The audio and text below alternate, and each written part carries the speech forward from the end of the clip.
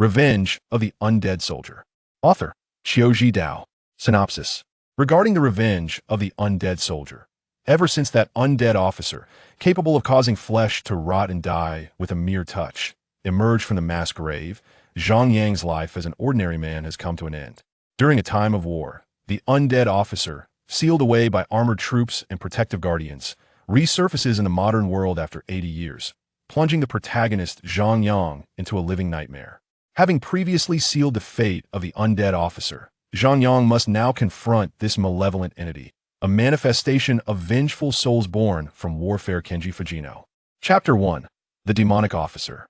History resembles an endless desert, where the passage of time buries the thrilling and eerie events beneath the sands of oblivion. Yet now, certain entities, long deemed dead, emerge from the depths. What was once forgotten history transforms into a haunting nightmare. Here lies a tale buried for 80 years. In an era ravaged by war, amidst a snow-laden county, a man, briefcase in hand, strides toward the outskirts. Trailing closely behind him are 3 soldiers from the Cherry Blossom Nation, clad in yellow uniforms, each cradling a rifle. The soldiers closely encircle the man, their vigilance evident as they dart about, scanning their surroundings. The snowfall is relentless, enveloping the entire county in a silvery shroud. With each hurried step, the quartet crunches through the snow, urgency palpable in their movements. Against the vast expanse of white, they stand out starkly. The man at the forefront dons a black trench coat, deliberately pulling his hat low, hurrying along with his head bowed. He is the sole citizen of the Huaxia Nation among them. Just 10 minutes prior, this leading man had entrusted crucial intelligence to Captain Zhou of the county. Now, the 3 yellow-clad soldiers shepherd him toward their barracks. As they traverse a street, one of the yellow-clad soldiers suddenly slaps the leading man, as though he has made a startling discovery. In an instant, he levels his rifle toward an alley ahead, prompting the other 2 soldiers to swiftly raise their weapons as well. Standing several dozen meters away, a man in a brown leather jacket and matching long boots stands, appearing diminutive and frail. A brown military cap adorns his head, marking him as an officer of the same faction as the yellow-clad soldiers. However, the distance obscures the 4 men's view of the officer's face. Upon noticing the leather-clad officer, cold sweat cascades down the brow of the man in black, his legs trembling, momentarily paralyzed by fear, forgetting the instinct to flee. At that moment, one of the yellow-clad soldiers abruptly fires at the officer. The bullet strikes the officer's leg, and blood erupts, showering the snow-covered ground. Yet, the blood that stains the snow is not a vivid red, but a dark, inky black.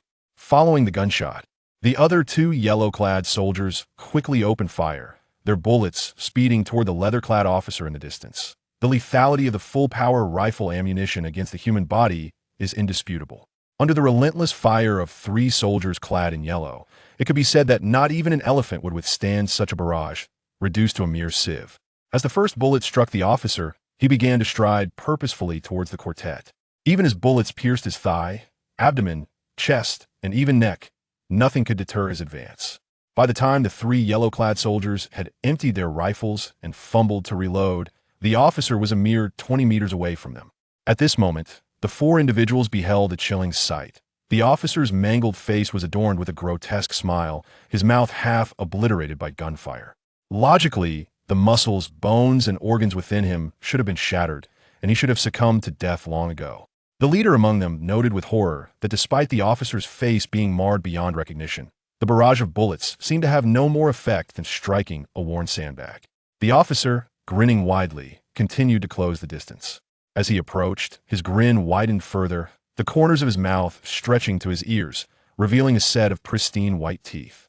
Simultaneously, blood gushed from the wounds, dark as ink, painting the snowy ground with splatters of crimson, like deep black roses blossoming on a canvas of white. This was a scene both bizarre and disturbingly harmonious. The 3 soldiers stood paralyzed by an overwhelming fear, akin to rabbits before a tiger, having forgotten the notion of retaliation, rendered motionless in their tracks. Then, the approaching officer spoke. "You have betrayed me. Traitors deserve nothing less than death." With that declaration, he raised his right hand, half of which had been shattered by bullets. The leader observed with clarity that 2 fingers hung limply, barely attached by a thin layer of skin. Remarkably, the officer exhibited no sign of pain. He extended his index and thumb, curling the remaining fingers to form a pistol shape aimed at the head of one of the four. Then, from his exaggeratedly grinning mouth, came the sound of a sharp bang. In that fleeting moment, the leader swiftly tackled one of the yellow soldiers beside him. However, a sudden scream erupted from another soldier behind him, who collapsed, clutching his thigh and wailing in agony. Before the astonished eyes of the leader and the other two soldiers, a gaping hole appeared in the right leg of the fallen soldier, rapidly expanding and rotting before their very eyes. Within mere seconds, the entire leg disintegrated, severed at the midpoint. As the leg succumbed to decay, the soldier on the ground lost consciousness, motionless. The remaining two yellow soldiers seized the leader and began to flee, fully aware that their rifles were utterly ineffective against the officer. Just as the officer aimed his finger at the leader, a cacophony of gunfire erupted behind them, the relentless sound of a light machine gun firing in rapid succession. Accompanying the sound of gunfire was the roar of an engine as a green military jeep approached, carrying none other than Captain Zhou of the Chinese guerrilla forces from the county seat, seated in the passenger seat. Clad in blue attire, Captain Zhou wielded a light machine gun, unleashing a torrent of bullets through the window towards the terrifying officer. The density of machine gun fire far surpassed that of a rifle, and under such relentless suppression, the officer, already battered by rifle shots, found himself unable to move. The leather-clad officer, who had previously aimed at the leader, had his fingers severed by the barrage of bullets. Captain Zhou commanded the vehicle to keep moving as he circled the jeep, firing at the officer. From the back seat, a guerrilla fighter resembling a farmer leaned out, hurling a Molotov cocktail that struck the officer squarely on the head, igniting him in flames. Amidst the raging inferno, the officer continued to be targeted by the light machine gun from the jeep, while two soldiers in yellow stood nearby, aiming their rifles at his head. The scene was chaotic astonishingly. Despite their supposed enmity, the yellow-clad soldiers and Captain Zhou found themselves united against a common foe, the leather-clad officer, a true enemy of humanity. 2 minutes later, the flames engulfing the officer extinguished, leaving him a grotesque mass, unrecognizable as human after being riddled with bullets. Exhausted, the two yellow-clad soldiers, Captain Zhou and his comrades, anxiously observed the heap of flesh, wary of any sudden movement. Just as they aimed their weapons, the officer sprang up with an agility surpassing human limits, leaping like a cheetah to the side of the fallen yellow soldier whose leg he had previously broken. Captain Zhou decisively resumed firing, yet nearly all his bullets were evaded by the officer with an almost imperceptible speed. The officer's swift movements kicked up a flurry of snow, obscuring their vision. Moments later, as the snow settled, the leather-clad officer had vanished.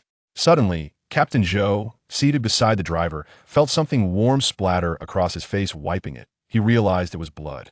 Turning swiftly, he discovered that the driver had disappeared, replaced by a figure with two faces. One face was grotesquely disfigured, its remaining intact eyes staring ahead. The other face, though complete, had its features inverted by 180 degrees. The mouth, now positioned where the forehead should be, slowly curled into a smile directed at Captain Zhou. Following this, a piercing scream echoed through the icy expanse. Chapter 2. Urban Oddities. The events described above are now but a distant memory, as remote as the most haunting scenes from a nightmare. The warriors who once battled that terrifying officer have long since faded away, leaving only the swirling sands of time in their chests, while the bloodshed has transformed into dreams of a past life. The granules of time have buried the events that transpired on this hellish street, obscuring the yellow-clad soldiers and the immortal officer, who resembled a demon. As the tides of time shift and the world evolves, 80 years pass as swiftly as a mere flick of the fingers. In this modern era, where the shadows of bloody wars have become mere history, something anomalous slowly seeps into the small city known as Wanshui. The officer, impervious to bullets and flames, is on the verge of re-emerging into the mortal realm. Having just concluded the Labor Day holiday, Zhang Yang sat at his desk, stifling a long yawn. Today's weather forecast indicated a peak temperature of 33 degrees. At that moment, it was noon, and during the lunch break, Zhang Yang was dozing off, preparing for a brief nap. Having recently graduated from university, Zhang Yang was currently interning at a newspaper as a photographer, fortunate enough to be surrounded by female colleagues as the sole male employee. However, just as he was about to drift off, a cacophony broke his reverie. Several female colleagues had gathered nearby, chattering incessantly since lunchtime.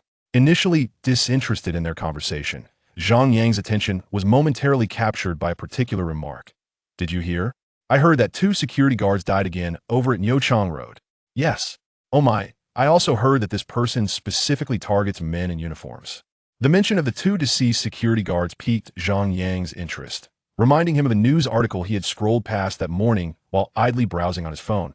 "Mysterious man spotted near Nyochang Road, several citizens injured." In the news report, a journalist interviewed a witness. A plump old man spoke to the camera. "Oh my, it was terrifying. I was walking my dog at the entrance of the community when I saw that person." The old man spoke with an accent, pronouncing people as "een," leading Zhang Yang to surmise he hailed from the province of Laotai. The old man continued. "That person tried to enter the community, but the security guards wouldn't let him, and a dispute erupted. I thought a fight was about to break out, so I went to watch, but suddenly those 2 security guards just collapsed on the ground. I was so scared, I hurriedly ran away." The report featured footage of the community where the incident occurred, which Zhang Yang found rather curious, as it was directly across from his own residence. Compelled to eavesdrop further, he overheard his colleague, Xiao Yi, say, "I heard that person is truly frightening. Someone saw him eating a person." At that moment, Zhang Yang felt inclined to join the conversation. "Hishiner, who are you all talking about?" Seated at the adjacent desk, Hishiner turned to Zhang Yang with an air of mystery, saying, "Oh, you haven't heard? Come over here, let's chat together." Zhang Yang positioned himself amidst his female colleagues, engaging in their discussion. Hishiner, sitting nearby, remarked, "Zhang Yang, haven't you heard about what happened in Balin? It is said that 3 days prior, a man entered a restaurant, dined without paying, and even launched an attack on the proprietor using a biochemical weapon." Zhang Yang was taken aback. Rather than attributing the incident to a biochemical weapon, he found it more plausible that it was merely a promotional stunt for a horror film. As Zhang Yang's mind wandered through various speculations, his colleague Xiaoyi interjected, "My boyfriend mentioned seeing that man at the bus station yesterday. You must believe me. He said the man appeared to be laughing at nothing in the air. My boyfriend sensed something was amiss, and, fearing he might encounter a lunatic, hurriedly distanced himself. Little did he know that the news today reported on this individual as a murderer. It's utterly terrifying." Hishiner added, "A younger cousin in our family group was right there at the scene and even captured a video, which he shared in the chat." "Look." Zhang Yang, along with his female colleagues, leaned in to scrutinize Hishiner's phone screen. The footage revealed a small eatery, accompanied by a cacophony of noise. A rotund, middle-aged man lay supine on the ground, surrounded by overturned tables and chairs. One of the man's arms appeared to be broken, yet the blood oozing from the injury was a strange yellow foam. The camera then panned to the entrance of the restaurant, where a man clad in a brown leather jacket and a wide-brimmed hat was seen exiting.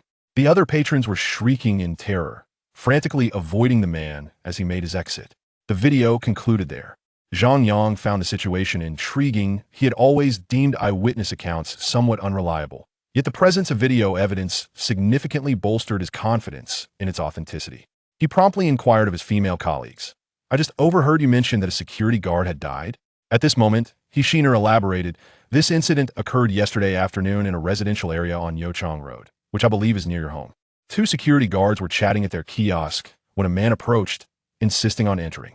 Initially, the guards assumed he was a delivery person, but his attire was peculiar, resembling military garb.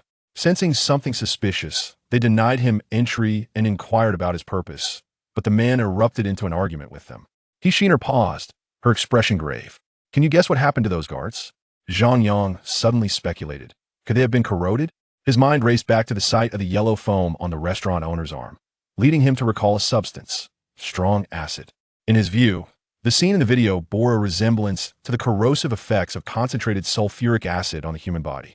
Hishiner shook her head. "It's not that simple." Within just 10 minutes, both guards were in such agony they could no longer stand. "I heard that after being rushed to the hospital, their entire thoracic cavities had disintegrated." Suddenly, a loud bang startled a female colleague, prompting Zhang Yang to whip around. He noticed the office glass door swaying precariously, with 2 large boxes overturned on the floor nearby. "What is happening?"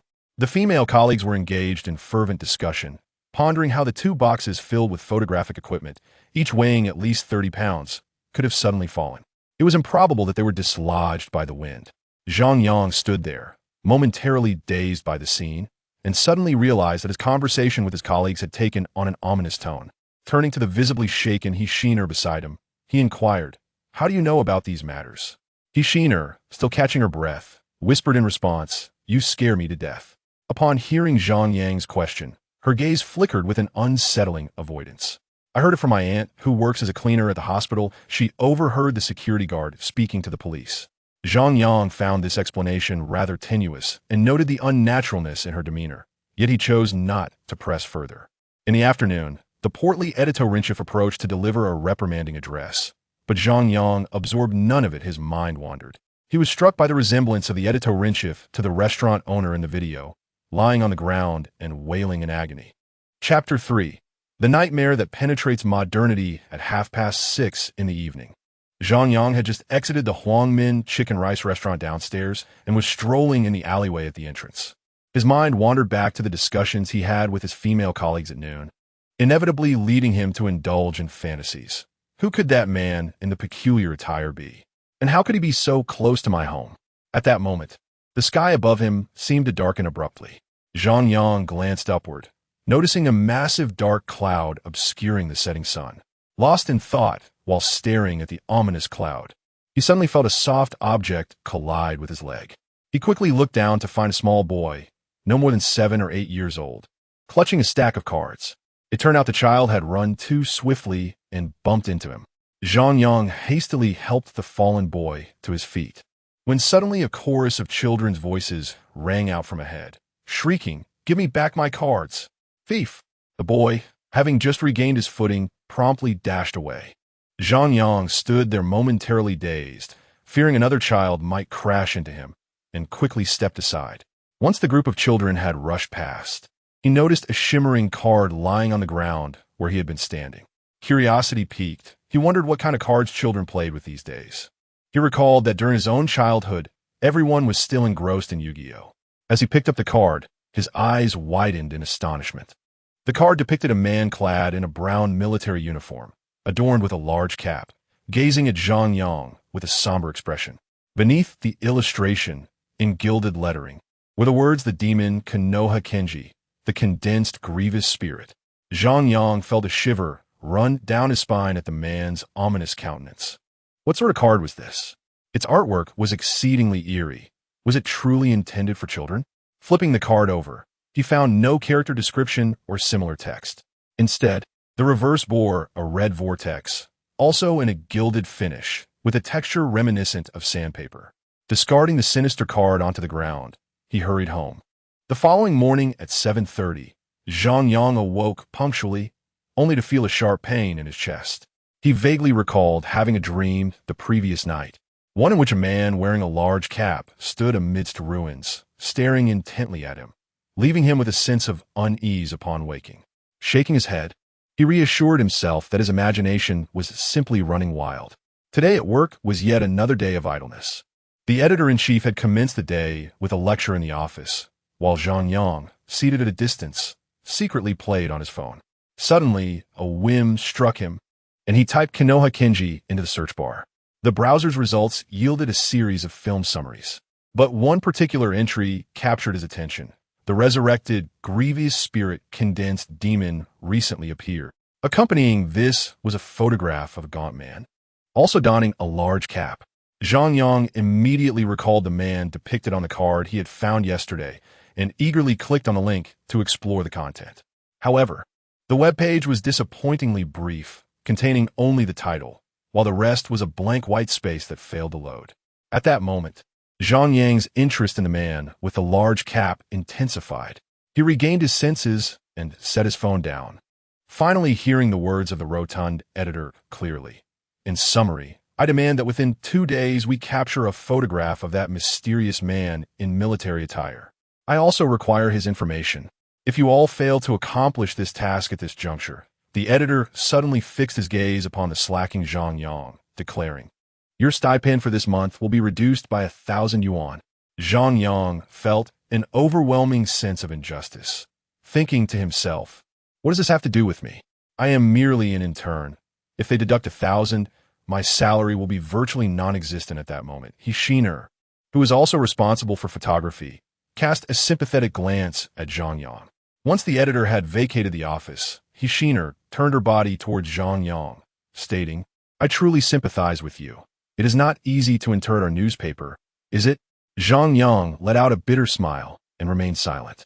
After a brief pause, he suddenly addressed Hishiner. Didn't you mention that your brother saw that peculiar individual a couple of days ago? Could you possibly inquire about the specific details from him? Hishiner regarded Zhang Yang, whose face bore an expression of poignant appeal, and, albeit hesitantly, replied, "All right, I will ask him." With that, she lowered her head and began scrolling through her phone. After concluding a morning of photo editing, Zhang Yang was so fatigued he could barely keep his eyes open. When lunchtime arrived, female colleagues gathered in clusters to head downstairs for a meal. Zhang Yang rubbed his weary eyes and rose, intending to grab a bite at a nearby eatery. At that moment, Hishiner waved him over. Zhang Yang approached her, asking, "So, how is it, Sister He? Were you able to ask?" Hishiner lifted her gaze to meet Zhang Yang's eyes and smiled. "Did you not sleep well last night? Boys shouldn't indulge in self-entertainment too late at night." Zhang Yang felt a tinge of shyness. He knew Hishiner was teasing him, and hastily replied, "I don't even have a girlfriend.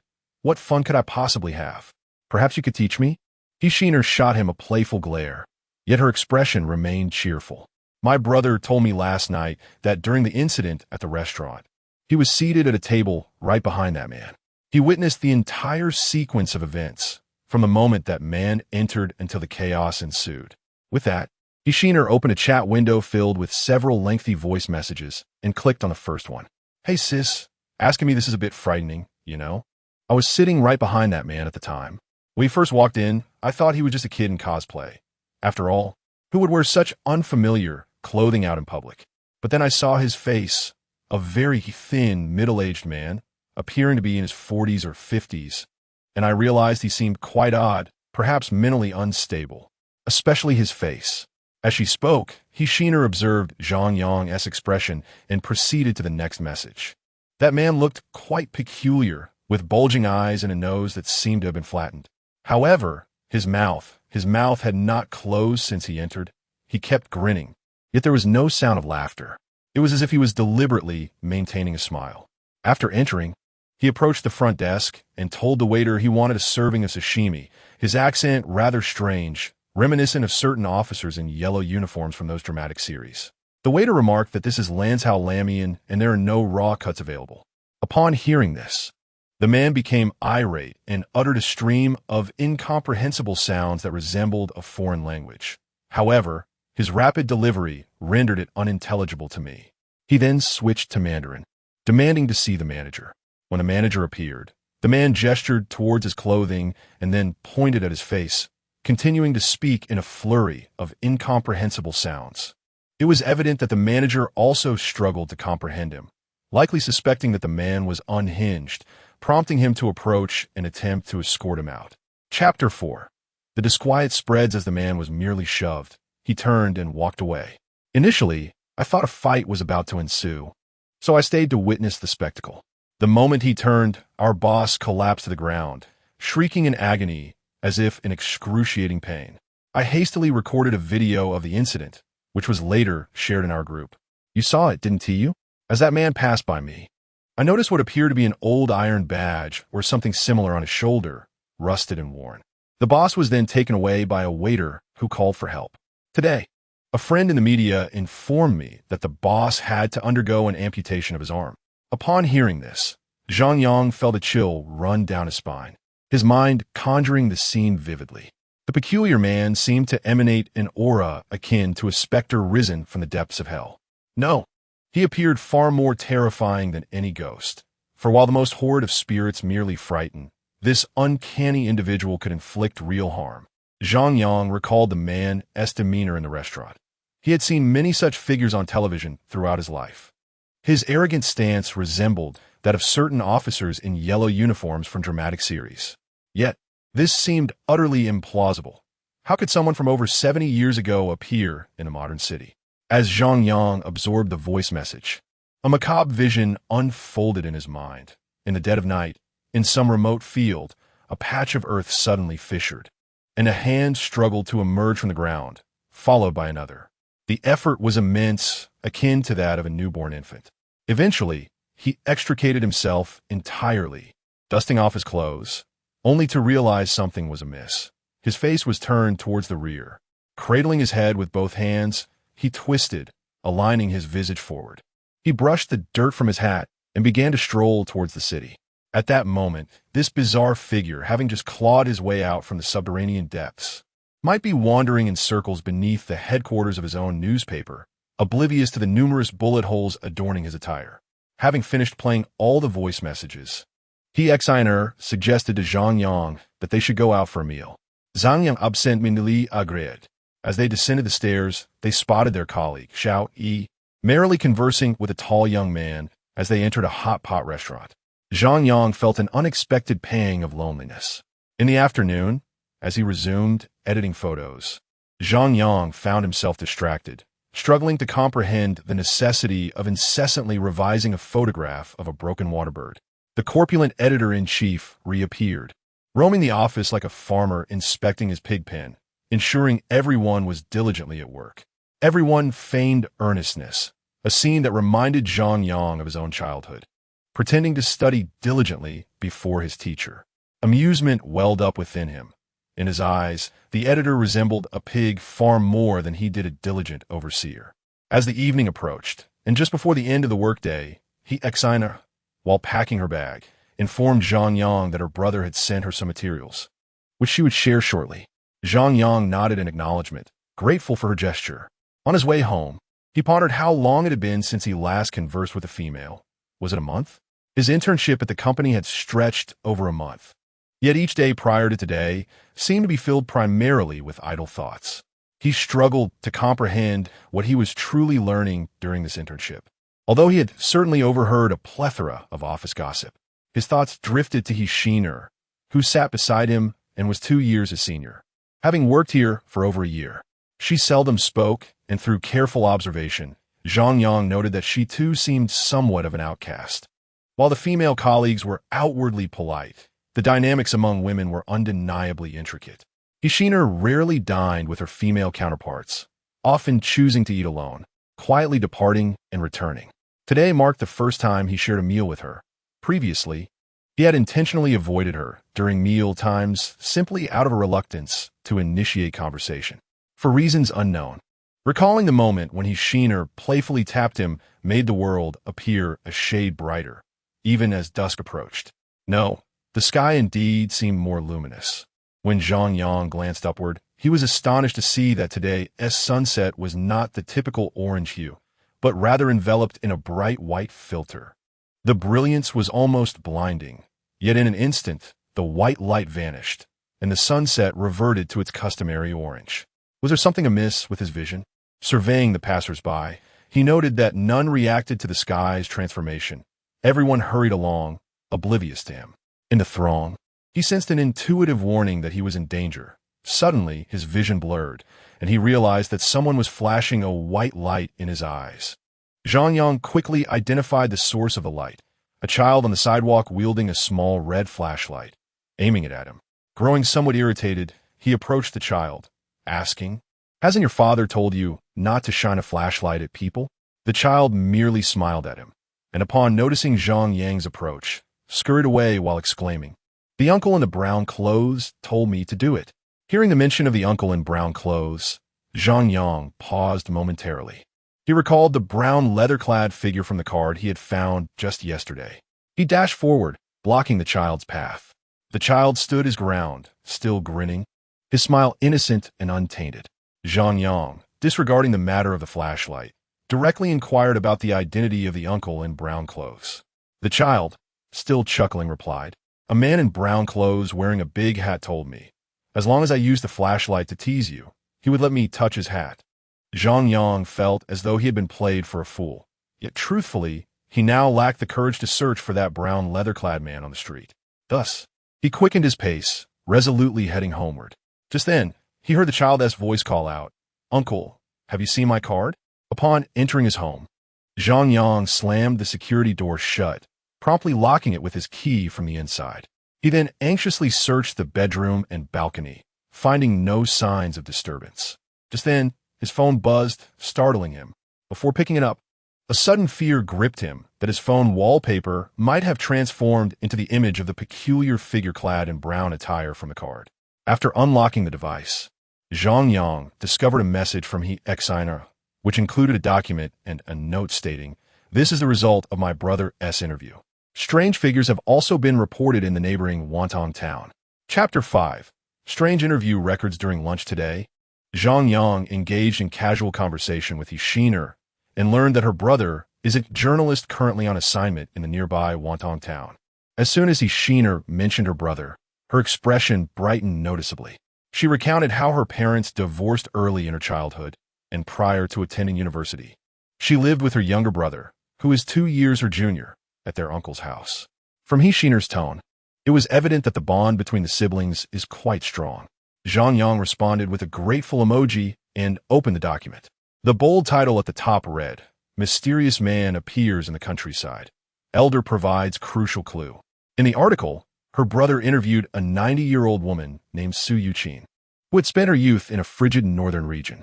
Calculating the timeline, she was less than 10 years old when the war commenced. The article detailed how her brother inquired about a brown leather-clad man associated with the death. Su Yuqin, somewhat senile, responded with disjointed remarks. "Grandma, have you heard of such a person? What? You want to drink goat's milk? Go ask Olbu next door. He raises goats." It seemed the elderly woman struggled to hear clearly. "Not goat's milk. I'm asking about the man in the brown leather coat. Pointing at him means someone dies. Have you heard of him? You say you need to stir the goat's milk with your finger first? How dirty. You must wash your hands." The elderly woman's daughter quickly interjected, "My mother is quite old. She has told us many stories from her youth about that man she saw when she was a child in the frigid province." Upon reading this, Zhang Yang calculated that the woman was approximately 10 years old at that time. After 80 years, how reliable could the memories of a 90-year-old woman with dementia be? The document continued with the daughter's narration. "When my mother was around 10, it must have been in 1942. At that time, she was with my maternal grandparents. My grandfather worked as a hunter in Chishire. My mother's uncle was killed by that man. My grandfather wanted revenge, armed only with a hunting rifle, and sneaked into the camp of the Yellow Army to wait for that man.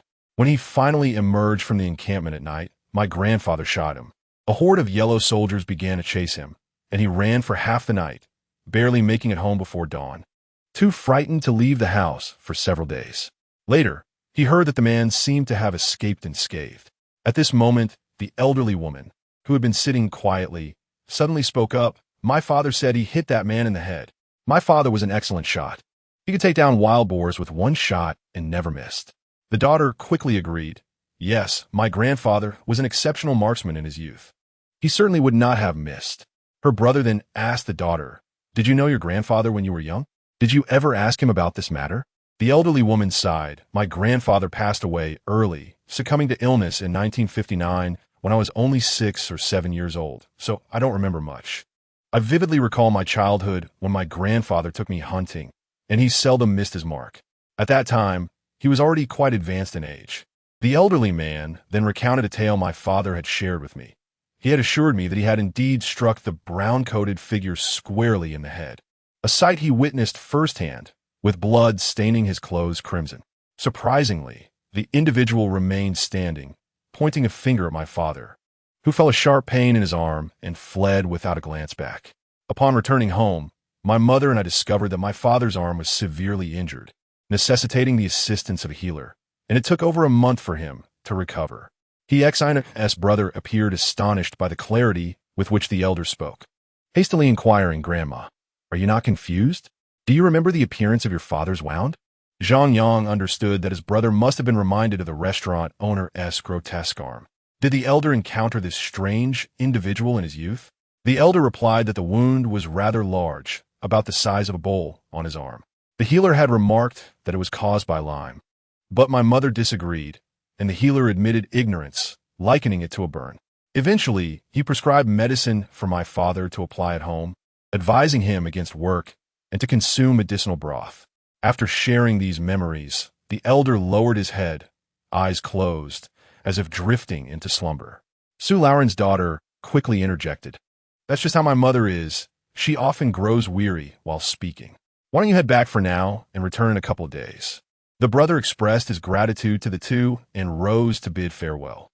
At the end of the document, he boldly penned a summary. Around 1942, in the frigid eastern province, within the military camp of a certain yellow-clad faction, an individual in uniform was shot in the head yet survived. In June 1996, an assault occurred involving 3 individuals in uniforms. In 2013, an individual resembling a 50-year-old attacked a local businessman and 2 security guards. Commonalities: whoever is pointed at meets death, with wounds in a state of decay. Could these 3 incidents be the work of the same person? This final question was precisely what Zhang Yang yearned to uncover. If all 3 events were indeed perpetrated by the same individual, then this was no ordinary person. Should this individual still be alive today, they would be at least 120 years old. As Zhang Yang contemplated this, he recalled a story he had recently encountered on a short video platform regarding a supernatural bus and a certain jade pendant. Despite his penchant for peculiar ghost stories, he fundamentally identified as a rational individual. Such seemingly outlandish tales were too far-fetched for him to accept. He was determined to rationalize the events of 1942, attributing them to possible misremembering by the elder or a misinterpretation by her father. It was unfathomable that someone could survive a gunshot to the head. As for the occurrences surrounding him now, they were likely the antics of a delusional trickster, perhaps someone wandering about with a vial of concentrated sulfuric acid. This was likely the cause of the restaurant owner's lost limb, and this individual seemed to favor a jacket resembling military attire, purchased from flea market. The following day, Zhang Yang arrived at the office 10 minutes earlier than usual, placing the hot milk he had just purchased on the Xiner's desk. Zhang Yang stubbornly reassured himself that his intentions were twofold. Firstly, to foster amicable relations with his colleagues, and secondly, to inquire further about the peculiar individual in military attire. Moreover, as a photographer, he aspired to capture an image of this enigmatic figure, combined with his personal experiences and the insights gathered from interviewing Hishiner's brother. He was convinced that this would culminate in a news piece with tremendous viral potential. At 11 o'clock the previous night, just as he was preparing to retire for the evening, he received a message from Hishiner. Her brother had conveyed that he had no objections to Zhang Yang utilizing his information for a report, as he himself had no intention of covering the matter. Upon reading this message, Zhang Yang felt a surge of delight, yet his curiosity was piqued. Why would Hishiner's brother, a journalist, forgo such a promising piece of news? What could be the reason behind this decision? A few minutes after Zhang Yang had finished his milk, the sound of clicking high heels echoed through the room as Hishiner approached his desk. She glanced at the milk on the table before turning to Zhang Yang with a smile, expressing her gratitude. After taking a couple of sips, Zhang Yang responded with a slight nod of acknowledgement. At that moment, several female colleagues arrived, settling at their respective stations to power on their computers. Zhang Yang couldn't help but notice that Hishiner's eyes appeared puffy. Chapter 6. Entering the nightmare today, the editor-in-chief, who was noticeably pregnant, was absent, resulting in a palpable decline in work morale among the staff. As lunchtime approached, some were engrossed in television dramas, while others rested their heads on their desks in slumber. Zhang Yang stifled a yawn, preparing to indulge in a brief respite himself. Just as he closed his eyes, his phone buzzed, prompting him to quickly check the message. It was from Hishiner, who was seated nearby, inviting him to join her for lunch. They exchanged a glance and nodded in agreement. Hishiner had seemingly been fixated on her phone all morning, neglecting even to turn on her computer. At noon, as the two settled into their seats at a spicy hot pot restaurant, Hishiner sighed deeply. It seems my brother is in trouble. Last night he told me that a friend had given him a pile of old files, sealed away for decades, and then he stopped responding to my messages. Zhang Yang couldn't help but chuckle at her concern. You worry too much about your brother. He is an adult. What could possibly happen if he doesn't reply for a while? Hishiner, however, had already opened the chat window to show him that she had sent numerous messages, none of which received a reply. Zhang Yang quickly suggested, you might be exhibiting a bit of possessiveness. He is likely either asleep or engrossed in a video game and simply forgot to respond. Hishiner shook her head. He has never gone an entire night without replying to me. Moreover, a couple of days ago, he was involved in such a strange incident. You've read the interview document. I can't shake the feeling that something ominous is about to unfold. At a loss for words, Zhang Yang attempted to steer the conversation towards youthful indulgences, sharing his own experience. My brother, who is just a year younger than me, often goes out to party all night, disappearing for a day or two without a word. My mother can't even reach him. In reality, he is probably just at home, sleeping. Ishiner appeared unconvinced but nodded in agreement, expressing her hope that her brother was merely out having fun, considering he was grown. As they were about to leave work, Zhang Yang heard Ishiner exclaim loudly into her phone. What? Where is he? The Wantong Town Health Center? What happened? Her startled colleagues turned to look at her. After hanging up, Ishiner sprang from her seat and rushed outside, prompting Zhang Yang to follow suit, asking what was wrong, whether it was her brother. Reaching the elevator, Ishiner pressed the button and, with a quivering voice, revealed the police just called. My brother was found lying motionless in an abandoned area of Wantong Town. He's just been taken to the hospital and is still in a coma. Zhang Yang immediately offered to call a car, noting it would only take about half an hour to reach there. Wantong Town is approximately 30 kilometers from the city center. Once in the car, Ishiner received another call and repeatedly responded with yes, yes, yes. It turned out her brother had just regained consciousness, but upon waking, all he requested was to see his sister. Although his condition remained weak, the doctor reassured her that there was no significant cause for concern. Upon arriving at the Wantong Town Health Center, Zhang Yang was taken aback by the size of the facility. It was astonishing for a village-level health center, rivaling the scale of a tertiary hospital in the city. As he alighted from the vehicle, she hurried into the hospital without a backward glance. The pair made their way to Ward 315, where uniformed individuals stood beside the bed. He addressed Exiner, inquiring if she was his sister, and proceeded to express their suspicion that her brother might have witnessed a theft, which led to his covert assault, mentioning that he was a journalist. Before she could respond, her brother interjected, stating, I know nothing of any theft. Perhaps I merely fainted due to poor health. If there is nothing else, please leave. He dismissed them with a wave of his hand. The officer remarked that they would communicate with the department should any further developments arise, then muttered his dissatisfaction with her brother's demeanor as he departed. Exiner quickly asked, Are you feeling better now? Her brother nodded, explaining that he had simply fainted from fatigue. He then glanced at Zhang Yang with a look of mild surprise, asking, You must be my sister's boyfriend, correct? Zhang Yang was momentarily at a loss for words, prompting Exiner to interject, This is my colleague. The report I requested yesterday was for him. After a brief conversation between the siblings, a doctor in a white coat approached Exiner, conveying their suspicion that her brother had suffered a shock due to a myocardial infarction. He explained that upon his arrival, his heart rhythm was severely irregular, peaking at 140 beats per minute. While his condition had improved, the doctor strongly recommended a week's hospitalization for observation. He paused, emphasizing that this ailment could be life-threatening. Exiner promptly requested a 10-day admission. However, her brother protested, No, I don't have heart disease. Exiner pinched his thigh sharply, silencing him. Zhang Yang was acutely aware of Exiner's financial constraints. Her monthly salary barely exceeded 4,000, and 10 days in the hospital would likely consume a substantial portion of her earnings. Seizing a moment when Exiner was distracted, Zhang Yang discreetly initiated a payment through WeChat, preemptively settling the bill before she could react. Exiner's eyes widened in surprise as she exclaimed, What are you doing? Have you lost your mind? Zhang Yang clumsily explained, I'll cover 500 for you. Consider it a payment for copyright fees. You can reimburse me later. Exiner immediately transferred 1,000 back to him, sheepishly admitting, Before my salary arrives this month, I only have 2,000 left. I'll pay you back as soon as I get my paycheck. Upon returning to the ward, Exiner engaged her brother in light conversation while Zhang Yang sat alone on a rickety wooden chair, engrossed in a game. After playing a couple of rounds, he glanced at the time and noted it was already 7:30. Turning to Exiner, he suggested, I'll go out and grab something to eat. Is there anything your brother would like? Exiner stood up, eager to accompany him.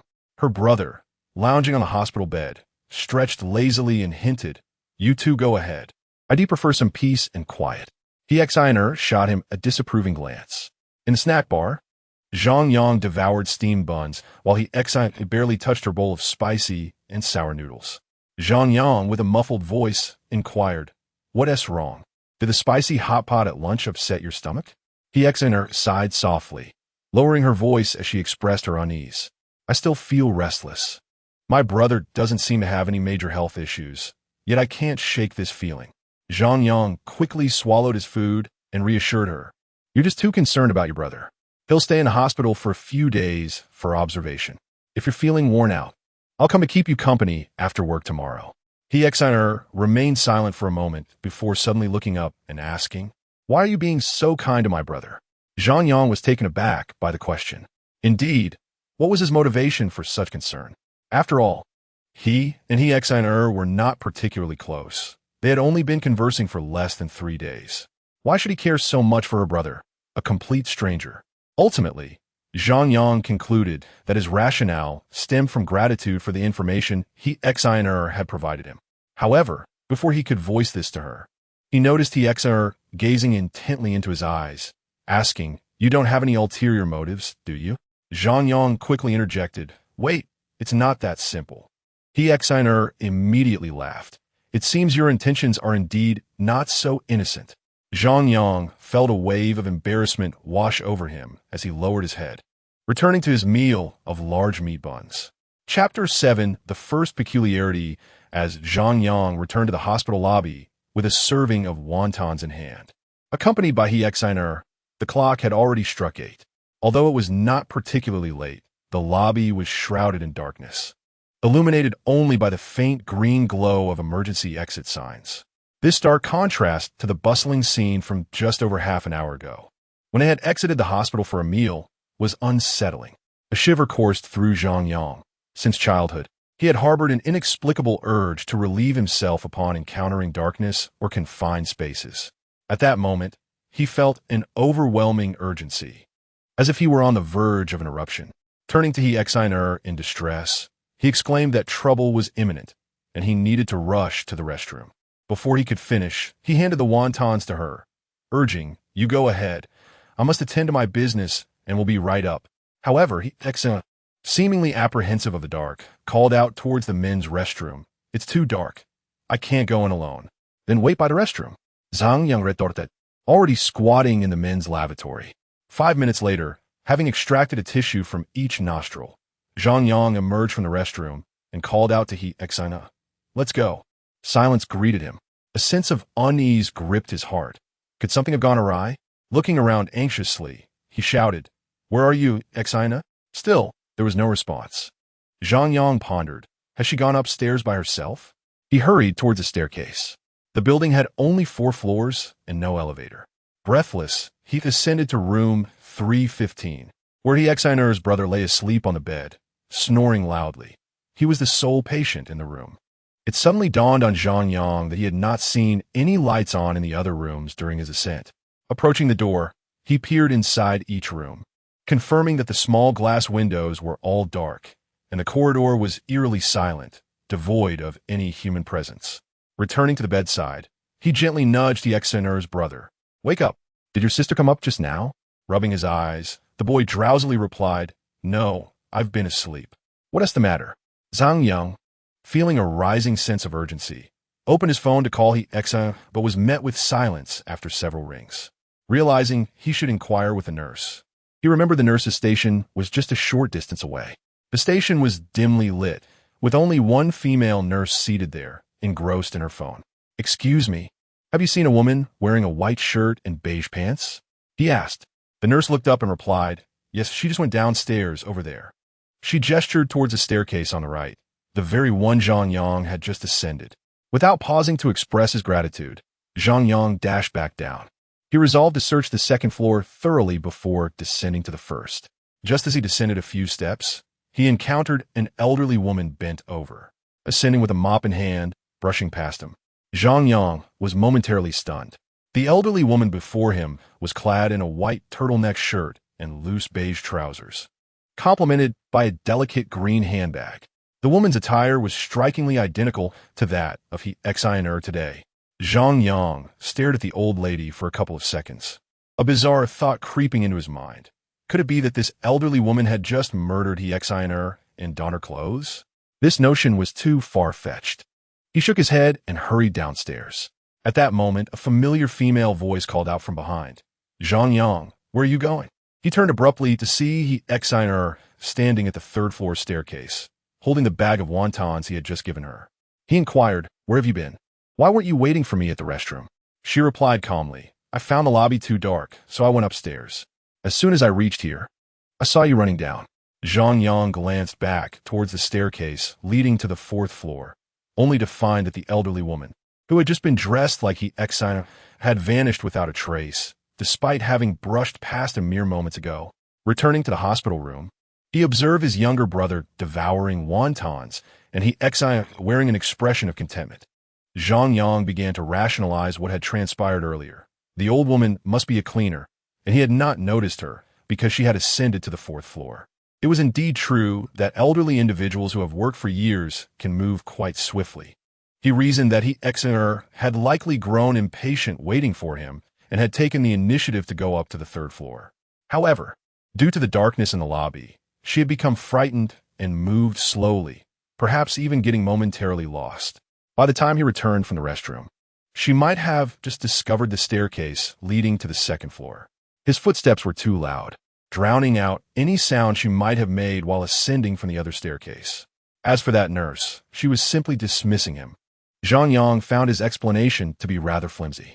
Casting a glance at the chatting siblings, he noted the time, 8:40 p.m. If he wished to work tomorrow, it was time to prepare to leave. He waved to her, asking if she intended to spend the night there. She blinked and replied, of course. There's no one in the adjacent bed, so I can sleep here and head straight to work tomorrow. Zhang Yang pressed on. Don't you find it odd that apart from this room, the other wards in the hospital are empty? He shook her head, admitting she hadn't noticed. Zhang Yang stated earnestly, I feel there is something amiss with this hospital. He then recounted his earlier experience to her. To his surprise, responded with confusion. Was there a nurse on the third floor? When I came up, the nurse's station was empty and the lights were off. I didn't get lost. The moment you entered the restroom, I suddenly felt unafraid of the dark and decided to head upstairs myself. I even sent you a message, so you wouldn't worry. With that, she showed him the chat interface on her phone, revealing that indeed, while Zhang Yang had been in the restroom, she had sent him 2 messages informing him she had gone ahead and reassured him not to worry. However, Zhang Yang had yet to receive the 2 messages. A sudden shock coursed through him. Indeed, his earlier forced rationale was, in fact, the most illogical. Why would that elusive nurse deceive him? He earnestly inquired of Hishiner. When you saw me earlier, was there an elderly lady behind me, on the staircase between the 3rd and 4th floors? Did you notice her? Hishiner appeared even more perplexed. No, I came up from the other staircase. As I reached the 3rd floor, I heard footsteps and was quite surprised that you had returned so swiftly from the restroom. Furthermore, I only saw you. There was no elderly lady. Zhang Yang replied. That is not the reality I witnessed. It seems there is a discrepancy of several minutes between us. I was in the restroom for quite some time before emerging. If you had ascended the stairs the moment I entered, how could you have possibly encountered me, who had spent several minutes in the restroom, before you returned to the ward, visited the nurse's station, and then descended once more? Unless, of course, you took over 10 minutes to traverse those 3 flights of stairs. Chapter 8, The Mysterious Convenience Store Stunned. Hishiner seemed to be struggling to piece together the sequence of events. After a moment, she finally spoke. Are you implying that 10 minutes of my time has been stolen? Beside her, Zhang Yang had made up his mind. With unwavering conviction, he addressed Hishiner. I am certain that there is something amiss with this hospital. You and your brother are both patients, and I cannot bear the thought of you spending the night here. I will stay in the ward as well, and first thing tomorrow morning, we shall transfer to another facility. Hishiner grew anxious. If that's the case, and the hospital is indeed problematic, we should leave immediately. Zhang Yang quickly reminded her, but we've already paid for the hospitalization, and from what I've observed, this hospital seems deserted. You saw the payment hall was empty. We must find a way to safely endure the night. Whatever demons may lurk will vanish with the dawn. He paused for a moment, then continued. However, we can still check the 1st floor lobby to see if anyone is at the payment desk. If all else fails, we might need to call the police. It may be a hassle, but we should be able to reclaim our fees. After contemplating for a moment and glancing at the time on her phone, which read 8:30, she turned to Zhang Yang and said, "You're right. I sensed something ominous from early this morning, and it seems my intuition has proven correct." Zhang Yang, undeterred, opened a search engine and typed in Wonton Town Health Center. The search yielded few results, with only scattered information. Wonton Town is planning to establish a model health center and contact information for Wonton Town's Township Health Center. He clicked on the contact page, but the loading bar resembled a lifeless worm, frozen halfway through. After several minutes of inactivity, he relinquished his efforts. Hishiner sat beside her brother, engaged in a quiet conversation. Zhang Yang recalled that there was a convenience store outside the hospital. If they were to stay the night, they should at least procure a toothbrush. He decided to wait until Hishiner finished her discussion before suggesting they go together. At that moment, her brother suddenly called out, "Hey, come here for a second." Zhang Yang, taken aback, approached and asked, "What is it?" The brother scrutinized Zhang Yang's face for a while before exclaiming, "You and my sister really resemble a married couple." Hishiner pretended to pinch her brother's leg, to which he chuckled and, after a few seconds of careful observation, exclaimed in surprise, "You really do look alike." "Look like what?" Zhang Yang asked, bewildered.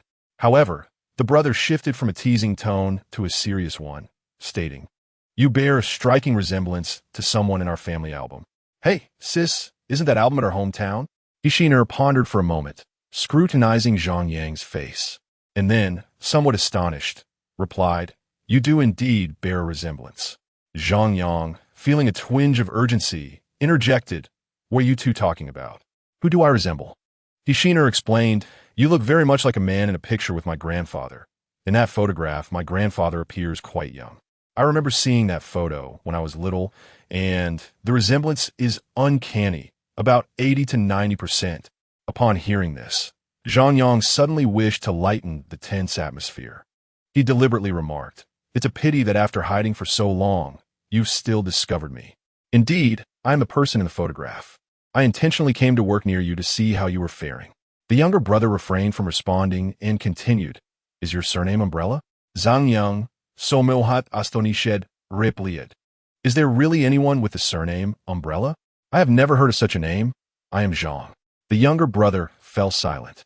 At that moment, Zhang Yang turned to Hishiner and said, "Let us go buy a toothbrush, and, while we're at it, check if there are any staff members on the first floor." Until this point, Zhang Yang was willing to believe that he had simply misremembered and confused the situation, rather than accepting the grim possibility that Hixiner's time had indeed been stolen for 10 minutes. When Zhang Yang and Hixiner reached the first floor, they instinctively glanced towards the payment area, which remained shrouded in darkness. However, the large screen on the first floor was alight, flickering with a notice regarding admission procedures. The flashing crimson text unsettled Zhang Yang. Both were puzzled as to how they had overlooked such a prominent screen when they ascended the stairs earlier. At that moment, Hixiner suddenly tugged at Zhang Yang's arm, her voice trembling as she urged, "Look below the screen." Zhang Yang, slightly nearsighted, squinted to discern a figure clad in white, wearing a cap, with their back to them, slumped over a table. It appeared to be a female nurse, swaying slightly while emitting a sound reminiscent of someone eating. Could she be a zombie? Hixiner felt a wave of fear. Zhang Yang instinctively pulled her behind him and shouted toward the figure, "Are you a nurse?" His voice echoed ominously through the hall. The figure below the screen halted, slowly turning to face them. It was an unfamiliar female nurse, her face appearing particularly pale under the hospital's large screen's dim crimson glow. Zhang Yang feigned calmness and inquired, "What are you eating?"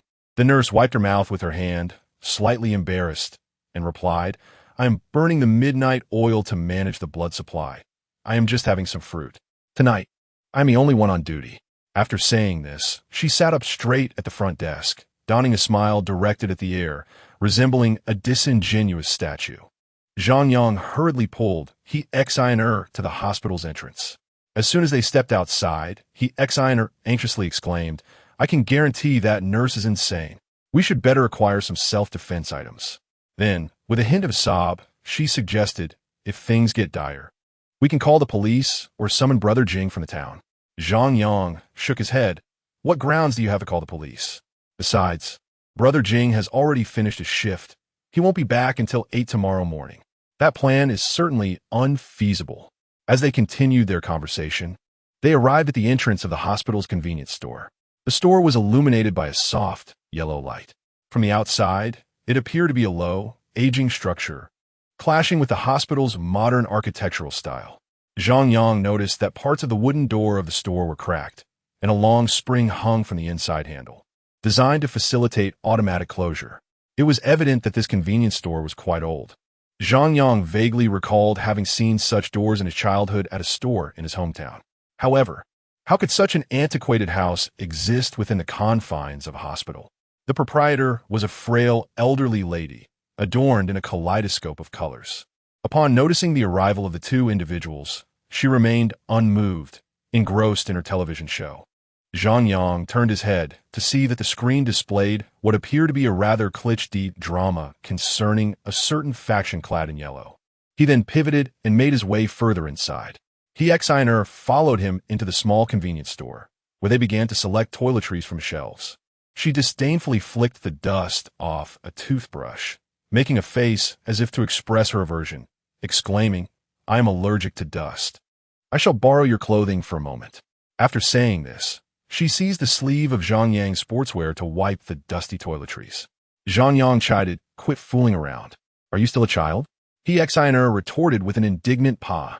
After rummaging through the shelves for a considerable time, Zhang Yang found no familiar brands of toothpaste, such as Chanchi. The few tubes available were devoid of packaging and bore inscriptions in Japanese, the characters blurred and indistinct. Strangely, the outer wrapping felt reminiscent of paper. What on earth is this? Zhang Yang could not help but sigh, pondering whether using counterfeit toothpaste would lead to a severe case of halitosis. Chapter 9. The duo's performance in the hospital. Two individuals approached the counter, clutching their toiletries and a few pieces of bread.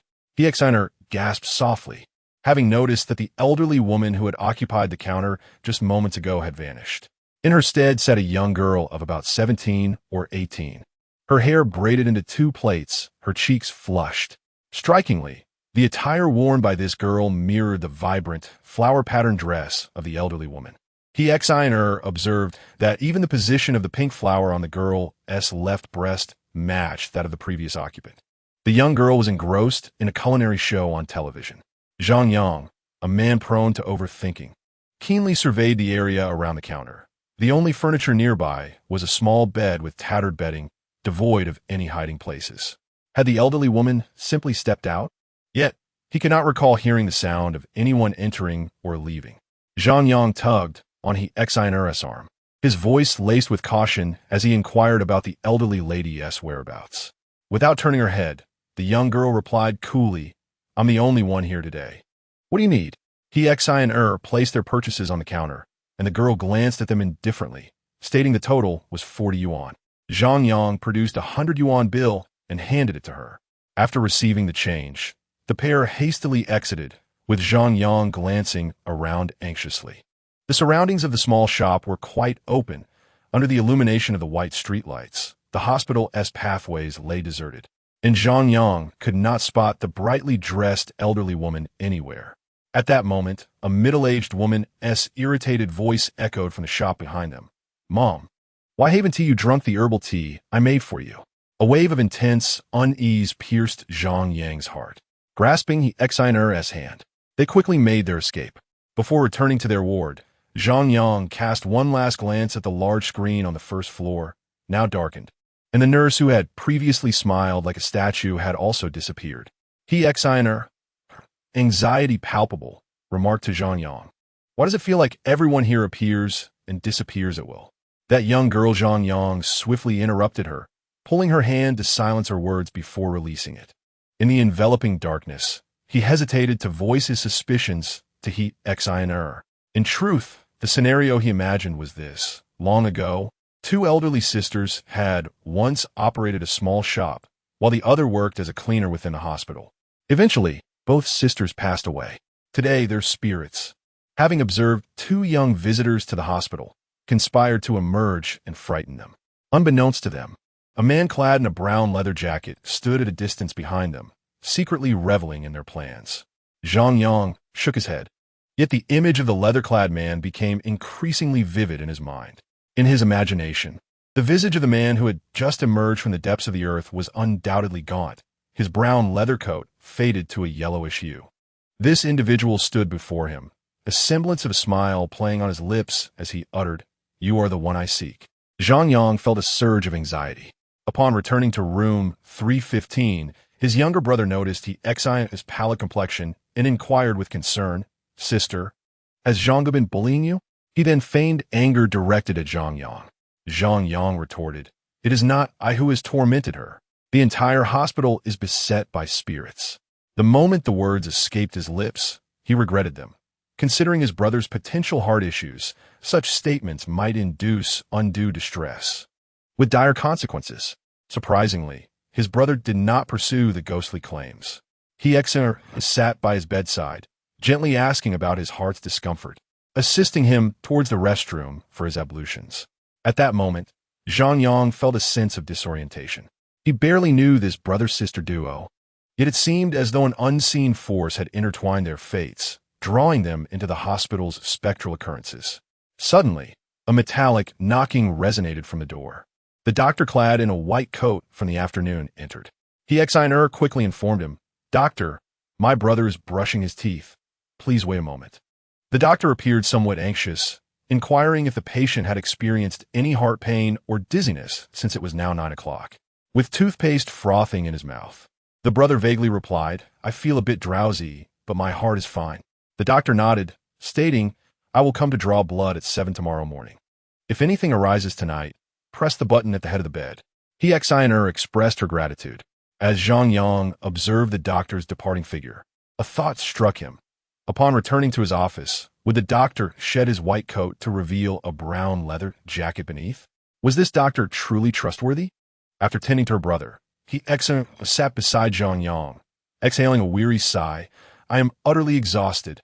You should sleep on the outer bed tonight, while I take the inner one, so we can protect my brother in between us."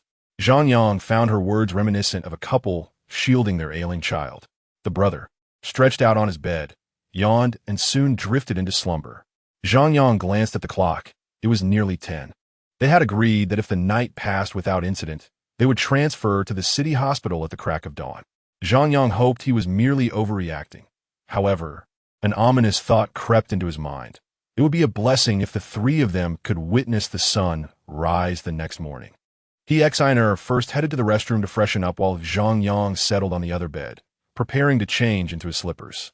Just as he began to relax, an uproarious cacophony erupted, as if dozens of people were simultaneously clamoring, accompanied by the sounds of gongs, drums, and Swana horns. A group of voices, both male and female, commenced a peculiar tune that echoed eerily. Zhang Yang thought it resembled the folk performance known as Air Rinjuan from northeast China. The noise grew nearer, emanating from the darkened corridor outside his door. Dismissing his fear, he hurried to the entrance, peering left and right, but the corridor remained shrouded in darkness, devoid of any presence. Yet, the sounds continued unabated. He turned and knocked on the bathroom door, hearing a cacophony of voices from a large crowd outside. Hishiner was still in the restroom, and before she could respond, a series of groans emanated from her brother's bed, prompting Zhang Yang to rush back. There he found his brother's eyes tightly shut, his mouth agape, arms flailing wildly in the air, and his features contorted in apparent agony. Meanwhile, the sounds of opera continued unabated in the corridor, and his brother's bizarre movements resembled a marionette manipulated by unseen strings. Suddenly, the noise grew louder, indicating that the invisible crowd outside was drawing nearer. In the next moment, Zhang Yang shouted, "Your brother's having a fit. Come quick." At the same time, he pressed the button by his brother's bedside, knowing it was supposed to connect directly to the nurse's station. However, he was uncertain whether any nurses would actually be present in this hospital.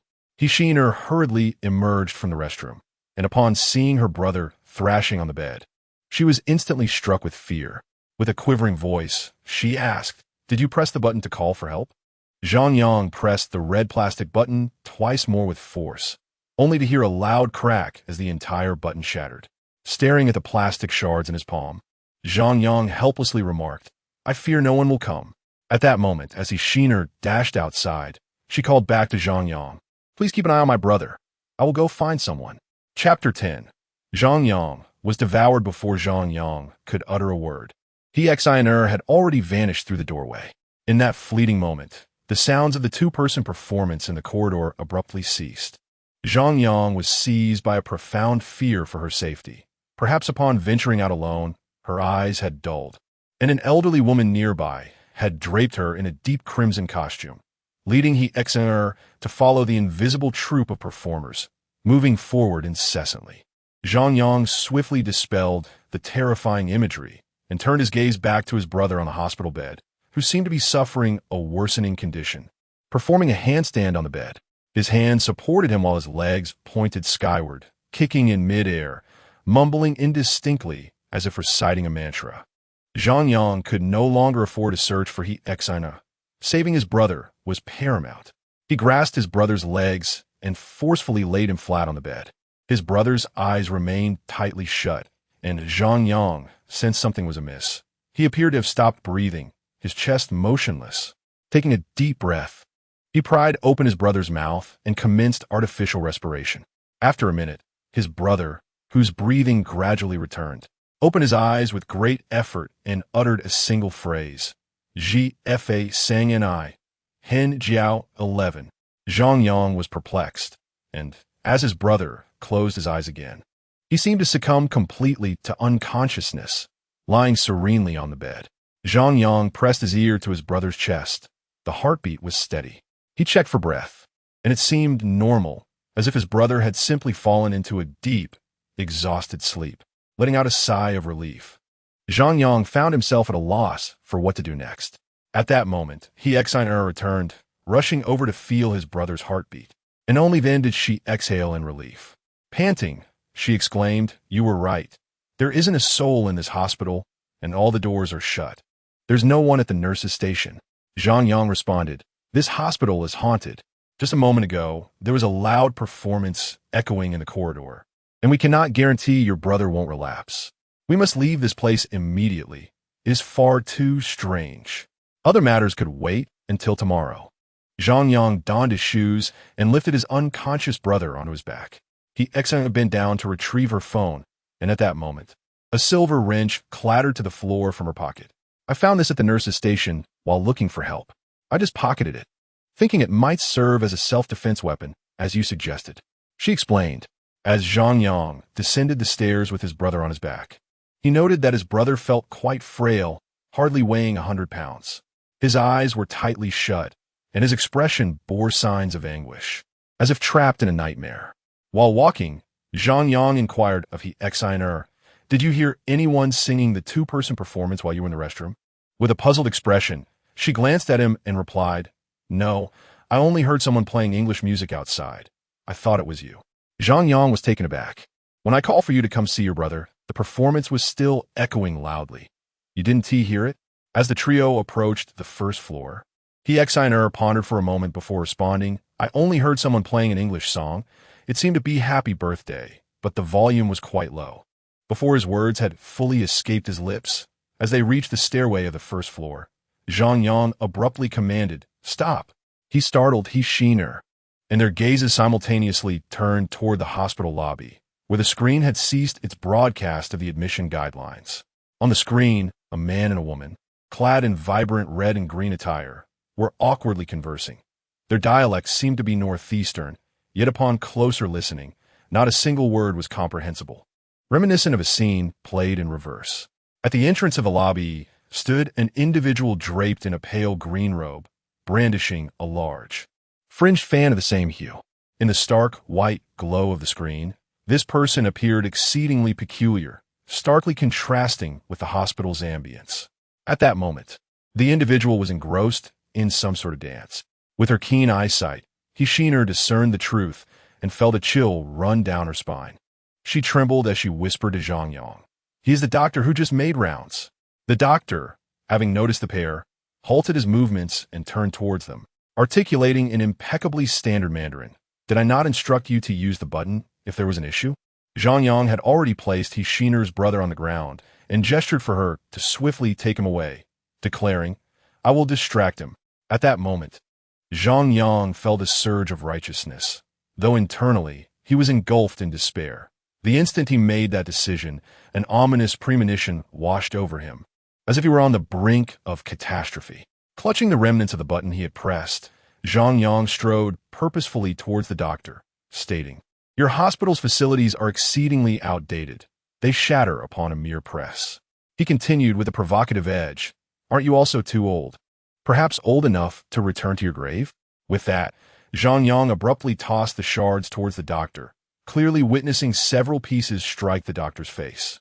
Yet, the doctor appeared unfazed, continuing to advance towards Zhang Yang while patiently asserting, "Family members of patients should cooperate with the hospital's treatment. It is beneficial for the patient's recovery." With no time for further contemplation, Zhang Yang turned to see Hishiner supporting her brother, making their way toward the entrance. Earlier at the stairway, he sensed her brother might have awakened, which emboldened him to draw the danger away. Zhang Yang swung the wrench with all his might, hurling it at the doctor. His hands trembled slightly, yet the wrench struck the doctor squarely on the head, dislodging his red hat. The doctor remained stationary, his tone unchanged, akin to a teacher admonishing a disobedient pupil. "I will return at 7 tomorrow morning to examine the patient. Until then, you should rest properly in the ward." Now, Zhang Yang found himself at a loss. Witnessing the doctor remain unresponsive after being struck by such a heavy wrench indicated that he was no ordinary individual. Just as Zhang Yang prepared to flee, the doctor suddenly sprinted in front of him, blocking his escape with remarkable speed. Leaning in close to Zhang Yang's ear, the doctor whispered, "We have been searching for you for 70 years. The next moment, darkness enveloped Zhang Yang's world.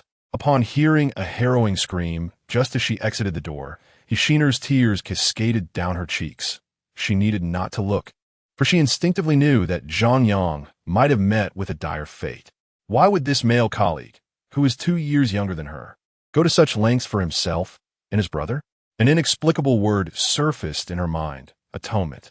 Hishiner was taken aback, for Zhang Yang had never wronged her. How could there be any notion of atonement? This baffling term felt as though it had been forcibly implanted in her thoughts by another, only to dissipate just as swiftly. Turning back, she was astonished to find the hall shrouded in darkness once more, the large screen plunged into obscurity again, with only the wrench she had just given to Zhang Yang lying neatly on the ground. Incredibly, Zhang Yang and the doctor clad in a green costume had vanished within mere seconds. Chapter 11. The search for companionship. Hishiner hesitated at the entrance, torn between the decision to return and offer assistance. Standing by the roadside outside the hospital, she unexpectedly spotted a taxi approaching in the distance. With fervent cries and enthusiastic jumps, she endeavored to capture the driver's attention. Once the driver brought the vehicle to a halt, she addressed the plump driver, saying, "Kindly take my brother to the People's Hospital in the city. Please pay $1,500 to the hospital up front. The remaining $500 is for your fare. Inform the hospital that someone will come to settle the outstanding balance, no later than tomorrow morning. Thank you." Upon finishing her plea, she pressed a stack of 100 yuan bills into the driver's hands. 2,000 yuan she had withdrawn earlier for her brother's treatment, which had gone unused due to Zhang Yang's advance payment.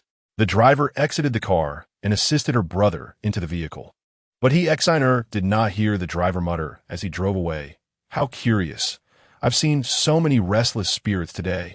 Returning to the hospital lobby, Hishiner glanced at her watch. It was 20 minutes past 10. As a woman once frightened by horror films, she was particularly sensitive to the ominous hour of midnight. Yet, she vowed not to abandon Zhang Yang. Initially, she attempted to contact Jing, but to her astonishment, her call went unanswered. This was utterly inconceivable. Although her workplace was in the remote Wanshui city, she began to question the very existence of the hospital itself. She searched online for Jing's contact number in Wantong Town, but the search engine produced results that were worlds apart from her inquiry. News about a 35% increase in pig farming in Wantong Town and the ongoing selection of advanced pig farming collectives in Wanshui City. Determined, Hishiner dialed the emergency number. At that moment, she heard a series of ringing sounds emanating from an unknown corner of the hospital lobby, causing her to hastily hang up. She was terrified at the thought of the doctor in the green costume reappearing, smiling as he answered the phone with a mechanical, standard accent. Hello? This is the emergency center. She then decided to sprint to the small eatery and convenience store she had previously visited, only to find both establishments shuttered with iron gates. He knocked frantically, the resounding noise echoing through the air, yet there was no response. She genuinely began to doubt whether she was even in the realm of the living at that moment. Gazing at the pitch-black road on either side and the equally dark shadows of trees in the distance, tears welled up in her eyes. Had never been a particularly strong individual. As a child, she had sobbed uncontrollably when a classmate frightened her with a piglet worm. Even in adulthood, her courage had not significantly increased, as she still feared walking alone at night. She recalled Zhang Yang's earlier words. Did you not hear the sound of that duo performance? It was particularly loud. Had indeed not heard it. Just moments ago, Zhang Yang had mentioned seeing an elderly woman dressed just like her, who vanished in the blink of an eye. Yet now, Zhang Yang himself was nowhere to be found. Shivered involuntarily. At this moment, she had reached the wrench lying on the hall floor. Crouching down, she tremulously picked it up. She noticed that the wrench was smeared with a yellowish liquid, reminiscent of the honey mustard sauce atop her takeout fried chicken. However, as soon as she grasped it, an overwhelming stench assailed her senses. She retched slightly, yet she understood that in this hospital, anything could transpire, and she needed a weapon for her own protection. Clenching the wrench in her hand, she began to survey the hall with cautious scrutiny. At this juncture, she could not ascertain where that terrifying doctor had taken Zhang Yang. It was entirely plausible that Zhang Yang had already been hastily interred in some obscure location. Her intuition urged her to first investigate the payment counter. The glass was thick enough to withstand bullets. Illuminated the interior with her phone's flashlight for some time, revealing a few medical supplies, and through the glass, she discerned a dusty array of documents strewn across the counter. This scene sent her mind reeling, prompting her to reflect on her experiences since she had arrived at the hospital that afternoon. Everything that had transpired since her brother's hospitalization felt like a nightmarish reverie from which she could never awaken. Truthfully, had it not been for Zhang Yang continually drawing her close, her imaginative mind might have succumbed to sheer terror back at the convenience store. Recalled that the hospital had appeared quite normal earlier that afternoon, bustling with other patients and nurses scurrying about, while doctors attended to their rounds. The abnormality began with the onset of night. More specifically, it commenced after she and Zhang Yang had dined out, returning to find the hospital devoid of any semblance of normalcy. Contemplating this, her stomach grumbled audibly. She was ravenous, yet the food she had purchased was in room 315, and she lacked the courage to retrieve it alone. In this shadowy environment, a grotesque thought twisted through her mind. In room 315, where her brother had once lain, the bed was now infested with writhing green caterpillars. The moment she stepped inside, every creature would turn to gaze at her, each bearing the visage of that green-clad doctor. Scrutinized the payment counter once more. It remained dark and empty, compelling her to venture elsewhere. The hall was eerily silent, the only sound echoing through the hospital being the click of her high heels, distinctly pronounced, clack, clack. Suddenly, a chaotic noise of footsteps erupted nearby. It seemed someone was sprinting in leather shoes. Quickly turned her gaze toward the source of the sound, which emanated from the staircase she had just ascended, and caught a fleeting glimpse of a figure. In that instant, she discerned a girl in a long dress racing up the stairs. Hesitating for a mere second, resolved to pursue her. Aside from Zhang Yang and her brother, she had not encountered a living soul in quite some time. Simultaneously, she steeled herself, prepared to confront whatever might await her. Even if the figure turned out to lack eyes or a mouth, she would not succumb to fear. She could always turn and flee. If that woman was indeed a normal person, at least they could provide each other with some measure of mutual support. Now, is nearly driven to the brink by the peculiar occurrences within this hospital. Wait, hold on, she hurriedly pursued, maintaining a distance of approximately 30 meters from a figure ahead. She fervently hoped that the person could hear her and would pause momentarily. If only they were a normal individual, perhaps they could engage in conversation and provide her with companionship. When finally reached the second floor, panting heavily, she had to stop to catch her breath. She had circled the second floor several times in pursuit of the figure ahead. Her high-heeled shoes were woefully ill-suited for running, and the hospital steps were surprisingly steep. She had nearly stumbled on the staircase moments before. Now, leaning against the wall of the second floor, she gasped for air. Suddenly, in the shadows, she perceived an object hurtling towards her with alarming speed. PX let out a startled cry and instinctively recoiled, but in her unsteady retreat, she lost her balance and fell to the ground, landing awkwardly, yet fortunately without twisting her ankle. Chapter 12. The injured girl, He-Exiner, was rendered speechless, retreating in fear as she tremulously inquired, Who? Who is it? Initially, she believed her fate was sealed, convinced that the doctor intended to eliminate her. However, after a few moments of tense anticipation, no one emerged to pursue her.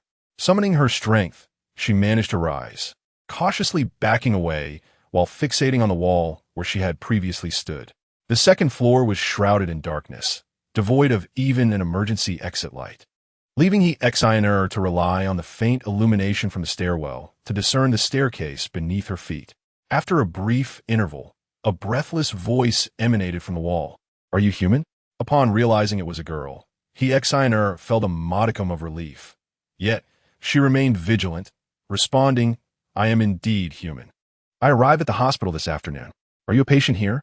Moments later, a girl cautiously stepped into view, her expression tense as she assessed whether He-Exiner posed a threat. He-Exiner activated her phone's flashlight once more, illuminating the ground so they could discern each other clearly. The girl, clad in a simple white dress, appeared to be around 16 or 17 years of age. Her cherubic face was framed by long, slightly disheveled hair, and she clutched a wooden stick, likely a table leg. My friend is injured, lying in the ward. I just dozed off, and now everyone is gone. The girl spoke in a disjointed manner, her gaze fixated on He-Exiner, betraying her palpable fear. He-Exiner noticed the remnants of tears on her cheeks, stirring her sympathy.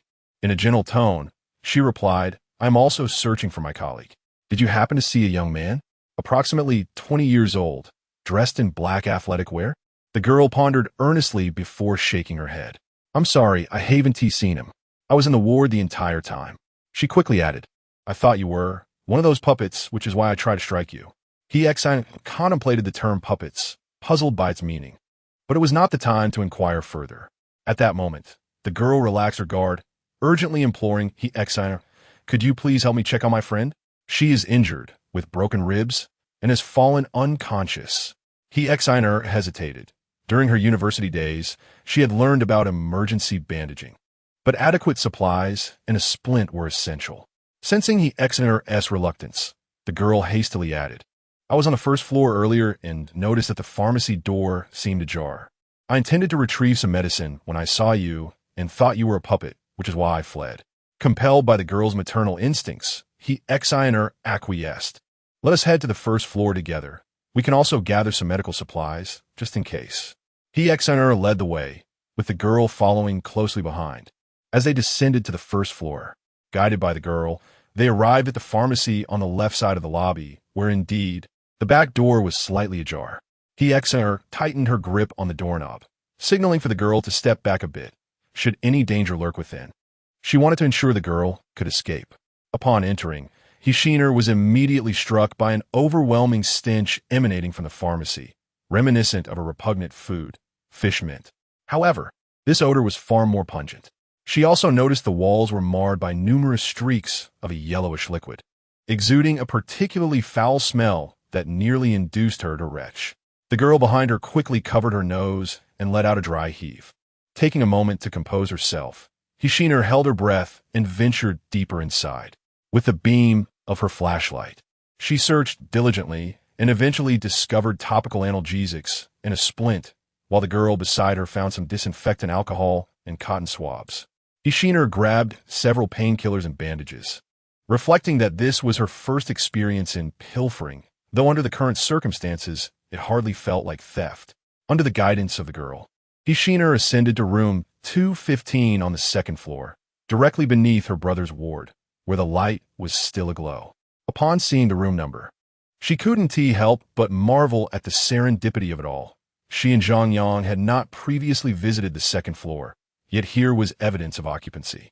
In the bed by the window lay a girl with short, curly hair, adorned with several pink petals tattooed on her collarbone.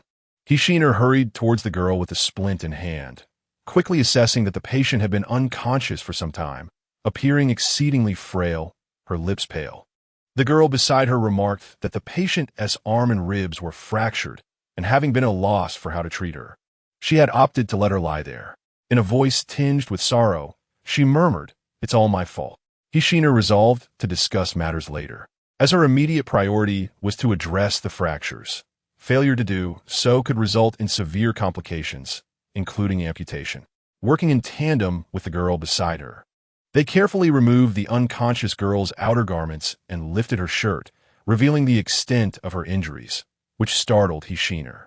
The girl's left forearm hung limply, the skin stretched thin over the bone as if it were mere dough, clearly the result of a powerful impact. Additionally, a section of her left rib cage was distinctly sunken, surrounded by a grotesque circular wound. The most alarming aspect was that the flesh in the sunken area was severely lacerated, with a bruise the size of a bowl encircling it. With great caution, Hishiner stabilized the fractured arm using the splint and meticulously cleaned the external wounds of the left rib with iodine. The injury was profound. She could see a small, stark piece of rib peeking through the depths of the wound. The girl on the bed seemed to be in agony, trembling slightly as Hishiner tended to her, emitting soft whimpers. The girl beside her grasped her hand tightly, soothingly saying, "Wei, it will be all right soon. I'm here to help you heal." Unsure how to handle a rib fracture, Hishiner delicately cleaned the necrotic tissue with cotton swabs, repeatedly disinfecting the area with alcohol-soaked gauze. Finally, she applied a gauze pad coated with anti-inflammatory powder over the wound, securing it with adhesive tape. Afterward, she wiped the sweat from her brow. At that moment, the girl on the bed appeared to be in less distress, her trembling subsiding as she drifted into a peaceful slumber. The girl seated on the nearby bench hurriedly expressed her gratitude, to which Hishiner replied with a smile, "It's no trouble at all. I haven't introduced myself yet. My name is Hishiner. I came here this afternoon to visit my brother. And you?" The girl promptly responded, "I'm Liu Yueyin, but you can call me Xiaoyan. This is my friend, Li Haiwei." At that moment, Hishiner recalled that she had returned to the hospital in search of Zhang Yang and wondered how the situation at the entrance was unfolding. However, it felt impolite to disregard the two young women, so she directly inquired, "How did you both arrive here? You came during the day as well, didn't you?" Xiaoyan hesitated slightly, stuttering, "We were just attacked by a puppet. Before that, we were running around outside, realizing her incoherence." She cleared her throat and began to recount a harrowing tale to Hishiner. Chapter 13. Caught in the act? Caught by a ghost? The two young women, students at the local liberal arts college, found themselves languishing in their dormitory at 10:30 on a Saturday night, while their two other roommates were hospitalized due to food poisoning. Seizing this rare opportunity, they decided to indulge in a bit of alcohol and engage in heartfelt conversations once the dormitory supervisor completed her rounds. Having consumed a couple of bottles of beer, the slightly inebriated Xiaoyan pulled out her phone and, in a hazy stupor, announced to Li Haiwei that her boyfriend had claimed there were supernatural disturbances at his home and had just sent her a photograph to prove it. Li Haiwei took Xiaoyan's phone and observed the image, a somewhat shaky photo depicting a man in a large hat descending a staircase, clad in what appeared to be a leather military uniform. The details were indistinct due to the photograph's blurriness. "What's the story here? Is this person a ghost?" Liewei Kidat. "You should urge your boyfriend to post about this on social media or consult a Taoist priest." Xiaoyan, opening another bottle of beer, chuckled and mused aloud. "My boyfriend told me he was out on field assignments and hasn't responded to my messages in 3 days. And now he claims they're ghosts? I suspect he might be dealing with a fox spirit instead." Clearly, Xiaoyan harbored doubts about her boyfriend's ghostly claims, dismissing them as mere excuses to evade her. Liewei, however, scrutinized the photograph for some time before suddenly exclaiming, "My sister, who works as a nurse, mentioned that there has been a mysterious figure haunting Wantong Town. No one has ever seen his face, yet he goes from door to door every night. A villager who often walked home at night recounted to others that one evening, upon reaching his doorstep, he caught sight of a man in uniform peering into his yard. Initially, the villager assumed it to be a postal worker, but upon closer inspection, he realized that no postman would don a leather military outfit. Alarmed, the man noticed that the figure had seen him and swiftly turned to flee, seemingly vanishing down the street in an instant. Believing he had encountered a ghost, the villager screamed and sought out the village chief, who solemnly informed him, "You are the fourth person this month to report seeing that figure." As Xiaoyan recounted this tale, Hishiner shivered, recognizing that the leather-clad specter was the very figure spoken of in recent rumors, one who could inflict harm and had been lurking around Wantong town. Hishiner sensed that he was searching for someone or something. Unaware of the unusual expression on Hishiner's face, Xiaoyan continued, "After Li Highway shared this story, I grew curious, for my mother's family resides in Wantong town, as does my boyfriend. How could they not have mentioned this occurrence? I immediately called my boyfriend to inquire if such events were transpiring there. To my astonishment, he answered promptly, but the background noise was chaotic, accompanied by the sound of heavy breathing. My mind leaped to the unsettling possibility that he might be unfaithful. I switched to speakerphone, allowing Li Highway to listen in as I asked my boyfriend, 'What are you doing? Why haven't you replied to my messages these past few days? Why are you so out of breath in the middle of the night? Who are you exercising behind?' Faced with this barrage of questions, the voice on the other end of the line did not respond. Instead, an anxious male voice exclaimed, 'Are you and your friend planning to go to Wantong town? Do not come. It is too dangerous.' At that moment, in the background of the call, a faint male voice could be heard saying, 'Capture him. Eliminate the informant.' Suddenly, the call was disconnected. Beside her, Li Highway had already consumed 5 cans of beer. She pulled out a stone talisman intricately carved with runes and declared, 'Sister, even if he doesn't say it, we should still go to Wantong town. Let's go find that person right now. Come, let us go catch him in the act.' With a mischievous smile, Li Highway added, 'And perhaps I might catch a glimpse of a ghost, the one your boyfriend filmed, dressed in that yellow military uniform.' At this moment, the decision made by the 2 young women sealed their tragic fate. They swiftly departed, hailing a taxi at the back entrance of the school. The school was located right on the outskirts of Wantong town, and both girls were equally intrigued by the prospect of catching a cheating partner and a ghost. Xiaoyan sent several more messages to her boyfriend, but received no replies, which sparked a flicker of concern within her. Could it be that he had indeed encountered something paranormal? His recent behavior had indeed been quite peculiar. Hearing this, Hishiner suddenly recalled something and asked, 'Is your boyfriend named He Tianhai? 21 years old this year?' Xiaoyan nodded in astonishment. 'Do you know him?' Hishiner eagerly confirmed, 'He is my younger brother.' She then pressed on with urgency, 'My brother collapsed this afternoon and was taken to the hospital. You mentioned you received his call last night at 10:30, right? At that time, he was being pursued?' Xiaoyan nodded quickly, feeling somewhat embarrassed as she added, 'At that moment, my friend and I were unable to locate him. Let me continue. Last night at exactly 11:20, upon arriving at their destination, Li Highway and Xiaoyan were taken aback. The once familiar residential complex had transformed into a vast expanse of ruins, with bricks and shattered walls scattered everywhere, and the surrounding area plunged into darkness, barely illuminated by the streetlight behind them. Xiaoyan distinctly remembered visiting her boyfriend as home before. The complex was called Iron Ball Garden, a perfectly normal neighborhood, not this wasteland before her. Suddenly, Li Highway pointed out, 'What does that say?' Together, they approached a pile of debris, where a twisted and battered sign lay on the ground, completely crumpled, yet the words Iron Ball Garden were boldly visible. Li Highway proposed several theories. Had there been an earthquake? Unlikely, as there had been no news, and she herself had felt no tremors. Was it a missile attack? Nonsense. Had the entire complex been demolished? Surely it could not have been reduced to such a state. Xiaoyan attempted to call her boyfriend twice, but there was no answer. A sense of fear began to creep in. It felt as though her boyfriend was truly in trouble. Li Highway suggested they search the ruins for any clues, but with caution regarding the debris. Indeed, since you have visited his home, why not return to that location and search for any clues? Xiaoyan was acutely aware that her boyfriend was a journalist. 3 days prior, he had mentioned he was conducting a special interview with an elderly woman. Since then, he had not reached out to her. Their romance, still in its infancy after merely 2 months, left her feeling quite displeased. Why could he not share his concerns with her? However, at that moment, she recalled the chilling legends that had circulated recently in Wantong Village, tales of a figure clad in military attire and the sight before her of her boyfriend's neighborhood, now reduced to ruins. A sinking feeling washed over her as she realized that something dreadful must have befallen him.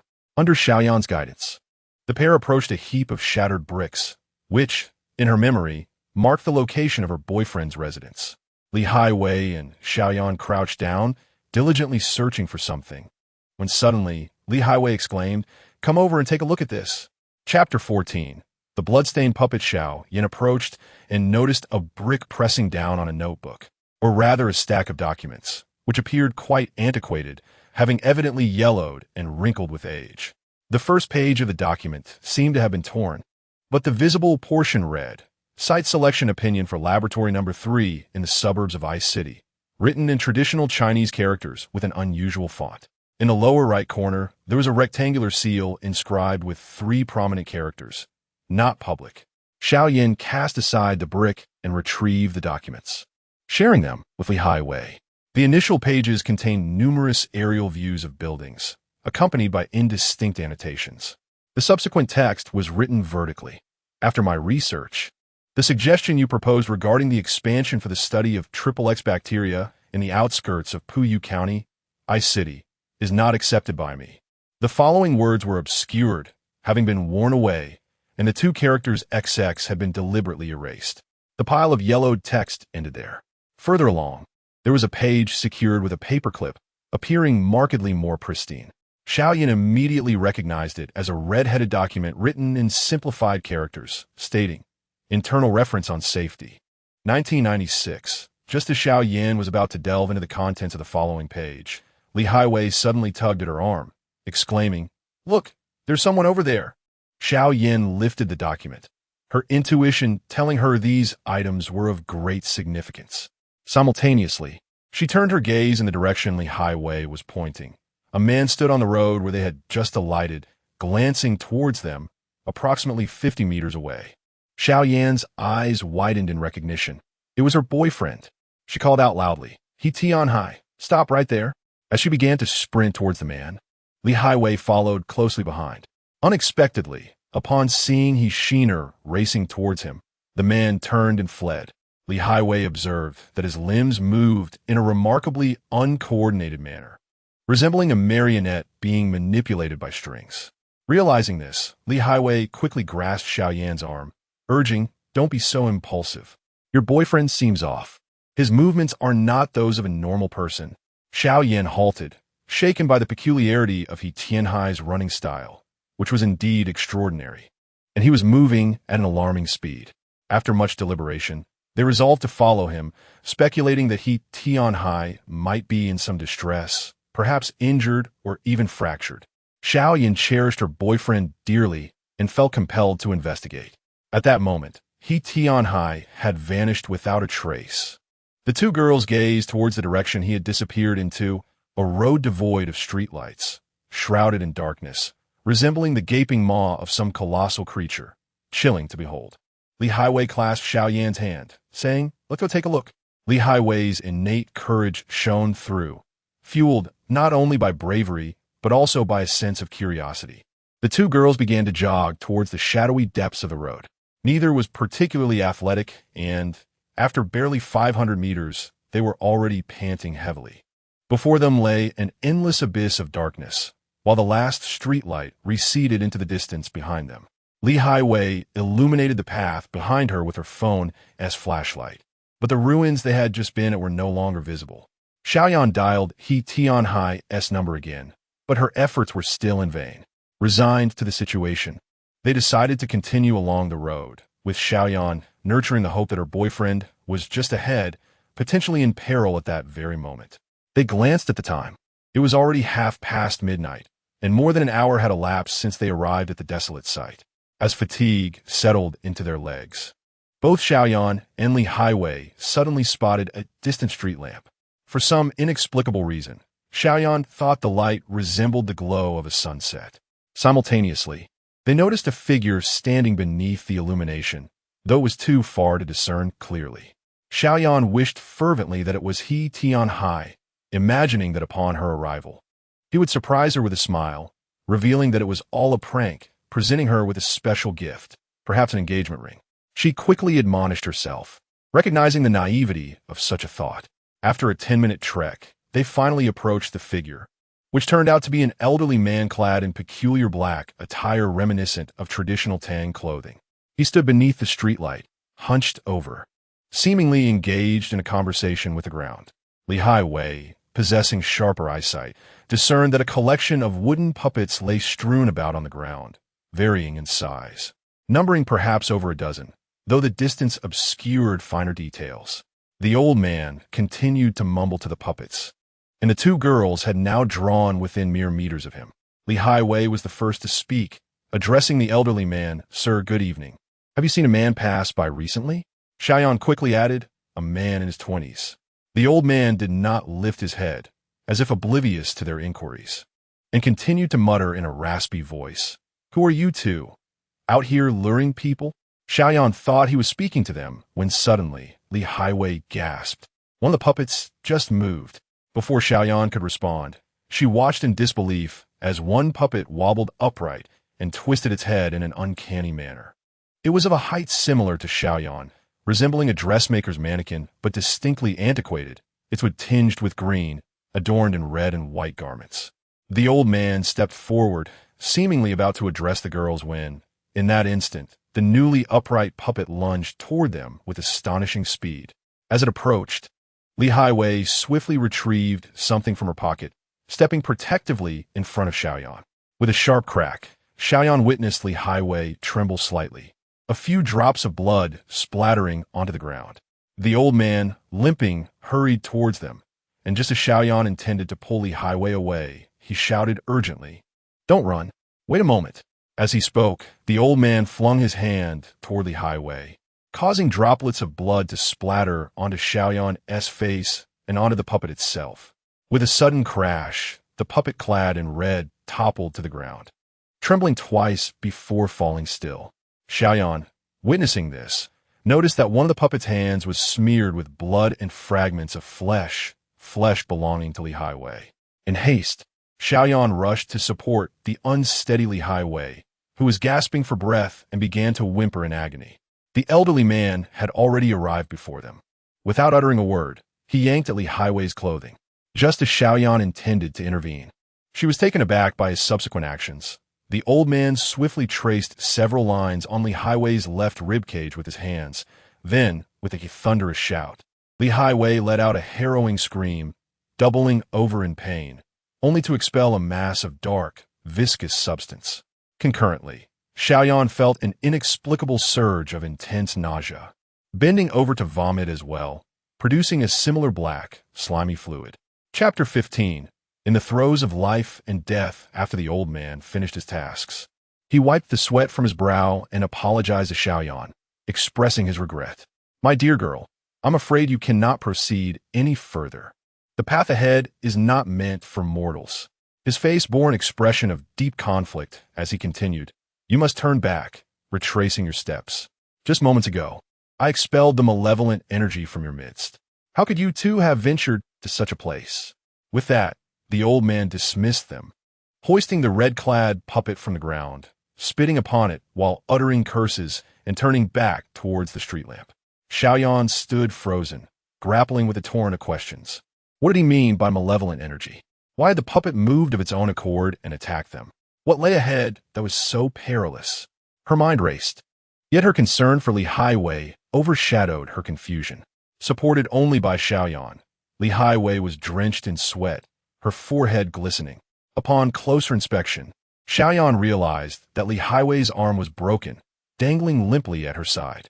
Blood seeped through the fabric on the left side of her ribs, soaking her clothing. Li Highway's face was ashen, the pain rendering her mute. Determined, Xiaoyan contemplated carrying Li Highway to seek help, but she was now too frightened to approach the street lamp where the old man had stood. She first attempted to call Jing, but to her dismay, there was no answer. How peculiar. When she opened the map on her phone, It displayed nothing but an expanse of emptiness. She could not discern her location. A call to her mother yielded the same result. No answer. Despair crept in as Xiaoyan glanced at the time. 1:25 a.m. Supporting the highway. She began the arduous journey back along the path they had come, her breath coming in ragged gasps. Meanwhile, the highway struggled to move, the pain evident on her face as she hovered on the edge of unconsciousness. Xiaoyan feared that the injuries inflicted by the puppet might have damaged Li Highway's internal organs. They needed to find a doctor immediately, or her life could be at stake.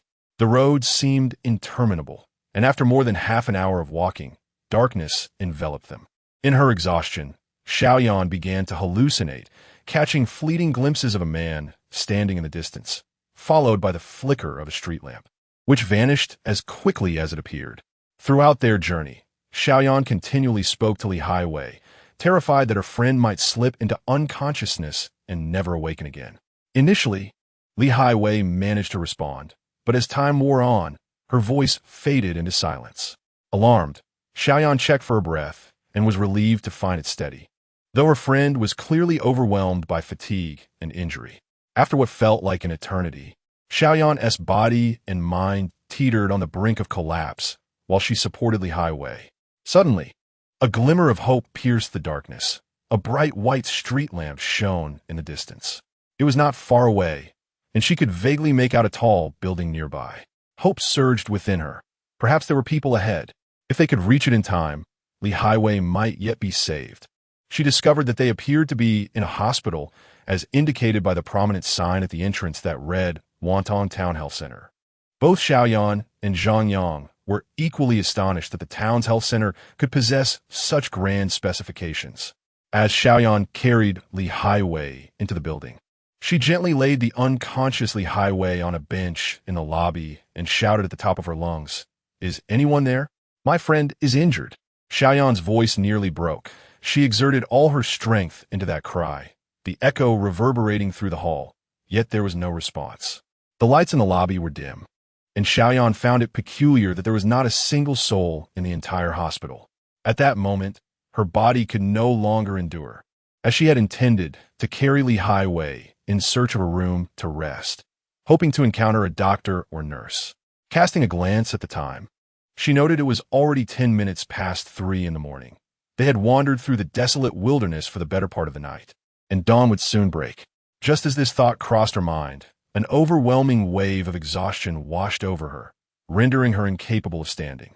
In the final moment before losing consciousness, her peripheral vision caught sight of a large group of people silently entering through the main entrance. A jolt of fear coursed through her, instantly revitalizing her spirit. Yet instinct warned Xiaoyan that danger lurked everywhere tonight, and those who had just entered might not pose any safety. Thus, she crouched beside the bench where Li Highway lay, confident that the newcomers would not easily detect her. She needed to ascertain whether this group was friend or foe. The leader of the group appeared to be an elderly man, squinting her eyes. Xiaoyan took a moment to focus, her mind momentarily hazy. This elderly man was none other than the one she had seen conversing with the wooden puppets earlier. Beneath the faint light at the hospital entrance, Xiaoyan discerned that a multitude of wooden figures followed closely behind him, some life-sized, while others were merely palm-sized, quietly trailing into the lobby. Xiaoyan managed to see that these puppets had smooth, featureless heads, adorned in an assortment of bizarre garments. She quickly lowered her body, attempting to conceal herself further, as she overheard the old man seemingly conversing. "You really have caused quite the trouble tonight. How could you fail to capture that individual? If the adults find out, they will chop you up for firewood." Xiaoyan was oblivious to the identity of the adults the old man referred to, but it seemed that these puppets were in pursuit of someone that night. A sudden thought struck her. Could be her boyfriend He Tian Hai. At that moment, the old man had approached her side, and she noticed him gesticulating animatedly as he walked. Xiaoyan pondered whether the old man's hands were somehow controlling the wooden puppets. Suddenly, the sound of his footsteps ceased, followed by hurried footsteps approaching her direction. Xiaoyan thought to herself that this was not good. Just as she intended to rise and protect the unconscious Li Highway on the bench, a wooden puppet clad in a long black garment stood before her. Just as she contemplated fleeing, she felt herself being lifted up, cradled in a princess carry. As she began to struggle, the old man's voice reached her ears. "So, you have hidden yourselves here. Did I not instruct you to return the way you came?" Xiaoyan was so terrified that she could hardly utter a word. It seemed as though the wooden puppet had lifted her even higher before abruptly throwing her down. When she regained consciousness, she found herself lying in a peculiar hospital room alongside Li Highway. Rubbing her throbbing head, she struggled to her feet, discerning that she was indeed in some part of a hospital. Upon a preliminary examination of her body, she noted a slight aching in her lower back, likely a consequence of the fall. Casting a glance at the adjacent bed, where Li Highway remained in a deep slumber, Xiaoyan observed her friend with tightly shut eyes and a pallid complexion. Memories flooded her mind of their first encounter during their freshman year, when Li Highway had mischievously remarked on the prominence of her posterior. Reflecting on that initial meeting now stirred a complex mix of emotions within her. Now, as Li Highway lay unconscious on this inexplicable hospital bed, the dried blood on her clothing told a grim tale. Sitting by Li Highway's bedside, tears streamed down Xiaoyan's face as she lamented the tragic turn of events. The dire circumstances that had befallen Li Highway were, in essence, a direct consequence of Xiaoyan's own reckless folly, driven by an ill-fated desire to catch someone in the act during the dead of night. Chapter 16. The soul's departure thus unfolds the journey of Xiaoyan and Li Highway to the hospital. Xiaoyan appears to be enveloped in sorrow, while Li Highway, lying on the bed, seems to be whimpering in pain. He observes this poignant scene, her heart heavy with empathy. She laments not having found the anesthetic earlier. Had she been able to apply a narcotic-soaked bandage to the wound, this resilient girl might have endured less suffering. Xiaoyan continues, "I wandered the hospital alone for a considerable time without encountering anyone, only to find a table leg. Those wooden puppets were nowhere to be seen. Just as I was about to seek out some medicine for my friend, I spotted you." Hixin's mind races, connecting the dots of her and Xiaoyan's experiences. She contemplates the following conclusions. First, this hospital is undoubtedly abnormal, at least after dark. No normal individuals seem to inhabit its corridors. Apart from the peculiar doctor donned in bizarre theatrical attire, performing a two-person show, there is also the elderly man leading a throng of wooden puppets. Zhang Yang must be in grave danger. Second, her brother He Tianhai's investigation into the strange man in military garb must be perilous. There's an undeniable link between her brother's coma and this militaristic figure. Furthermore, the old man who commands the puppets was likely pursuing He Tianhai last night. Third, according to Xiaoyan, the two girls encountered a multitude of wooden puppets and the old man beneath a streetlight at the end of a road. Subsequently, this old man and his puppets arrived at the hospital, suggesting that this establishment is a stronghold for these malevolent entities. He boldly theorizes that the old man's mention of a grown-up could imply the principal antagonist chasing her brother. But what could be his motive? Suddenly, a jolt of realization strikes her. It seems that all these abnormal occurrences radiate from this hospital, including that peculiar convenience store. Could it be that by simply leaving this institution, they might return to the realm of normalcy? She must urgently locate Zhang Yang and flee together. Even if they must walk, they must escape this place.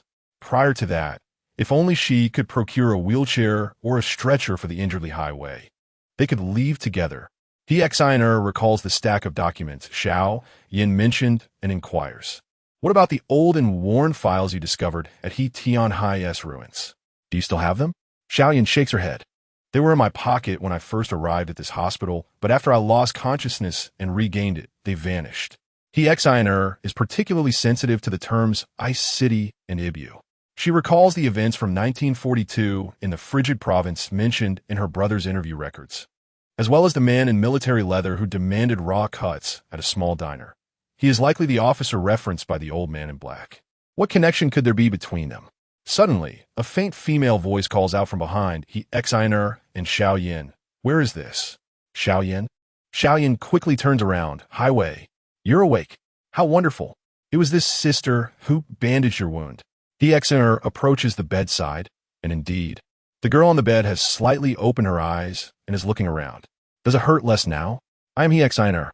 Lying there, Li Highway's lips appeared pallid, as if it required considerable effort for her to utter, "Thank you, Sister Ishiner. Are we still in that hospital?" Upon saying this, Li Highway glanced at Xiaoyan. "I recall you brought me to the first floor of this hospital while I was awake.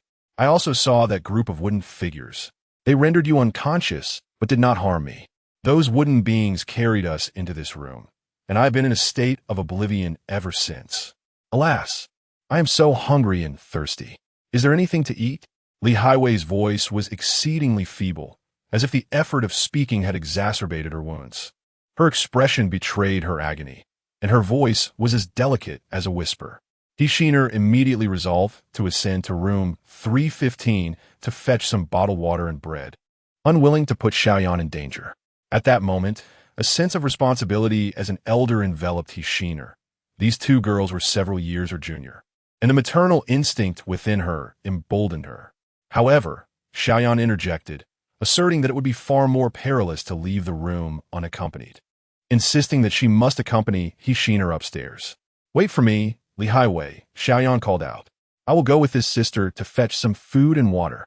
Li Highway appeared on the verge of losing consciousness again, yet she exerted herself to shift her gaze toward Ishiner, softly articulating, "Among those figures." One was not a wooden puppet but a man, perhaps in his 20s, clad in black, with an expression that seemed devoid of life. "Is that person your friend?" Li Highway labored to complete her statement before falling silent. Ishiner observed her chest rising and falling steadily, suggesting she had succumbed once more into unconsciousness. As they made their way to the third floor, Xiaoyan and Ishiner continued to discuss recent events concerning Tianhai. Xiaoyan recounted, "In fact, a week ago, my boyfriend told me about a peculiar occurrence. At the time, I dismissed it, but now it seems rather uncanny. He said he encountered himself downstairs, wearing the same clothes. Yet that other self swiftly departed." While listening to Xiaoyan, Ishiner reflected on the highway's earlier words. According to the two girls, they had encountered something strange that led them to room 215, which must have transpired early yesterday morning. How could they have possibly seen Zhang Yang then? He had been sleeping at home, clearly not yet arrived at this hospital. With Xiaoyan's revelation fresh in her mind, Ishiner suddenly perceived a connection between the two events. There might exist another Haitian and Zhang Yang in this world, or perhaps some entities resembling them lingered in existence. Could the extra presence be their souls? Ishiner recalled her grandmother's tales from her childhood, wherein it was said that before a person dies, their soul departs the body. Thus, if someone were to see themselves, it might be a fragment of their own soul that had separated, indicating that the individual was perilously close to death. Just as Ishiner pondered this, they arrived at the door of room 315. She and Zhang Yang had left the lights on when they departed, and now the room remained illuminated. Ishiner observed that only rooms 315 and 215 downstairs in the hospital were illuminated, each housing a patient. Tianhai and Li Highway. Was this fate already sealed? Xiaoyan gently tapped Ishiner's arm, inquiring, "Sister, is it here?" Ishiner nodded, both girls apprehensive of the potential horrors that lay within. The image of a bed swarming with insects flashed in Ishiner's mind, prompting her to grip the wrench tighter. With trepidation, the two girls opened the door, only to find the room remarkably clean, unchanged since their earlier departure. Ishiner noted the toiletries arranged neatly in the bathroom, indicating that no one had visited recently. They gathered the food and water that Zhang Yang had procured, and Ishiner took care to wipe the grimy wrench with a napkin. Carrying a plastic bag filled with supplies, Ishiner and Xiaoyan ascended to the second floor, contemplating their next steps. Once again, Ishiner recalled a certain location, the payment office. Chapter 17. The Girls' Alliance. Previously, Zhang Yang and Ishiner had contemplated visiting the payment office, but upon noticing the absence of people, they dismissed the thought. In retrospect, it seems that the payment office might possess a backdoor akin to that of the pharmacy. Upon returning to room 215, Li Highway was still deep in slumber. Hearing the sound of the door closing as the two entered, she gently opened her eyes. Xiaoyan uncapped a bottle of mineral water, expressed her gratitude to Ishiner, and then softly roused her friend. Li Highway was assisted into a sitting position and consumed nearly an entire bottle of water in one go. After a gentle belch, she was fed 2 pieces of bread by Xiaoyan. Although it was evident that Li Haiwei was still in considerable pain on her left side, her spirits had noticeably improved after replenishing her energy. He Shiner and Xiaoyan also replenished their supplies of food and water, with Xiaoyan seemingly ravenous, devouring her meal with great urgency. Glancing at her phone, she noted that it was already midnight. At this time of year, dawn was still approximately 5 hours away. He Shiner felt a wave of anxiety wash over her. She feared that by the time the sun rose, she would still be unable to locate Zhang Yang. The hospital would return to normalcy. Bustling nurses and doctors would reappear, and patients would flood in, leaving Zhang Yang missing, forever consumed by the night. At this moment, He Shiner could scarcely distinguish whether this bizarre hospital was the reality or if the normal hospital of daylight was merely an illusion. The thought of possibly never finding Zhang Yang after dawn made her heart ache. Even reporting to the authorities would be futile. With a twinge of emotion, she steeled herself, vowing to locate Zhang Yang before the break of day, and then together they would escape this place. After some deliberation with Xiaoyan, Li Haiwei, who had been quietly listening while propped up on the bed, offered a suggestion. You two should venture out together to find Zhang Yang. It will be safer to have each other as support. I feel relatively secure in this ward for the time being. My legs are fine. It's just my arm that's injured. In an emergency, I can accompany you. With that, Li Haiwei surprisingly attempted to rise from the bed. Xiaoyan quickly rushed to assist her, and at that moment, it seemed Li Haiwei had indeed regained much of her strength, able to walk slowly. The loquacious Li Haiwei, despite her serious injuries and prolonged unconsciousness, seemed to have pent-up words awaiting release. She remarked, when I was injured, it didn't hurt as much as to render me speechless, but it felt as though someone was continuously choking me. Xiaoyan, do you recall the old man mentioning something to us? He said that your negative energy had been expelled. Xiaoyan, puzzled, inquired, weren't you injured at that moment? I thought you had lost consciousness immediately. Li Haiwei shook her head. My awareness remained intact. When the old man subdued that wooden figure, I seemed to glimpse various scenes, albeit in a hazy manner. It felt quite dreamlike. He Shiner sat at the edge of the bed, listening intently. She realized that Li Haiwei was indeed quite beautiful, with delicate and charming features. Even now, despite the pain causing her brow to furrow, her enchanting aura could not be concealed. Li Haiwei continued, when that old man stood before me, despite the excruciating pain that made me feel as though my ribs were shattered, I simultaneously noticed a throng of people surrounding him. They were not mere wooden figures. Each possessed a distinct visage. Amongst the multitude, I could clearly discern only 2 individuals, while the others appeared as indistinct shadows. One was clad in green attire, seemingly adorned with a red hat, while the other wore a brown military uniform. Once the old man turned it apart, those figures vanished in an instant. He Shiner's consciousness was abruptly struck by something profound. Li Haiwei's words undoubtedly confirmed an inextricable connection between that old man, the peculiar doctor at the hospital, and the enigmatic soldier. He Shiner possessed an old album at home that she often perused during her childhood. The visage of this girl, named Li Haiwei, seemed eerily familiar, as if she had encountered her once in that very album. Yet, she could not recollect the specific photograph. Li Haiwei requested Xiao Yan to assist her in stepping outside, brandishing her phone and exclaiming, "We must capture as many scenes of this haunted hospital as possible. This material is invaluable for documenting supernatural occurrences." He Shiner disregarded their antics, as her foremost priority was to locate Zhang Yang without delay. Thus, she rose and addressed Xiao Yan. "Is your friend all right here alone? Perhaps you should stay with her while I make my way down. If anything arises, I'll contact you." Upon saying this, she requested Xiao Yan's phone number and dialed it right in front of her, only to find it unanswered, despite both their phones being functional. Xiao Yan then inquired about He Shiner's number, and upon dialing it, she too encountered an unanswered call. "You two should go together. I shall remain here. I sense an inexplicable sense of security in this place, akin to a sanctuary in a video game. Should you encounter any danger, do return here promptly." He Shiner acquiesced to her suggestion, recognizing that Li Haiwei could only move slowly due to her injuries, and venturing away from room 215 would compromise their safety. It was unthinkable to risk Li Highway's safety alongside her own. As Xiao Yan and He Shiner descended to the first floor armed with their makeshift weapons, He Shiner instinctively pulled Xiao Yan behind her. Just as Zhang Yang had shielded her previously, Xiao Yan gripped the wooden stick tightly, attentively surveying their surroundings. He Shiner recalled Xiao Yan mentioning how the puppets and the old man moved without a sound, a chill creeping up from her heels. They circled around to the back door of the payment area, only to find the white iron door securely locked.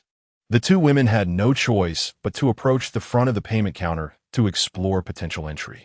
Utilizing their phone flashlights, they discovered an astonishing gap of over a foot between the bottom of the large glass panel and the counter, a design characteristic of the most archaic hospital counters. He Shiner, slender and weighing less than 50 kilograms, first tested the width of the opening with her head, finding it surprisingly easy to slip through.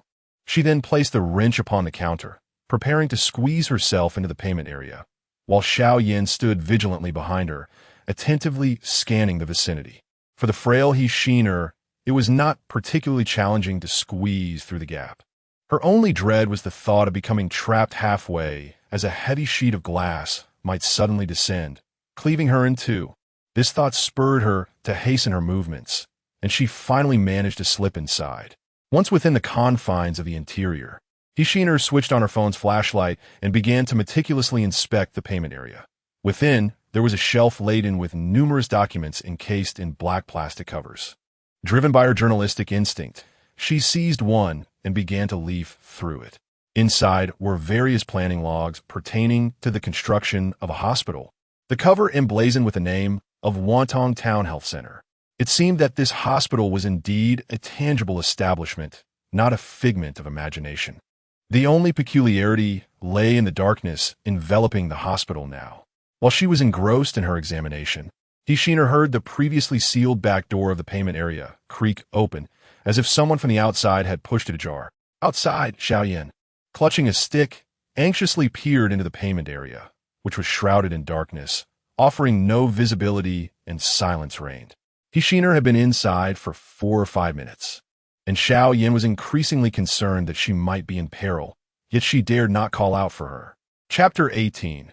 Cut off for medicinal use, Xiao Yan pressed her face against the glass at the payment counter, peering inside, only to discover that the examiner was mysteriously absent. Just moments ago, she could distinctly hear the sound of her footsteps and the rustling of items. Panic began to well up within Xiao Yan. She was desperate not to lose this warm-hearted sister. Regret washed over her for having parted ways with the examiner. If only her ample figure had prevented her from slipping through the narrow gap beneath the glass, she would surely have followed her inside. After a brief moment of hesitation, Xiao Yan steeled herself, resolved to treat this like a last-ditch effort, wondering if perhaps she could squeeze in after all. She laboriously climbed onto the counter, striving to wriggle her way inside, careful to remain silent and minimize any noise. With great effort, she managed to get her head through, but the glass snagged on her figure. She felt as though her body might be squished flat, yet still could not gain entry. While straining to push through, she perked up her ears, her hearing seemingly heightened several-fold. She discerned the sound of footsteps emanating from behind the metal rack in the payment room. Could it be the sound of examiner high heels? No, the rhythm was off. The frequency of the sound did not resemble human footsteps, accompanied by the clattering of multiple objects hitting the ground. Suddenly, she witnessed a scene that nearly caused her soul to depart. A wooden horse's head sauntered leisurely from behind the rack, with a doctor clad in a white coat seated upon its back. The doctor was holding the reins attached to the horse's head. The wooden horse's legs had movable joints, yet its movements were peculiarly unnatural, as if its sinews had been removed. The doctor wore an expression akin to that of a child who had just received a new toy, chuckling to himself as if he were completely oblivious to Xiao Yan, who was trapped at the counter. He mumbled, "Thank you, esteemed one, for this horse. I adore riding." Xiao Yan found herself in an odd position, sprawled across the marble counter of the payment area, paralyzed with fear. In that moment, she felt akin to a dish of twice-cooked pork placed upon a dining table, entirely at the mercy of others. Closing her eyes, she steeled herself for the possibility that the doctor on the horse might suddenly charge at her and snap her neck. Just then, she heard a voice behind her shouting, "Get down, run." It was none other than the Xin. How had she managed to come up behind Xiao Yin? Before Xiao Yin could process this, she felt a firm grip on her dangling ankle, and with a fierce tug, she was yanked down, nearly tumbling to the ground. The person behind her was indeed he Xin, who helped Xiao Yin to her feet and quickly glanced at her chest before pulling her urgently toward the exit of the hospital. At that moment, a rapid clattering echoed behind them. Xiao Yin dared not look back, knowing instinctively that it was the doctor riding the wooden horse in pursuit. A strange male voice echoed behind them, fluctuating in distance, eerily ethereal. "Catch you both, and end your lives." The two girls dashed from the lobby directly to a small shop within hospital grounds, where Xiao Yin noticed that the door had been opened. A girl of similar age had just lifted the wooden plank that served as a barrier. Was she the owner? Before she could fully comprehend the situation, he Xin impulsively shoved the girl at the entrance of the convenience store aside and hurriedly led Xiao Yin inside. The girl at the door, startled by their sudden intrusion, exclaimed loudly, "I haven't even opened for business yet." Once inside the store, he Xin urgently urged, "Quickly, lie down on the bed." Xiao Yin, still bewildered by the unfolding events, felt completely at a loss and dared not disobey. He Xin embraced Xiao Yin and lay down on the small bed where the previous store owner had sat, pulling over a nearby blanket to cover them both. Xiao Yin found the hiding spot rather conspicuous, worried that the horse-riding doctor would inevitably come in to search the premises, leading to their imminent demise. However, he Xin pressed her hand over Xiao Yan's mouth, fearing any sound might betray them, while her other hand gestured for silence. The sound of hoofbeats grew increasingly distinct, and Xiao Yin remained oblivious to the fact that the store's owner might not be human. Her concern shifted to the safety of the store's proprietress. Strangely, the hoofbeats passed right by the entrance of the convenience store, as if they were oblivious to their presence. The sounds gradually faded into the distance. Moments later, the proprietress entered, visibly annoyed, and glared at the two girls on the bed, scolding, "You two have quite the audacity to invade my store." Sensing that the immediate danger had passed, he Xin offered an apologetic response. "I'm sorry, my instincts just told me to run here." This was Xiao Yan's first encounter with the store's proprietress, and she observed that the girl appeared to be around 16 or 17, with two braided pigtails and a rosy, youthful complexion. However, her attire was somewhat peculiar, adorned in vibrant patterns that reminded Xiao Yin of a large cotton coat her grandmother frequently wore. The proprietress, with her round, expressive eyes, scrutinized the two girls before finally fixing her gaze on Xin. "Where's the man you came here to buy things with?" she inquired. Xin's expression darkened instantly as she replied, "He was taken by the people from the hospital, and I am searching for him." The proprietress remained silent for a moment, seemingly intrigued by the intruding Xin, before stating, "If you two are not bothered by the smell here, feel free to stay. Sleeping is also an option." Suddenly, a middle-aged woman's voice emerged from outside, exclaiming, "Oh dear, why is this medicine so heavy?" Xin, sensing an impending revelation, rushed to the door. There she found a middle-aged woman, dressed similarly to a cleaner, laboriously pulling a dilapidated iron cart covered with a black tarp, appearing particularly burdensome. In Xin's eyes, the individuals within the convenience store seemed trustworthy, prompting her to assist the woman with the cart. The weight was indeed substantial. A surprising tug revealed that the cart's contents felt as though they weighed several hundred pounds. Seeing this, Xiao Yin quickly joined in to help.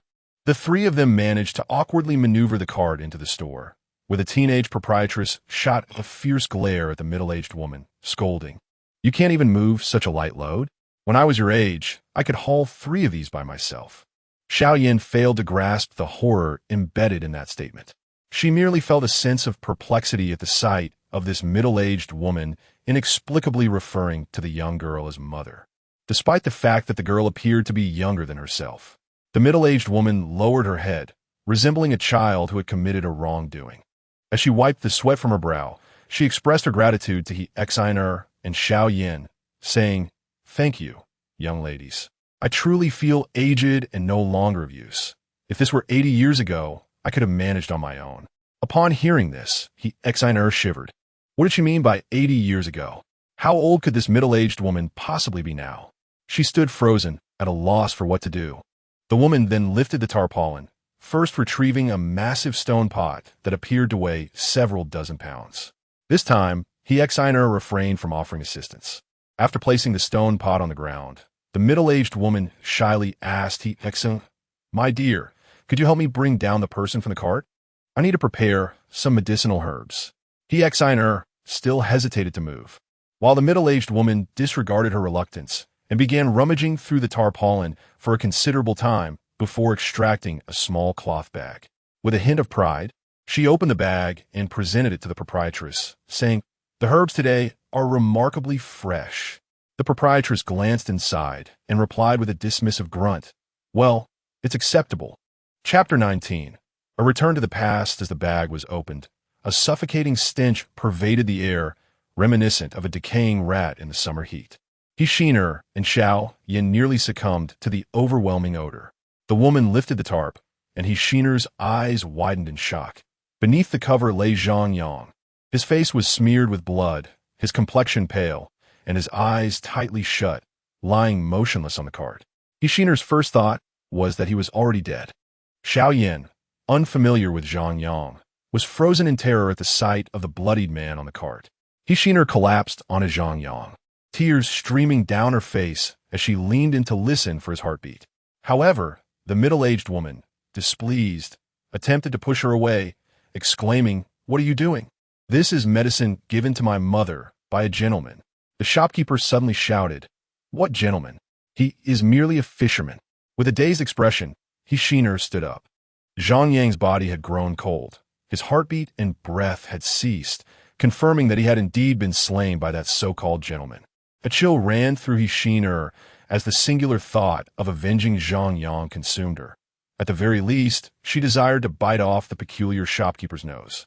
Just as she prepared to launch herself at the woman, the shopkeeper casually retrieved a packet of biscuits from the shelf, tore it open, and spat onto the biscuits. She then approached Zhang Yang's body and said to Hexiner, "I'm in a good mood today.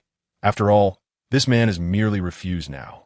Before Hexiner could fully process her words, the shopkeeper had already unbuttoned Zhang Yang's shirt and stuffed a biscuit into the gaping, bloody hole where his heart once resided. Surrounded by dark red fragments of flesh, the shopkeeper forcefully wedged the biscuit into the cavity, as if adjusting its position for optimal fit. Moments later, she stood up and opened another packet of biscuits, placing them in her mouth, the remnants of blood still clinging to her hands. Hexiner was at a loss, unsure whether to confront the shopkeeper or remain passive. Suddenly, to her astonishment, the seemingly lifeless Zhang Yang coughed twice, laboriously opened his eyes, and began to survey his surroundings. Hexiner was dumbfounded. This was a miraculous revival before her eyes. She recalled the legend of Neza, who was resurrected in a body crafted from lotus roots. Could it be that Zhang Yang was reborn through biscuits? Conflicted, she was uncertain whether to express gratitude to the shopkeeper. Zhang Yang's awareness seemed to be only partially restored, and when he finally recognized Hexiner beside him, his eyes widened in disbelief. A single tear rolled down his cheek as his lips trembled, unable to form words. The shopkeeper, munching on her biscuits, remarked, "Receiving my water is akin to celebrating the new year. Now go." Hexiner was left in a state of confusion, unsure of how to respond. The shopkeeper waved her hand dismissively, urging, "You should leave now." As the two girls assisted Zhang Yang away from the small shop, the shopkeeper and the middle-aged woman sat on the rickety bed, watching them depart. As the three figures faded into the distance, the middle-aged woman timidly addressed the proprietress, saying, "Mother, we have been here for 80 years, and this is the first time I have seen you save someone." The proprietress ignored her, crouching down to retrieve 2 weathered clay jars from beneath the bed, placing them on the counter. The jars were coated in dust, their openings sealed with 2 pieces of red cloth. The proprietress turned to the middle-aged woman and declared that the business would remain closed for the day, urging her to retire early for some rest. The 3 individuals outside, unaware, had not noticed that the small shop had transformed into a modest earthen dwelling, barely the size of a dining table, containing merely 2 clay jars and flanked by 2 unmarked wooden tablets at the entrance. Hishiner supported Zhang Yang as she and Xiao Yin deliberated on returning him to room 215, where 4 hospital beds awaited, ample enough for their needs. The 2 girls, mindful of the injured individual, tread softly through the lobby, refraining from making a sound. They stealthily entered room 215, where Xiao Yin hastily shut the door, glancing back to ensure there were no puppets or sounds. The corridor was so silent it induced a slight ringing in their ears. At that moment, Zhang Yang appeared to fully regain consciousness, gazing at the 2 unfamiliar girls with surprise as he inquired of Hishiner, "Are these your friends?" Hishiner, seated across from him, replied, "It's a long story. I just met them at the hospital." She gestured towards Xiao Yin at the door, smiling as she remarked, "You truly have some nerve. You didn't T-scream at all." Xiao Yin blushed, smiling shyly, and introduced herself. "Hello, I am Lu Yueyin." Zhang Yang, now lying on a hospital bed beside Li Highway, was still processing the introductions when he suddenly widened his eyes, struggling to sit up. He stared intently at Li Highway's face for an extended moment, causing her to exclaim, "Have we met?" Zhang Yang scrutinized her for at least half a minute, seemingly examining her features closely before he could no longer maintain his posture and recline back down. In a faint voice, he murmured, "I just saw you, Hishiner. Could you come here for a moment?" Hishiner, too preoccupied to acknowledge her newly acquired nickname, rushed to Zhang Yang's bedside, clasping his hand and urgently asking, "What is wrong?" Zhang Yang began recounting his recent ordeal, when he was struck down by the doctor clad in a green opera robe. A single thought consumed him: "I am finished." Just before his consciousness faded, he felt himself being pulled by the leg, dragged toward an unknown destination, his trousers nearly slipping off. The cold floor pressed against his back, and then his awareness plunged into a realm of chaos. Initially, he thought, if only Hishiner could escape with her brother. After all, she is merely a colleague, not obligated to save me. Yet, why did I feel compelled to rescue Hishiner and her brother? Why didn't I flee? I, Zhang Yang, have never been a brave man. His consciousness drifted, returning to 3 months prior. Zhang Yang and his girlfriend had just concluded a night of passion at their hotel and were stepping out, intending to enjoy a leisurely lunch. Suddenly, they witnessed a scene of chaos as people began to flee in terror down the street. Initially, Zhang Yang suspected it might be an assault of some sort, and his girlfriend, taken aback, instinctively tightened her grip on his hand.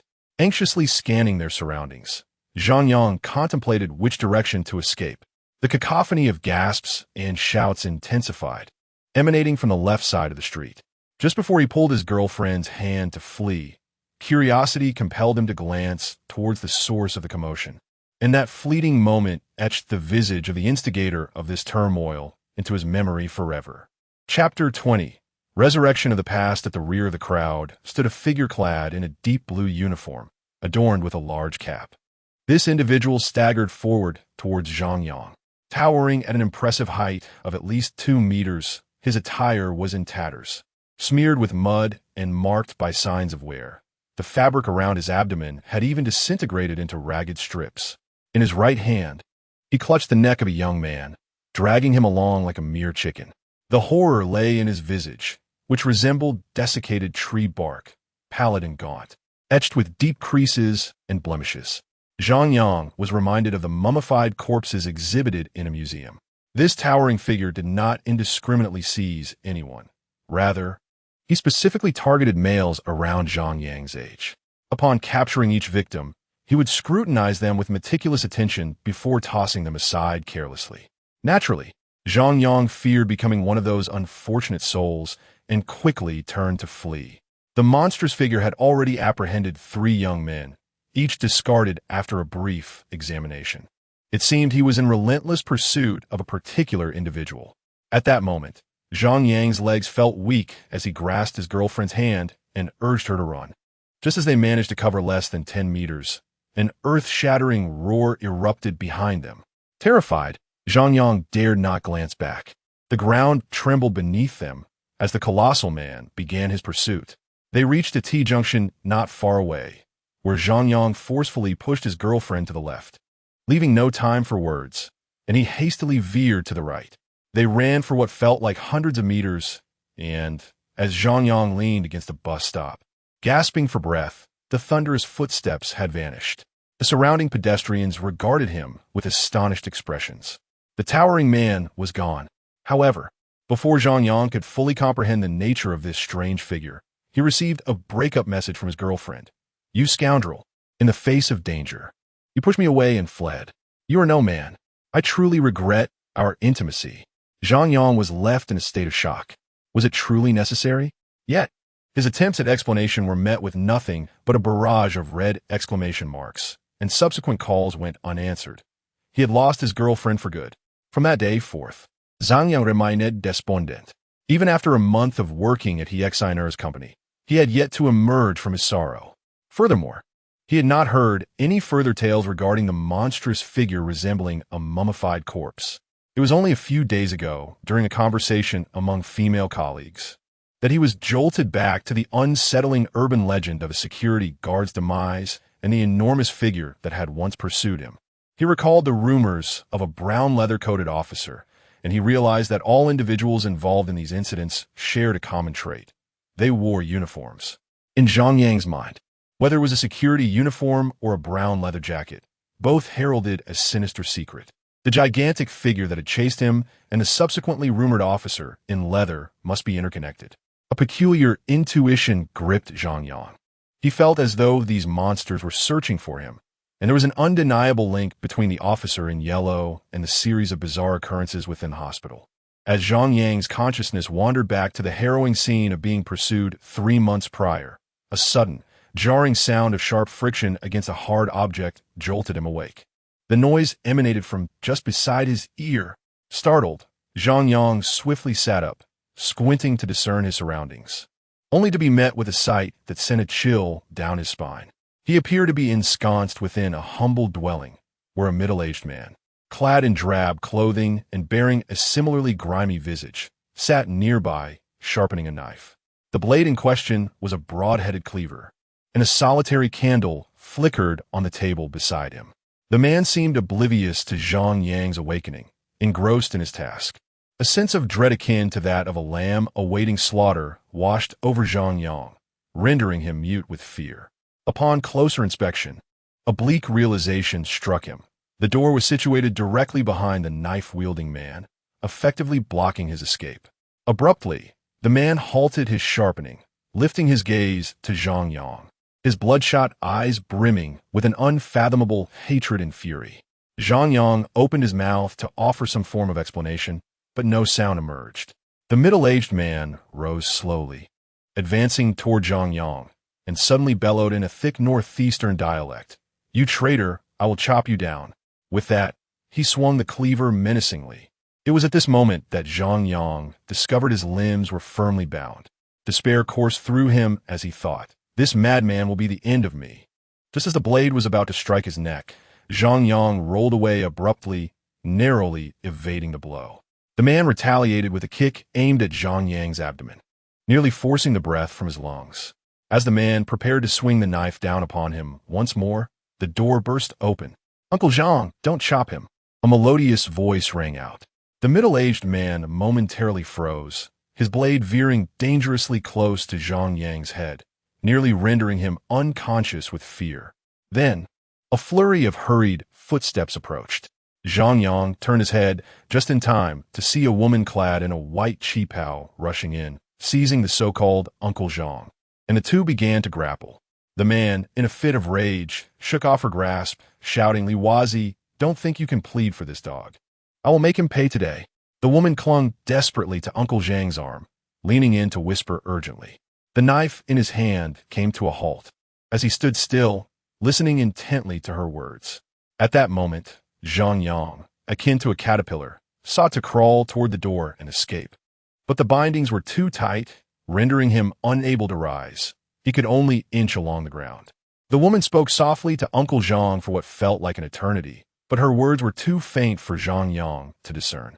Just as he neared the threshold, he heard the middle-aged man exclaim, "Is that true?" The woman nodded fervently. "Indeed, Shan Liang is not a traitor. He has been secretly aiding us all along." As those two syllables, Shan Liang, resonated in Zhang Yang's ears, he felt an overwhelming pull, as if a dark vortex had suddenly appeared before him. drawing him inexorably into its depths. Meanwhile, within the profound recesses of Zhang Yang's heart, certain long-buried consciousness and memories seemed to be struck with tremendous force. Sanliang, Sanliang. Zhang Yang continued to ponder this name, yet it felt so distant and profound that he could not conjure a clear recollection. This memory predates even his elementary school days, extending back further than his time in the cradle, and indeed, it reaches far beyond the very day he was born in the hospital. I am Sanliang. Such an inexplicable thought surfaced in Zhang Yang's mind, and concurrently, the woman in the qipao, Uncle Zhang, and that dimly lit room vanished entirely from his sight. Chapter 21. Fragments of Memory Before Zhang Yang. The scene unfolded to reveal that he seemed to be seated in a conference room. A massive map adorned the wall, curiously marked with numerous red circles. As he regained his composure and surveyed his surroundings, he realized he was positioned at a desk, facing a man clad in a brown leather jacket, who bore the semblance of a military officer. The individual was engrossed in reviewing some documents. Zhang Yang felt a jolt of apprehension upon gazing at the leather-clad officer, a sensation akin to an electric shock coursing through his scalp. At long last, he had encountered the notorious officer of whom he had heard such terrifying tales. He fixed his gaze on the officer, paralyzed with trepidation. The officer slowly set down the documents and turned his attention toward Zhang Yang, allowing him his first glimpse of the man's face. Contrary to his expectations, the officer's visage was not as fearsome as rumored. He possessed a gaunt, sallow complexion, and at that moment he bore a wide grin. The officer appeared quite pleased and spoke. "Mr. Umbrella, I appreciate your continued cooperation." Zhang Yang found himself at a loss, fumbling for a response when a knock echoed at the door. The officer, sitting opposite him, called out, "Enter." A clattering sound reverberated, reminiscent of many feet marching in unison. Zhang Yang turned his gaze toward the source of the noise, only to find not a throng, but rather an elderly man clad in a black tang suit, his face adorned with a sycophantic smile as he entered. He promptly bowed before the officer, exclaiming, "My lord, I have captured that group." He then pivoted to scrutinize Zhang Yang with an appraising gaze. Upon hearing this, the leather-clad officer erupted into laughter. "Is that so? Come, Umbrella Liang." He rose from his seat. The name Umbrella Liang struck Zhang Yang with a profound impact, igniting thoughts within him, though the intensity of this revelation was not as overwhelming as before. He followed the officer out the door. As he passed the elderly man, the latter cast a fierce glare at Zhang Yang, as if harboring a deep-seated grudge. A shiver ran down Zhang Yang's spine. Upon reaching the entrance, he glanced around, noting that the building resembled an ancient structure from the land of Huaxia, characterized by a classical architectural style. Oddly, no one else was present at the doorway. Where had that cacophony of footsteps originated before the old man entered?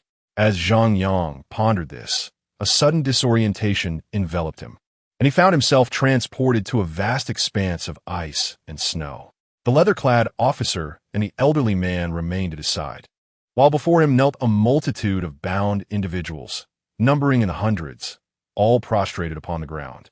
Each person was clad in tattered, coarse cotton clothing, and a contingent of soldiers in ochre uniforms, armed and poised with rifles, aimed menacingly at the kneeling captives. Zhang Yang took a moment to scrutinize the officer beside him, who wore a broad-brimmed hat and a yellow-brown leather coat that resembled a military uniform, albeit in a darker hue. Could this individual be the leader? The elderly man chuckled ominously, turning to the officer and saying, "My lord, now is the time." The officer clad in leather nodded slightly and turned to Zhang Yang, saying, "Mr. Umbrella, please bear witness." As Zhang Yang discerned the words, he noticed the officer's face contorted in an extraordinarily grotesque manner. His features appeared utterly inverted, with his mouth positioned upon his forehead and his eyes resting where his chin should be, as if his entire visage had undergone a complete rotation of 180 degrees. Suddenly, the officer, with his features awry, bellowed a command in a language incomprehensible to Zhang Yang, prompting the soldiers brandishing firearms to pull their triggers in unison. In a desperate cry, Zhang Yang shouted, "Stop! Cease fire!" and propelled himself towards the group, only for his consciousness to abruptly sever once more. Upon awakening, Zhang Yang felt as if his head were shattering, and he clutched it in agony, realizing that he seemed to have returned once again to the home of Uncle Zhang, the very place where his life had been threatened. A soft body enveloped him, and in that instant, the world around him seemed to illuminate. He found himself nestled in the embrace of the woman he had previously saved from Uncle Zhang's blade. Gazing into her face, Zhang Yang beheld a delicate-featured woman with fair skin, a faint beauty mark adorning the left corner of her mouth. Yet, her expression bore not only concern reflected in her eyes, but also a hint of sorrow. The woman gently spoke, "We shall depart now. We can escape to the Isle or anywhere else you wish. Mr. Umbrella, regardless of the life or era, you must remember me."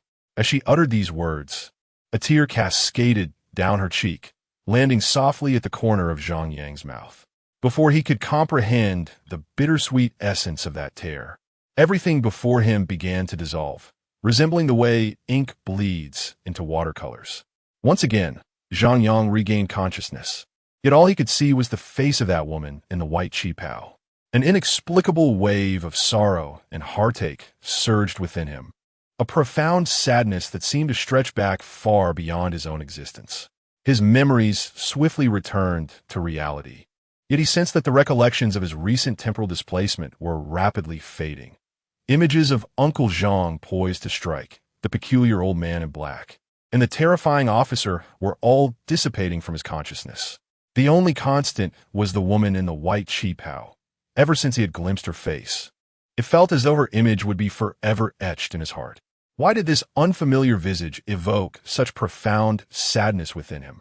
Why did he mourn for someone he had never met? Tears streamed down Zhang Yang's face as he rose from the bed, only to be confronted by the distorted face of a middle-aged man looming excessively close, their noses nearly touching. It was the strange doctor whom Zhang Yang had struck with a wrench. The doctor's face pressed against Zhang Yang's, nodding in affirmation. Their proximity was unsettling, as the doctor's nose brushed against Zhang Yang's face. "Ah, so you have seen it all?" The adult was indeed correct in saying you could remember.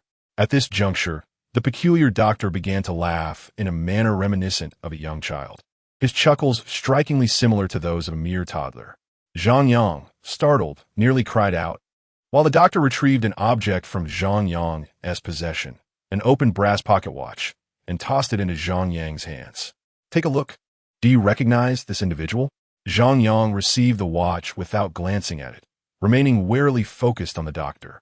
The doctor's expression bore an unsettling resemblance to that of a child afflicted with Down syndrome, his features and demeanor grotesquely mismatched, still indulging in his silly laughter, suggesting he posed no immediate threat.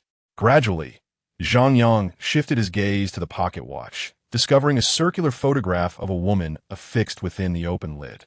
At the bottom of the image, a message penned in black ink read, "To my beloved, Li Wanshuang will forever be by your side." If the name Umbrella had previously struck Zhang Yang with the force of a formidable bomb, the revelation of Li Wanshuang detonated within him like an atomic explosion. In an instant, he was flooded with fragmented memories, remnants belonging to his past life. Chapter 22. A narrow escape, a pair of boys and girls, around 16 or 17 years of age, walked hand in hand. The girl was adorned in a flowing white dress as they boarded a grand vessel, setting sail towards the horizon. In a place reminiscent of a university, throngs of people ambled about at the entrance. The boy, dressed in a suit, waited at the gate, occasionally glancing at his watch. Suddenly, the girl from earlier appeared behind him, leaping into his arms, and they embraced, laughter ringing in the air.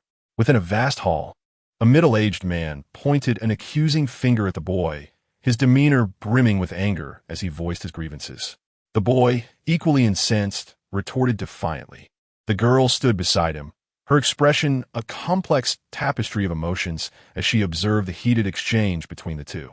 Zhang Yang, perceiving the scene from a third-person perspective as if watching a film, recognized the girl as the one who had previously saved him, the woman clad in a white qipao. In an instant, he realized she was Li Wanshuang, the very figure captured in the photograph within his pocket watch. Clutching the watch tightly, he found himself entranced by Li Wanshuang's image, tears cascading down his cheeks, soaking the watch in a bittersweet embrace. Zhang Yang's mind echoed with her haunting words. Sanyang, no matter the lifetime or the era, you must remember me. Throughout his life, he had neither encountered nor heard of a woman named Li Wanxuan. Yet the very thought of her name stirred profound sorrow within him. A powerful emotion, transcending time and space, surged through Zhang Yang's thoughts, causing an excruciating pain to throb in his head. Nearby, an odd doctor, grinning foolishly at the air, suddenly addressed the dazed Zhang Yang. Zhang Yang, no, Mr. Sanyang. Let me take you to see the adult. Zhang Yang remained lost in memories of Li Wanxuan, but gradually regained his composure, persistently questioning himself about her fate. Regrettably, no answers surfaced, no matter how he strained to remember. The doctor approached, grasping Zhang Yang's hand, his voice sharp and childlike. Come, the adult has been waiting for you for quite some time. In the next heartbeat, Zhang Yang swiftly raised his hand, the hidden scalpel piercing the doctor's neck with precision. The doctor, momentarily startled, uttered a soft gasp. Wasting no time, Zhang Yang unleashed a powerful blow to the doctor's face, sending him staggering. Seizing the moment, Zhang Yang relentlessly thrust the scalpel into the doctor's visage, not stopping until the blade snapped with a distinct crack. With urgency, he kicked the doctor aside and sprinted towards the door he had previously eyed, forcefully kicking it open and escaping. Just a minute earlier, Zhang Yang had compelled himself to suppress thoughts of Li Wanxuan, swiftly scanning his surroundings for a potential weapon. His gaze fell upon a rusted scalpel lying beside his bed. Seizing the opportunity while the doctor distractedly rubbed his face with his nose, Zhang Yang discreetly concealed the scalpel within his sleeve. After kicking the doctor away, he noticed a door mere meters from the surgical table where he had been lying. He was prepared to catch that peculiar doctor off guard once again. Having fled, he deemed his escape a success. As Zhang Yang ran, he discovered that he was unscathed, his grip still tight around the handle of the blunted scalpel he had not discarded. While he searched for an exit in the pitch-black corridor, a heavy sensation abruptly materialized before him, causing the very air around him to thicken. The corridor was shrouded in darkness, and a shadow, darker than the surroundings, loomed less than 3 meters away. At that distance, Zhang Yang could not discern the figure's face, but he could make out the large hat it wore. Strangely, he recognized this figure as the terrifying officer that had appeared in his consciousness moments before. In Zhang Yang's memory, the last time he had seen this officer, his face had inexplicably rotated 180 degrees. The image of the officer flashed in Zhang Yang's mind, sending shivers down his spine and rendering his limbs immobile with fear. The faceless officer spoke from the shadows. 20 years ago, I emerged once but could not find you.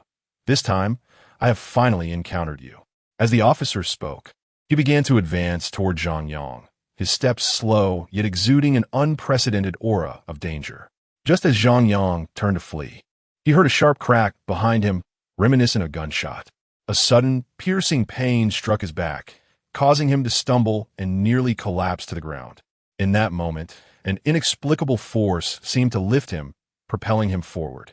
Zhang Yang, disregarding everything, ran with this newfound strength, ultimately reaching the lobby on the first floor. By then, the pain had transcended his back, piercing through to his chest, and the force that had supported him vanished, leading him to finally collapse. Gritting through the suffocating agony, he used the half-scalpel in his hand to slice open his shirt, desperate to understand the source of his torment.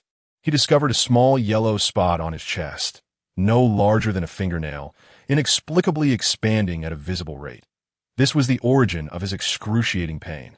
Resolute in his determination, Zhang Yang thought defiantly, if I am to perish, I refuse to succumb to this agony. He wielded the scalpel and, with fierce intent, cut around the yellow spot on his skin. Despite its rusted and worn appearance, the half-scalpel remained remarkably sharp. Due to the pain and his lack of experience in treating wounds, he struggled for what felt like an eternity before finally excising the piece of flesh tainted with the yellow spot. Once discarded, the thumb-sized piece of flesh rapidly decayed into a foul, yellowish sludge before his eyes. Simultaneously, the excruciating pain connecting his back and chest began to subside. Just as he caught his breath, he prepared his search for anti-inflammatory medication. A flurry of urgent footsteps echoed from a distance, swiftly approaching Zhang Yang. Yet, the rhythm of the footsteps resembled rapid marching in place, remarkably swift. Zhang Yang hastily attempted to rise and flee, but it was already too late. The terrifying figure of the doctor in a green costume descended from the stairway, moving in a peculiarly bizarre manner.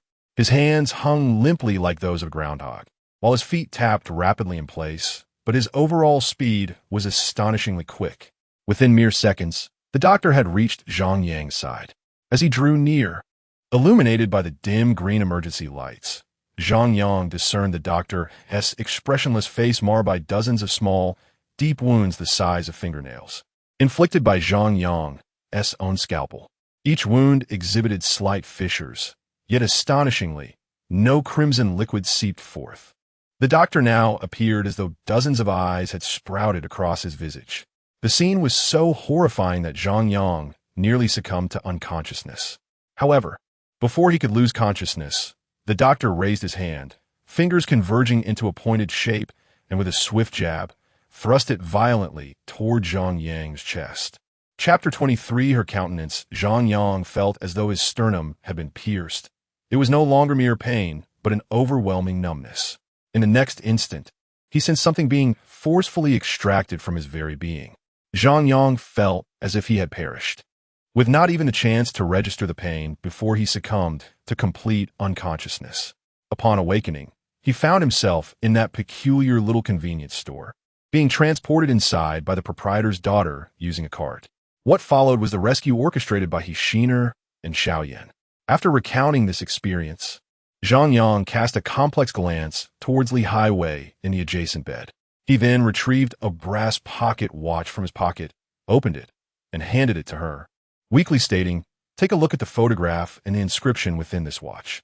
Li Highway, her mind still buzzing from Zhang Yang's narrative, realized that the events she had endured that night, alongside the tale she had heard, would surely furnish her with stories to tell for a lifetime. She nervously grasped the pocket watch, gazing at the woman in the photograph, her eyes widening and her mouth falling agape.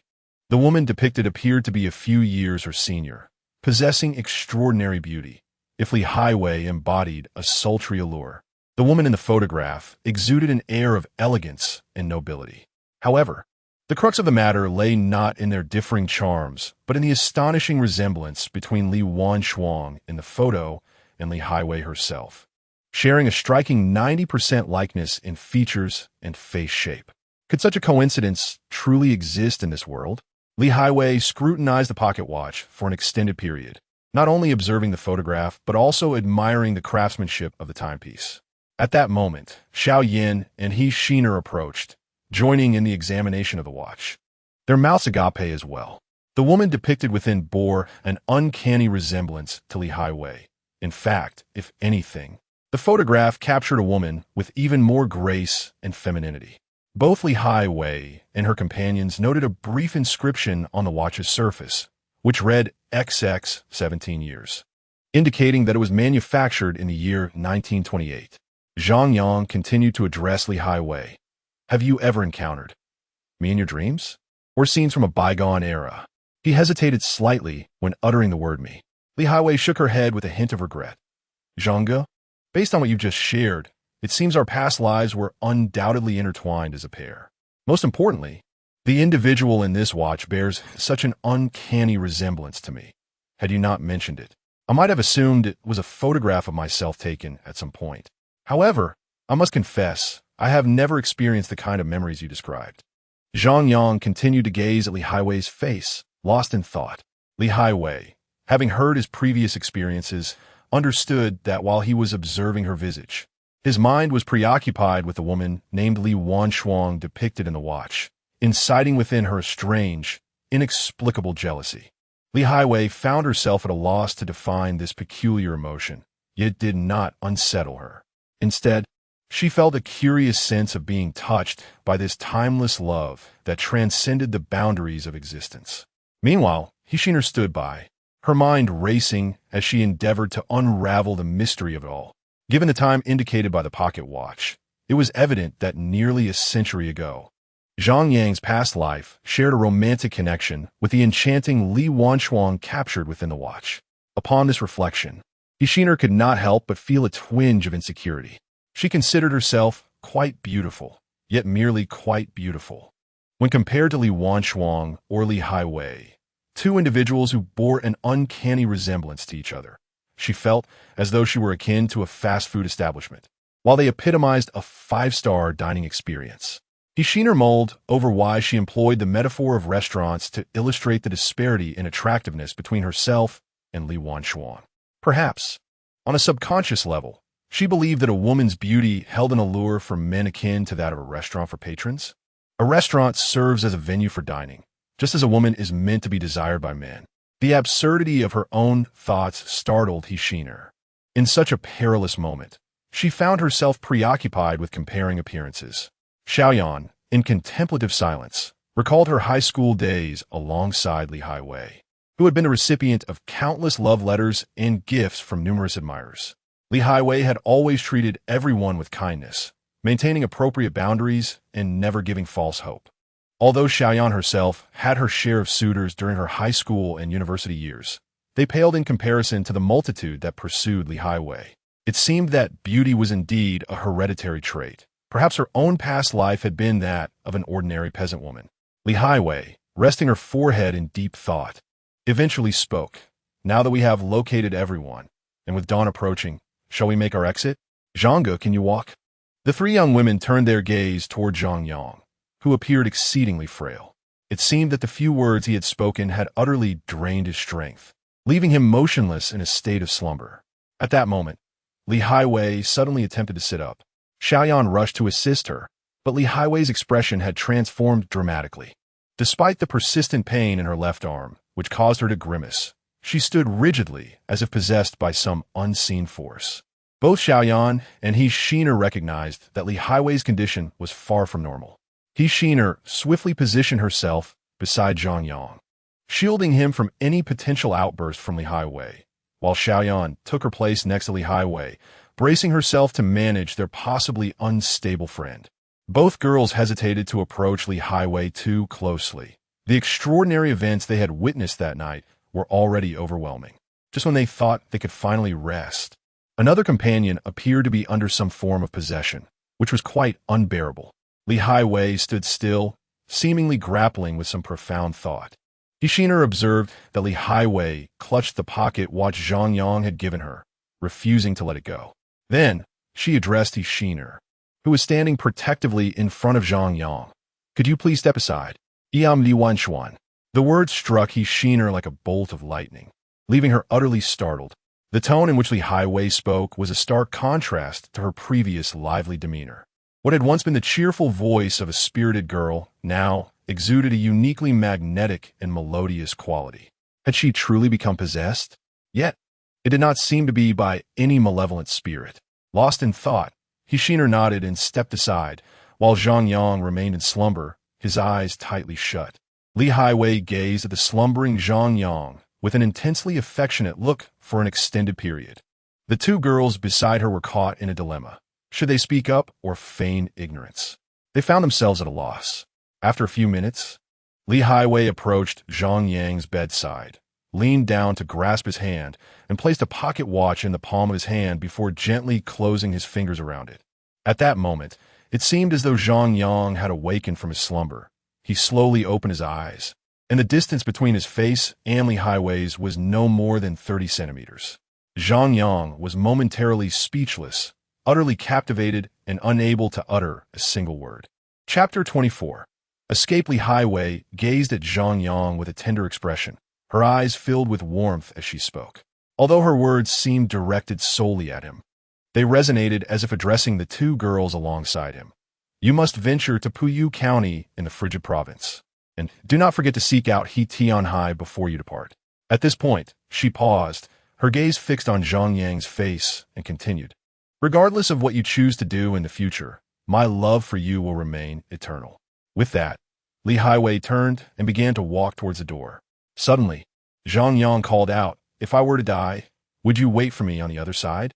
Li Highway, or rather Li Wanchuang, halted abruptly, her body trembling slightly.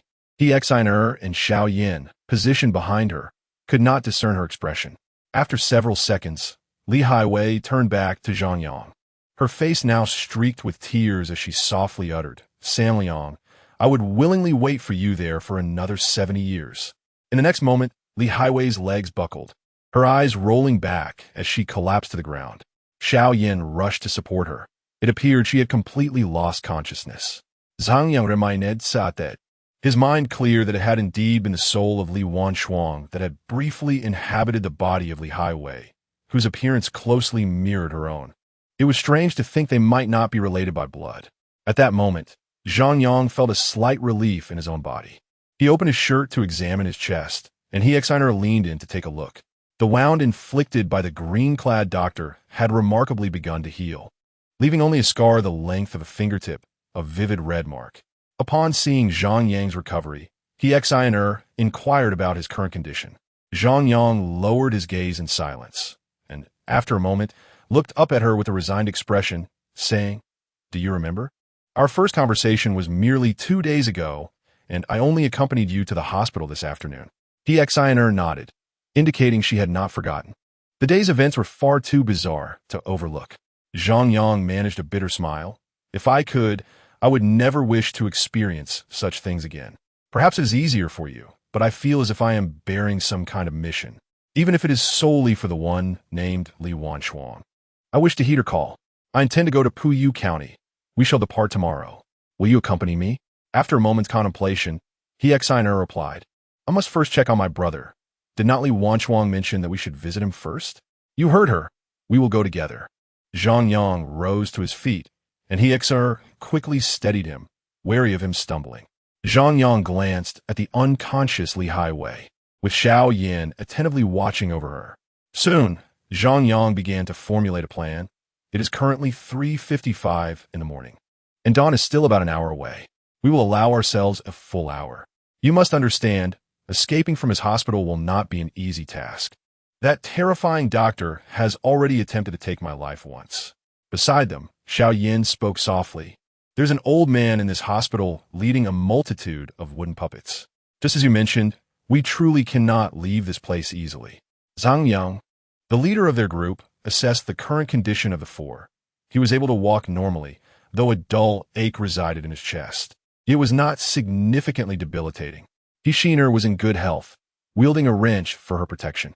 Xiao Yin's weapon, the leg of a table, had been taken by Zhang Yang since a man's strength surpassed a woman's, granting him greater advantage in wielding it to strike the puppets' heads. Li Highway lay unconscious after being possessed by Li Wanshuang, her injury severe enough that even upon awakening, she would require care. The identified dangers within the hospital were twofold. Firstly, the peculiar doctor in a theatrical costume, who, according to Hishiner, was still riding a wooden horse. Zhang Yang harbored no doubt that the horse could deliver a lethal kick. Secondly, an elderly man accompanied by dozens of terrifying puppets, along with the most menacing presence. A brown-coated officer lurking behind everything and everyone. The puppets led by the old man were nearly human-sized, and it was one of these puppets that had brutally broken Li Highway's arm and rib. One uncertainty loomed. How did the old man control those puppets? Zhang Yang recalled Xiao Yin mentioning that last night, when the old man entered the hospital, his hands were animated, as if manipulating something in the air. He envisioned a puppeteer, sensing that the old man seemed to control the puppets through some invisible strings. A cruel thought crossed Zhang Yang's mind. If he could strike the old man's hands with the stick he held, the old man would lose his ability to command the puppets. Time was of the essence. Zhang Yang believed that Li Wanshuang's assertion that they must leave before dawn aligned perfectly with his and Hishiner's speculations. Once dawn broke and the hospital returned to normalcy, they feared that only they, the few who remained in the darkness, would vanish without a trace, unable to return to the ordinary world. It seemed fantastical, yet so many extraordinary events had already transpired that night. What else was impossible? Zhang Yang inhaled deeply, sensing that he had nearly recovered. According to Hishiner, he had been revived by a biscuit slipped to him by the convenience store owner, a notion that was truly hard to believe. However, What Zhang Yang did not realize was that it was the owner's saliva on the biscuit that held the key to his recovery, as she shared a close connection with the holy mother of the Bai family. Li Highway, still unconscious, would need to be carried by Xiao Yan. He seen her and she agreed to switch to Xiao Yan's back once they reached the first floor. Zhang Yang had initially suggested that he, being the only male, should carry her, but he Sheener disagreed, citing his previous injuries as a reason. In truth, he Sheener felt a twinge of jealousy. She did not wish for Li Highway's ample figure to press against Zhang Yang's back. Instinctively, she found herself reluctant for Zhang Yang to have too much contact with Li Highway, perhaps due to the latter's striking beauty, or perhaps because it seemed that Zhang Yang and Li Highway shared a romantic history in a past life. Upon exiting the confines of room 215, one must tread with utmost caution, each footfall as silent as a whisper, lest they alert the two peculiar individuals lurking beyond the threshold. Their current state is far too fragile to withstand any disturbances. Zhang Yang has steeled himself. Should those terrifying puppets arrive, he is prepared to expend his last ounce of strength to hold them at bay, allowing the three young women a chance to flee.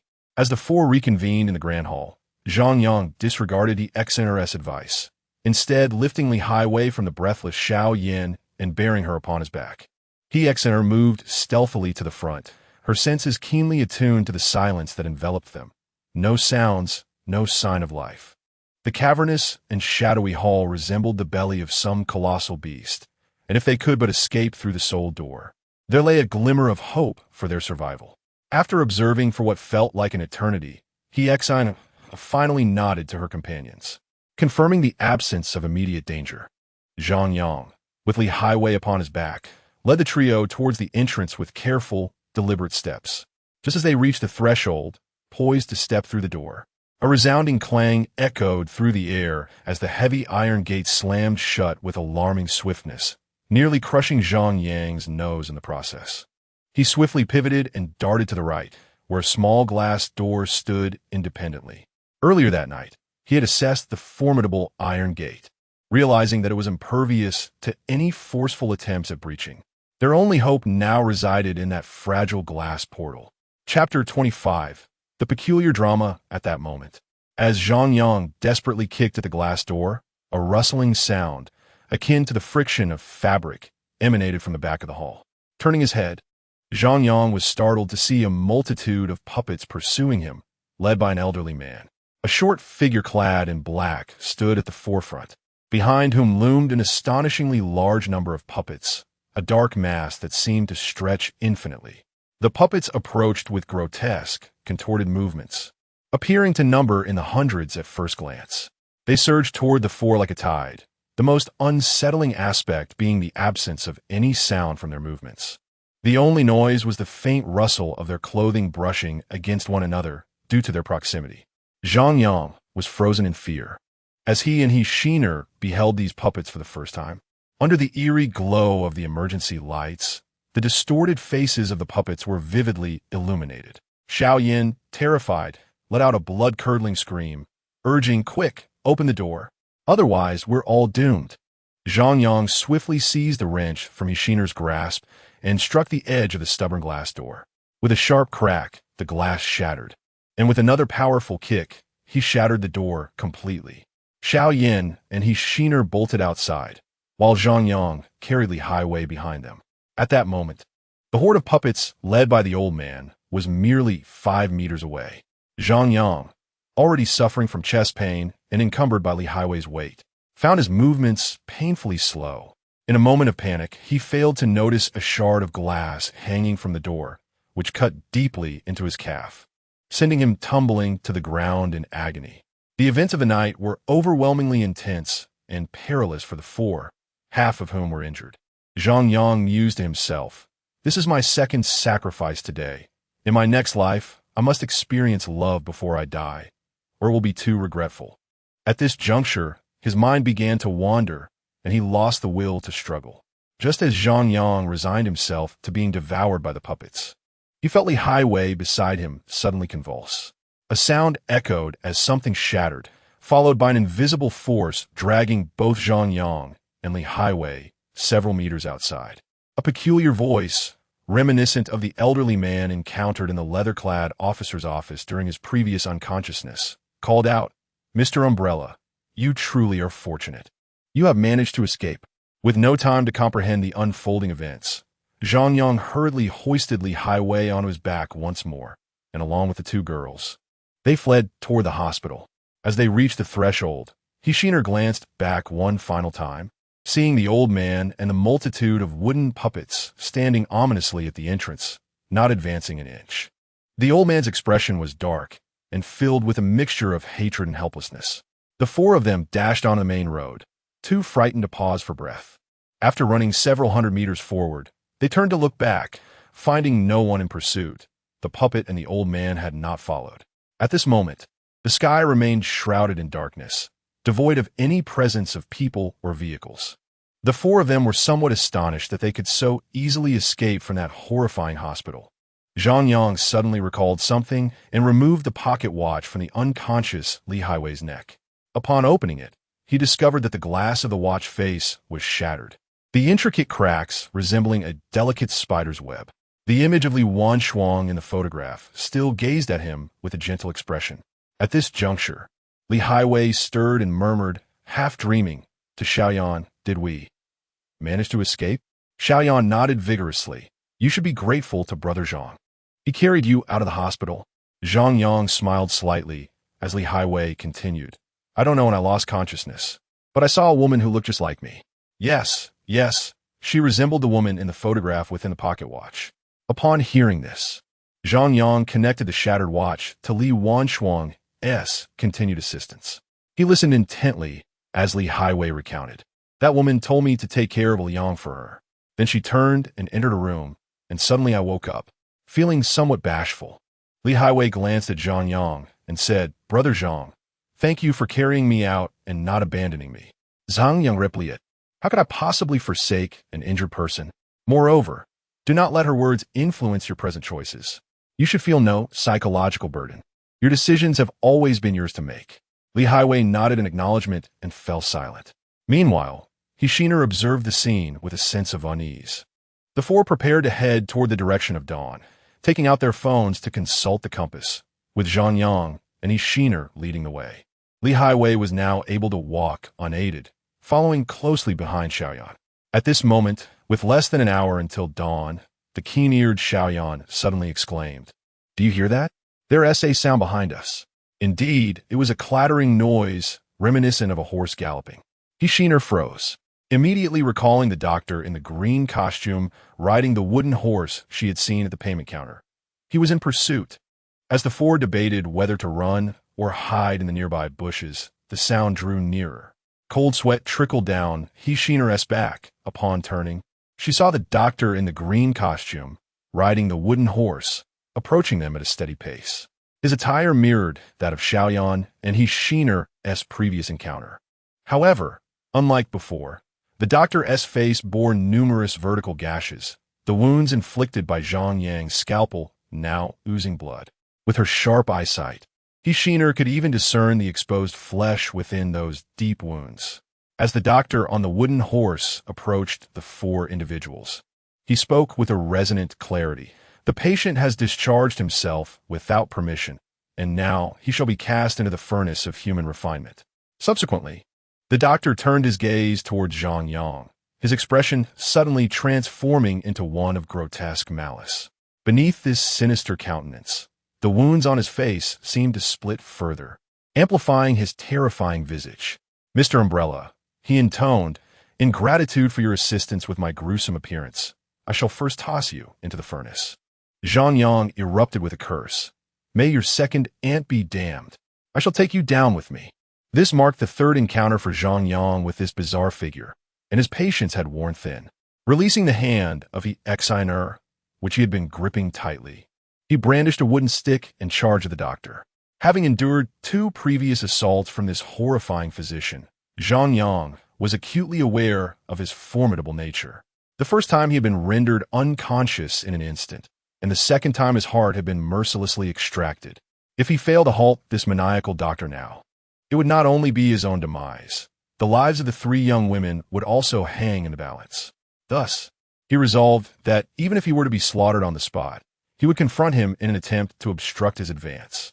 Chapter 26. The weakness of the living doll. Zhang Yang swung his stick with force, aiming for the head of the doctor seated upon his horse, striking him squarely on the temple. He felt as though he had collided with an impenetrable wall, an overwhelming impact reverberating through his wrist, nearly causing him to lose grip on his weapon. The doctor on horseback fixed an unwavering gaze upon Zhang Yang, seemingly unscathed. You remain unaware of how Li Wanchuang met her demise, do you? It was akin to slaughtering a pig. I sliced her open bit by bit. Upon hearing this, an indescribable fury surged within Zhang Yang.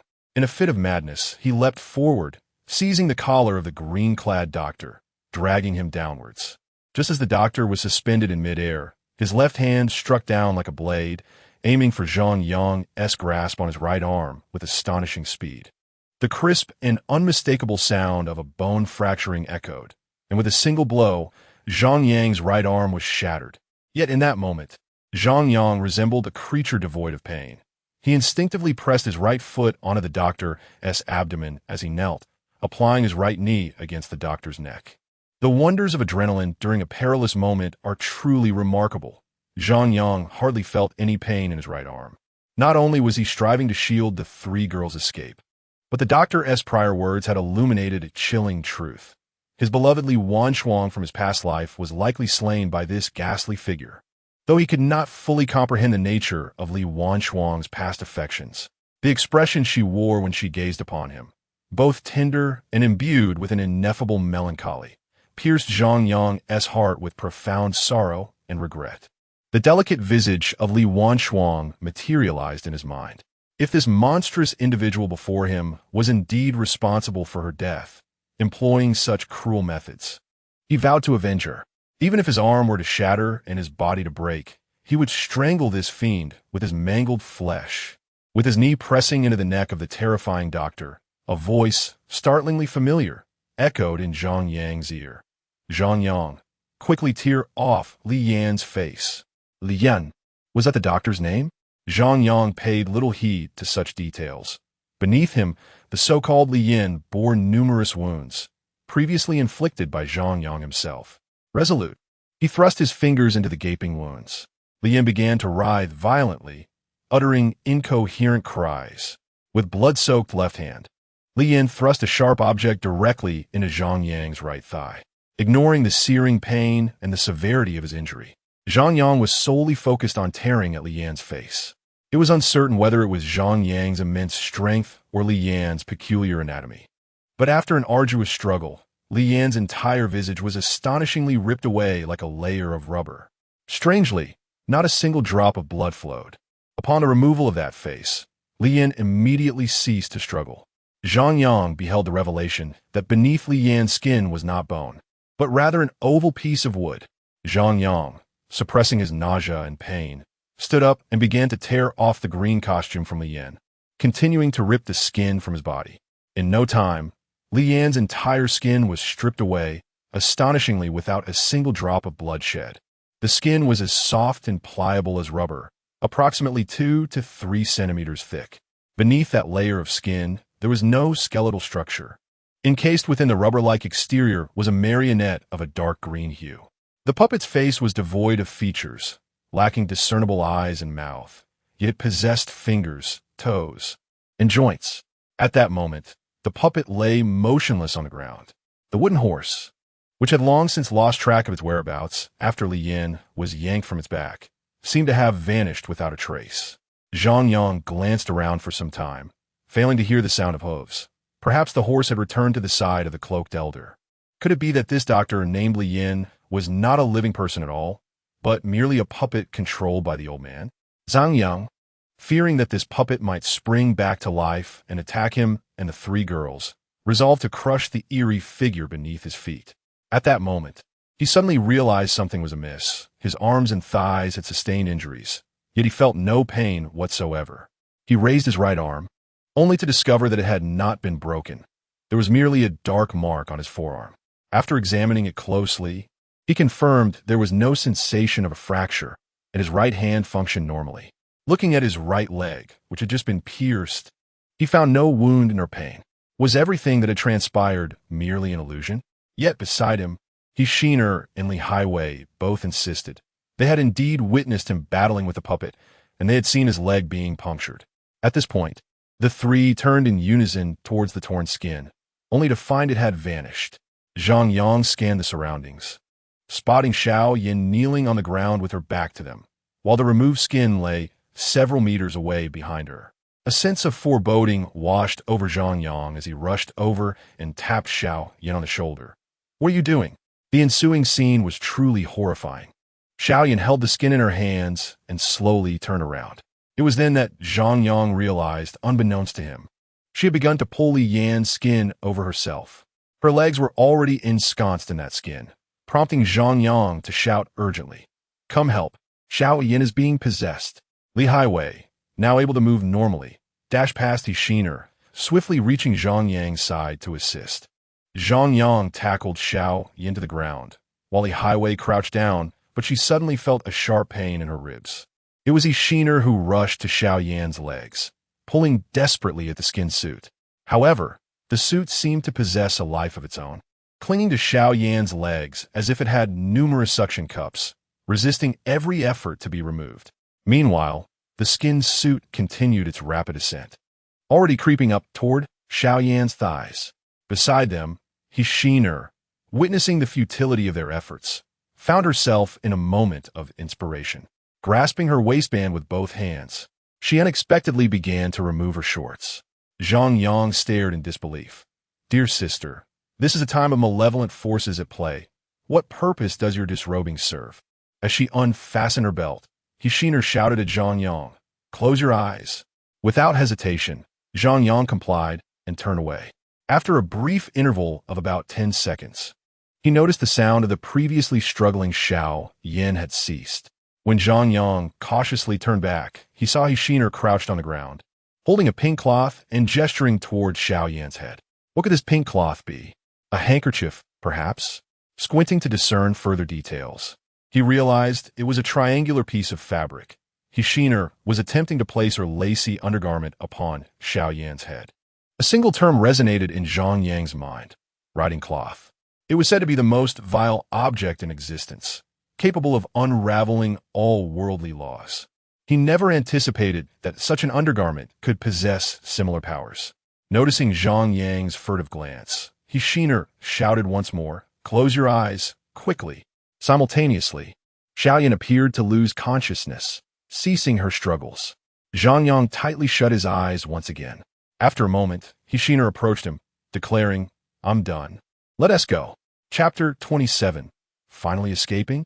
Zhang Yang rose to his feet, finally perceiving that the layer of skin once clinging to Xiao Yan's legs had been stripped away by Hishiner and carelessly discarded. Xiao Yan gradually regained consciousness, bewildered as she sat in place, while Li Highway supported her to stand. Without a moment's hesitation, Zhang Yang approached the dark green puppet, anxiously fixating on its stillness. At that moment, he inexplicably recalled his true profession. "I am a photographer." Previously, in the throes of tension, he had captured not a single image in the hospital. Yet now he felt compelled to document the scene. He retrieved his phone and snapped several photographs of the puppet on the ground, including the discarded skin, capturing it from various angles. After completing the photo shoot, Zhang Yang aimed for the puppet's neck and forcefully stomped down with his heel. He struck it repeatedly, a dozen times or more, until the fragile neck of the puppet was utterly severed. Meanwhile, Hishiner kept her head bowed, unnoticed by others, her face burning red like a baboon's rear. As Zhang Yang cautiously passed by her, he stole a glance, feeling a mixture of embarrassment and complexity. He mused to himself, "It seems I have underestimated this female colleague." Li Highway, sensing the awkwardness between Zhang Yang and Hishiner, hurried over to grasp Zhang Yang's arm. "Zhang, let's move on." Zhang Yang felt slightly dazed, and after taking a few steps, he turned back to glance at the skin that belonged to Li Yin, which lay silently on the ground, motionless. Hishiner and Zhang Yang led the way, while Xiao Yin appeared still dazed, unable to comprehend how she had allowed that revolting skin to envelop her. Hishiner remained silent, her cheeks flushed, and Zhang Yang cast a few furtive glances her way, feeling too shy to initiate conversation. Li Highway dashed to Zhang Yang's side, grasping his arm, and inquired, "Zhang Ge, where should we go now?" This question mirrored Zhang Yang's own thoughts. He was apprehensive about the possibility of encountering something terrifying again, such as the ominous figure in black reappearing. The four of them traversed the pitch-black road, which seemed to lead into a darkness akin to hell. It is said that the darkness before dawn is the darkest of all. With over half an hour remaining until sunrise, each individual suppressed their fatigue and anxiety, pressing onward. The preceding night had exceeded the bounds of comprehension, steeped in strangeness, and none dared to lower their guard. Before returning to the realm of the living, their nerves remained taut, unwilling to relax even for a moment. Zhang Yang would glance back towards the hospital with each few steps he took. By now, the puppet of Li Yan had been entirely consumed by the night, rendering it invisible. Fear began to creep in. What if the darkness persisted? If at 5, 6, 7, or 8 o'clock the sky remained shrouded in blackness, and this road showed no end, what then would they do? Ishina produced her phone once more and reopened the ride-hailing app. As before, her current location was unknown, and no vehicles were accepting requests. This time, she refrained from canceling the ride, setting the destination to the municipal hospital where He Tianhai was located, her eyes fixated on the screen. Since just now, Li Highway had been clutching Zhang Yang's arm. "Zhang Ge, is that sister your girlfriend?" Upon hearing this, He Exiner cast a glance at Li Highway, her eyes reflecting not only disdain, but also a hint of jealousy at her beauty. Despite Li Highway's attempts to engage in conversation, Zhang Yang appeared rather listless, hardly acknowledging her, as he was overwhelmed with anxiety and fatigue. A dull ache persisted in the right side of his head, and his vision was slightly blurred. The four continued on their way, and soon the clock struck 5. Before the sun rose above the horizon, 2 bright spots appeared in the distance along the road. These points quickly expanded, transforming into blinding light as a vehicle approached the group. At that moment, Zhang Yang and the others, their nerves taut with tension, hurriedly stepped aside, fearing that the driver might be another puppet. A few seconds later, the vehicle came to a halt before them. It was a yellow taxi. Zhang Yang focused his gaze and was astonished to see He Tianhai, who had been taken away long ago, seated in the front passenger seat. He Exiner exclaimed, "Brother, how did you come back?" He Tianhai was still clad in the hospital gown from the clinic in Wanton Town, but his complexion had improved significantly. Behind the wheel was a plump middle-aged man whom Zhang Yang had never met. Yet He Exiner recognized him as the hefty driver who had picked up He Tianhai just hours earlier. He Tianhai flung open the car door, swiftly grasping He Exiner's hand. "Sister, you all escaped. That's wonderful. Damn it, I never imagined that Li Yan's infiltration would extend this far." He Exiner rushed to her brother. "Your girlfriend came looking for you yesterday. I happened to run into her at the hospital. Why didn't you see her before?" At this, He Tianhai turned his attention to Xiao Yan beside him, hurriedly embracing her, then turned back towards the hospital, urging everyone, "Get in the car. We must not linger here. Quickly, get in, and I will explain everything in detail." It was merely an ordinary taxi, and with He Tianhai and the driver, there were 6 people in total. The 4 of them found it quite challenging to squeeze into the back seat. Initially, He Tianhai suggested that he sit in the front passenger seat with his girlfriend, Xiao Yan, but the hefty driver interjected, "No way. Her pumpkin is too big. If you two sit in the front, you'll block my view of the rearview mirror." He Exiner, sitting in the back, glanced at Xiao Yan's ample figure and inwardly rejoiced for her brother. "My brother is indeed fortunate." Among the 4 in the back seat, Xiao Yan was voluptuous and He Tianhai's girlfriend, while Li Highway, still suffering from rib and sternum fractures, could not bear any pressure.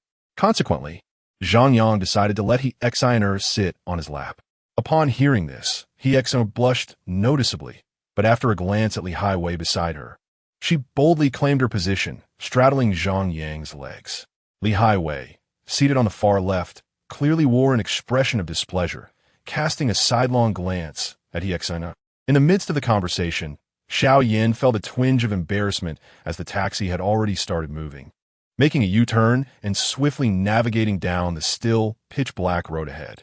He Exiner, seated on Zhang Yang's lap, was the first to speak. He Tianhai, do you know something? He Tianhai turned around, his expression one of remorse as he gestured for his sister to remain calm. Indeed, his girlfriend held a higher priority than his sister. He continued to address Xiao Yin. My dear, I did not intend to ignore you, but during this period, I have been entangled in some utterly unbelievable matters. Some of these require confidentiality, and I cannot even disclose them to my sister. At this point, He Tianhai cast a probing glance at the driver, who subtly nodded in affirmation, indicating that discussing these matters at present posed no issue. Chapter 28. Paranormal Files. Zhang Yang gazed at the driver, pondering the origins of this individual in such an extraordinary world. With that thought, he gently squeezed the thigh of Ishiner, who sat beside him, and quietly inquired, "Do you recognize the driver?" Ishiner responded by lightly tapping Zhang Yang's hand 3 times, which he interpreted as, "I have seen him before." He Tianhai sighed, appearing to have steeled himself for the conversation, and addressed Xiao Yin. "Once this matter is resolved, I shall compensate you handsomely. However, at this moment, Zhang Yang, dear brother, and Li Highway, sister, there is something that must be clarified with you. About 10 days ago, on that fateful day, 10 days prior, during the midday hours, He Tianhai sat in his office, grappling with the challenge of crafting compelling content. His editor, much like Zhang Yang's bald supervisor, insisted on sensational news to salvage the struggling newspaper on the brink of bankruptcy. Although the traditional media industry had long since begun to wane, a few fortunate local newspapers persisted, whether by luck or connections. He Tianhai was at a loss for what could be deemed newsworthy. The discerning tastes of contemporary readers had become exceedingly demanding. He believed that only an incident involving extraterrestrial spacecraft crash landing, followed by a collision with a farm sow, could possibly capture their attention. After enduring a tedious and arduous day at the newspaper, He Tianhai contemplated where to uncover such thrilling news on his way home. Should he scour social media? Or perhaps venture to a nearby pig farm in hopes of witnessing an alien visitation? He dismissed the thought, resigning himself to the notion that if this job proved untenable, he could always return to his hometown and farm. The earnings from agriculture might rival his current salary, all while affording him greater freedom. Amused by this fanciful vision of a pastoral life, he chuckled at the struggles of youth. As he approached his residence on the outskirts of Wanong town, He Tianhai reached for his keys, only to fumble and drop them to the ground. In that moment of disorientation, he felt as if his hand had been nudged by an unseen force, though he had seen nothing amiss. He chastised himself for being so paranoid. What was there to suspect from a mere tremor? As he bent down to retrieve the keys, he noticed 3 bricks stacked together nearby, resembling a miniature pyramid. Beneath this diminutive structure lay a stack of documents. What could this be? He extracted the papers and began to scrutinize their contents. The first page bore the words, "Hygiene Data, 1996. 6, accompanied by a crimson seal." Intrigued, He Tianhai hurried inside and delved into the material. On June 12th, at the construction site of the Shanghai Square project in the Bailin district of our city, numerous decayed and broken office chairs, desks, briefcases, and lamps were unearthed during the foundation work, dating back approximately 50 years. These items were disposed of as waste. At 8 o'clock that evening, security guard Zhang Yang, aged 56, encountered a man clad in a brown military uniform, loitering near a large stone monument at the construction site. Due to the dimness of the night, Zhang was unable to discern the man's features clearly. The following account is derived from Zhang's description shortly before his demise in the hospital. Zhang intended to expel the man, but the uniformed individual pointed a finger at him, suspected to release a certain chemical substance, causing Zhang's eyes to feel as though they were being seared by flames. Within 5 hours of being admitted to the hospital, his entire head had disintegrated, leading to his death. Accompanying this narrative are images from the scene. He Tianhai turned the page and discovered that a few more sheets adorned with colorful illustrations lay behind it. The first illustration depicted a disarray of broken desks and chairs. The second portrayed the scene of the security guard's assault, featuring a security booth. The third image captured a photograph taken in the hospital, showing an individual lying in a bed, with a significant portion of their head grotesquely decayed, resembling the aftermath of exposure to a potent acid. He Tianhai felt a chill run down his spine as he continued to peruse the pages. On the afternoon of the 14th, at 16 hours, a woman named Lu Li Mei, aged 51, was returning home with her husband along Haiyuan Street. During their walk, they encountered a man on an old-fashioned motorcycle who passed by them. Lu Li Mei's husband later recalled that the man wore a brown military cap adorned with a star insignia at its center, a brown leather jacket, and brown knee-high boots. His facial features included bulging eyes, waxy yellow skin, a flat nose, thin lips, and an overall lean physique with an exaggeratedly wide grin. He stood approximately 1.75 meters tall. As the man rode past Lu Li Mei, he gestured towards her chest with his fingers shaped like a pistol, making a popping sound before swiftly departing. Lu Li Mei initially dismissed the encounter as the antics of a madman and paid it no heed. A yellow spot was left on her clothing, illustration for below. Half an hour later, Lu Li Mei experienced excruciating pain in her chest and was rushed to the hospital. Within 6 hours, all 8 ribs on both sides of her chest, along with her heart and lungs, had decomposed into a yellowish, frothy substance. This condition bore a striking resemblance to the disintegration of security guard Zhang Yang's head observed on the 12th.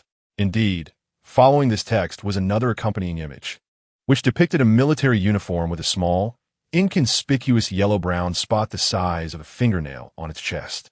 Another image showed a woman lying on an iron table in the autopsy room, her entire chest cavity in a state of decay, transformed into a yellowish mush.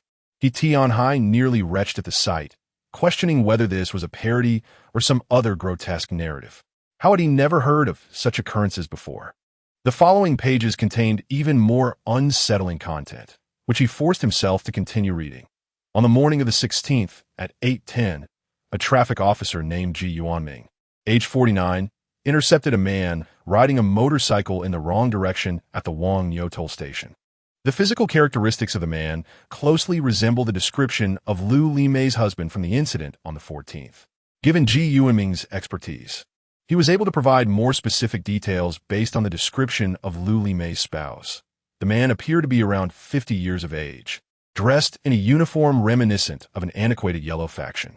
His eyes were a murky yellow, and he stood approximately 1.75 meters tall. The motorcycle he rode was exceedingly old-fashioned, not resembling any modern design. After Ji Yuanming halted the man, he raised his right hand, shaping his fingers into a gun-like gesture aimed at Ji's neck, making 2 popping sounds with his mouth. He then swiftly departed the scene on his motorcycle, leaving Ji in excruciating pain. After being transported to the hospital by his colleagues, within merely half an hour, the entire cervical vertebrae and muscles in Ji's neck had completely deteriorated. Despite the hospital's attempts to cleanse and disinfect using distilled water, all efforts proved futile. At 8:50, Ji succumbed to his injuries. Chapter 29. The Enormous Corpse on June 17th.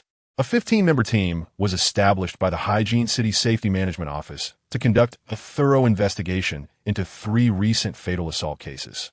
At 11:25 p.m. on the same day, the suspect was intercepted at the intersection, and team members fired multiple shots, bringing the assailant down to the ground. However, on the way back with the suspect, the transport vehicle mysteriously vanished, along with the 6 personnel aboard, leaving their fates unknown. The following is a record of communications during that time with the transport vehicle. Team member: where did you come from? Silence. Team member B: I ask you again, what is your name, and where are you from? A man's voice erupted, albeit in an unusual tone. Who do you think you are, daring to apprehend me? I am a distinguished guest. I will tell you this only once. Release me at once. I have been searching for Zhang Yang for 50 years. Team member C shouted, enough. I demand to know where you are from.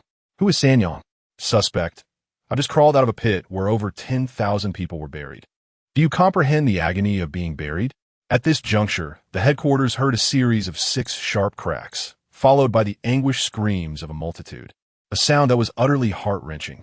Subsequently, the vehicle was lost, never to be found again. Canines were deployed for a 3-day search, with the scent ultimately fading at the seaside. Recovery efforts yielded no results.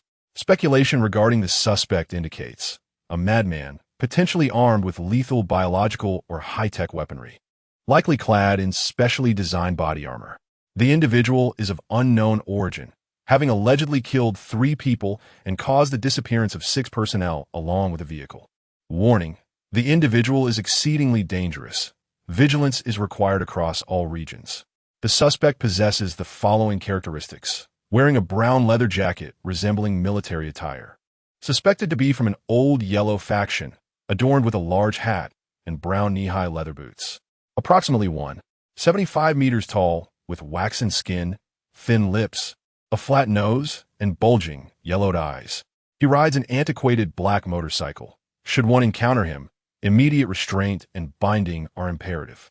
The individual has the capability to rapidly decay a person's body through touch, resulting in death, warranting the use of lethal force by local authorities upon encounter. The documentation came to an abrupt halt, leaving He Tianhai in a state of astonishment. This was almost beyond belief.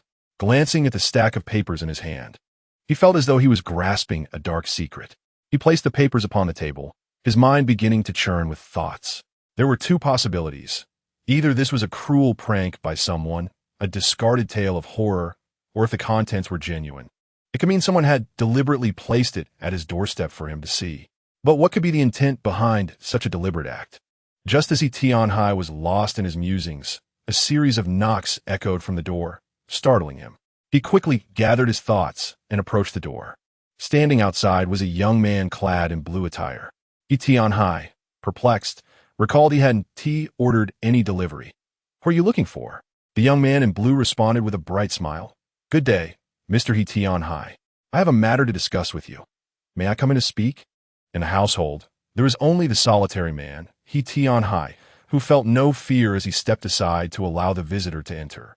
The man clad in blue expressed his gratitude before crossing the threshold, but upon catching sight of the stack of papers on the table, he froze in astonishment. His voice, filled with surprise, inquired, "What did you find that?" He Tianhai, momentarily taken aback, followed the gaze of the blue-clad man and soon comprehended the source of his astonishment. He quickly clarified, "I stumbled upon that stack of papers just as I returned home, at the doorstep. I have no idea what it is."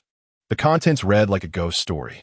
The blue-clad man scrutinized He Tianhai with suspicion, gazing into his eyes for an extended period before declaring, "Let me inform you what that stack of papers is. It is a document that went missing from our archives last month." At this juncture, the man cast a wary glance at He Tianhai, who appeared utterly innocent, and internally concluded that this individual could not possibly have pilfered documents from their bureau. The blue-clad man continued, revealing to He Tianhai that the records pertained to a terrifying suspect from 1996. Among the 15 members involved in the apprehension of the suspect, an elderly man named He Yunxing served as the captain. You might recognize that name. He Yunxing, do you not? How could He Tianhai be unaware? He Yunxing was none other than his grandfather, who had passed away long before he and his sister could fully comprehend the world. The young man in blue sighed. "Your grandfather, He Yunxing, sustained severe injuries during the pursuit of the suspect. His thigh became severely infected, and he was fortunate to have survived due to the timely amputation.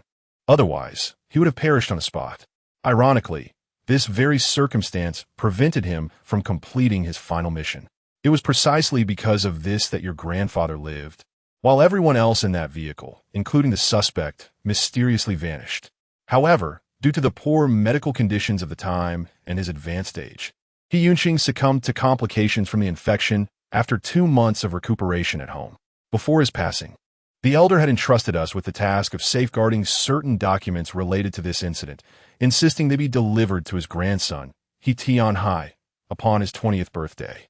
At that moment, He Tianhai felt as though he had transformed into the protagonist of a novel, overwhelmed by an inexplicable sense of mission. Yet, his parents had never mentioned this matter. Could it be that the contents were so significant that even they were kept in the dark? Were these documents meant solely for the custody of his grandfather's colleagues? As the blue-clad man spoke, he opened his briefcase to reveal a brown paper bag, tightly bound with string, its thickness evident. He solemnly extended the bag toward He Tianhai, stating, "This is the document your grandfather, He Yunxing, left for you. You must take good care of it. Furthermore, after you peruse this document, our bureau will require your cooperation for an investigation. which is also what your grandfather hoped for. He Tian Hai readily agreed, preparing to accept the document when, suddenly, a loud thud echoed from the security door. Bang. Bang. It seemed as though something was forcefully colliding with the door. He was taken aback, and the man in blue appeared equally startled. Swiftly, he stowed the brown paper bag back in his briefcase and grasped He Tianhai's hand, inquiring, "Is there a back door to your house?" He Tianhai pointed towards the rear window of his home, stating, "We can escape through there." No sooner had the words left his mouth than the man in blue pulled He Tianhai towards the window, beginning to climb out. Just as they had both leaped through, a thunderous crash echoed behind them, as if the security door had been forcefully hurled aside. They instinctively glanced back. A figure towering over 2 meters stood at the entrance, holding a severely decomposed male corpse as if it were mere refuse, the remains almost entirely skeletal. The figure was clad in a tattered, antiquated blue military uniform, topped with a large cap, and its face was withered, resembling that of a mummified corpse. He Tianhai felt his throat tighten, his heart racing as he pondered. What manner of being is this? What kind of person could send a security door flying? The man in blue shouted, "Look, it's Captain Zhou." The bizarre figure had already spotted the two fleeing through the window, still clutching the corpse as it charged towards them. At that moment, He Tianhai noticed a black character for Zhou emblazoned on the creature's tawny forehead. The man in blue urged He Tianhai to run, maintaining a distance of approximately 20 meters from the approaching oddity.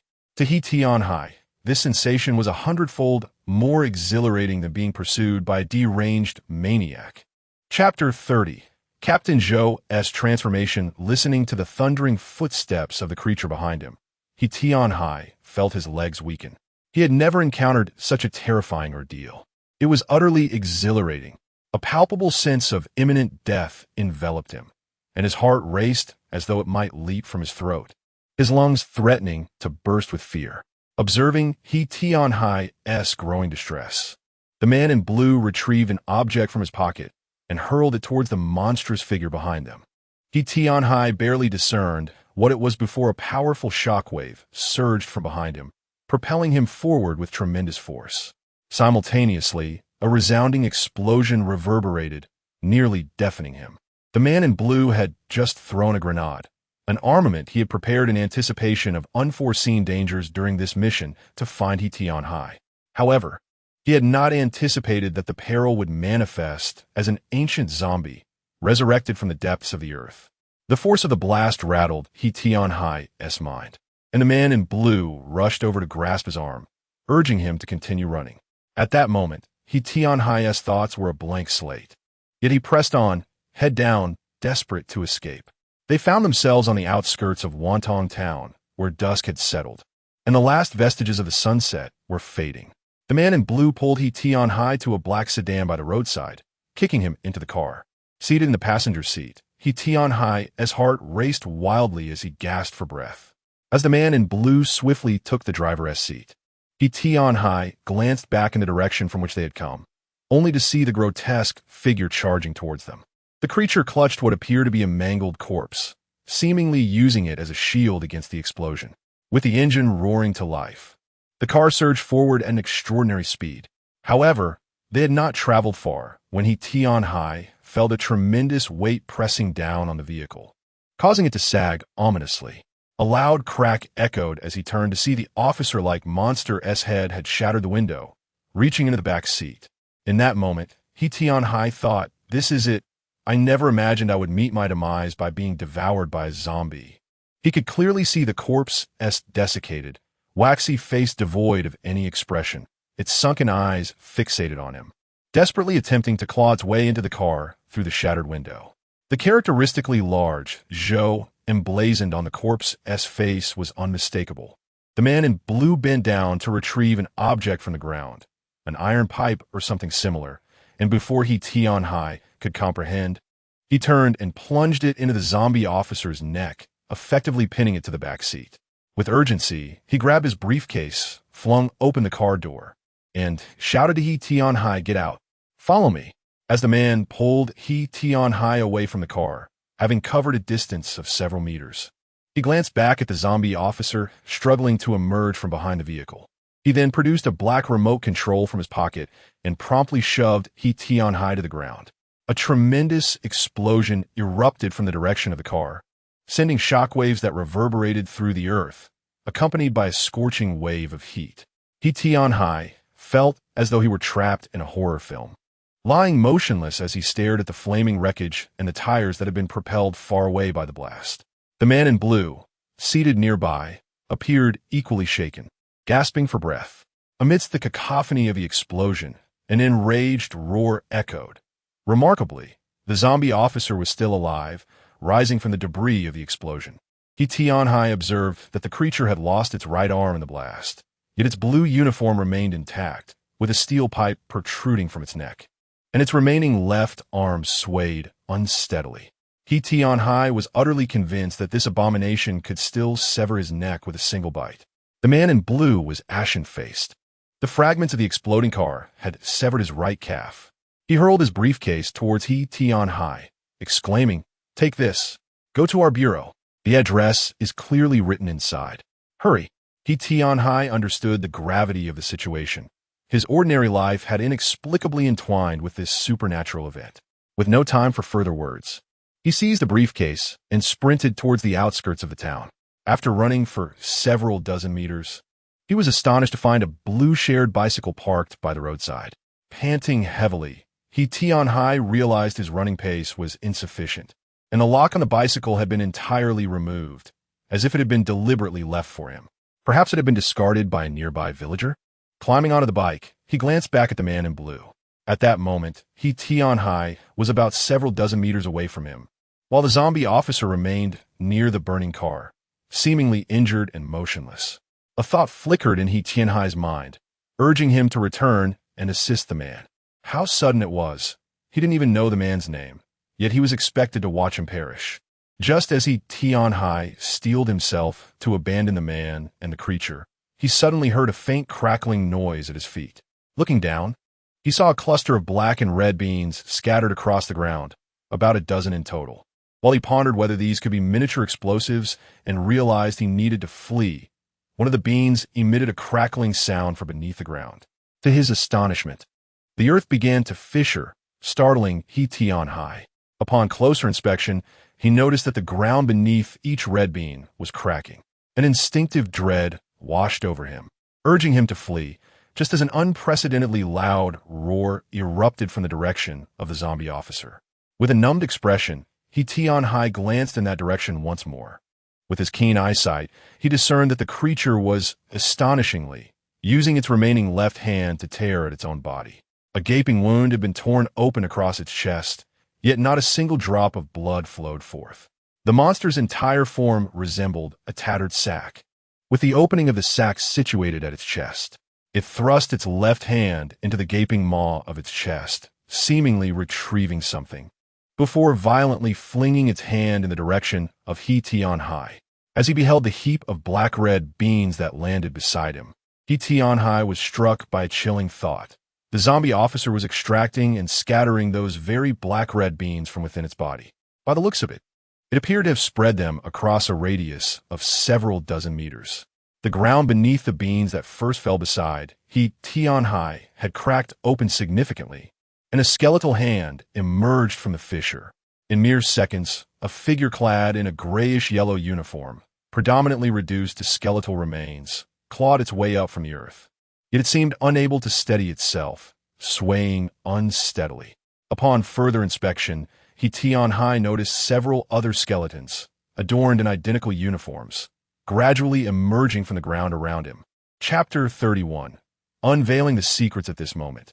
He Tianhai's adrenaline surged as he swiftly adjusted the direction of his bicycle, pedaling furiously toward the city he recalled, never glancing back. Behind him, a faint yet ominous sound echoed, a dull thrum of impending doom. Unbeknownst to He Tianhai, the resurrected corpses, summoned back to this realm in a macabre fashion, roamed mindlessly, wreaking havoc on all they encountered, including the figure clad in blue. They laid waste to the empty residential buildings, save for He Tianhai's home, and even targeted the blue uniform zombie that called them forth. He pedaled a battered shared bicycle for what felt like an eternity until he reached the main road. breathless and exhausted. He was startled to spot an inexplicably parked taxi at the roadside, seemingly awaiting his arrival. The plump driver, with an inviting demeanor, inquired, "Where to?" Little did he Tianhai know that 10 days hence, as he was carried out of the Wantong Town Health Clinic by his sister, Hishiner, this very driver would reappear to whisk him away. Clutching a stack of documents, he Tianhai yearned to glimpse their contents, but hesitated as the driver drove them onward. Overwhelmed by anxiety, his thoughts still haunted by the terrifying pursuit of the resurrected soldiers, he Tianhai failed to notice that the jovial driver had not even asked for his destination, simply speeding away as if it were a matter of course. Moments later, as he Tianhai regained his composure, the taxi came to a halt beneath a foreboding, shadowy edifice. The driver turned to him and declared, "You've arrived. Don't forget your documents." In a daze, he Tianhai cautiously surveyed his surroundings. The towering structure loomed ominously, devoid of any illuminated windows. As he Tianhai, the younger brother of Hishiner, pondered the unsettling possibility that the interior might contain dismembered corpses akin to those that had recently emerged from the earth. He imagined those very bodies lurking behind the pitch-black windows, observing him with their incomplete eyes. Just as he was about to inquire, "Where is this?" the impatient driver, with a thick northeastern accent, interjected, "My wife and daughter are waiting for me at home. Hurry and get out. You've reached your destination." He Tianhai, wary of provoking the driver, fell silent, fearing that he too might not be entirely sane, and angering him could lead to dire consequences. As he lowered himself from the vehicle, the taxi sped away as if propelled by unseen forces, vanishing in an instant, leaving he Tianhai barely able to register its departure. With little recourse, he rummaged through the tattered briefcase the blue-clad man had given him, uncovering a crumpled business card inscribed with a peculiar address, 1194, Mudong Road, number 507, 12th Division. Upon closer inspection of the building's plaque, he confirmed it. The street sign on the ground floor bore the very address listed on the card. As he Tianhai recounted his tale, he Xiner and Zhang Yang listened with rapt attention, while Xiao Yin was equally engrossed in his narrative.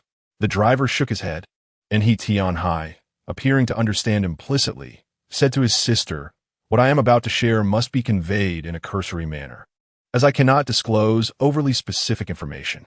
Upon his arrival at the building, he Tianhai was swiftly received and, for the subsequent 3 days, found himself in a secure chamber poring over a stack of documents, several hundred pages thick, the contents of which were utterly astonishing. An individual from the building granted he Tianhai 5 days to interpret these materials and then issued the following directive: "You may return to your home. Aside from the destruction of the buildings in your community, there is no imminent danger. You are to continue your work and daily life.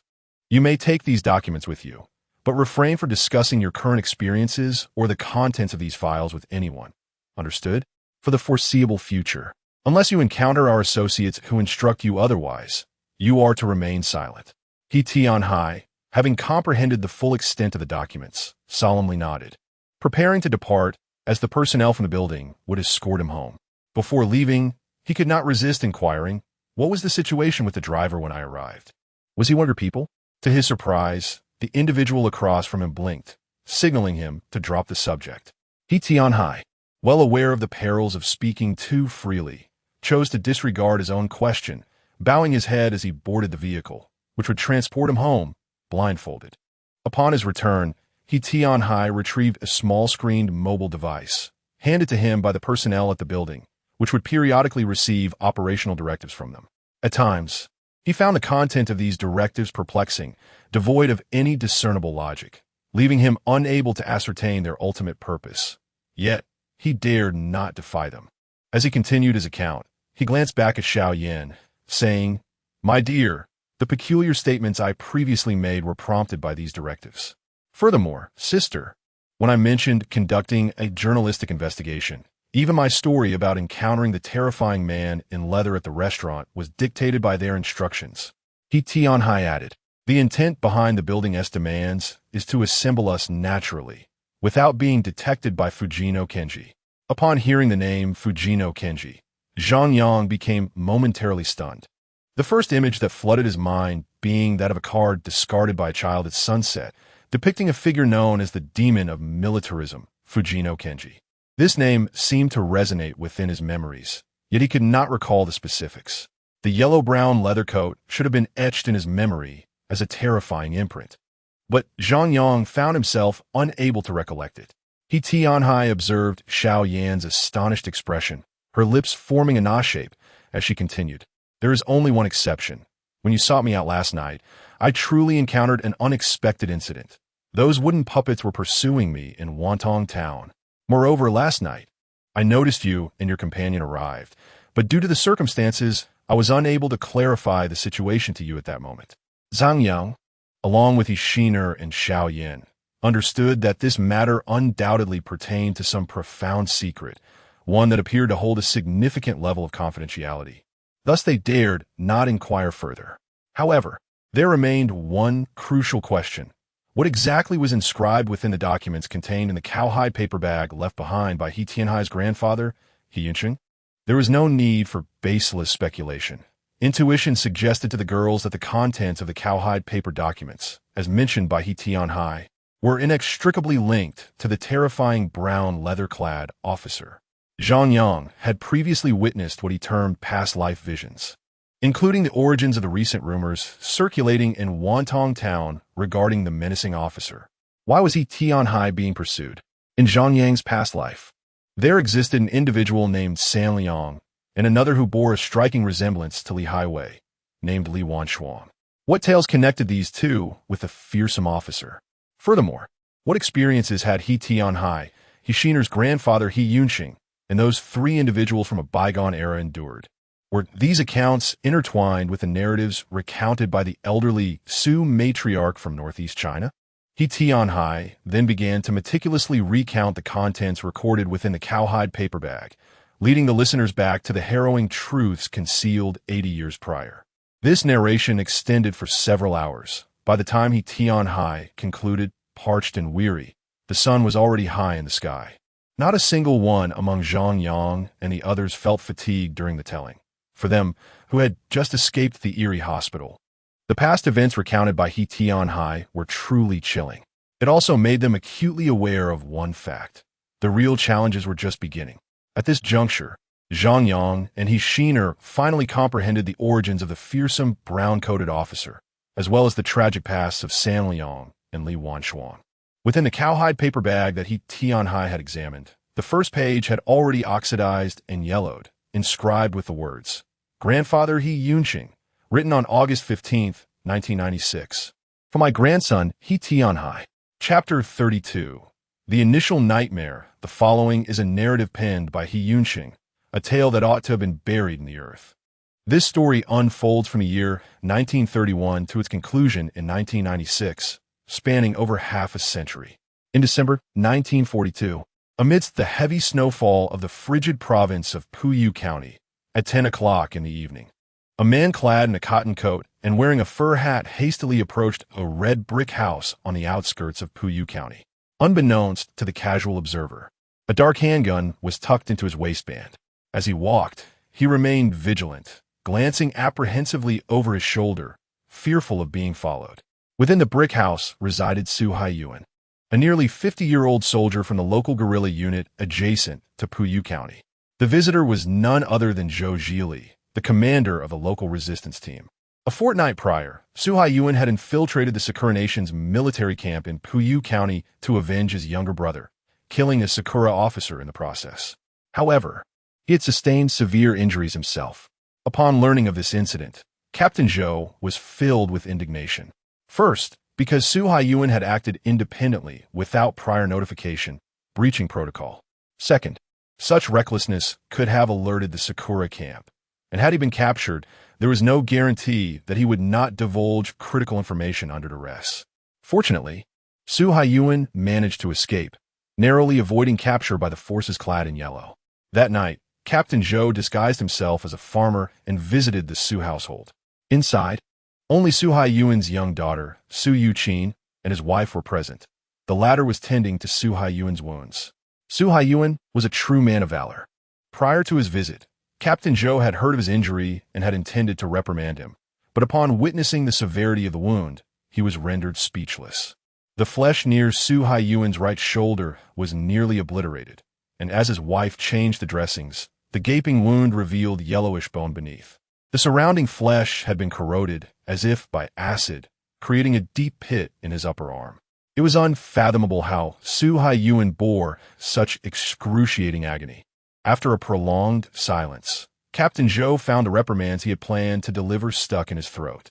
Upon recognizing the captain's presence, Su Haiyuan attempted to rise to greet him, but Captain Zhou swiftly gestured for him to remain in bed. "Su, your arm is grievously wounded. You must not get up. What exactly happened?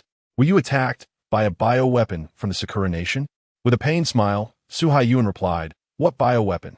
I thought that fellow was merely a brutal Sakura man, only to discover he was a specter of the Sakura Nation." Captain Zhou was puzzled. "What do you mean? Not a Sakura man? I had heard you went to assassinate a Sakura officer." Su Haiyuan lowered his head in contemplation for a few moments before turning to Captain Zhou and asserting, "I feel that he was not human at all, but truly a ghost of the Sakura Nation.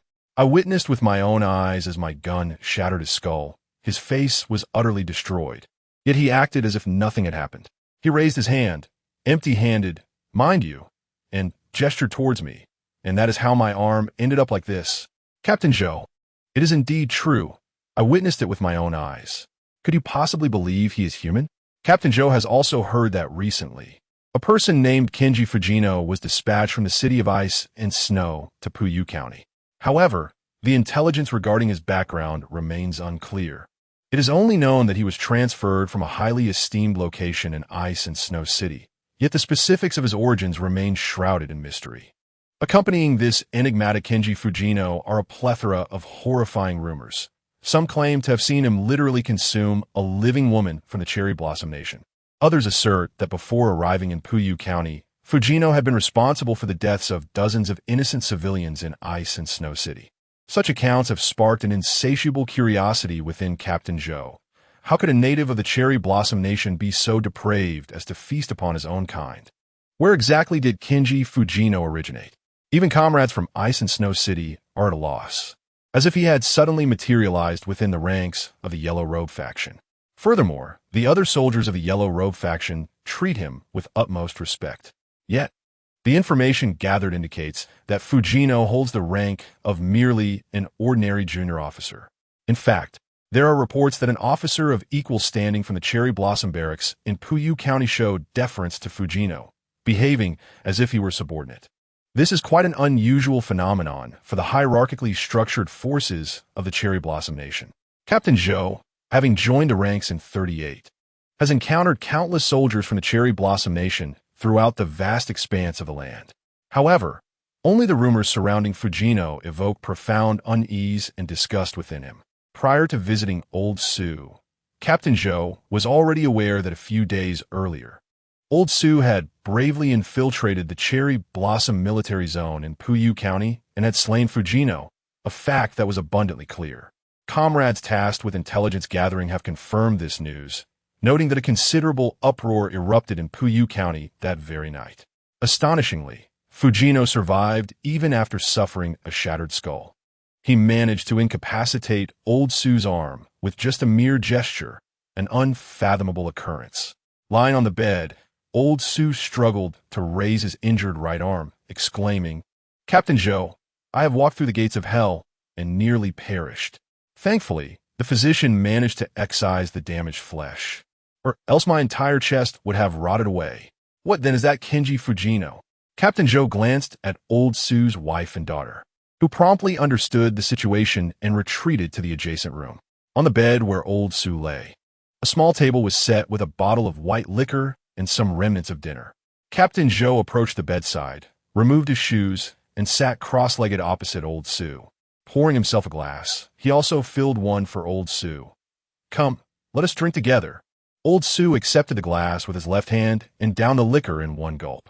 Captain Zhou helped himself to the remaining dishes, acting as if he were at home, which was hardly surprising, as he and Old Su had fought side by side for many years as brothers in arms.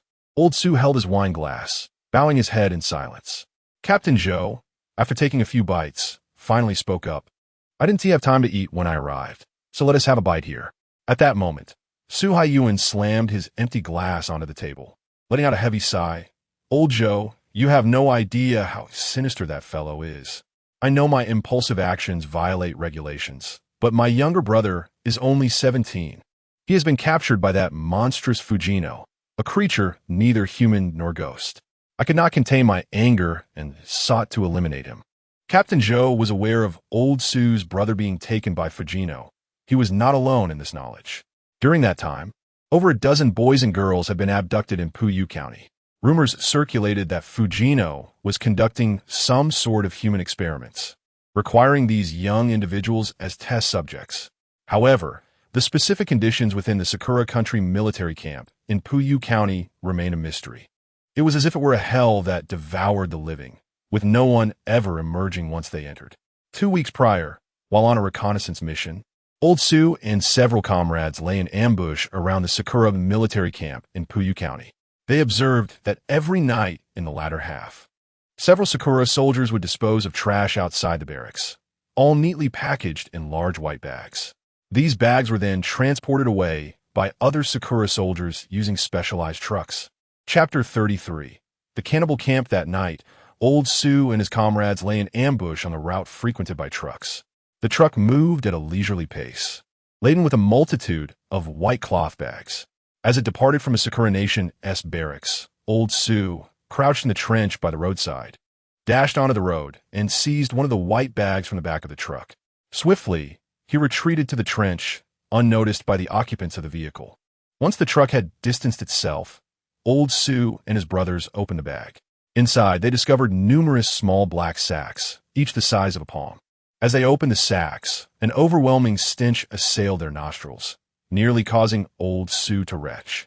In the frigid weather of early December, when the extreme cold had rendered water into ice, this nauseating odor penetrated their senses with alarming rapidity. Upon opening the small bags, some of the brothers, unable to contain their fury, erupted in curses. Within lay a piece of snow-white flesh, complete with a hole at its center. Upon closer inspection, it unmistakably bore the appearance of a human navel, revealing a neatly excised section of human abdominal tissue.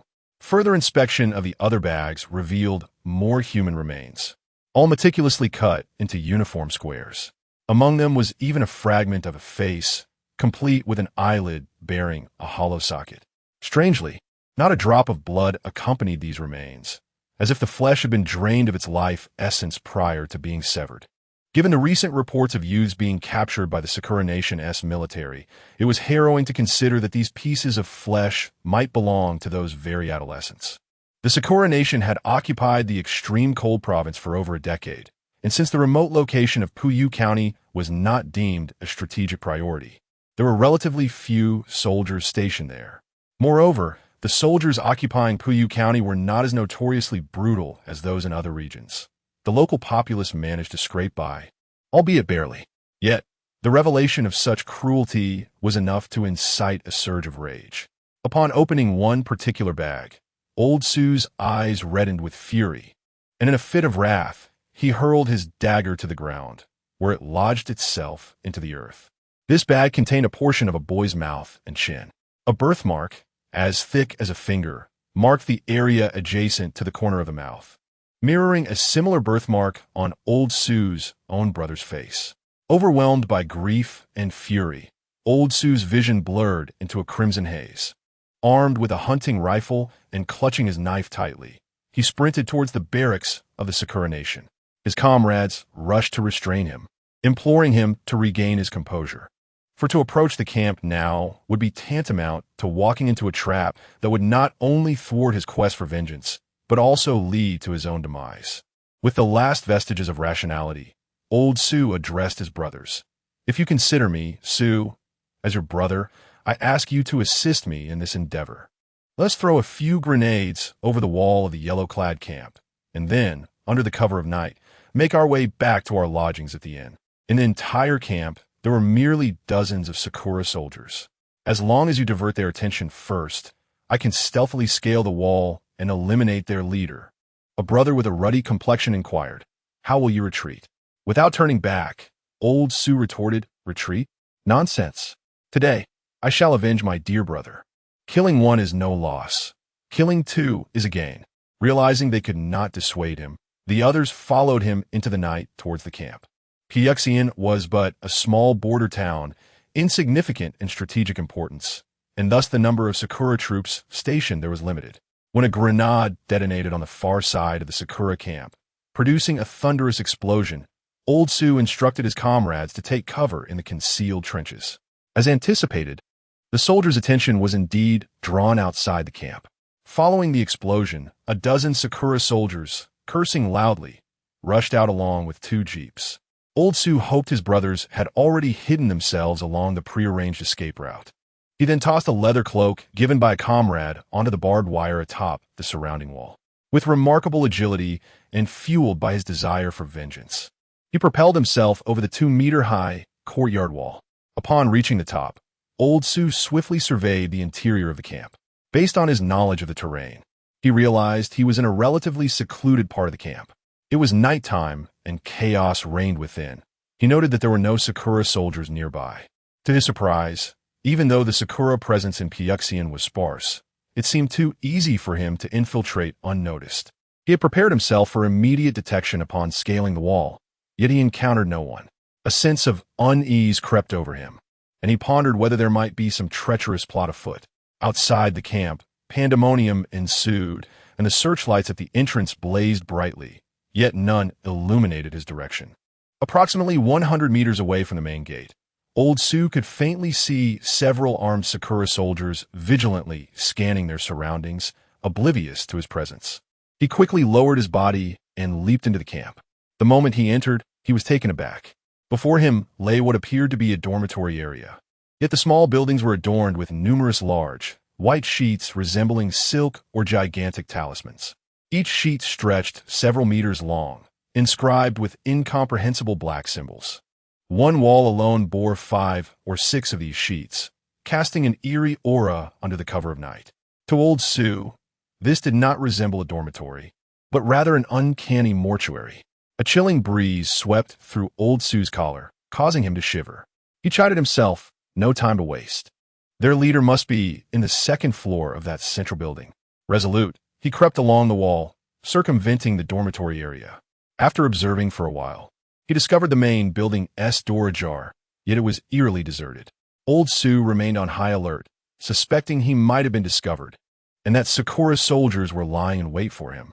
After a few minutes, Lao Su realized that not only was there truly no one nearby, but also strange sounds emanated from the main building, resembling the tearing of fabric, a rustling noise. Steeling himself, Lao Su brandished a shotgun and cautiously approached the main building. Pressing against the wall, at that moment, he had concluded that this military camp was decidedly unusual. How could it be that there were no guards stationed at the main building?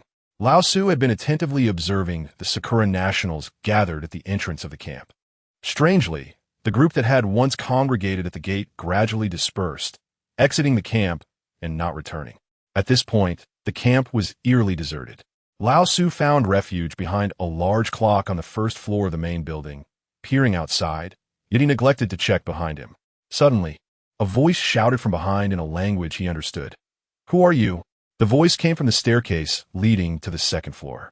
Without a moment's hesitation, Lao Su aimed his gun at the source of the sound and fired.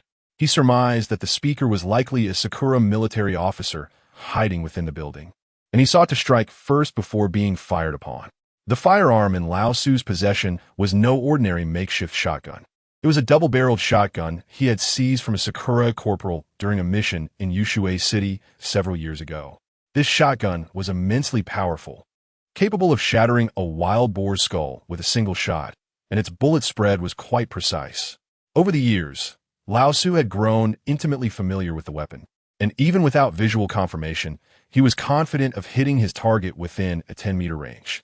After firing the first shot, Lao Su turned to aim carefully at his target. However, upon doing so, he was taken aback. Standing approximately 5 or 6 meters away on the staircase between the 1st and 2nd floors was a man clad in a brown leather jacket and matching long boots. He wore a large cap that suggested he was indeed a military officer from the Sakura Nation, appearing to be around 50 years of age. The leather jacket at his abdomen was clearly pierced by a bullet, smoke wafting from the wound, which oozed a dark, viscous substance, albeit not in large quantities. What astonished Lao Su was not the man's appearance, but rather the object he held in his right hand. At first glance, the officer was clutching something that resembled a steamed bun, pale and round. Chapter 34. The hero's demon hunt. Upon closer inspection, Old Su nearly retched. For what he beheld was not a mere bun, but an entire woman's half-moon-shaped organ used for nursing a child. The organ's severed edge dripped with fresh crimson liquid, and the officer's lips bore several streaks of the same vivid red. Furthermore, distinct bite marks marred the surface of the organ, revealing the yellowish fat within. In a fit of rage, Old Su shouted, "I will slay your ancestors." He promptly raised his double-barreled shotgun and aimed for the head of the leather-clad leader, preparing to fire a second shot. The force of the shot sent the leader staggering back 2 paces, since they were less than 10 meters apart.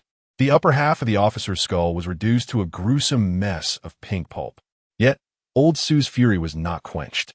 He deftly retrieved 2 red shotgun shells from his pocket, ready to deliver a finishing blow to the officer's lifeless body. At that moment, a horrifying sight unfolded before him. The officer, whose head had been struck, remained upright and did not collapse.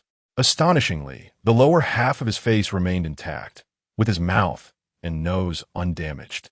He was now using his hands to touch the mangled remains of his forehead. To Old Su's utter disbelief, the officer began to grin widely, his mouth stretching nearly to his ears, revealing a set of immaculate, gleaming white teeth, with even his gums visible. Old Su stood frozen in shock.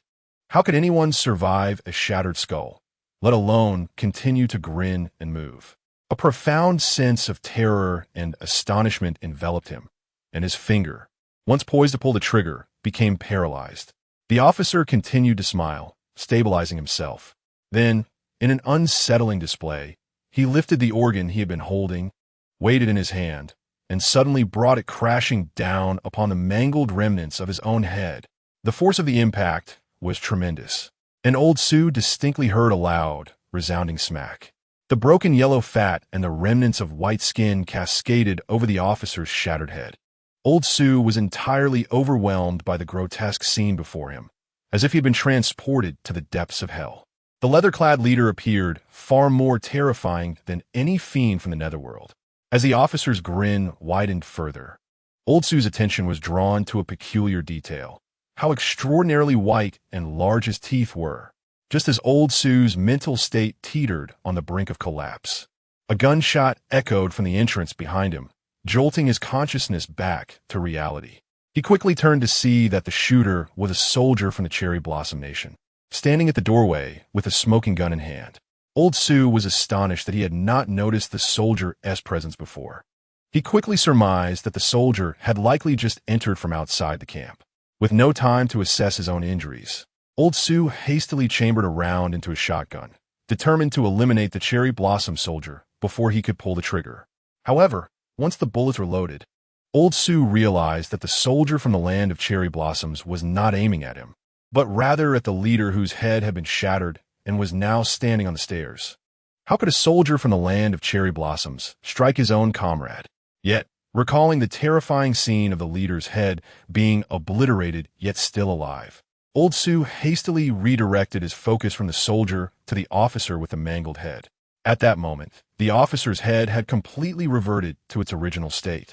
The yellow fat and pale skin from the shattered organ had vanished. Even the large hat that adorned the leader's head was restored, pristine and intact. The scene resembled a grotesque resurrection, as if the officer's fragmented skull had absorbed the shattered organ entirely. The leather-clad officer continued to smile at Old Su, who felt as if struck by lightning. In a mere 10 seconds, the officer's shattered head had miraculously healed. How could this be possible? Suddenly, the soldier from the land of cherry blossoms shouted at Old Su in Chinese, "Quickly, shoot him, then we run together." After uttering this, the soldier fired another shot into the leather-clad officer's chest. Old Su, bewildered by the unfolding events, questioned why the soldier would attack his own. However, The urgency of the situation prevailed. Both he and the soldier were human, while the terrifying leather-clad officer ahead posed the true threat. Resolving this, Old Sue raised his double-barreled shotgun and fired twice at the officer's head, both shots striking true and causing the officer's head to shatter once more. Concurrently, the soldier shot the officer in the abdomen.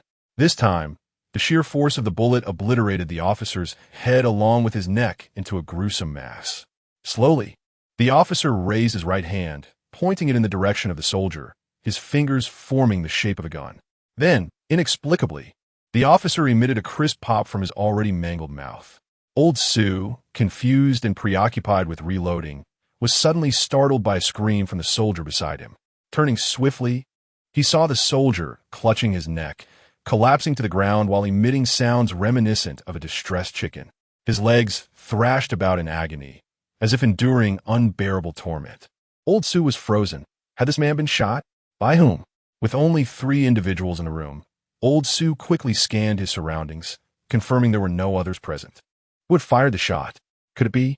Old Sue glanced at the officer's hand, which was still mimicking a gun gesture, and suddenly it dawned on him.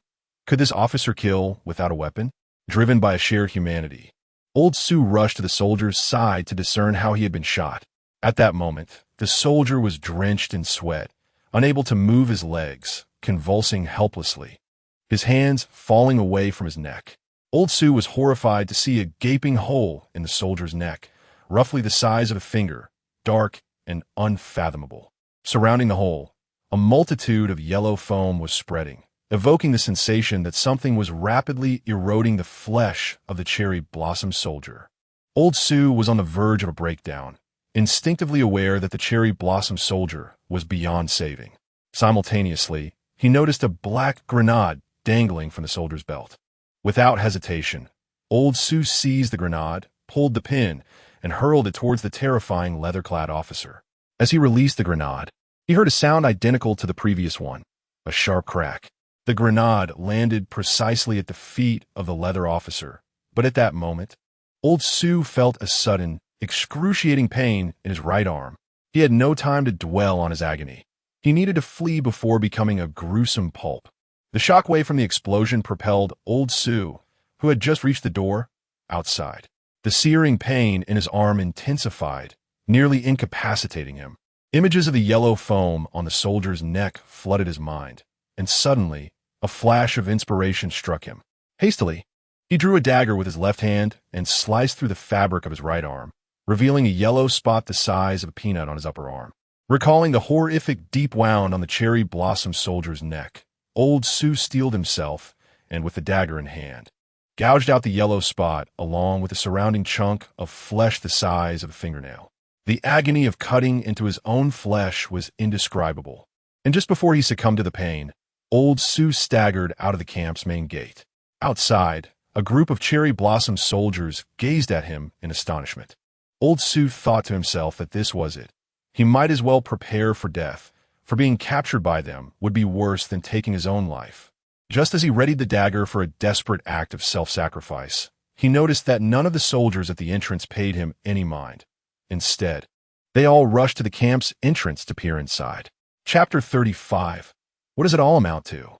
The cherry blossom soldiers crowded at the doorway, stretching their necks to gaze incessantly at the barracks building, now shrouded in darkness after the grenade explosion. Old Sue found himself unwittingly drawn into their collective stare.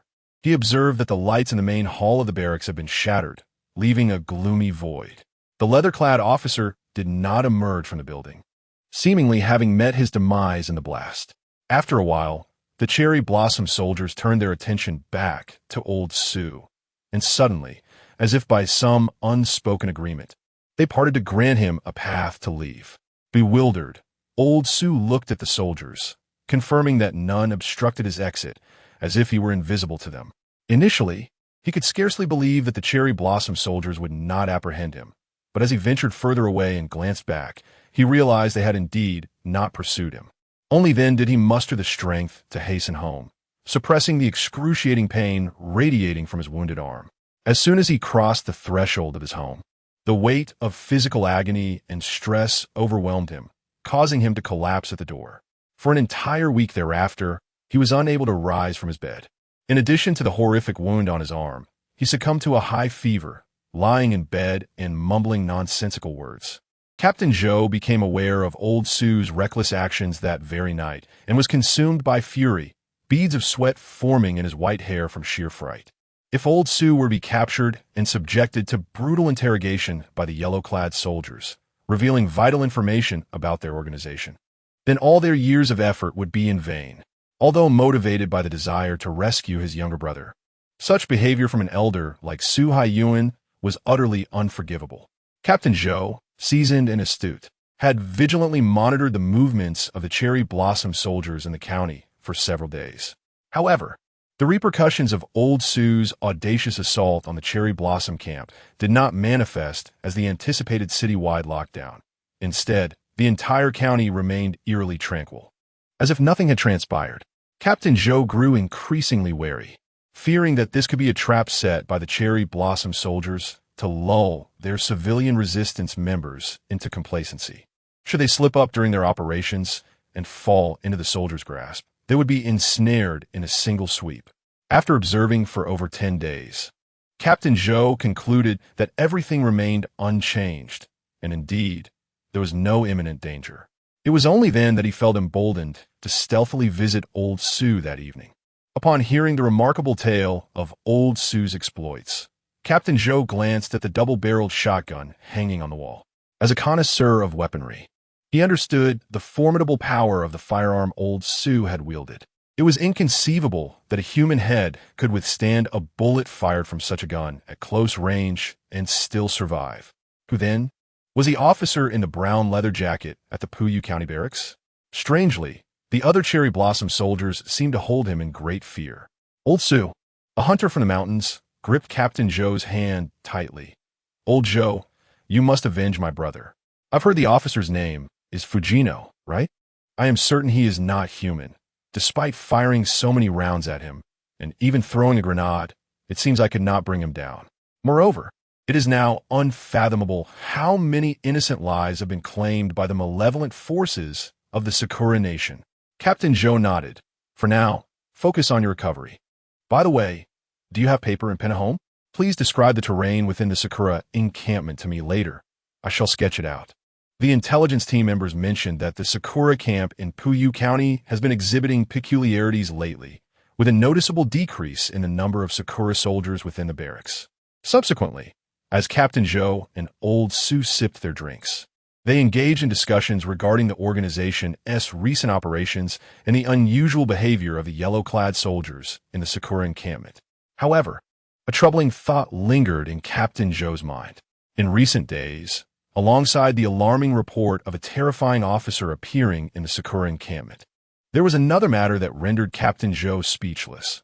The notorious traitor returning from Ice and Snow City, the great dogman, San Liang, is expected back in Puyu County soon. After conversing for over an hour, the evening grew late, prompting Captain Zhou to take his leave. Before departing, he left behind some Western medications for treating external injuries for old Su. Captain Zhou carefully stored the freshly drawn map and bid farewell to old Su. As he made his solitary return to the county base along the snow-laden path, his thoughts drifted back to his youth. Captain Zhou's given name is Zhou Zhili. Prior to assuming his current duties, Zhou Zhili was the son of a moneylender, while San Liang hailed from the most prominent apothecary in Puyu County. The two were old acquaintances, having grown up together in carefree camaraderie.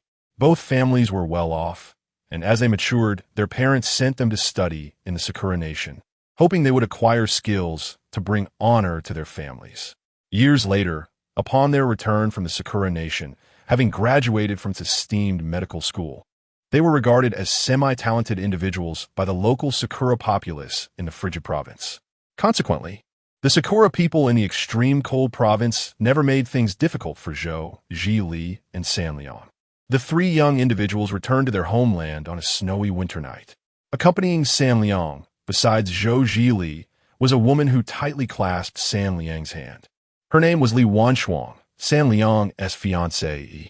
The trio had heard about the significant changes that had transpired in their hometown, the frigid province, during their time in the Sakura Nation.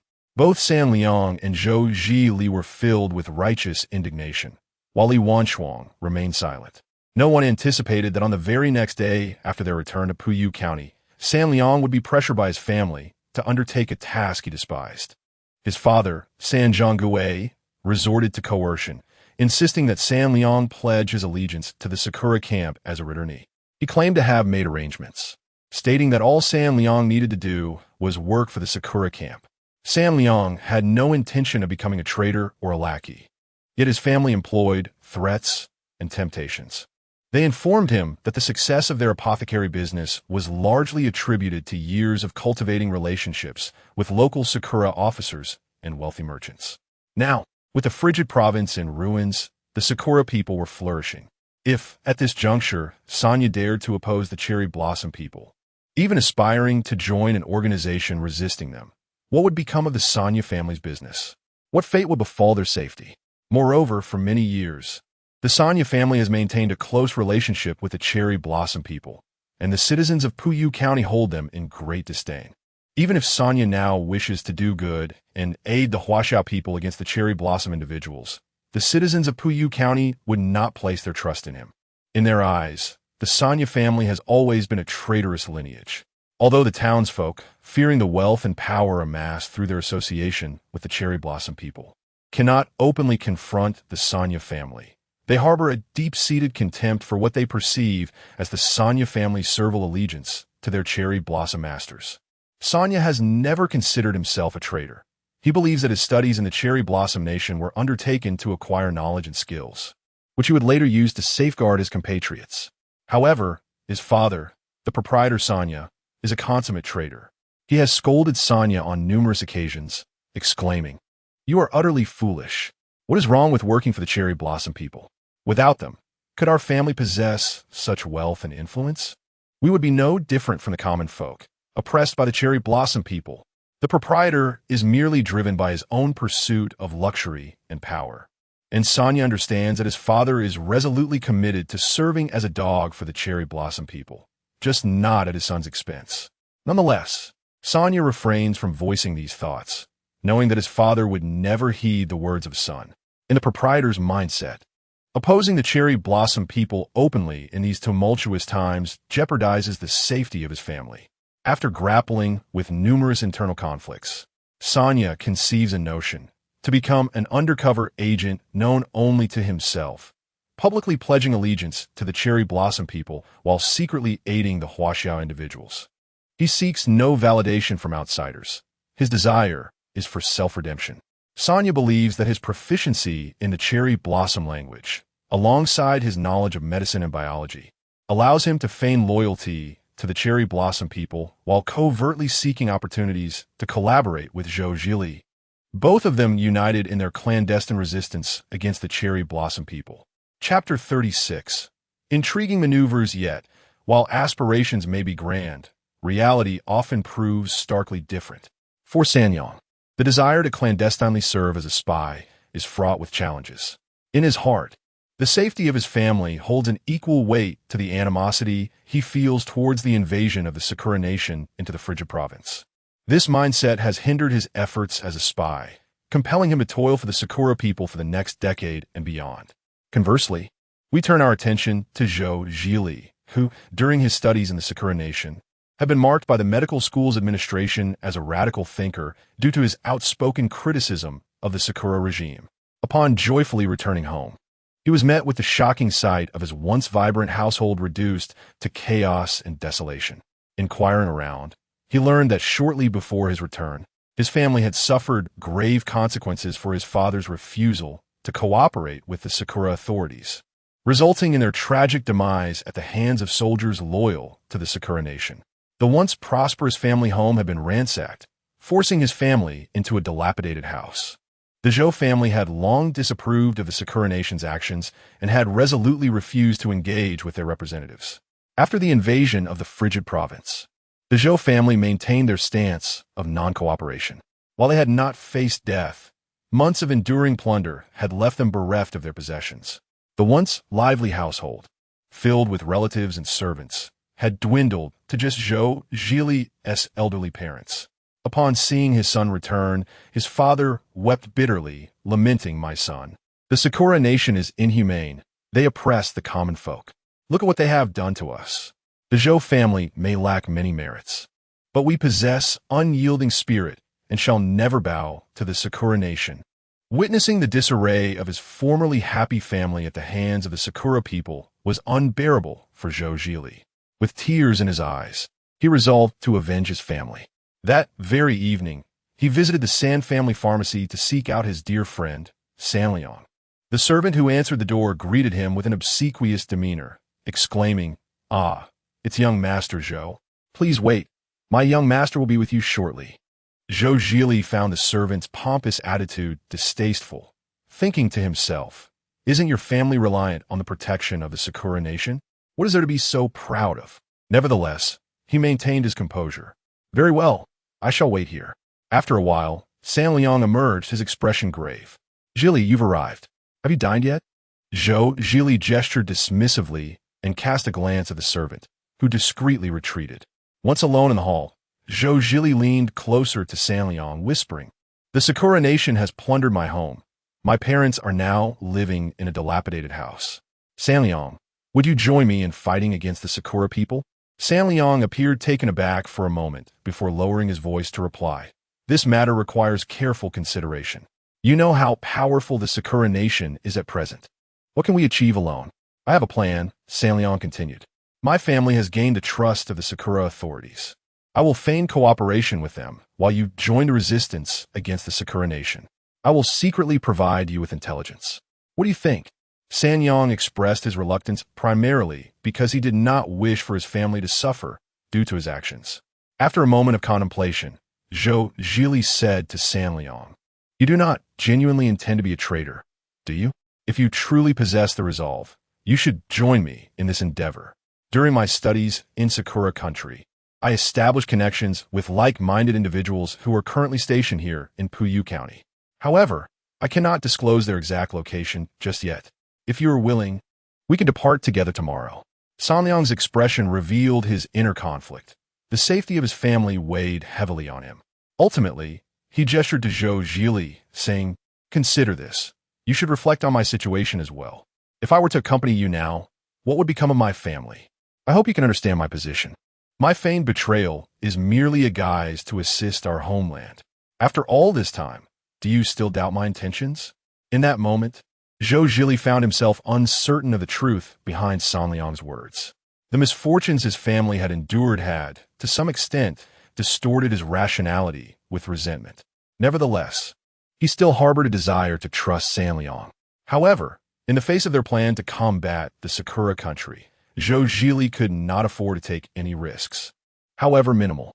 The unfavorable reputation of the San family indeed influenced the level of trust placed in San Liang. San Liang grappled with profound inner turmoil. He found it difficult to disregard the malevolent actions of the Sakura country's villains, while simultaneously forsaking the safety of his family and himself to plunge into the resistance against them. In the end, San Liang resolved to continue his fade of allegiance to the Sakura country, bearing the weight of public scorn. His sole intention was to shield the citizens of Huaxia as much as possible. Meanwhile, Zhou Zhili dedicated himself wholeheartedly to the resistance.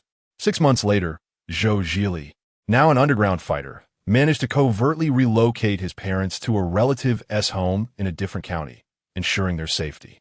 San Liang, on the other hand, earned significant favor within the Sakura forces and was appointed as the deputy director of the Puyu County Hospital. The shopkeeper San beamed with pride, for this exemplary son had not disappointed him. Yet, deep within, San Liang understood that he could not fully succumb to moral degradation. He could not forget that he was a Huaxia person, and the skills he had acquired should not be wielded to harm his own people. Thus, he largely complied with the orders from the Sakura officials, often finding ways to sidestep those that endanger the populace, all while maintaining an outward appearance of compliance. In secret, San Liang regularly provided financial assistance to those citizens enduring dire hardships. Moreover, San Liang and Zhou Zhili did not sever their ties completely.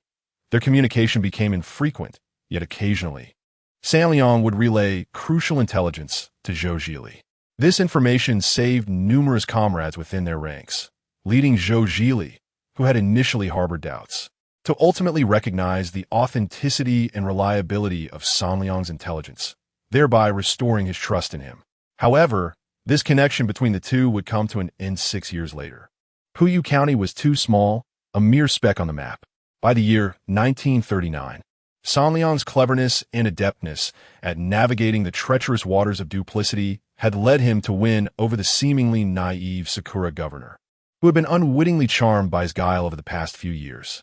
On one hand, the surge of activities against the Sakura nation has erupted throughout Huaxia, making it a waste to keep the medical talent of San Liang in Puyu County.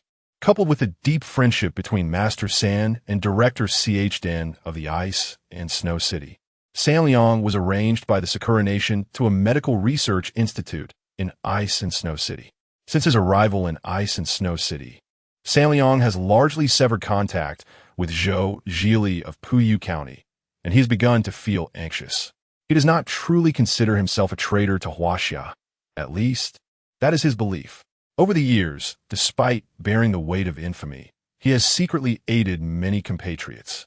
However, after spending an extended period working for the Sakura nation in Ice and Snow City, San Liang fears he may indeed fall into depravity and become a genuine traitor, wholeheartedly serving the Sakura nation.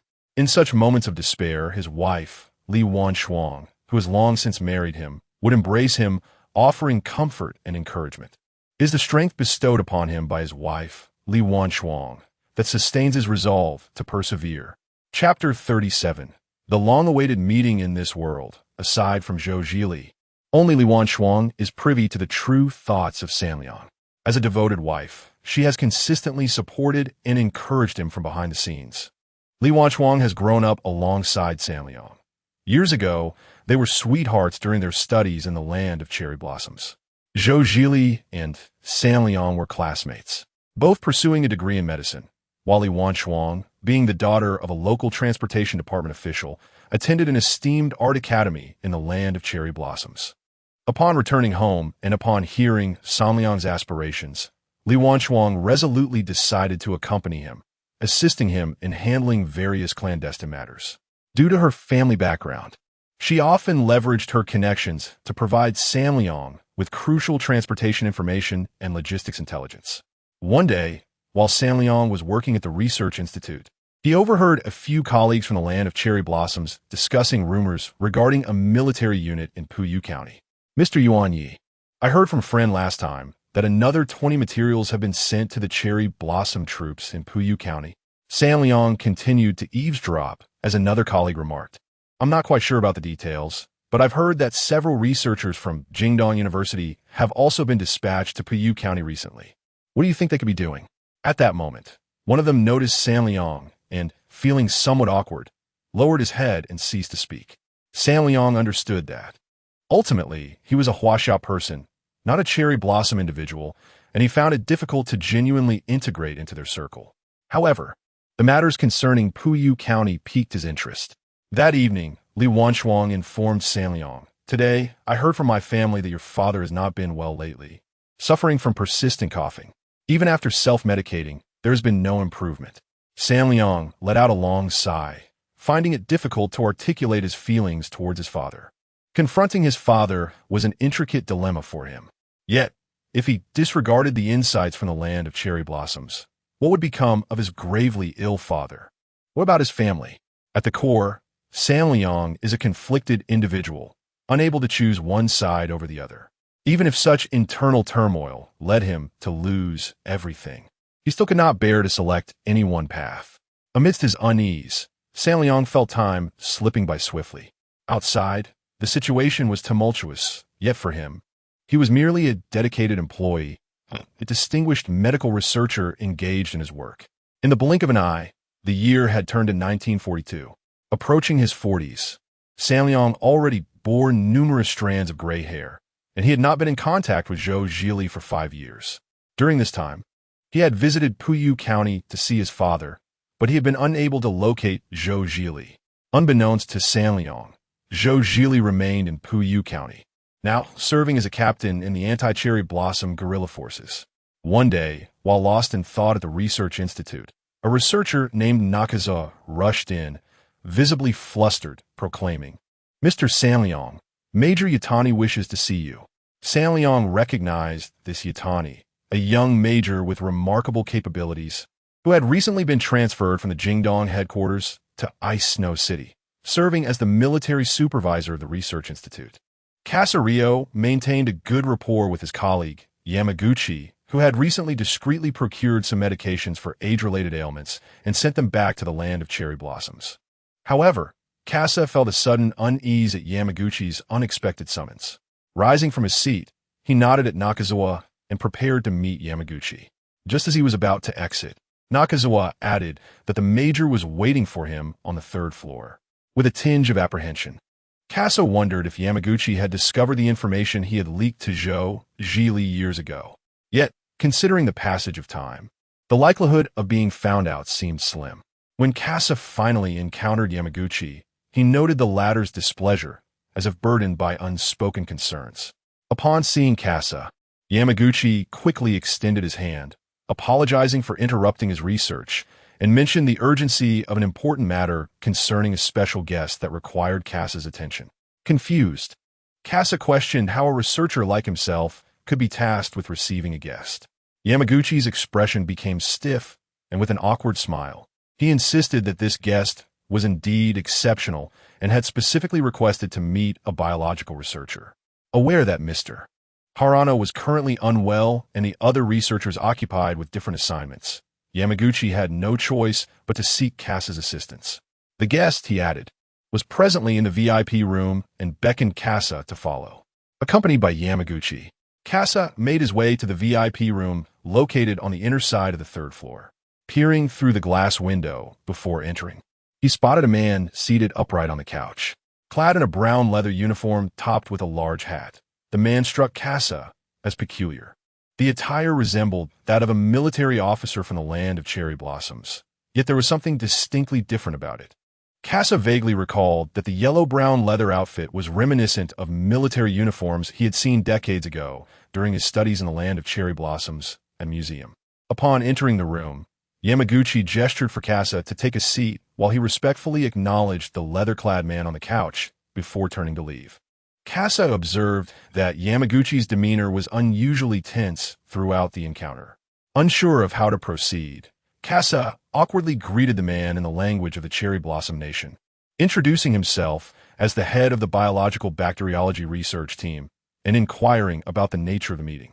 To Casa's surprise, the man responded in Huaxia language, albeit with a peculiar voice, as if his throat were constricted. "You're Casario, correct? My surname is Fujino. I wish to ask you something. Do you believe our great cherry blossom nation is invincible?" The question struck Casa as bizarre, leaving him momentarily speechless. He also noticed that Fujino's face bore an unsettlingly gaunt appearance, resembling that of a desiccated corpse.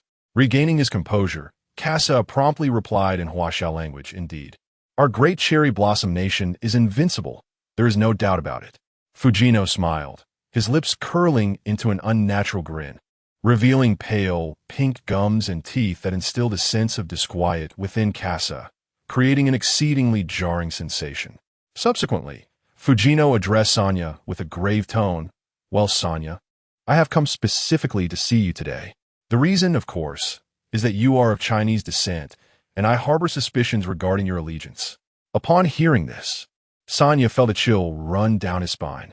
Could it be that this fearsome-looking officer was already aware of his prior communications with Zhou Zhili and had come to exact retribution upon him?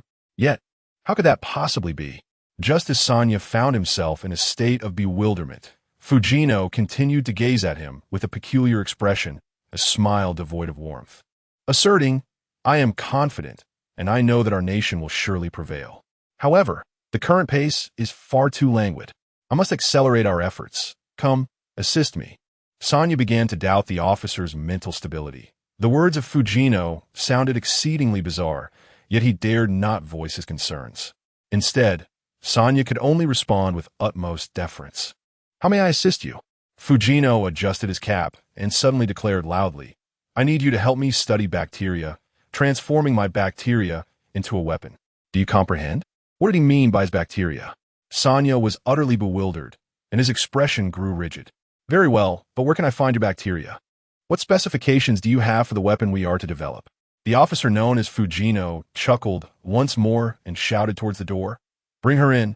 The door swung open, revealing Major Shioda, who dragged a battered woman into the room, forcefully kicking her inside before promptly exiting. Sanya was taken aback. What was the intent behind this? How was Fujino to demonstrate his bacteria? Suddenly, Fujino raised his right hand, pointing a finger at the woman while producing a sharp sound, all the while chuckling. Almost immediately, the woman on the ground began to writhe in agony, emitting desperate whimpers and moans, and even with her mouth tightly gagged. Sanya could sense that she was enduring unimaginable suffering at that moment. Chapter 38. The bacteria of the great white-toothed Sari stood frozen, utterly bewildered by the unfolding events. Suddenly, a small yellow hole appeared on the woman's exposed abdomen, as if some chemical substance was rapidly spreading. Within mere seconds, the yellow puncture expanded from the size of a fingernail to that of a palm, revealing a gaping wound in her belly. Tino continued to grin. Gazing at Sari, this is the very bacteria. Take a sample back, cultivate it into a weapon, and fabricate bullets for our soldiers. Do you understand? Sari nearly fainted, questioning how this was even possible. Did this officer no carry such a peculiar bacterium on his person? He had never encountered such a thing before. However, sensing Tino's impatient glare, Sari hurried to the woman lying on the ground, now devoid of any struggle, and collected samples around the putrid hole using the test tube he carried. Tino smiled with satisfaction. Well done. Study it back at your lab. I shall return tomorrow. Disoriented, Sari exited the VIP room, but just before closing the door, he heard a peculiar tearing sound behind him. He turned abruptly, only to witness Tino, resembling a wild dog, hunched over the woman's corpse, tearing into it voraciously.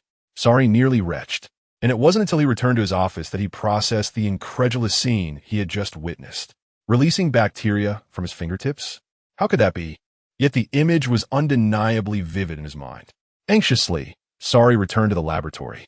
Under the microscope, the bacteria in the test tube appeared as yellow spheres, with a rectangular white structure at their center, resembling a copper coin with a square hole. He had never seen such bacteria before. As he observed the dense cluster of coin-like bacteria slowly moving under the microscope, he recalled Tino's gleaming white teeth. A wave of intense nausea washed over him. Before the end of the workday, Sari sought out Major Yaitani. Who exactly is that guest? Why is he so extraordinary? Major Yaitani hissed quietly, glancing around to ensure the officer was not nearby, before leaning in to whisper in Sari's ear. This individual appeared suddenly on the streets of Ice and Snow City yesterday, approached our research institute, and requested to meet the commander. The guards, seeing his attire akin to that of a Sakura Nation official and hearing him speak fluent Sakura, assumed he was sent from another department. In truth, we have no idea where he came from. He insisted on meeting the director, Colonel Nagatani. They conversed in the director's office for quite some time before emerging. I was in the institute at the time and witnessed this individual. When the door opened, I noticed the director seemed quite weak, drenched in sweat. I hurried over to inquire what had transpired, and to my astonishment, the director instructed me to comply with all of that person's requests and to provide full assistance. This directive baffled me. As a major, I should be privy to any orders from above. Yet, the director chose not to elaborate further. That evening, as I prepared to return to my dormitory, I encountered a figure squatting by the roadside, seemingly consuming something. Uncertain of his identity and hesitant to inquire, I was suddenly noticed by him as he turned around. To my horror, I beheld him clutching a human arm, tearing flesh from it with his teeth. My eyes widened in disbelief. Was he a cannibal? Lieutenant Yatani, upon recounting this tale, appeared visibly unsettled, as if the memory itself instilled fear within him, his gaze darting about anxiously. He continued to tell me that when the man saw him, he stood up and smiled, maintaining that eerie grin as he walked away, arm in hand. Yesterday, I approached the director to inquire about this Fujino. Who exactly was he? If he were merely a deranged lunatic, what justification did we have for acquiescing to his every demand? Suddenly, a voice, frail with age, interrupted. Yutani-kun, are you still at work this late? Turning to look, I realized it was the director who had arrived. Yutani, like a child caught in a misdeed, straightened up, saluted, and replied, I was discussing the progress of bacterial research with Mr. Sanya. The director, seemingly indifferent to his deceit, cast a jovial glance toward Sanya. Sanya, observing the short, balding man before him, felt a twinge of awkwardness but stood at attention nonetheless, addressing the director, Good evening, director. Recent research has been progressing smoothly. Director Nagata nodded approvingly. Excellent. Our great cherry blossom nation requires individuals of your caliber. Mr. Sanya, you have been loyal to our great cherry blossom nation for many years. Despite your Chinese heritage, we have always placed immense trust in you. He then waved his hand dismissively. All right, you two, hurry home. Tomorrow, there is a special mission awaiting Mr. Sanya. Upon hearing this, Sanya was reminded of the unsettling bacteria, and even more so of the disquieting Fujino, a chill coursing through him once more. On his way home, Sanya pondered, what manner of person was Fujino? Could he be a high-ranking official from headquarters? No, judging by his attire, he hardly seemed to belong to any esteemed echelon. Yet Fujino could not possibly be a madman. For if that were the case, why would the director regard him with such trepidation? Lost in contemplation, he suddenly perceived movement in the alley ahead, as if someone were hastily darting away. Sanya could only glimpse a fleeting shadow. He remained on high alert, for his overt identity was that of a notorious traitor, often fearing ambush by those oblivious to the truth. Slowly, he withdrew his firearm from his clothing, cautiously advancing towards the direction where he had seen the figure. Ideally, there would be no threat, but should there be an assassination attempt, he resolved not to remain passive, but to take the offensive. The owner of the footsteps emerged around the corner, seemingly attempting to evade Sanya. This time, he discerned clearly that it was a child, small in stature, no older than 10 years. He called out urgently, Hey, wait, don't run. In that era of despondency, the death of an individual was as inconsequential as the demise of an ant. The plight of ordinary people garnered little concern. Zhang Yang harbored a sincere desire to assist the unfortunate souls of the populace, and he had acted upon this impulse numerous times, typically by offering a modest sum to ensure they could afford a hearty meal or a garment to stave off the cold. On this bitterly frigid winter day, the child before him was devoid of gloves or a hat, revealing frostbitten fingers and a disheveled mane, clad in a tattered cotton coat riddled with holes and patches. The child cautiously peered out, a wary gaze fixed upon Zhang Yang. Zhang Yang holstered his firearm and approached the child slowly, only for the little one to suddenly turn and flee. Before he could reach the child, an unseen figure yanked the boy away around the corner of the alley, startling Zhang Yang, who was scarcely 10 meters away. Instinctively, he drew his pistol, suspecting an abduction was in progress. After all, this child was a fellow citizen of the great Huaxia nation. Suppressing his own fear and anxiety, he advanced with determination, believing that rescuing the child might serve as a means of atonement for his own past transgressions. Just as he reached the corner of the alley, a hand unexpectedly covered his mouth from behind. Chapter 39 Reunion with comrades. At that moment, Zhang Yang's right wrist, which held the gun, was firmly grasped by another. A chilling sensation coursed through the back of his head, and he feared that this time he was doomed. This individual certainly harbored ill intentions, possibly even being a member of the local anti-Sakura guerrilla forces. As he struggled, he was dragged into the depths of an alley, despair engulfing him as he thought, This is it, I am finished. Just as he resigned himself to fate, a familiar voice resonated beside him. Zhang Yang, it's me, Zhou Zhili. Hearing that voice, Zhang Yang felt an immediate sense of relief. It was his dear friend Zhou Zhili, whom he had not seen for 5 long years. His heart lightened as he exclaimed, Old Zhou, why are you here now? How did you know I was here? Zhou Zhili cautiously peered out, surveying the surroundings to ensure safety before responding. We have been observing you for some time, but we lack the opportunity to approach you. Especially recently, there have been Sakura soldiers covertly monitoring you. You might not have even been aware. At that moment, a child stood nearby, watching the two with a vacant expression, motionless. Zhang Yang, overwhelmed with excitement at seeing Zhou Zhili, momentarily forgot about the child. He then realized that despite serving the Sakura nation, he still could not attain complete trust. Speak quickly, Zhang Yang urged Zhou Zhili. This place is not far from the hospital controlled by the Sakura nation, and isn't particularly safe. Zhou Zhili nodded in agreement. The organization has never abandoned you. The intelligence you provided in previous years has indeed aided many of our comrades, including myself. I have great faith in you. The reason I risked coming to find you is due to the urgency of the situation. Have you encountered a man named Fujino Kenji recently? Upon hearing that name, Zhang Yang's heart quivered. Fujino Kenji, a sinister officer clad in leather, had cast a long shadow over him. I met Fujino today. He asked me to assist him in studying bacteria. He is quite peculiar, almost not human, Zhang Yang replied. Zhou Zhili tightened his grip on Zhang Yang's hand. This officer named Fujino is highly unusual. Do you remember Li Yin? He stayed in the Sakura Nation after graduation and has been providing us with intelligence over the years, including information about Fujino. Li Yin mentioned that Fujino suddenly appeared on the streets of Jingdong City 2 months ago, causing quite a commotion, and inexplicably, he was later sent to Huaxia. Zhang Yang certainly remembered Li Yin. He was a junior of his wife, Li Wanchuan.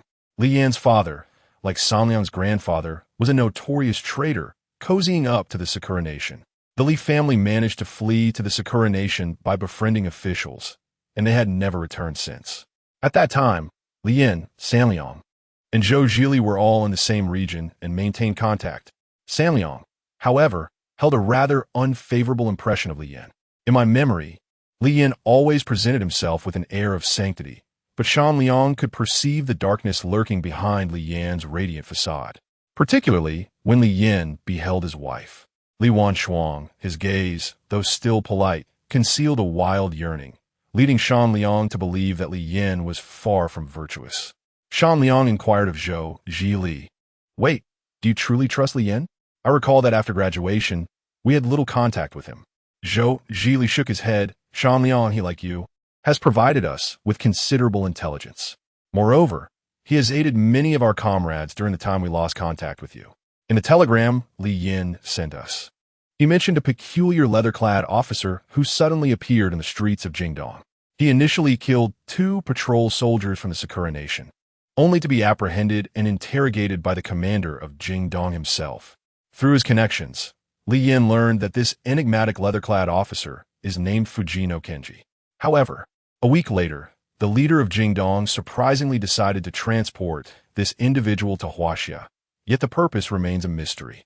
According to Li Yan's investigation into this incident in the Sakura Nation, it was discovered that Fujino Kenji first emerged in the outskirts of Jingdong in September.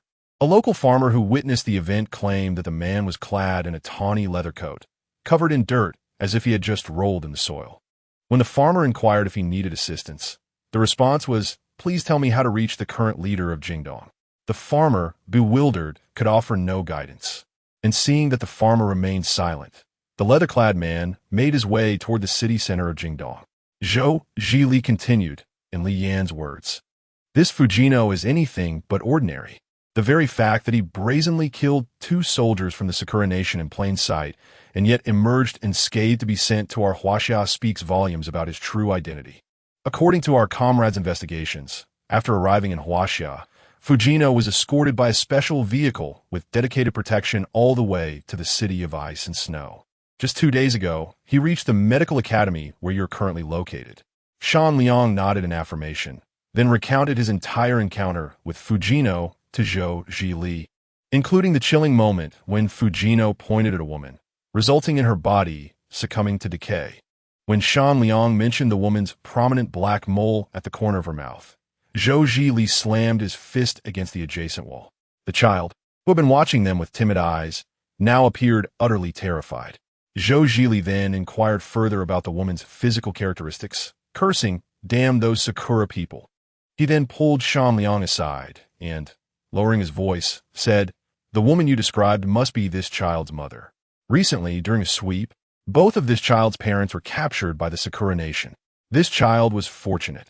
While chasing a runaway lamb, he ventured far from home, thereby evading catastrophe. and was later rescued by our comrades outside the village. Today was truly fortuitous. We had been deliberating whether to reach out to you to inquire if you had heard anything regarding the matter of Tonya. To our surprise, this little child stealthily ventured out to seek his parents, and in my search for him, I fortuitously encountered you here. A sharp pang of anguish pierced Zhang Yang's heart as he beheld the tearful eyes of this tattered child. In that moment, he was struck by the realization that not only did the invading citizens of Sakura country deserve condemnation, but he himself, having allied with them in a bid to safeguard his own family, was equally culpable. Gently, Zhang Yang caressed the child's head and inquired, "What is your name? How old are you?" The child timidly replied, "My name is Erpang. I am 8 years old, and my father's surname is He." Zhou Jilin patted Erpang on the shoulder and said, "From now on, let this uncle give you a name." He then posed a question to the boy, "Erpang, would you like to join our ranks and fight against the citizens of Sakura country?"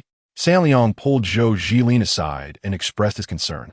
What business does such a young child have in battling the citizens of Sakura country? Does he have any relatives? Zhou Jilin sighed heavily. In this village of around 100 households, half have been slaughtered by the citizens of Sakura country. Those who remain have fled or perished. Erpang is now left without kin in this world. With a resolute heart, Zhang Yang declared, "Erpang, come home with me. From this day forth, you shall be my child. Do you understand?" Erpang blinked with wide eyes. "Where have my parents gone? Can you help me find them?" Zhang Yang felt a tightening in his chest. Over the years, he believed he had witnessed the full spectrum of human joy and sorrow. Yet here stood a child whose mother had fallen victim to the atrocities of Sakura country, dying before his very eyes, while he himself had pledged allegiance to that very nation. Now, this child stood before him, searching for his mother. The scene stirred something deep within Zhang Yang. Any person with a conscience would not choose to turn a blind eye at such a moment. Thus, he spoke to Erpang. "From this moment forth, you shall accompany me. Your parents have gone to a distant place, but you shall stay with me, and I will help you search for them. Do you understand?" Chapter 40 Redemption. Erpang gazed at Zhang Yang and nodded emphatically. He implored, "Please do not deceive me. You must help me find my parents. They must be worried sick about me." Zhang Yang inhaled deeply, his nose stiffened by the biting cold, and he swallowed back the tears that threatened to spill. He then turned to Zhou Jili and inquired, "What precisely do you need me to do this time?" Zhou Jili handed a small note to Zhang Yang, stating, "In 3 days, go to the address on this note. I require you to compile all relevant information concerning this Fujino, along with the bacterial data he wishes you to study. If any developments arise within these 3 days, I shall reach out to you again. Similarly, should your circumstances change and you fail to arrive at this address, we will seek another opportunity to contact you." That is settled. Before leading Erpang back home, Zhang Yang cautioned Zhou Jili, "I advise you to remain vigilant regarding Li Yin. I have never trusted him." Zhou Jili nodded solemnly in acknowledgement before departing. Zhang Yang surveyed his surroundings. The sky had darkened considerably, and the desolate night road was devoid of any passers-by. On this wintry night, he returned home with the child in tow. Over the years, Zhang Yang had contributed significant and valuable research on bacterial biology to Sakura Nation, which resulted in a rather generous accommodation for him and his wife, Li Wanshuang, in Ice and Snow City. Their residence was a 2-story villa, once the abode of a prosperous merchant, recently vacated and allocated to the couple by the Sakura Nation. Li Wanshuang was taken aback upon seeing the child Zhang Yang had brought home. After he recounted the boy's tragic background in detail, her eyes glistened with tears. She gently grasped Zhang Yang's hand and said, "You must not blame yourself for his mother's fate. As you suggested, let's adopt this child. To the outside world, I shall claim he is my distant cousin from Puyu County." Zhang Yang embraced Li Wanshuang tightly. Due to his professional commitments, he had predominantly remained in the laboratory while working for Sakura Nation, leaving little time for intimacy with Li Wanshuang. At that moment, the haunting image of Erpang's mother, lying lifeless, flashed before his eyes, a sight he had never witnessed before, the unbearable agony of seeing a fellow human perish so tragically while feeling utterly powerless. His heart ached. In their household, an elderly maid was responsible for cooking and cleaning, and her culinary skills were quite commendable.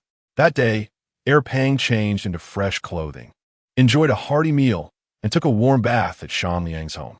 In the evening, he was settled into a small bedroom on the first floor for the night. After ensuring Pang was comfortable, Li Wanchuang returned to their bedroom on the second floor. Meanwhile, Zhang Yang spent the night in his office, engrossed in research on Fujino Kenji's bacteria, scarcely finding rest. Owing to the nature of his work, Zhang Yang's home office was equipped with a comprehensive array of bacterial research apparatus. He dared not contemplate the consequences should he fail to present satisfactory findings on the bacteria to Fujino the following day. As Yang pondered the true identity of the enigmatic Fujino, he meticulously examined the characteristics of the peculiar bacteria under the microscope, diligently documenting his findings. By the time dawn broke at 7 o'clock the following morning, his eyes bloodshot, Yang had compiled an extensive 11-page research report, which he carefully stowed into his briefcase. Before departing for the research institute, he stealthily opened the door to the bedroom of the portly man on the first floor, who remained in a deep slumber, evidently exhausted from the previous day's tension and fatigue. Upon arriving at the first floor of the research institute, he found Major Yutani waiting for him in the lobby, visibly anxious. As soon as he spotted Yang, Yutani approached him hastily and inquired with palpable concern, "Mr. Yang, have you prepared the materials requested by Fujino?" Nodding in affirmation, Yang followed Yutani back to the reception room, where Fujino Kenji sat upright, awaiting his arrival, much like the day before. Yang recalled the shocking sight he had witnessed yesterday, where Fujino had been feasting upon the corpse of the portly man's mother, and his gaze inadvertently drifted towards the corners of Fujino's mouth. There were no traces of blood, and his brown leather attire appeared impeccably clean, as if the grotesque scene he had observed was merely a nightmarish illusion, entirely disconnected from the man before him. Fujino broke the silence, his voice tinged with a peculiar accent. "Mr. Yang, please elucidate the results of your research." Yang nodded in response. "Fujino-kun, the bacteria you possess is the most extraordinary I have ever encountered, not belonging to any previously identified species known to humanity. For the time being, I shall refer to it as man-eating bacteria. Once human skin comes into contact with this bacteria, it begins to spread and permeate the body within mere seconds, affecting the skin, muscles, internal organs, and bones. It can even penetrate clothing, causing corrosion without spreading to the fabric itself. Its corrosive effects confined solely to human tissue. You may already be aware of these characteristics. I cultivated the man-eating bacteria and applied it to the skin of laboratory mice and frogs. While it did induce corrosive effects, the impact was significantly less pronounced than that observed on human tissue. This discrepancy may be attributed to the differences in skin composition between animals and humans.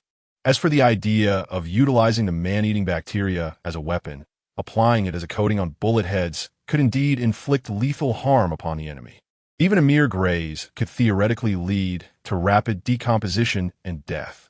Furthermore, the man-eating bacteria exhibit remarkable heat resistance. In my tests, it remained viable in an environment of at least 1,000 degrees Celsius for 30 minutes without losing its potency.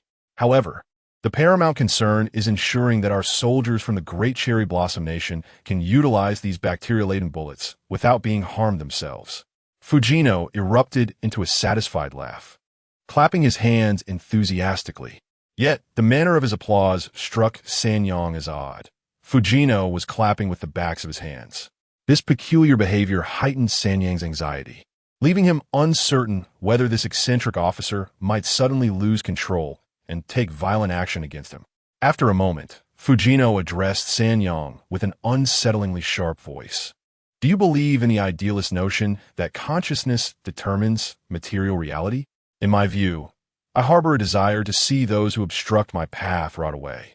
I wish to annihilate all who stand in my way, which has led me to possess this bacterium. The so-called cannibalistic bacteria you speak of, Sanya, do you truly believe such a phenomenon exists?" Sanya found himself momentarily bewildered by Fujino's somewhat convoluted reasoning, yet he grasped the general idea. If Fujino's intentions can indeed influence tangible matter, and this cannibalistic bacteria is a manifestation of such concentrated intent, it would be extraordinarily supernatural. Should this be the case, then Fujino Kenji would appear as a terrifying embodiment of a malevolent deity from myth descending into reality. Fujino continued, "To be frank, I have arranged for Lieutenant Saitama to assist you in my research. Lieutenant Saitama possesses expertise in military technology and ammunition manufacturing. I intend for my bacterial bullets to slay more adversaries for the Great Cherry Blossom Nation. You should return now, this afternoon.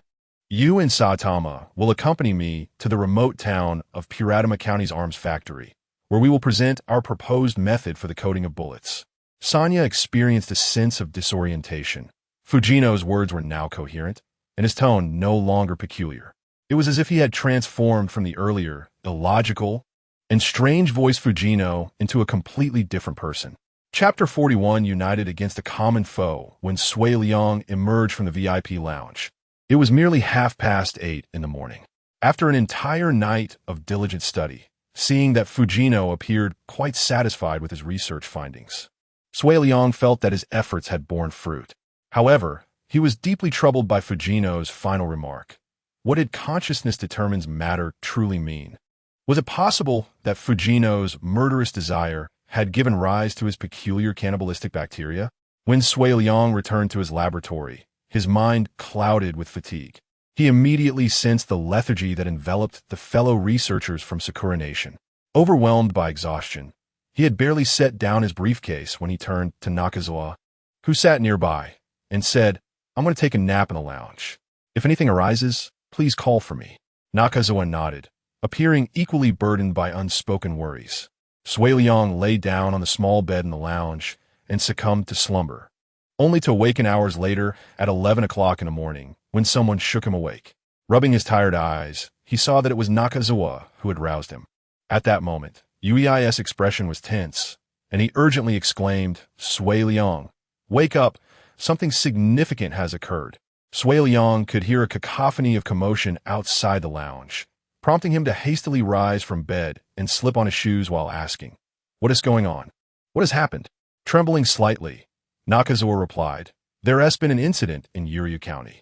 Our command center in Ice and Snow City received word that, over 10 days ago, our military camp in Yuryu County was attacked, and some of our researchers' families were in that barack. Weren't your parents also in Yuryu County? It's unclear who has been suppressing the news, which is why we only learned of it now." At that moment, Sui Liang and Nakazawa were unaware that 15 nights prior, Suhayuan had stealthily infiltrated the Sakura Nation military camp in Yuryu County, where he encountered the terrifying officer, Fujino Kenji. During that confrontation, Fujino's head was reduced to a pulp, and he was blasted by a grenade at close range. Yet, Fujino Kenji not only survived but emerged unscathed, making his way from hundreds of kilometers away in Yuryu County to the Virus Research Institute in Ice and Snow City. As they walked towards the director's office, Sui Liang listened intently to Nakazawa's account, piecing together a narrative. Approximately 20 days prior, Fujino Kenji had arrived in Yuryu County. It was unclear how he had negotiated with the local officials, but he had somehow secured quarters in the military camp under the guise of a superior officer. However, since Fujino's arrival, strange occurrences had been rampant. Initially, rumors circulated of 2 women from Sakura Nation mysteriously vanishing, seemingly brought in specifically for the pleasure of the camp. After entering Fujino's chamber, they never emerged again. There were reports of 2 patrolling soldiers hearing the sound of women screaming and a raucous group of laughter and play emanating from Fujino's window at night. The soldiers, suspecting an intrusion, approached to investigate, only to be angrily dismissed by Major Ueno of Yuryu County at the entrance. Subsequently, those 2 soldiers also vanished. Before their disappearance, they had exhibited palpable unease and fear towards the enigmatic officer, Fujino Kenji. Ultimately, no one knew what those soldiers had encountered. Subsequently, it appeared that Kenji Fujino had ordered an array of inexplicable white cloth strips to be hung throughout the main building of the barracks, transforming the entire edifice into a veritable hall of mourning. At this juncture, Saka and Nakazawa had arrived at the entrance of the director's office. surrounded by a throng of researchers from the occupying forces, both male and female. Most among them had family and friends stationed and working at the barracks in Sayuri County. Concerned for the safety of their loved ones, they expressed vehement dissatisfaction over the director's decision to withhold such critical information for a duration of 3 days.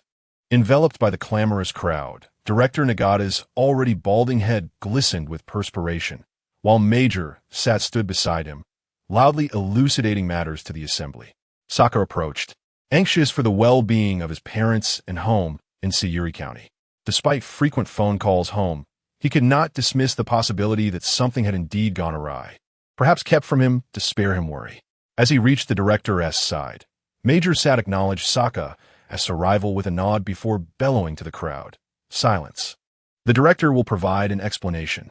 Please refrain from further noise." The assembly gradually quieted, and wiping the beads of sweat from his brow, Director Nagata declared, "I have just received the news myself. There is no need for alarm. Only one casualty has been reported in Sayuri County. No other citizens of our nation have been harmed." At that moment, a female researcher named Yamazaki raised her voice amidst the crowd. "May I inquire, Director, who exactly is Kenji Fujino? Is there a connection between him and the attack on Sayuri County?" Upon hearing the name Fujino, the director's hand, which had been gesticulating in the air, froze mid-motion. He stood as if a statue, faltering and unable to articulate a response.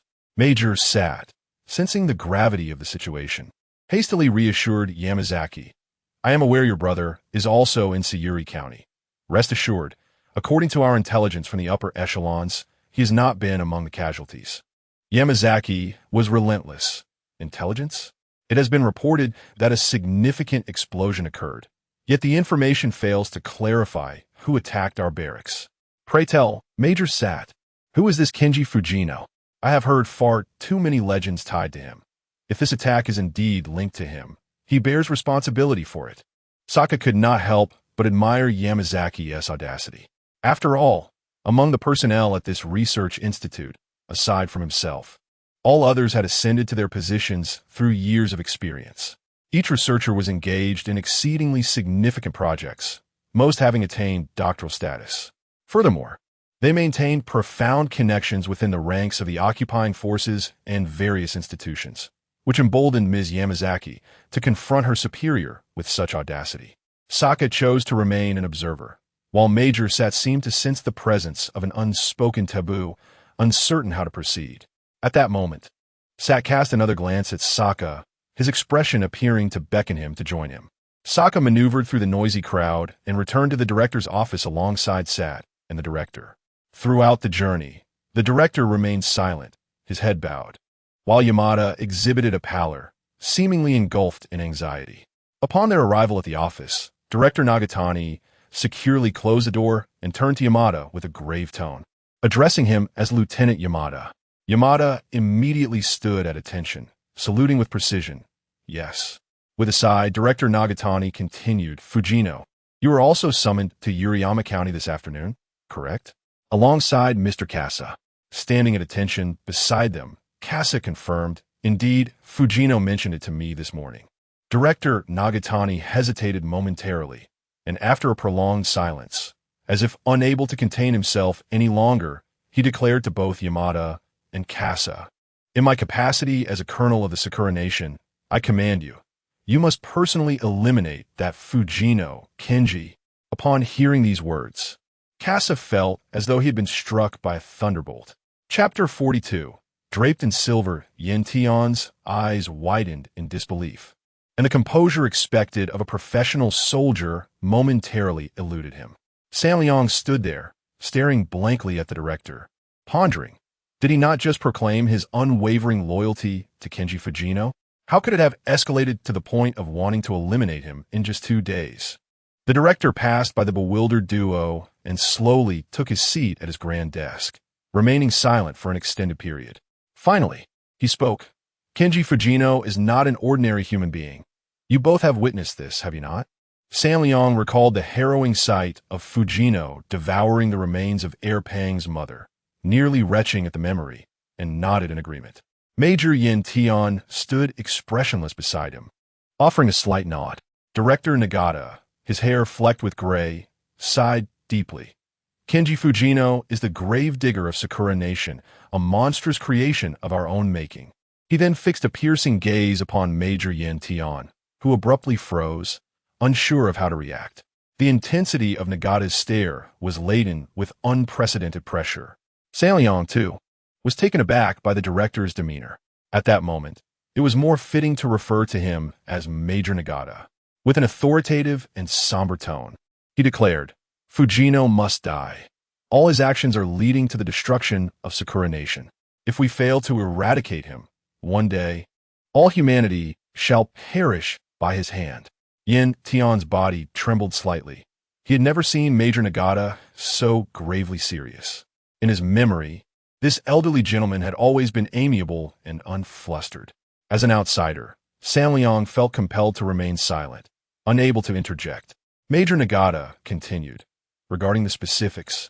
Should you both survive the night and return here, I shall elucidate further.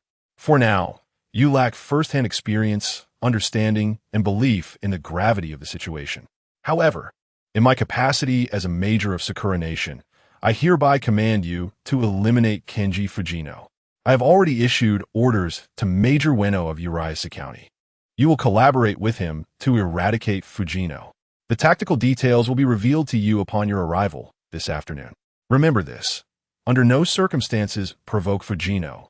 Before you depart this afternoon, ensure you carry your sidearms. Zhang Yang felt a sense of confusion, while Yin Tian merely acknowledged the gravity of the situation with a brief exclamation. After delivering his orders, Major Nagata appeared fatigued, reverting to his usual lackluster demeanor. He waved his hand, signaling for them to leave. As they exited the director's office, Yin Tian and Zhang Yang observed researchers outside engaged in heated debate. While walking, Zhang Yang inquired of Mr. Harano, a colleague with whom he shared a cordial relationship. Why such a strong reaction? Has everyone learned of Fujino's actions? Harano sighed in resignation, nodding. Zhang Yang, Yin Tian mentioned you seem to be napping this morning, correct? Just moments ago, Fujino brazenly humiliated researcher Yamazaki, declaring his experimental project to be nothing but refuse. Following that, he disparaged the research efforts of all the researchers, labeling them as worthless trash. The crowd was unfamiliar with Fujino, who introduced himself by name. He later remarked, if you all could heed my words, as the people of Sakura Kingdom and Yuryu County do, then the results of your research would not be so utterly futile. Koreo interjected, surely everyone thinks he is insane. Little did they know that Kenji Fujino was a pure amalgamation of chaos, driven to such behavior by the restless spirits within him. Yamada nodded. This individual is indeed peculiar. He rambles incessantly in the research room, ultimately declaring, I shall begin my transformation from Sakura Kingdom in Yuryu County, turning all of you into my subordinates. Anyone from Sakura Kingdom who disobeys shall meet their demise. Can you imagine anyone not perceiving him as mad? At that moment, intelligence arrived. Over 10 days prior, the barracks of Sakura Kingdom in Yuryu County had been attacked, with casualty reports uncertain. Fujino, meanwhile, shouted, even if those worthless souls perish, I shall remain unscathed. It is known that, although Yuryu County is small, many colleagues have family members and relatives working and living in its branches. The crowd began to inquire about Fujino's character. I was present at the scene, intending to quell the rising chaos, yet Fujino vanished without a trace. Strangely, I could not discern how he disappeared. As Yamada recounted this, Koreo quickly patted him, signaling him to cease. Together, they turned their gazes forward. Approximately 20 meters ahead in the corridor stood a man adorned in a brown military cap, donned in brown military attire and long brown boots. His gaunt face wore an exaggerated smile, revealing a mouth full of perfectly aligned white teeth. It was Kenji Fujino. Yamada's expression grew grave. One hand instinctively moved towards his firearm as Fujino approached them. In the dialect of Sakura Kingdom, he announced, Gentlemen, we are set to depart for Yuryu County City. The director has just provided me with a vehicle, and I shall drive you. His voice, in stark contrast to the eloquence he displayed while speaking in Huaxia, sounded almost androgynous. Koreo quickly responded, We have yet to have lunch. Suddenly, Yamada grasped Kureo's hand, signaling him to refrain from further protest. And Kureo promptly fell silent. Nodding in agreement, Yamada indicated that it was time to embark. Fujino's expression remained unaltered, his face resembling a mask, perpetually adorned with that exaggerated grin, his mouth almost stretching to his ears. Thus, Fujino led the way, with Yamada and Kureo following cautiously behind. They approached a military jeep, with Fujino opening the door and taking a seat inside, while Yamada and Kureo settled in the back row. The vehicle soon began its journey, leaving the icy city and venturing into the desolate outskirts. It was midday in winter, with the sun hanging low in the sky, casting a blinding light upon the silver-coated earth. As the saying goes, 1,000 miles of ice sealed, 10,000 miles of snow drifting. The fields lining the road were blanketed in endless white snow, reminiscent of a fairy tale landscape. Under Fujino's command, the jeep drove with remarkable steadiness. Saltian, a seasoned soldier, sat upright, ever vigilant. Sanyu occasionally cast glances at Fujino's silhouette while surveying the surroundings, marveling at the splendid scenery. Just as Sanyu began to feel drowsy, Fujino spoke, his tone impeccably articulate, delivering the purest form of Sakura language. This was in stark contrast to his previous demeanor, evoking the impression of a deranged individual. Startled, Sanyu jolted back to attention, and Saltian too sensed the peculiar shift, his gaze fixated intently on Fujino's figure. Fujino remarked, "The journey is long, and we likely have over 2 hours left. Allow me to entertain you with a story, a diversion for our travels." In the minds of Sanyu and Saltian, aside from a budding curiosity about the tale to be told, a pressing question lingered. Why did Fujino's voice fluctuate so dramatically? At times it was androgynous, at others sharp and jarring, and then it resonated with an air of righteousness. Saltian appeared poised to speak, yet before he could utter a word, the driver, Fujino Kenji, began his narrative. My story may seem a tad distant to you. Chapter 43. The Black Whale. Yintan and Onlyong anxiously observed Fujino, both acutely aware of his unsettling nature, fearing that they might meet a fate as grim as that of Erpeo's mother at any moment. Fujino continued, "Once upon a time, long, long ago, before your parents were even born, there lived a fisherman by the seaside in Sakura country, whose family had fished for generations. He certainly could not be considered wealthy, as the affluent did not need to fear conscription. At that time, one could evade military service with a bribe. This mass conscription left the populace in despair. Many were unwilling to serve, simply wishing to live their lives in peace, and the fisherman was among them. He merely wished to lead a quiet life with his family, believing that by hiding at home and pretending to be invisible, he could avoid being sent to the front lines. However, the fisherman was naive in his assumptions. One fateful night, he stealthily ventured out to fish, convinced that nothing could possibly go awry in the dead of night. Yet, it was a night shrouded in darkness, devoid of even a moon, and by sheer misfortune, he stumbled upon a soldier relieving himself. The fisherman only sought to retrieve his catch from the net. Panic-stricken, he felt the impending threat of discovery and turned to flee, but it was too late. He was seized by 2 soldiers and taken back to the barracks, where he was outfitted in military garb and armed with a rifle. Alongside a multitude of other anxious young men, the fisherman boarded a transport ship. On the battlefield, he forged bonds with several comrades, sharing the harrowing experience of life and death. Each day was fraught with terror, as his thoughts remained with his beautiful wife, their young daughter, and the unborn child his wife carried.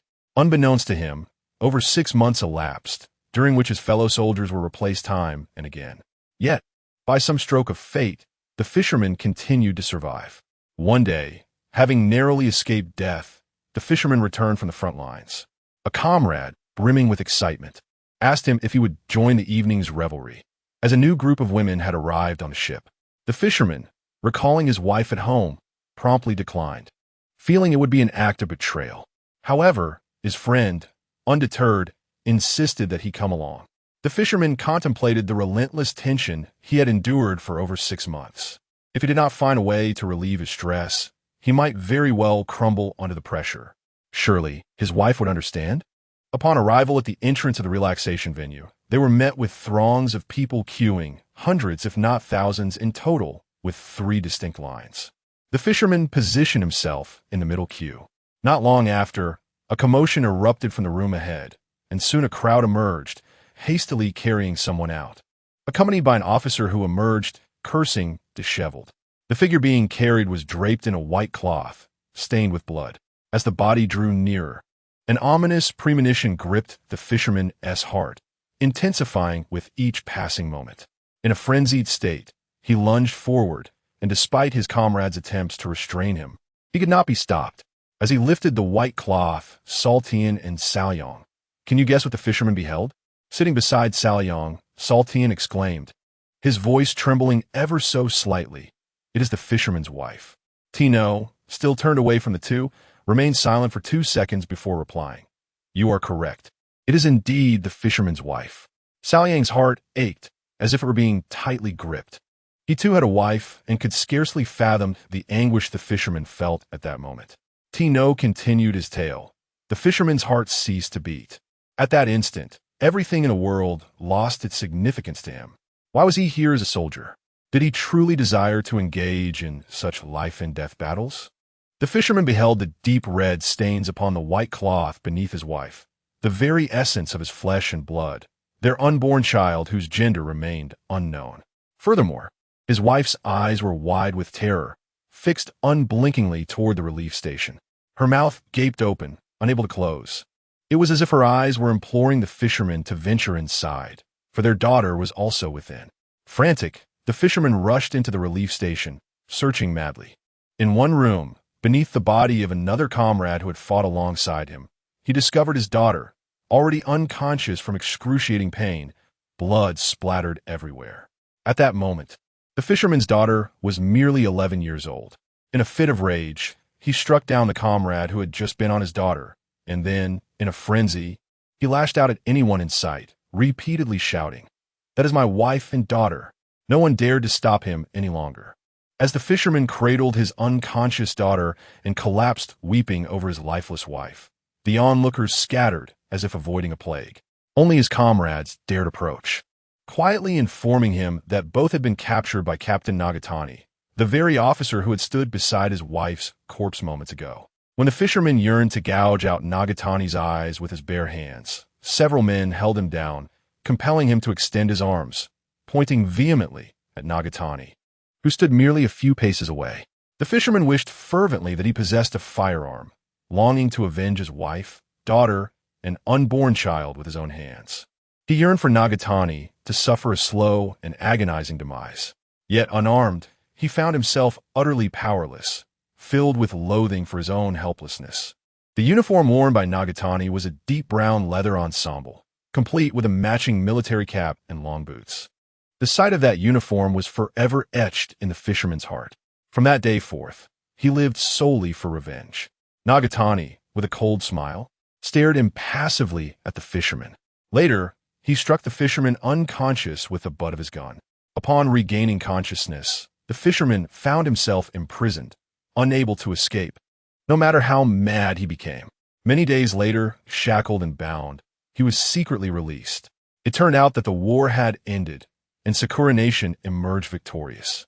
While Nagatani and the others had departed for home, only a former comrade of the fisherman had bribed the guards to secure his freedom. His comrade informed him that on the night the fisherman was imprisoned after being brutally beaten by Captain Nagata, the captain ordered 40 soldiers from the Sakura Nation to take turns using the fisherman's daughter, permitting them to employ any means they desired. This was Nagata's revenge for the fisherman's audacity to resist. By the time these soldiers had completely indulged their desires, the fisherman's daughter had already succumbed to a painful death. The comrade who alerted the fisherman had caught a distant glimpse of the fisherman's daughter, her surroundings splattered with blood. She had bled excessively, and by the time of her demise, her face and arms had turned pale, resembling a delicate porcelain doll. Captain Nagata decreed that this matter must remain confidential, demanding that all who were aware of it keep it buried within themselves. The fisherman fell silent, but later he uttered a single question to his comrade. "Where is Nagata?" The comrade replied that the main force had just retreated and Nagata was not far from them. as they withdrew at midnight. The fisherman awaited the moment Nagata stepped out of his residence. On that day, astonishingly, Nagata emerged alone. Little did he realize that he would not be returning home.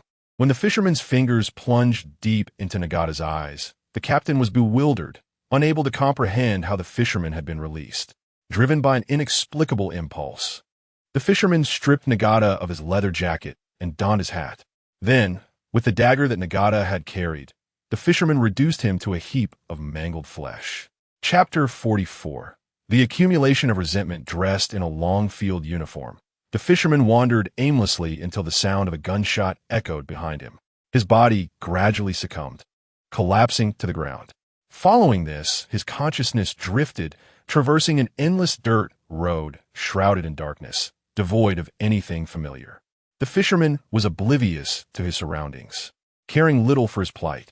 As he ambled along the path, he perceived flickering lights ahead, where a few figures moved about. One individual, clad in the same uniform as the fisherman's battalion, crouched by the roadside, kindling a fire. Intrigued, the fisherman approached the figure, whose silhouette seemed hauntingly familiar.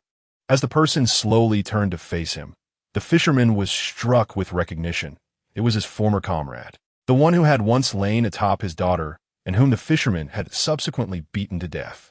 The fisherman's eyes widened in shock. Had he not perished? Then, he resolved to slay him once more. He plunged his knife into his comrade's neck, yet there was no resistance. With each thrust, the fisherman continued, eventually opting to tear apart the mangled body with his bare hands, repulsed by the sluggishness of the knife. As he did so, memories of his daughter, joyfully frolicking at home, flooded his mind. Crimson blood splattered across the fisherman's leather attire and smeared his face. At last he stood, utterly exhausted, and surveyed his surroundings, only to find himself encircled by a throng of individuals, men and women, young and old. They surrounded him, chattering excitedly, yet he could not discern a single word amidst the cacophony. Suddenly, the fisherman noticed a woman in the distance, her back turned to him, accompanied by a teenage girl as they walked away from the gathering. It was his wife and daughter. The fisherman yearned to break free from the crowd and pursue them, but the people clung to him fiercely, their rapid-fire speech incomprehensible. As he watched his wife fade from view, his eyes reddened with despair. The throng continued to restrain him, preventing any escape. How he wished for them to vanish, so he could chase after his beloved wife and daughter, longing for them to decay into mere flesh and mush, thus freeing him from their grasp. As he contemplated this, he noticed his wife and daughter slowly turning around, their mouths opening to speak. Despite the distance, their words resonated as if whispered directly into his ear. "I have reached the end of my life. You must avenge me and the children." The fisherman stood frozen, overwhelmed. At that moment, the crowd began to drag him backward. His wife's voice echoed once more. "From now on, you must carry my spirit and that of our unborn child as you wander through this world. Do you remember Fujino Kenji?" As he listened, the fisherman, no, Fujino Kenji, felt the corners of his mouth curl into a smile, one that grew increasingly exaggerated, even as it tore at the edges. From that day forth, this expression was forever etched upon his visage. As Kenji Fujino watched his wife venture into the unknown distance, an unprecedented fury erupted within him. Dragged along by the crowd, he shouted, "You wretched fiends deserve nothing but to rot away." The apparitions appeared to shrink back in fear, retreating and fleeing in haste. What do you suppose Fujino beheld next? Both Sayaka and Major Yatani stood frozen, unable to move, confronted by Fujino's harrowing past. Was he merely a deranged individual, or something far more sinister? Fujino erupted in laughter, indifferent to the reactions of those seated behind him, and exclaimed, "Before my very eyes, those ancient specters crumbled like sandcastles, decaying and collapsing rapidly." It was as if the visions harbored within Fujino's mind materialized into reality. The souls of the underworld grotesquely disintegrated into a heap of putrid flesh, which, astonishingly, seemed to have a life of its own as it slowly inched toward him. Fujino had never tasted such delectable meat. It felt as though he had been granted a new lease on life. From that moment forth, Myriad voices began to echo within Fujino's mind, merging together, emanating from individuals of various eras and genders. He realized then that the world was teeming with anguished and tormented souls, countless in number. Yet, whose suffering could rival the depth of his own? If, to some extent, these phantoms were to be considered tangible entities, then what manner of existence was Kenji, Fujino, the one who could conjure bacteria capable of causing such decay? Sayaka and Major Yutani, do you now believe that consciousness can shape matter? As he uttered these words, Fujino's voice trembled slightly from the driver's seat, causing the hairs on the necks of Yutani and Sayaka to stand on end. Yutani's heart quaked. The preceding statement was undeniably a reflection of Fujino's own history. Yet, how could anyone possess the means to create bacteria that could cause others to rot? What, then, did the malevolent spirits of the underworld signify? Did it imply that not only human corpses, but even the remains of souls could be devoured by Kenji Fujino? But where, in this world, do such specters even exist? Fujino fell silent. An eerie stillness enveloped the jeep. Sayaka struggled to endure the suffocating atmosphere. The sun blazed hotter, and the endless expanse of ice and snow loomed ahead. The scene, complemented by the terrifying figure of the stoic officer Fujino at the wheel, painted a truly macabre tableau. Yutani's hand rested on his pistol, revealing his palpable tension. Thus, the remainder of their journey unfolded under the weight of an unsettling and heightened anxiety, stretching what felt like a lifetime over the course of mere hours. Upon arriving at the military camp in Uryu County, as the jeep came to a halt, Sayaka and Yutani beheld a formation of several dozen soldiers from the Sakura Nation standing at attention at the camp's entrance. They leaped from the vehicle in a panic, rushing to the side of the enemy commander, then turned to anxiously regard Kenji Fujino as he descended from the jeep with deliberate slowness. Major Ueno of Uryu County and Major Yamada exchanged a glance, then simultaneously fixed their gaze intently upon Fujino. Fujino patted the leather jacket on his body, glanced at the Sakura soldiers of Uryu County, and nodded. "All right, it seems you are all prepared." He then addressed Major Yamada and Kaneda, who were almost hiding behind the Sakura soldiers. "Follow me to the barracks to study bacterial production." Although the barracks of Uryu County were modest in scale, they housed an armory capable of independently manufacturing weapons and ammunition. If it were not for the overwhelming busyness of the armory in Ice and Snow City, Fujino Kenji would likely not have chosen to come to Uryu County, Kaneda mused. Just over 10 days ago, on the night when Fujino Kenji had his head blasted by Su Haiyuan, all those who had witnessed him consume flesh were utterly terrified, believing that they had finally rid themselves of this demon. Little did they know, after a brief respite of just over 10 days, Fujino had returned, unharmed, driving back into their midst. Chapter 45. The intent to kill. The peculiar events at the military camp in Puya County transpired 20 days prior. On that fateful noon, two Sakura soldiers patrolling outside the barracks observed an unfamiliar figure approaching the main gate with an air of nonchalance.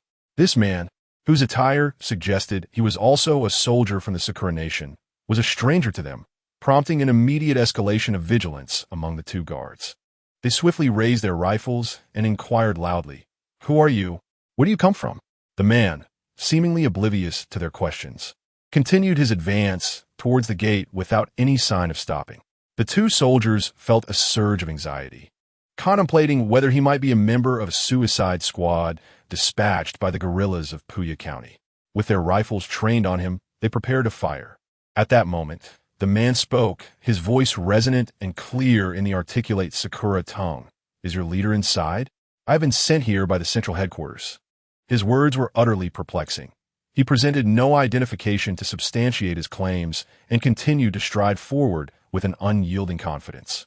Given the possibility that he held a position of significant authority, his unusual demeanor did not entirely discredit his assertions. Thus, they resolved that one would maintain their aim while the other approached for closer inspection. By now, the man was no more than 20 meters away. One of the soldiers, named Wichi, stepped forward to scrutinize the stranger. Meanwhile, his companion, Tanaka, remained at the gate, his gaze fixed warily on both the man and his fellow soldier, unwilling to relax his guard. As Wichi neared the man, they exchanged a few words. The man produced a letter, which Wichi examined before nodding and leading him back towards the gate. Tanaka inquired, "What is his identity?" Wichi replied, "He claims to bear a letter from the chief of the central headquarters, instructing all Sakura forces to extend their full cooperation." The man then addressed Tanaka, "Come, take me to your commanding officer." It was at that moment that Tanaka discerned the man's face, adorned with a rigid and exaggerated smile, reminiscent of a mask. After ushering the man into Major Ueno's office, Ueno immediately recognized the insignia on the letter the man held. It was indeed from the central headquarters. He gestured for Wichi and Tanaka to leave, but scarcely had they exited the office when a startled exclamation from Ueno echoed within the room. Wichi, quick to react, suspected that Ueno might be under attack, fearing that the man in the leather coat was, in fact, an enemy. He promptly turned back, weapon at the ready. However, the office was devoid of the confrontation he anticipated. The man stood motionless, facing away from Wichi. Ueno, positioned behind the desk, wore an expression of horror. Because the man was turned away, Wichi could not discern what he was doing. Just as he contemplated charging forward, Ueno urgently raised a hand, pointing outside, signaling for Wichi and Tanaka to leave. Confused but compelled, Wichi and Tanaka returned to the lounge, a shroud of unease now looming ominously above them. On that fateful day, December 1st, 1942, neither Ui nor Tanaka could have anticipated the chilling events that would unfold due to the enigmatic man in a leather coat who had inexplicably arrived in Yuriyama County. 3 days later, Major Ueno unexpectedly commanded Ui to retrieve 2 women from the icebound city to the military camp in Yuriyama County. According to Ueno, these women had journeyed from the homeland of Sakura Nation, and orders had been issued to bring them from the frigid city to the county's military base. The night was heavy with falling snow, and the air was unusually frigid. Shivering against the biting cold, Ui drove alone in a jeep to a dilapidated house on the outskirts, awaiting the arrival of the women. From the outset, this mission felt peculiar. If their purpose was merely to serve the Sakura Nation, why the secrecy surrounding their retrieval? Ui harbored a nagging suspicion that this matter was somehow linked to the enigmatic man in the leather coat. It had been 3 days since Ui had last seen that man at the military camp in Yuriyama County. If he were an officer conducting inspections, such an absence would defy reason. Who then was he? With a heart full of uncertainty, Ui arrived at the designated location, an abandoned ranger's cabin from a bygone era. Long since fallen into disrepair, its door missing. The night was unusually dark, and Ui hesitated to enter. Calling out to the empty cabin, he announced, "I am here to escort you." "Where are you?" Silence met his inquiry. After a brief moment, he cautiously entered, gun drawn. The interior was even more decrepit than he had imagined. 2 women sat within, their skin notably pale, clad in dull gray cotton jackets. One, with long hair, sat expressionless in a corner, her gaze vacant. The other, with short hair, looked at Ui with a calm demeanor, yet remained silent. Ui attempted to communicate in the language of Sakura, but the women appeared unresponsive, as if in a stupor. Driven by curiosity, he approached them. Ui had heard tales of women from other regions who, after enduring severe physical trauma for prolonged periods, became dazed and disoriented. However, these women hailed from the homeland of Sakura. Generally, they would not have been subjected to such cruelty. How could they be in this state? The women remained motionless in the corner, their eyes blankly fixed ahead. Ui moved closer, posing a few more questions, yet received no response. They seemed as though their souls had been siphoned away. Noticing their beauty, with delicate, fair skin reminiscent of daughters from affluent families, Ui pondered the cause of their apparent stupor. As he assisted them into the vehicle, the short-haired woman, who had been silent and looking down, suddenly spoke in a hollow, lifeless tone. How the vengeful spirits arrived in Yuriyama County? Ui was taken aback, having no idea whom she referred to as vengeful spirits. The statement struck him as peculiarly odd, and thus he refrained from replying.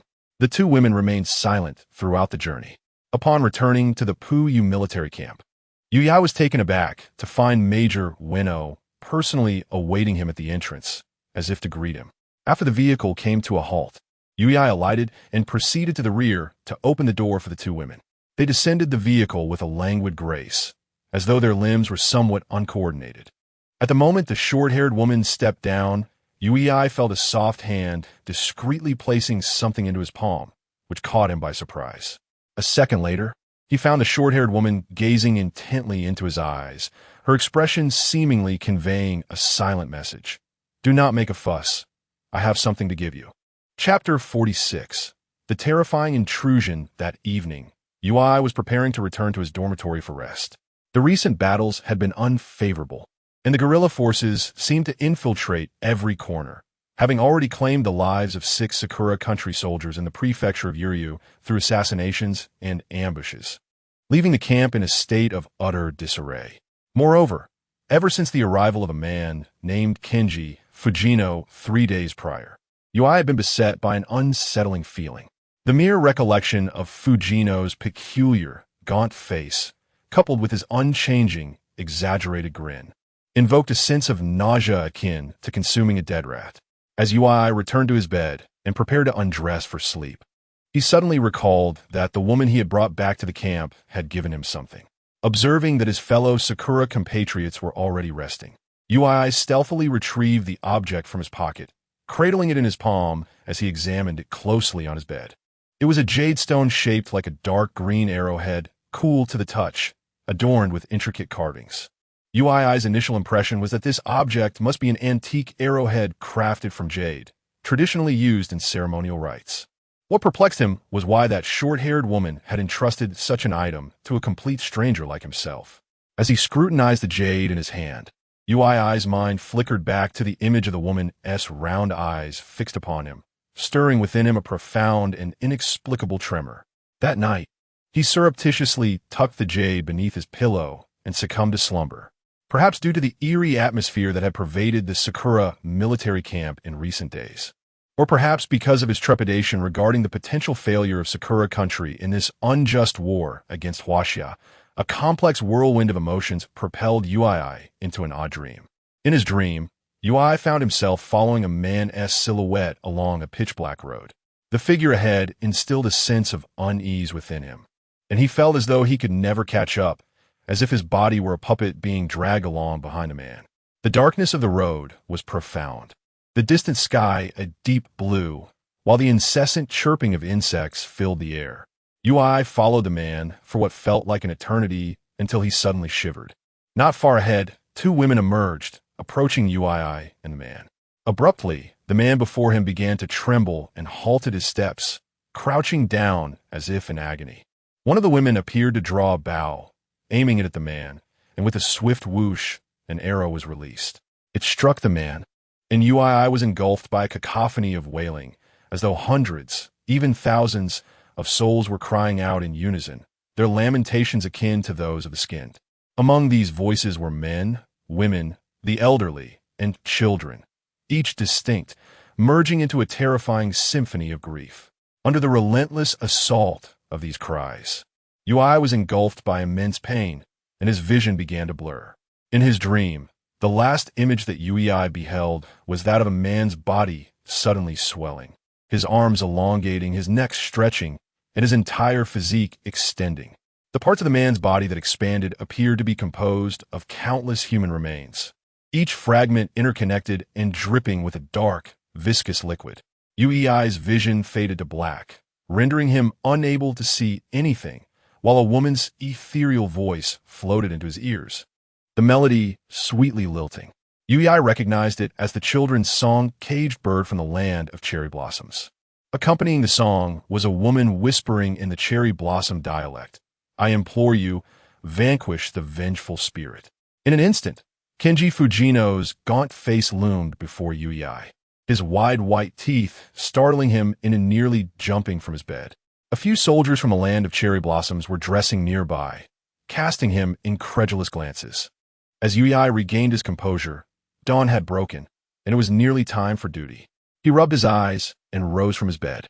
While donning his uniform, he discreetly slipped the jade arrowhead from beneath his pillow into his pocket, then exited towards the assembly point.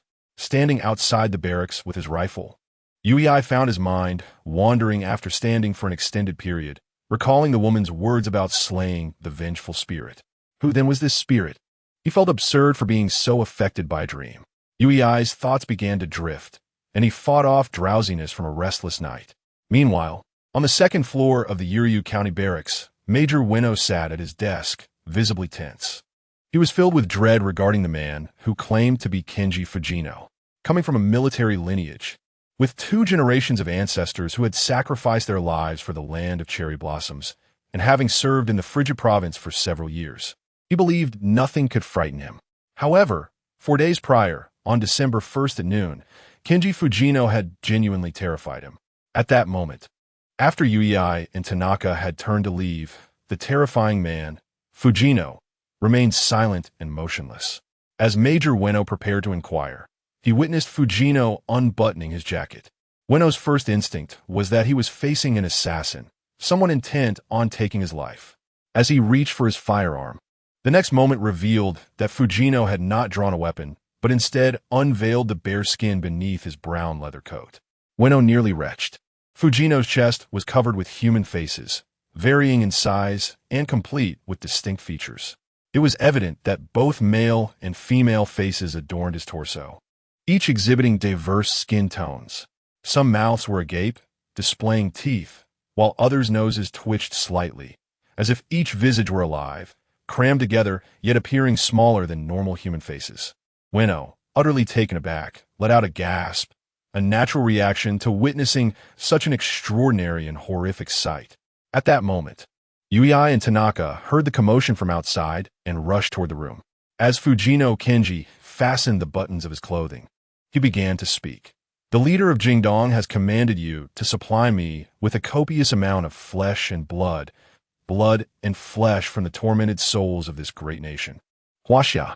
After you and Tanaka departed once more, Fujino tossed the letter in his hand to Ueno, who picked it up with trembling hands and examined it closely. The letter contained but a single line.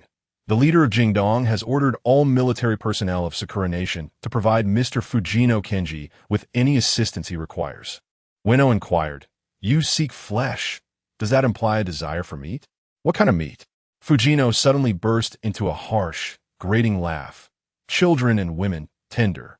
With that, he turned on his heel and walked away without a backward glance. Chapter 47. They were afraid as Ueno gazed upon the retreating figure of Kenji Fujino. An eruption of anger surged within him, a tempest born from the intertwining fears of humanity towards the alien and the instinctual concern for one's own safety. Major Ueno abruptly drew his pistol, aiming it at the back of Fujino's head. With a resounding bang, a bullet struck its mark. Fujino staggered momentarily, yet did not cease his advance, not even a drop of blood oozing from the wound. From that instant, Ueno became convinced that Fujino was no human. To his astonishment, Fujino neither retaliated nor exhibited any further action, standing there seemingly unfazed. After a few seconds, he suddenly turned and inquired, "Where is my residence?" Ueno's expression turned ashen, engulfed by fear, and he promptly dispatched someone to prepare a VIP room on the second floor for Fujino's stay.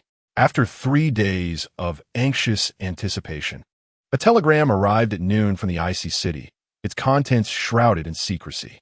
It relayed that 2 female personnel had been dispatched from the homeland on a special mission to eliminate the vengeful spirit, Kenji Fujino. Ueno was instructed to swiftly proceed to a specified location to escort them. Yui, a trusted subordinate of Ueno, brought the 2 women to him. They conveyed but a single demand: "Take us to Kenji Fujino's room, and you, the Sakura people, must fulfill all his requests." Ueno's unease deepened. The 2 women remained in Fujino's quarters for several days. On the 5th day, one of the women, her short hair wrapped in a white blanket, entered Major Ueno's office and candidly stated, "You must arrange the entire camp according to the layout on this map." The map illustrated certain structures, indicating an extensive need for white gauze, each piece several meters long, to be hung at designated spots around the camp buildings. Strangely, these pieces of gauze required peculiar symbols written in black ink, resembling characters. The letter meticulously detailed the quantity of gauze, dimensions, hanging locations, and required designs. Ueno found the situation increasingly peculiar, for he had developed an interest in traditional Huaxia culture throughout his life, having heard of and seen many aspects of it. The designs bore an uncanny resemblance to the ghostly symbols found within Huaxia traditions. Yet, he had never encountered the notion of inscribing black ink on white gauze. Winnow understood that talismans were employed to suppress malevolent spirits. What, then, was the purpose of these white gauzes? Could they serve a similar function? Nevertheless, a subconscious voice urged him to comply with the women's demands. Failure to do so could lead to dire consequences. It was entirely reasonable, given the unknown threat posed by Kenji Fujino, for Winnow to seize every potentially useful method and implement them one by one. Thus, within 2 days, the enormous pieces of white gauze and their accompanying symbols were meticulously prepared and hung throughout the camp buildings, both inside and out. Fujino and the 2 women rarely left their room. During this period, Winnow commanded his subordinates from Sakura Nation to abduct children and women from various places, all of whom were sent to Fujino Kenji's VIP room. According to the established practice of these days, once the door was knocked upon and opened, these women and children were merely pushed inside. Due to Winnow's orders, no one dared to observe what transpired within. After being sent inside, their fates remained uncertain, and no unusual sounds or odors emanated from the room. Even those 2 peculiar women appeared to neither eat nor drink, forbidding anyone from delivering food or stepping outside for sustenance. As time passed, strange rumors began to circulate within the military camp of Yuryu County. Many soldiers from Sakura Nation spoke of a man-eating monster that had taken residence in our camp. However, the specifics remained unclear to all, including Lieutenant Winnow. He could acutely sense the pervasive atmosphere of terror enveloping the entire camp, of which he was a part, yet felt utterly powerless. Truth be told, he harbored a deep fear of Fujino Kenji, apprehensive of the multitude of faces that adorned his chest, as well as Fujino's grotesquely smiling, corpse-like visage. Moreover, there were other bizarre occurrences that compelled the attention of all the soldiers, the enormous white gauze hanging both inside and outside the camp buildings. At times, even in the absence of wind, the fabric seemed to sway as if caressed by an unseen breeze, instilling dread among the Sakura soldiers, who believed it to be a manifestation of the supernatural. It was not until the 8th night after Fujino Kenji's arrival that a sudden, urgent alarm pierced the quiet of the barracks where UII was sleeping. UII and several other soldiers in the same dormitory immediately sprang to attention, hastily donning their uniforms and seizing their rifles to rush to the assembly area. Like the other soldiers, UII felt an ominous presence overshadowing the days when the peculiar Fujino Kenji had made sporadic appearances, each time displaying an unsettling politeness and concern for the troops. Yet, UII was plagued by an unsettling intuition. It was akin to walking in the wilderness under a radiant sun, when suddenly one senses something amiss. Upon looking up, one discovers that the once blinding sun has transformed into a crumpled orange silhouette, hanging in the sky like a paper cutout, radiating an eerie glow. For Ujai, Fujino Kenji's superficial courtesy towards the soldiers felt as uncomfortable and discordant as that illusory paper sun. Days earlier, he had been the first to encounter Fujino Kenji, and he had personally brought back the 2 women gifted to him. Ui felt a disconcerting closeness to that paper sun, as if he were in greater peril than others. With a sense of foreboding, Ui arrived at the assembly point, where a considerable number of soldiers had gathered, all clutching their rifles, their expressions tense.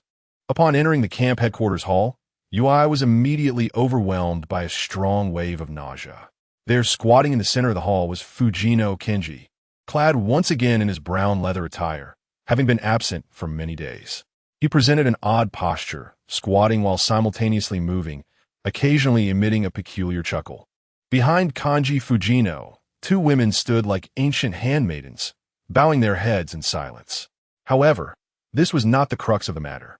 What astonished everyone was the sight of a man, belly up, being carried on Fujino's back. His eyes were tightly shut, and his complexion was a ghastly shade of ashen. Was this not Major Winnow, the leader of the Yuryu County garrison? Upon closer inspection, it became evident that blood was oozing from both his mouth and nose, appearing to have congealed long ago.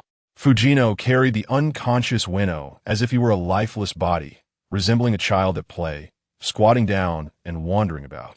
Subsequently, Fujino began to hum a tune akin to a nursery rhyme, a scene that sent chills down one's spine. Ui shouted with urgency, exclaiming in a mix of Japanese and Chinese, "What have you done to Major Ueno?" He swiftly aimed his gun at Fujino's head, prompting the other Sakura soldiers to do likewise. In response, Fujino chuckled softly and remarked, "It's just a game. Why the excitement? Such a miser." With that, he casually tossed the unconscious Ueno toward the crowd as one might discard chick. Two Sakura soldiers rushed to support Ueno, checking for signs of life. Fortunately, he was still alive. Chapter 48. The Great Terror. Fujino Kenji disregarded the crowd entirely, rising from his seat to brush off the dust from his attire. And without a backward glance, he made his way to the VIP room on the second floor, with no one daring to impede his progress. The two women, at a loss for words, followed closely behind. Yui stood at the front of the assembly, and as the short-haired woman passed by him, she glanced up at him once more, her eyes seemingly filled with helplessness and a silent plea for assistance, before hastily lowering her gaze and departing. At that moment, Yui recalled something and inquired of the others, "Who triggered the alarm just now?" Tianzhong timidly stepped forward, nodding as he spoke. "I was on duty earlier, and as I passed by the doors of the hall, I witnessed Major Ueno conversing with Fujino Kenji." Major Ueno appeared quite agitated, and then suddenly, I heard Fujino, that monstrous figure, exclaim, "How dare you defy the orders of Jingdong?" I was taken aback as Major Ueno suddenly knelt to the ground. I thought there was an attack and promptly sounded the alarm. A sense of foreboding began to swell within Yui. After Major Ueno was transported to the medical room and examined, no definitive conclusions were drawn. It seemed he had merely fainted due to the strain of heightened emotions.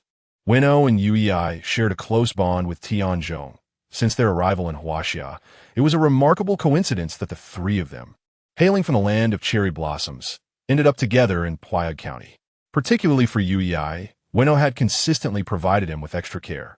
In the hearts of Yui and Tianzhong, Ueno was not merely a superior officer, but rather a guardian who looked after them with great concern. Now, the unsettling presence of Fujino Kenji had inflicted harm upon Major Ueno, inciting Yui to act on both professional and personal grounds. Just how many secrets did that devilish man, Fujino Kenji, harbor? Yui resolved to uncover the truth. At this juncture, Major Ueno gradually regained consciousness, surveying his surroundings with a hint of disorientation. At last, his gaze settled upon Yui. He struggled to blink at Yui, who immediately leaned closer, inquiring with genuine concern, "Major Ueno, are you feeling any better?" Ueno nodded slightly, signaling for the others to leave. Once the crowd dispersed, Ueno spoke to Yui in a faint voice, "Do not take any independent action. Fujino Kenji is not human." Yui, feeling somewhat embarrassed as if his thoughts had been laid bare, stammered, What exactly is he? Why must we obey him?" Ueno sighed deeply. "I sense that he is far from being human. He resembles more a conglomeration of vengeful spirits." Pausing momentarily, Ueno continued, "In the coming days, I hope he can come to my residence to protect me. Zhang, you're the person I trust most at this moment." Yui immediately stood at attention, affirming loudly, "Yes, sir." In the subsequent days, Yui resided in a small room adjacent to Major Ueno's bedroom, maintaining a constant state of vigilance. As a soldier of the land of cherry blossoms, it was his duty to safeguard his superior. As a human being, Yui also felt a profound sense of gratitude. During this period, Ueno remained rather frail, spending most of his time resting in bed, aside from meal times. Especially at night, Yui never dared to sleep too deeply, fearful that Ueno might once again encounter danger. Over the past few days, whenever he passed by the enormous white drapes within and outside the camp, the blinding sunlight reflecting off the black characters on the fabric would evoke an indescribable chill within him. Occasionally, Yui would catch sight of trucks returning from outside the camp, carrying small groups of children and women. He recalled the rumors circulating among the troops. Fujino Kenji was a malevolent spirit that devoured the living. One night, as Yui was preparing to sleep, Ueno suddenly entered. Due to the constant need to remain vigilant against potential threats, Yui had kept the door unlocked during these days. He quickly stood up, bowing respectfully as he inquired, "Is there something you need?" Winnow waved his hand dismissively, indicating that there was no need for such formality, and then sat down at the desk. This room, originally designated for Winnow's afternoon naps and brief rests, had been offered to Yuyai. Winnow first gestured towards the door, and Yuyai immediately understood, walking over to close it and lock it securely. He then returned and sat in the chair beside Yuyai. Initially, neither spoke, leaving Yuyai perplexed about Winnow's intentions. Although the hierarchical distinctions of daytime were not as pronounced, he could not afford to be overly familiar, so he waited for Winnow to break the silence. A deep sigh escaped Winnow's lips before he began. "Zhang, I fear that our battle is destined for failure." Yuyai was taken aback. Such disheartening words should not be spoken lightly, and he hesitated to respond. Winnow continued, "For many years, our Sakura nation has committed numerous transgressions, and the divine will not spare us." Unable to contain himself, Yuyai interjected, "Sir, what brings you to such a conclusion? On the front lines, we hold the advantage. Although we cannot contribute to the main battlefield here in Puayat County, I firmly believe that the Sakura nation is invincible." Winnow replied, "Zhang, you are still receiving far too little information. However, that is not the topic for today. You have long sensed that Fujino is not quite right, have you not? Are you not curious why we must heed his commands?" Yuyai nodded gently, awaiting Winnow's elaboration. Winnow's emotions began to escalate. "I am afraid of him. Not just me, but even the leader of the Jingdong is fearful of him. Fujino Kenji represents the specter of our Sakura nation. His presence heralds our doom." Yuyai, bewildered, could not help but ask, "Why do you say that? What detrimental actions could Fujino Kenji take against our Sakura nation?" Winnow said, "On the night I collapsed, I merely intended to use the restroom when I heard a strange noise at the door. At that moment, I suspected a thief might have broken in.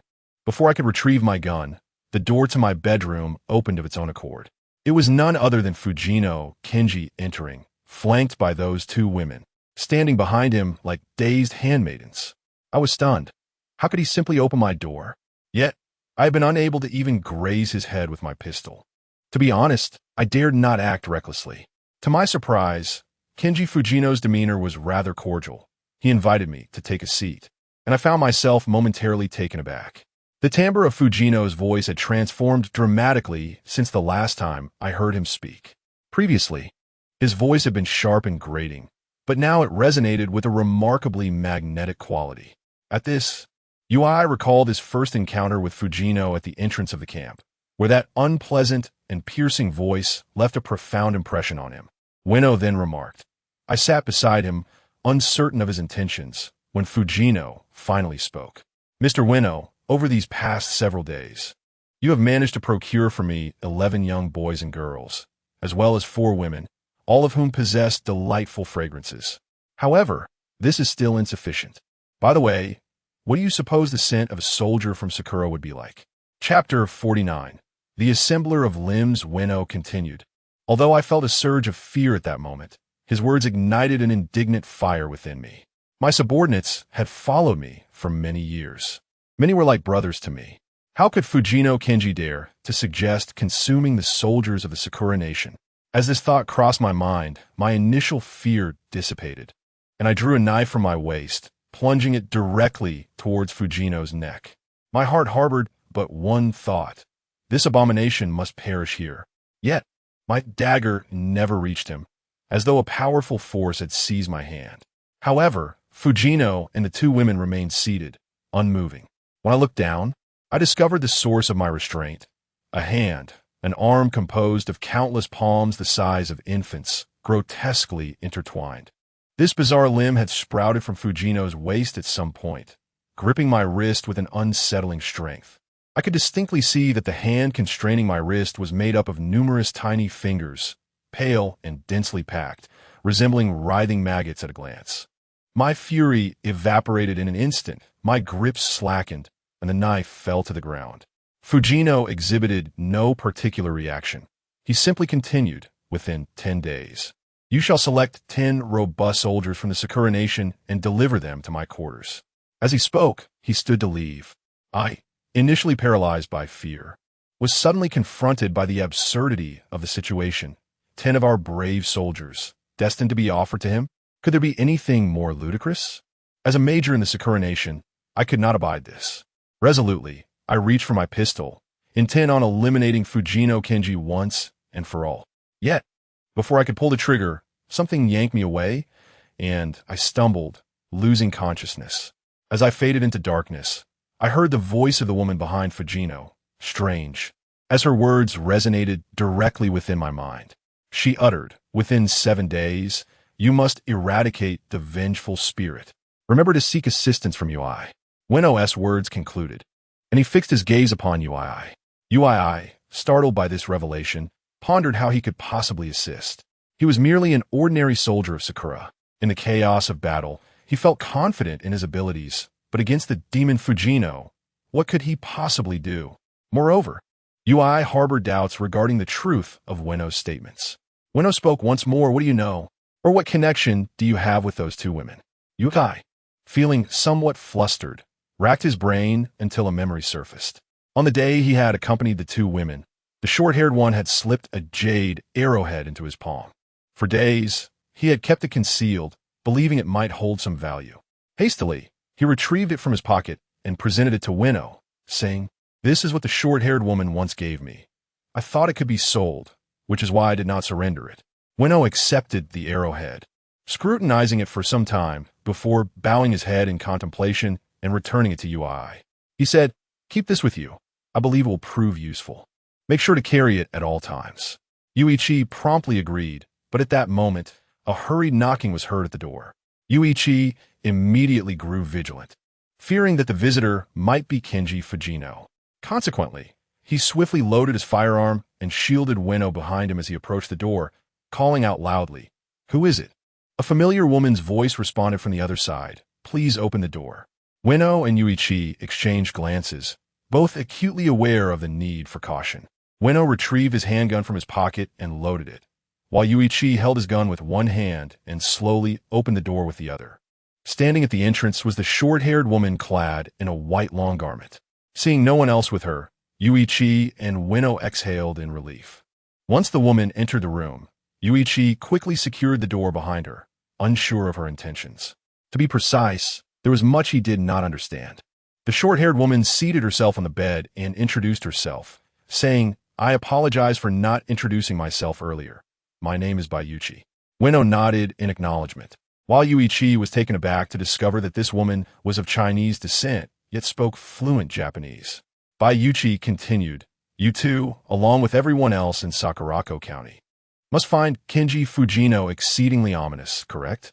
It is time for you all to realize that he is not human." Major Weno, unable to contain his curiosity, inquired, "What is your background, and what is your connection to Fujino? I suspect your identities are not so simple." Bayuchi pressed her lips together, her voice eerily calm. 50 years ago, Kenji Fujino was gunned down in revenge for his family.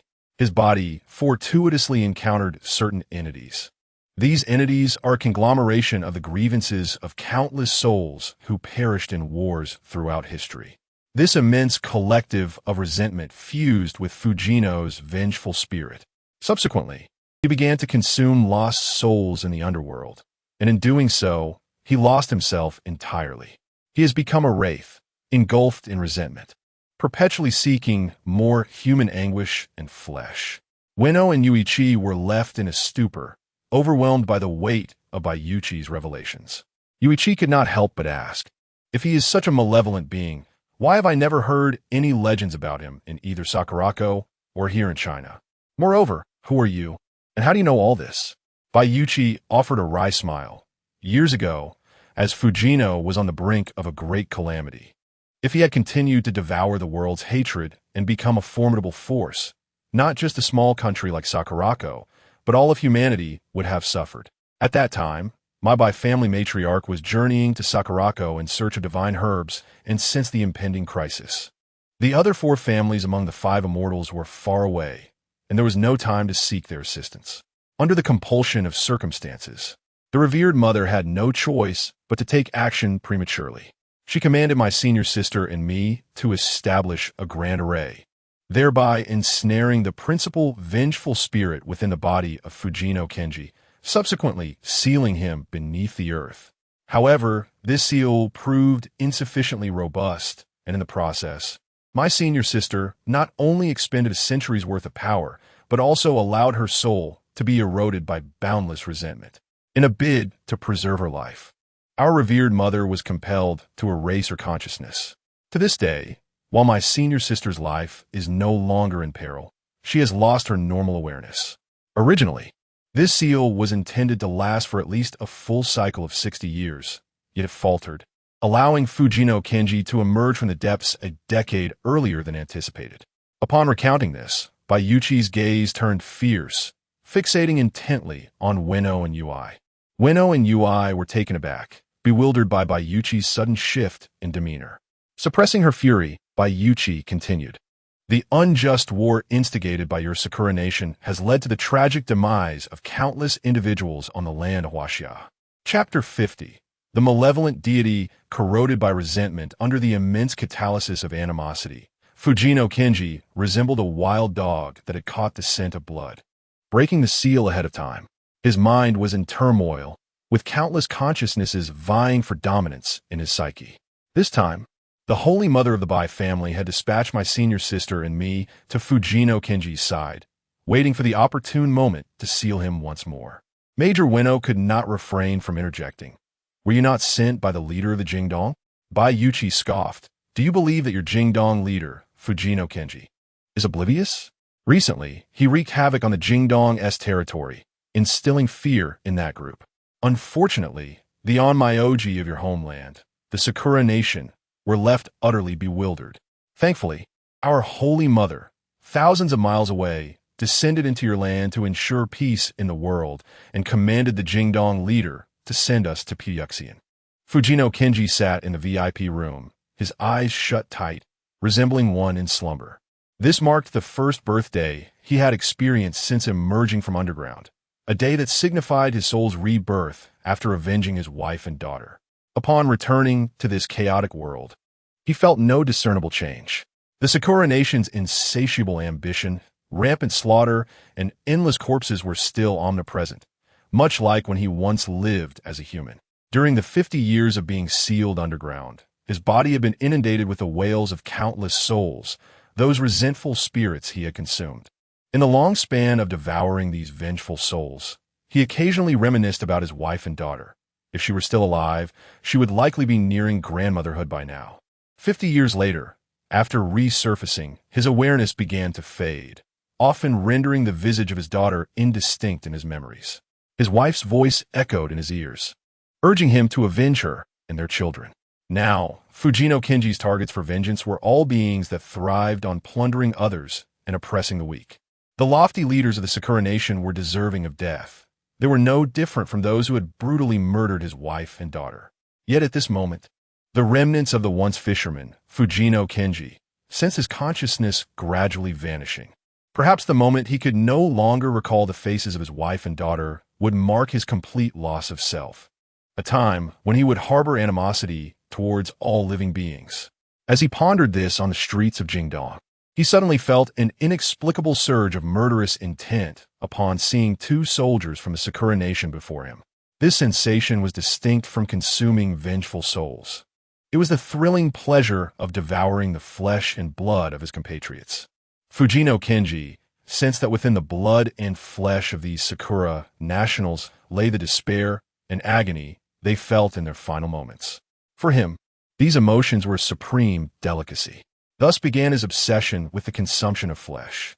At this very moment, Fujino Kenji sat in the VIP room, lost in a myriad of memories.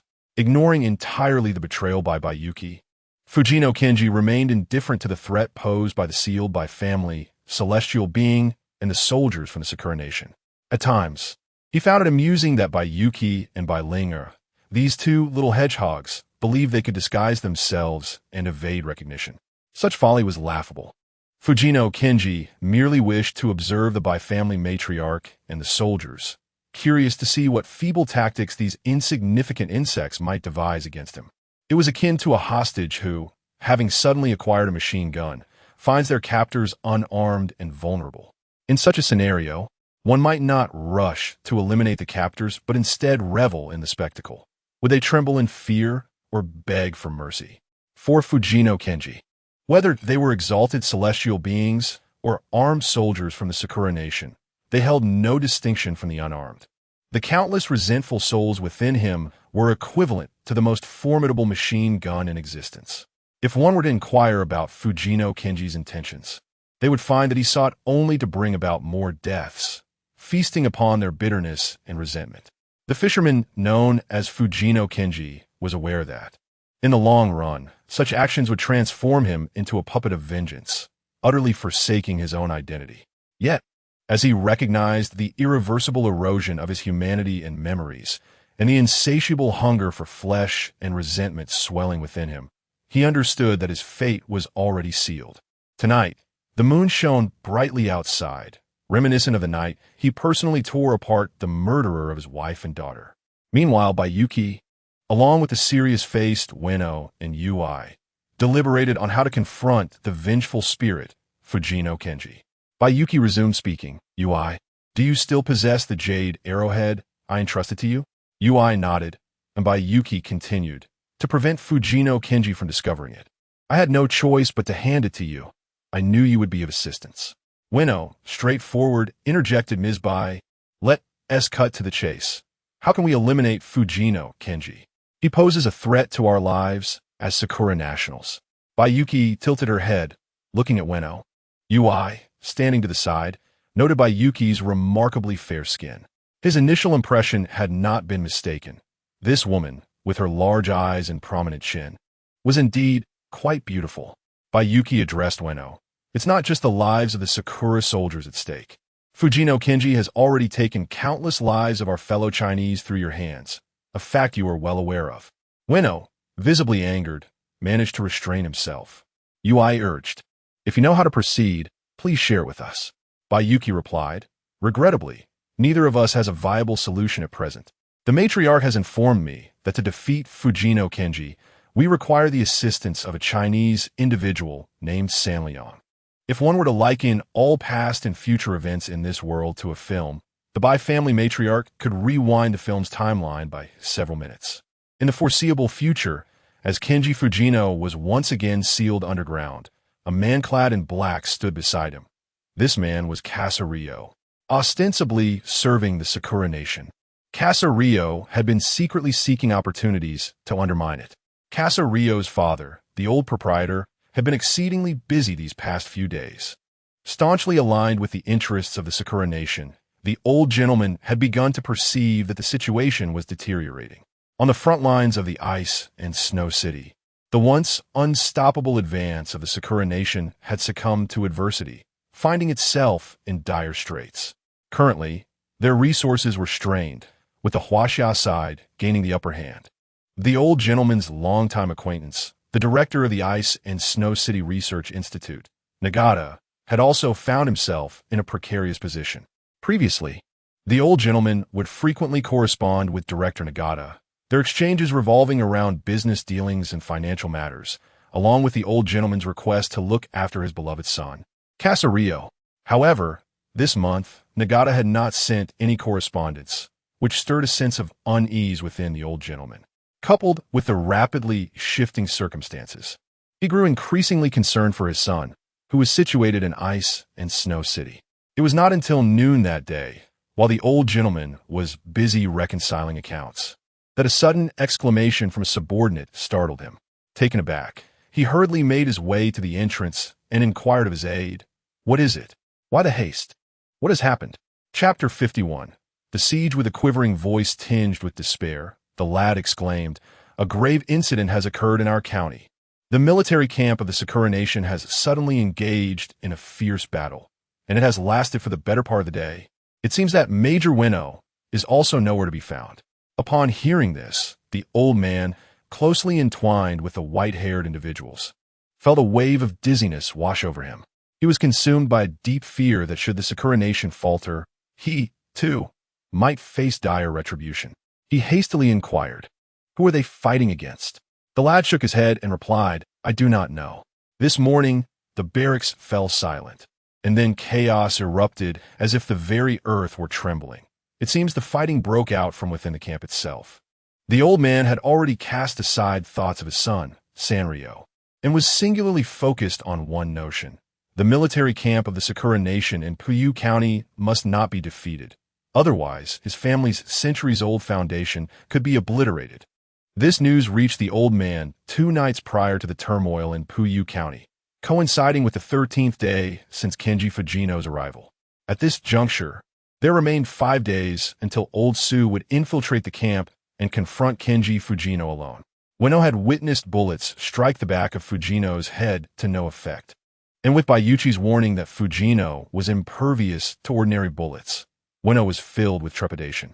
That evening, Bayuchi, Ueno, and UII devised a 3-tiered plan. The window of Fujino's VIP room was situated in a secluded area, rendering the camp square invisible from within. The first trap involved excavating a massive pit in the center of the barracks courtyard, lined with sharp wooden spikes at the bottom and concealed with tightly stretched gauze and loose soil. To the naked eye, it would appear as merely an innocuous patch of ground. Once Fujino approached, a hail of bullets would send him tumbling into the pit. The second trap entailed Ueno personally selecting 20 elite Sakura soldiers, each armed with submachine guns and grenades. Their purpose was to suppress Fujino's movements with overwhelming firepower once he fell into the pit. Even if they could not kill him, merely slowing him down would suffice in achieving their objective. This was preparatory work for the most critical third trap. The details of the third trap remained a closely guarded secret, known only to Bayuchi, who instructed UII to gather some old willow branches from the wilderness. UII, unfamiliar with the mystical arts of the Huaxia Daoist tradition, complied without question, driven by the need to confront the unknown terror that was Kenji Fujino. Anxiety gnawed at Bayuchi's heart, for she believed the pivotal moment was upon them. Having lived for over a century, spanning more than 60,000 days, Bayuchi had witnessed countless farewells and the vicissitudes of life. Was her fated day of demise finally at hand? Even if she succeeded in sealing Kenji Fujino, the cost would be her very soul. It would take the entirety of her spiritual energy and essence accumulated over a century to cast the binding spell upon the vengeful spirit. As she prepared to depart with her senior sister, the revered matriarch had long since vacated the cave dwelling. In these tumultuous times, humanity was ensnared in an inextricable conflict, while in another dimension, the celestial beings of Huaxia and the Sakura Nation were embroiled in their own fierce battles. In a realm invisible to humanity, higher dimensional beings are also embroiled in a tumultuous battle. Bayuchi recalls that before her senior sister completely lost her memory, she once confided, "As long as the jade arrow shatters, even if her primordial spirit is damaged, she can temporarily regain all her memories." This is because the jade arrowhead contains a fragment of her senior sister's soul. Bayuchi entrusted this arrowhead to Yui, having long calculated that he was the key to breaking the current deadlock. The so-called third trap is that once Fujino Kenji falls into the pit, Yui will launch the arrowhead at him. The contact between the arrowhead and Fujino Kenji will enable her senior sister to recover her full memory and consciousness. At that moment, she will undoubtedly expend her last ounce of strength to reach Fujino Kenji, further sealing the actions of the vengeful spirit amidst the modern firepower suppression. By then, if her senior sister can secure even 10 seconds, Bayuchi is confident she can once again seal Fujino Kenji. Colonel Ueno, not wanting to take any chances, augmented the team of 20 elite soldiers with 5 heavy machine guns and 2 mortars. When Bayuchi crafted a rudimentary bough from a branch of the old willow tree that Yui had retrieved and affixed the jade arrowhead to the shaft, she resolved to commence the hunt for Fujino Kenji the following morning. The next day, the 3 of them, while keeping Fujino Kenji in the dark, prepared for the decisive confrontation. The most occupied and tense among them was Colonel Ueno, the leader of the camp. He dispatched Yui to secretly gather 20 soldiers who were highly loyal to the Sakura Nation, including Yui's friend, Tanaka. Ueno succinctly outlined the mission. Fujino Kenji, who had been residing in the VIP room for several days, is a villain imbued with dark sorcery. For the sake of the Sakura Nation, I order that tomorrow morning we proceed with this plan. The legend of the man-eating demon, Fujino Kenji, had spread widely among the soldiers over the days. Many soldiers were filled with fear, while a few felt a surge of anger that outweighed their fear. They could not believe that in the face of the invincible Sakura nation, there could exist any unbeatable demon or monster.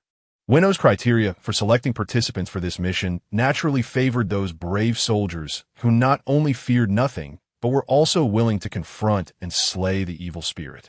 Alone in a small bedroom, Yui grasped the exceedingly simple bow and arrow crafted by Bayuchi. She had emphasized that the utmost importance of this mission hinged upon Yui's ability to shoot accurately. Should he miss, all would be lost. Amidst the collective anxiety, the moment finally arrived. Fujino Kenji had originally instructed Ueno to find 10 robust soldiers for his sustenance. On the day of action, Colonel Ueno deceitfully stated, "The men are ready. Please select them personally in the camp square." Perhaps fearing suspicion, Ueno further explained, "I worry they might become suspicious and act against you. Thus, I let you choose yourself. You are a distinguished guest sent by headquarters, and I would never dare to threaten you." It was a foolish lie, one that Ueno himself recognized. Fujino Kenji wore an exaggerated smile upon his face, remaining silent as he followed Ueno to the camp square. As Fujino approached the pit trap, Yui, concealed on the second floor, felt her heart race, her grip tightening around her bow and arrow. Upon witnessing the 10 unarmed soldiers of Sakura Nation before him, Fujino let out a hearty laugh, exclaiming, "Excellent, excellent. You've prepared them for me, so I shall take them back to my quarters." At that moment, Ueno suddenly raised his hand, and 20 fully armed soldiers from Sakura Nation surged forth from various directions. Chapter 52. The Spirit Beast Strikes the Soldiers, who had been hiding behind the camp's administrative building and various obstacles, now brandished submachine guns, unhesitatingly directing their fire towards Fujino Kenji. In addition to these 20 elite troops, another dozen Sakura soldiers had readied 2 mortars and several heavy machine guns, standing at the ready. The camp had erupted into chaos, with bullets raining down on Fujino Kenji like a torrential storm, a scene truly deserving of the phrase "a hail of bullets." The thunderous gunfire reverberated throughout the camp, the sound of bullets striking their target resembling the thud of blows on a tattered sack. The immense force of the bullets pushed Fujino Kenji back repeatedly. Fujino Kenji stood like a wooden figure, offering no reaction, remaining upright and silent, his head bowed. Ueno gradually retreated until he reached what he deemed a safe distance. Simultaneously, as if preordained, Fujino Kenji was indeed struck by the bullets and fell into a trap pit. Ueno was utterly tense, beads of sweat rolling down his forehead. He could scarcely believe that the first 2 steps of their plan had unfolded so successfully. From his vantage point at the second-floor window, Yui observed clearly as 3 sharp wooden spikes pierced through Fujino Kenji's neck and abdomen upon his fall into the pit. At that moment, the long-haired woman in white who had been beside Fujino Kenji remained silent, standing quietly to the side, her expression devoid of any turbulence. Yui glanced at this woman. Bayuchi Sr., harboring some doubt. Could this seemingly daft woman truly play a crucial role? Yui had carefully chosen his position for optimal visibility, having practiced archery numerous times. At this distance, he felt confident in hitting Fujino. Taking a deep breath, he nocked an arrow. There was no time left for fear or anxiety. He focused intently on his aim. With a swift whoosh, the jade arrow soared through the air, striking Fujino Kenji's abdomen with pinpoint accuracy. Accompanied by a barely audible sound of the arrowhead shattering, Major Ueno bellowed orders. "Mortars, fire into the pit. Heavy machine guns. Aim at the pit's opening to prevent his escape." Following a tremendous explosion, the Sakura soldiers were in the midst of loading shells and bullets when suddenly they heard an ethereal animal cry, resonating deeply. The soldiers, still reeling from the chaos, caught a glimpse of a massive white figure racing past them, hurtling towards the pit where Fujino Kenji had fallen. The soldiers in the square could not discern clearly, but Yui, from the second floor, witnessed it all. A gigantic creature with snow-white fur, over a person's length, emerged seemingly from nowhere, darting towards the pit with a speed reminiscent of lightning. All present, including the concealed Major Ueno, had yet to comprehend the sight before them when the enormous white beast leaped into the pit. This creature was none other than the true form of Bayuqing Sr., a colossal white hedgehog. The first act of the white beast upon landing in the pit was to drive its spiny quills forcefully into Fujino Kenji's body. Fujino's body lay nearly shattered, riddled with bullets and shrapnel, motionless at the bottom of the pit. Additionally, he was pierced by sharp, wooden splinters, and his form was marred by gaping, bloody wounds. Yet, he remained unresponsive, resembling a lifeless corpse. Among the soldiers atop the pit, some, emboldened by courage, dared to approach, including Tanaka. Tanaka, gun in hand, cautiously approached the edge of the pit and peered down, only to be struck with terror. Before him lay a colossal, white creature that pinned Fujino beneath its weight, gnawing ferociously, emitting guttural breaths, and the sickening sound of flesh being torn apart. Tanaka's first thought was that Fujino had been devoured by this beast. Simultaneously, hiding atop the barracks, Bayuqi, who had been silently observing Fujino's condition, realized that her senior had managed to subdue him. Without a moment's hesitation, she focused intently, igniting her spirit to prepare for the sealing. From Bayuchi's perspective, a pale red circle suddenly enveloped the entire Barak square, gradually tightening at a deliberate pace. The center of this circle converged precisely upon the pit where Fujino lay. If the circle closed around the pit, while Fujino remained within, the sealing would succeed. Of course, to ordinary people, this circle was entirely invisible. The Sakura soldiers in the square stood poised with their rifles, vigilant against any unforeseen occurrences. On the second floor, Yu cast aside the now useless broken wooden bow and raised his sniper rifle, fixating his sight on the pit. However, just as the sealing circle appeared poised to close around the pit's mouth, an icy chill swept through everyone present. Major Winnow, standing at a distance, felt the sky darken abruptly, only to brighten several times brighter moments later. An ominous foreboding enveloped every heart present. Soon after, a horrendous wail echoed through the air, a sound so anguished it resembled a woman's scream as she was torn apart alive. Winnow nearly faltered, but steeled himself against the dread, shouting, "Prepare yourselves. If anything emerges, fire immediately." All personnel stood at the ready, including machine gunners and mortarmen, their eyes fixed intently on the pit. Yet before his command could finish, something was hurled upward, landing with a thud. You squinted to see what had been thrown, nearly crying out in horror. It was the jawbone of an animal, specifically that of a creature with white fur, approximately the length of a forearm. This severed jaw bore sharp teeth, its edges jagged and oozing blood, as if it had been violently wrenched apart. The other Sakura soldiers, along with Bayuchi atop the roof, witnessed this gruesome sight. Tears streamed down Bayuchi's face, realizing that the severed jaw belonged to her senior. As the circle was about to constrict to the size of a pit's opening, a figure clambered up, moving with a clumsy, uncoordinated, and eerie gait. It was Kenji Fujino, still wearing that exaggerated grin, now appearing even more sinister. His snow-white teeth were stained with dark red blood, the origin of which remained uncertain, whether it belonged to him or to his senior sister. In his grasp, he held an object covered in pristine white fur, approximately the size of a basin. Upon realizing what it was, Bayuchi nearly fainted. What Fujino clutched was none other than the severed head of the colossal white beast that had transformed from his senior sister.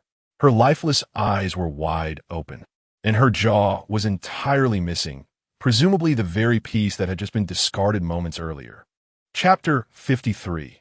The chaotic escape. The keen-eyed soldiers could see that the right side of Kenji Fujino's neck was nearly severed from his shoulder, the wound oozing with viscous black blood, likely the result of a beast's savage bite. Yet, it was evident that the outcome of the battle favored Fujino. He had entirely decapitated the monstrous creature. Although Fujino did not utter a word, every individual present could distinctly hear his voice. I consume the most extreme hatred hidden within the human heart. With this hatred, I can easily annihilate you all. Bayuchi found herself engulfed in profound darkness, her seal having failed. Soon after, she felt a searing pain in her neck, touching it. Her hand came away smeared with a yellowish foam. It was not until a gaping wound opened on her neck, and she collapsed to the ground, racked with sobs and convulsions. That Bayuchi could scarcely believe that her senior sister had been so brutally slain by Fujino in a mere 10 seconds. It was not just her. Everyone present was incapable of fathoming the sheer horror of Kenji Fujino, this vengeful spirit. 20 elite soldiers of the Sakura nation fell like lambs to the slaughter, each one being torn apart and crushed by the grotesque limbs that had inexplicably sprouted from Fujino. The bullets from the heavy machine guns struck him like raindrops, proving utterly ineffective. They could not even force him to retreat. Before the mortar shells could be launched, the mortar operator's head was crushed by Fujino's twisted appendages. The entire encampment had transformed into a vast slaughterhouse, the cries of anguish and despair echoing for hundreds of meters. Major Ueno and Sergeant Ui miraculously escaped the camp under the desperate cover of other soldiers. At that moment, Fujino was meticulously tearing flesh from a still-living Sakura soldier and swallowing it whole. The terror and resentment of these dying soldiers became sustenance for his vengeful spirit, merging with the countless souls of anger within him. Blood thoroughly stained Fujino's vision. At this moment, the consciousness of the fisherman longing for his wife and children had completely vanished. Kenji Fujino had become the scourge of this world. Not all Sakura soldiers in Yuryu County were aware of this operation. When uninformed soldiers arrived at the scene, drawn by the sounds of explosions and gunfire, they found nothing but a massive crater and a ground soaked in blood. Standing unmoved, Kenji Fujino remained untouched, his brown leather jacket pristine. The arriving soldiers, bewildered, trained their weapons on Fujino without understanding the situation.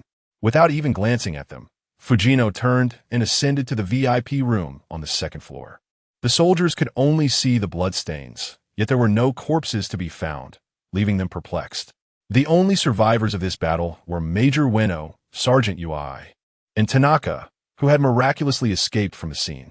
Tanaka was gripped by terror and simultaneously curious as to why Fujino had spared his life, as if he had grown disinterested in pursuing his fleeing prey.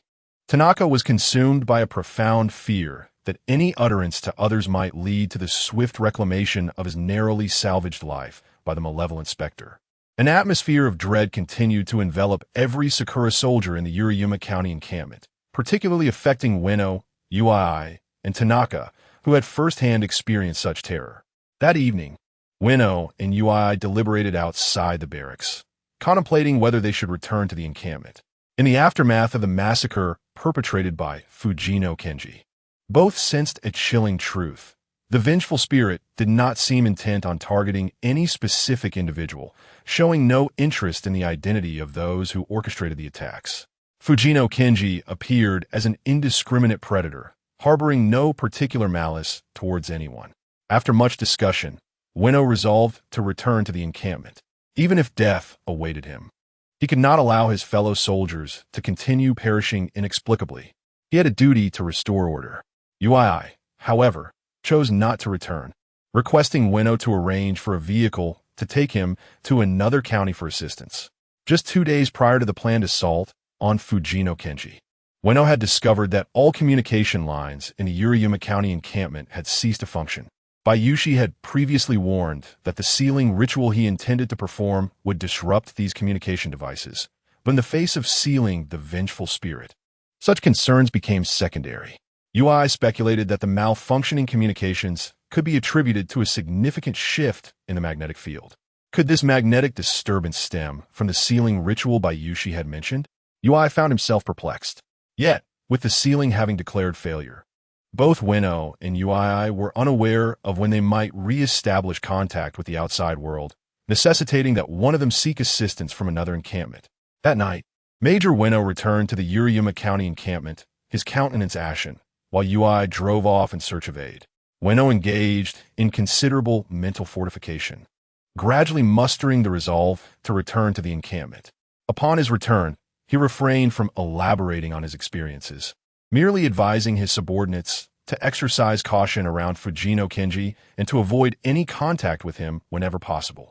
The atmosphere of fear continued to spread, like dark clouds overshadowing the Yuriyama County encampment. On the surface, life within the barracks seemed unaffected, as though the harrowing battle from days past had never transpired.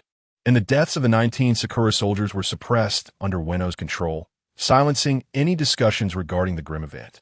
Remarkably, Ueno persisted in sending individuals weekly to procure children and women for Fujino Kenji's sustenance. In the ensuing days, chaos reigned supreme. A prevalent phenomenon was the unsettling demeanor of soldiers who had witnessed the climactic confrontation with Fujino Kenji, many appearing dazed and incoherent, their slumber plagued by incessant curses. Furthermore, Fujino Kenji began brazenly consuming human limbs within the encampment building, showing no regard for the presence of others. These unfortunate body parts were likely harvested from those abducted.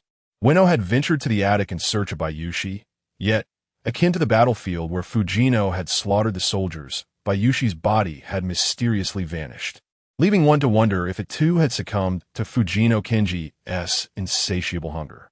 3 days later, Old Su stealthily infiltrated the military camp in Puyu County. At that moment, Ueno was actually observing from the second-floor window as Old Su scaled the wall, yet he astonishingly refrained from dispatching anyone to apprehend him. It was as though a voice echoed in Ueno's mind, suggesting that this old farmer was intent on assassinating Kenji Fujino and, thus, deemed an ally. Consequently, Ueno chose to remain a passive observer, thinking that it would be splendid if this man, disguised as a peasant, succeeded in his lethal endeavor. Curiously, after Old Su fled the camp, Kenji Fujino, who had fought against him, also mysteriously vanished. Following Old Su's escape, Ueno had only glimpsed the grotesque remains of Tanaka lying on the staircase of the camp's first floor. After interring Tanaka, Ueno sensed that this matter was far from resolved. Fujino's inexplicable appearance and subsequent disappearance left an unsettling ambiguity about his potential return.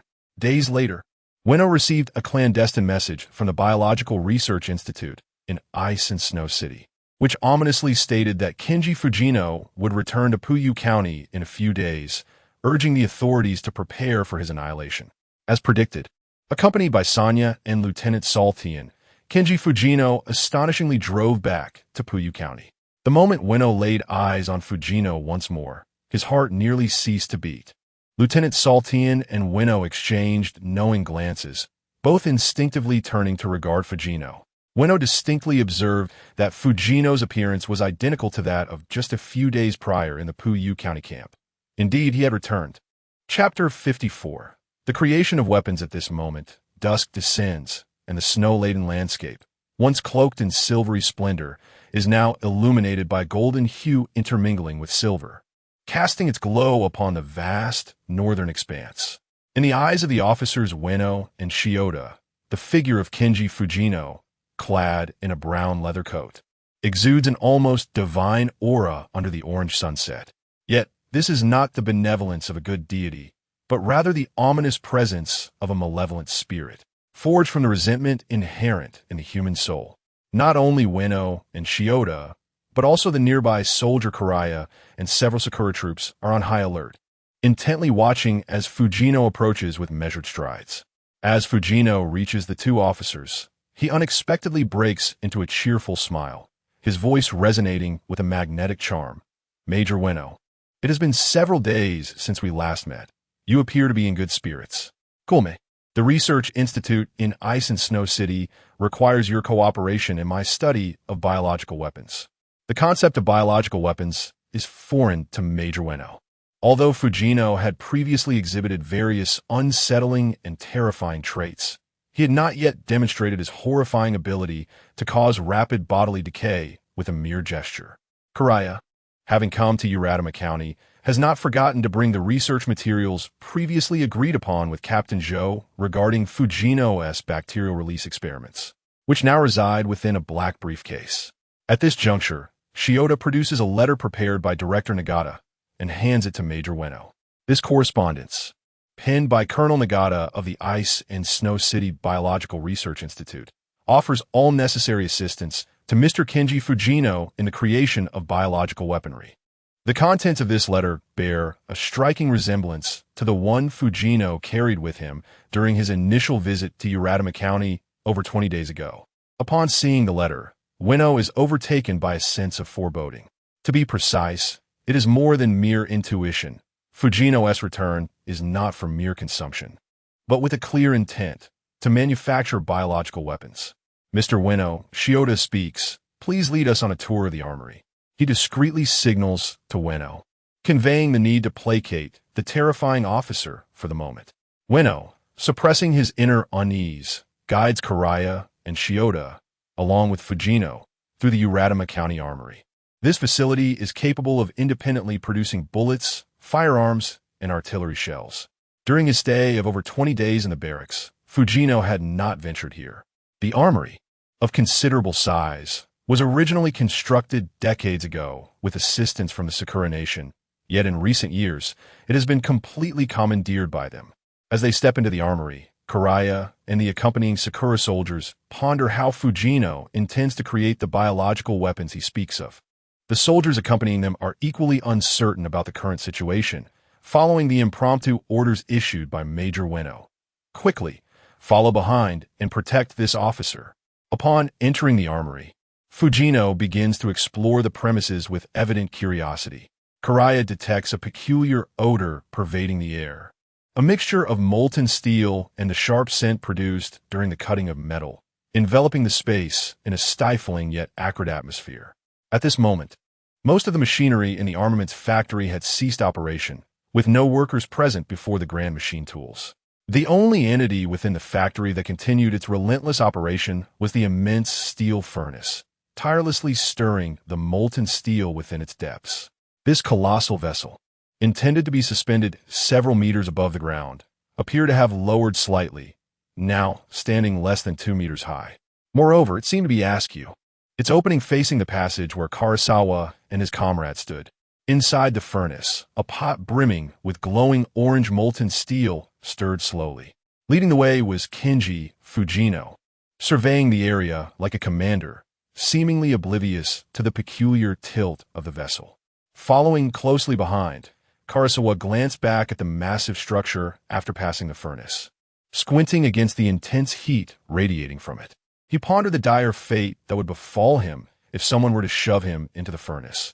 He would surely be reduced to ashes. Upon reaching the bullet production line, Fujino cast his gaze upon the neatly stacked boxes of ammunition and inquired, "Are there any prisoners? Bring me one alive." Ueno, not daring to delay, promptly ordered his subordinates to fetch a captured guerrilla from the underground prison of the camp. In no time, a man in his 30s was pushed forward by the soldiers. Dressed in tattered clothing, he exhibited a disdainful expression as he was shoved by the Sakura soldiers.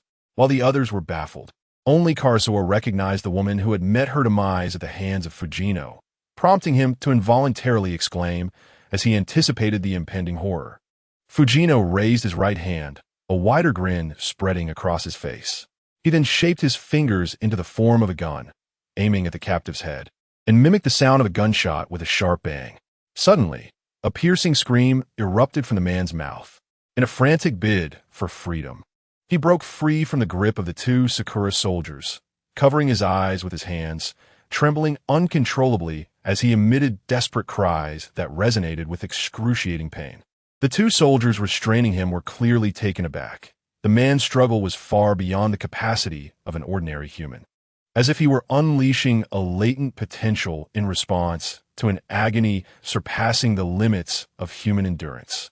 He screamed in a frenzy, his fingernails digging deep into his flesh and eyes with such force that they appeared to be mutilated. "It hurts. My head hurts. It hurts," he cried incessantly. Karasawa and the nearby Sakura soldiers were visibly paralyzed with fear. Though they were uncertain of Fujino's intentions, the chilling terror of the unknown that enveloped them was palpable. The man's agonizing screams and violent thrashing continued unabated for 2 to 3 minutes. At last, he collapsed to the ground like an overcooked noodle, his limbs still trembling faintly. In that moment, onlookers beheld the portion of the fallen man's face near his right eye, where a cavity slightly larger than the eye socket had formed. The gaping hole appeared to be gradually expanding, its edges teeming with a dense, yellowish foam that bubbled vigorously, revealing the pinkish cerebral tissue within. The scene was reminiscent of something corroded by an extraordinarily potent acidic substance.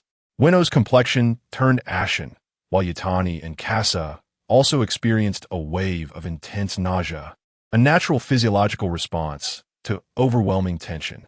Fujino Kenji exhibited no emotional fluctuation. He crouched beside the quivering corpse and inserted his finger into the man's cranial cavity, seemingly probing for something.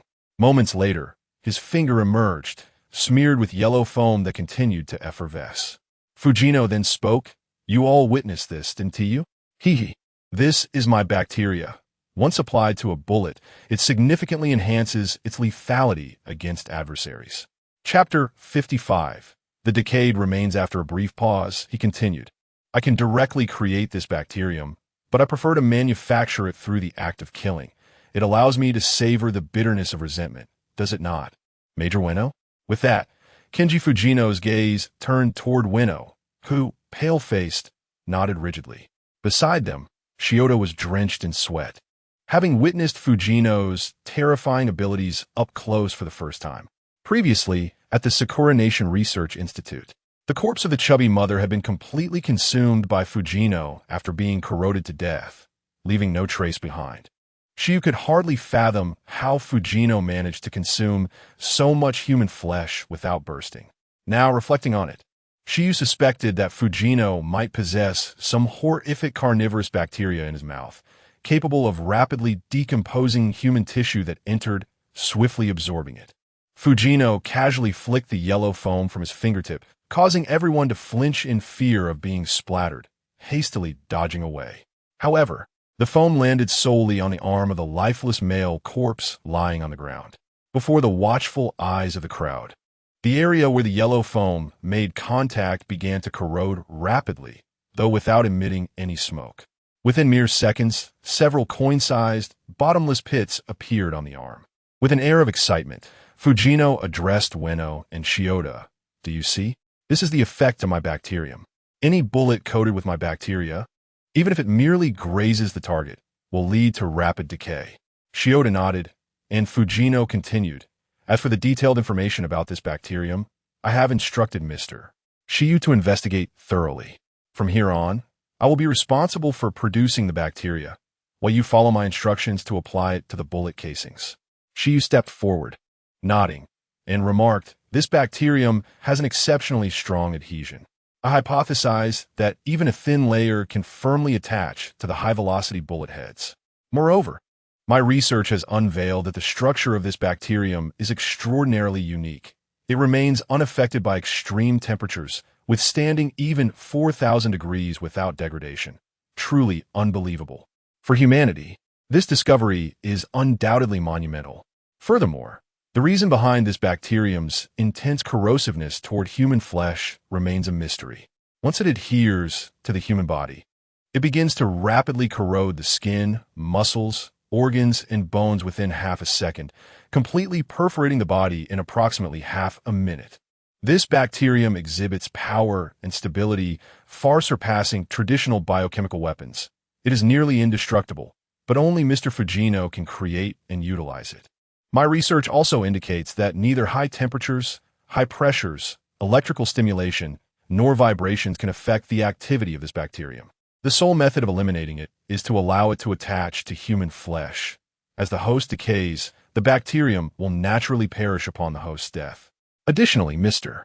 Kenji Fujino's body remains entirely unaffected by this bacterium. Everyone was utterly stunned. This horror transcended race and ideology. It was the primal fear of living beings confronted with decay and death. Regardless of who was present, the specter of that insidious bacteria instilled dread in them all. Most terrifying of all was the fact that only Kenji Fujino, the monstrous cannibal, could conjure such a pathogen. Subsequently, Fujino danced wildly, incessantly pointing at the lifeless corpse on the ground, his mouth emitting a series of sharp, popping sounds. His fingers seemed capable of unleashing that horrific carnivorous bacteria. The male corpse before them rapidly decomposed beyond recognition, its putrid flesh covered in a dense layer of yellow foam. Fujino then commanded, "Go fetch me more captives. I require more living subjects to manufacture ammunition." Ignoring the onlookers, he resumed his gruesome assault on the unfortunate cadaver. Saltian and Ueno led the group of red and white-clad individuals, feigning composure while secretly retreating in terror. As the leader, Ueno pondered a pressing question. What should they do now? With no means to confront the demon, was fleeing their only option? Yet, did escape truly hold any significance? If the previous terror had lingered mostly in whispers, now many had witnessed Fujino's horror firsthand, transforming unease into palpable fear. Outside the munitions factory, Saltian whispered to Ueno, "How do we deal with this monster? Should I call for reinforcements?" Ueno shook his head and replied in a hushed tone, "Although my last attempt to eliminate him was unsuccessful, I still have a plan in mind." At this moment, Saltian was unaware of the specific events that had unfolded in Yuryu County just days prior. Ueno succinctly recounted the failed hunting expedition to Saltian. Unbeknownst to them, the reason the director had sent both Saltian and Saran to accompany Kenji Fujino back to Yuryu County was to avoid alarming him and to prevent him from becoming suspicious. The director believed that the previous failure to capture Fujino stemmed from insufficient firepower. Fujino was an exceedingly terrifying demon, impervious to conventional bullets. Before dispatching Saran and Saltian, the director had discreetly coordinated with other commanders from the Ice and Snow City garrison, meticulously planning how to confront Fujino. If bullets and mortars could not vanquish the demon, then they would need to enhance their firepower. Additionally, the director had made some special preparations. Meanwhile, Ui, dispatched by Ueno to seek assistance, drove a jeep towards the nearest city, intending to solicit support from other Sakura Nation camps. The journey would take approximately 3 hours. Upon entering the vehicle, Ui checked the radio, only to discover, as Bayuchi had indicated, that it was malfunctioning and utterly useless. With no recourse, he steeled himself and drove on. But little did he know, less than an hour into his journey, he would encounter another chilling phenomenon. By this time, it was early afternoon, and Ui's heart raced. The terrifying visage of Kenji Fujino from the camp haunted his thoughts. Suddenly, a figure dashed into the road ahead. When Ui spotted him, the individual was no more than 10 meters from the vehicle. Ui was traveling at a considerable speed, and the man waved frantically, seemingly urging him to stop. Ui could discern that the man was clad in a black trench coat, topped with a matching small hat. He did not appear to be an ordinary civilian, sending a shiver down Ui's spine as he struggled to bring the car to a halt. The man rushed towards the passenger seat, flung open the door, and promptly seated himself inside the vehicle. Ui remained on high alert, his heart racing and his mind in a state of heightened tension. He drew his handgun, aiming it at the man, and demanded, "Who permitted you to enter? Who are you?" As the man closed the door, he responded in fluent Sakura, "Please assist me for a short distance. I need to get to Yuriyama County. I have something of great importance to deliver there." Ui pressed for further information. "Who are you, and what is your purpose?" While keeping his gun trained on the stranger. It was only then that he noticed the man wore large, silver-framed glasses, appeared to be around 30 years of age, and seemed to be an educated individual. Coupled with his fluent Sakura, Ui began to suspect that he might indeed be a citizen of Sakura. Chapter 56. The shadowy figure Ui remained vigilant as the man, panting heavily, began to introduce himself, saying, "My name is Li Yan. I have just returned from the land of cherry blossoms to Huaxia. I have been conducting biological research in the land of cherry blossoms. I intended to find Major Ueno in Puya County, but encountered a swarm of puppets in the woods." He then presented a letter of verification issued from the land of cherry blossoms. With a hint of skepticism, Ui took the letter from the man as hand. He recognized the official seal, an emblem of the governor of the Jingdong region. The contents were quite specific, suggesting that this man was indeed trustworthy. Ui holstered his weapon, restarted the car, and remarked, "I just left the Puya County military camp and am heading elsewhere for assistance." He deliberately omitted any mention of Fujino Kenji, as fear gripped him. As they drove for a while, Ui noticed that Li Yan appeared shaken, frequently glancing out of the window. Unable to contain his curiosity, Ui asked, "What did you mean by a swarm of puppets?" Li Yan turned his head towards Ui, and at that moment, Ui could discern that the man's face was ashen, and he was still gasping for breath. After a moment, Li Yan managed to compose himself and spoke, "I drove here from my city, intending to reach Puya County. I have important matters to discuss with Major Ueno. However, my vehicle was destroyed by a horde of puppets that suddenly emerged. Then, I saw an old man standing amidst the trees, surrounded by puppets. I fled from my car and fortuitously encountered you. Yui refrained from divulging the recent horrific events at the Puya County military camp to Li Yin, as the memories of Kenji Fujino mercilessly slaughtering the soldiers from the land of cherry blossoms haunted him. After some contemplation, he replied to Li Yin, "There has been an incident at the Puya County camp. I was ordered by Major Ueno to seek assistance in Ice City. If you have matters to discuss, accompany me there. It is impossible to return to Puya County for now." Initially, Yui had intended to visit nearby towns, but he had changed his mind, believing that only Ice City could offer sufficient firepower. Li Yin appeared somewhat astonished. "What has happened? Is it related to Fujino Kenji?" Upon hearing this, Yui's hands froze on the steering wheel, shock coursing through him. How did Li Yin know about Kenji Fujino? Suddenly, he sensed that Li Yin posed a significant danger. He chose not to answer Li Yin's question and continued driving. Observing Yui's silence, Li Yin spoke again. "The governor of Jingdong is aware of Fujino Kenji's arrival in Puya County. I was sent here to assist Major Ueno in dealing with him." Yui finally regained his composure, drawing his pistol with his right hand while steering with his left. He had become acutely sensitive to matters concerning Fujino Kenji. Instinctively, he felt that this Li Yin, connected to Kenji, was also a threat and could not be fully trusted. Li Yin quickly raised both hands, feigning a gesture of surrender, and continued, "Recently, the two women dispatched by the Jingdong leader also failed to eliminate Fujino Kenji in Yui's consciousness.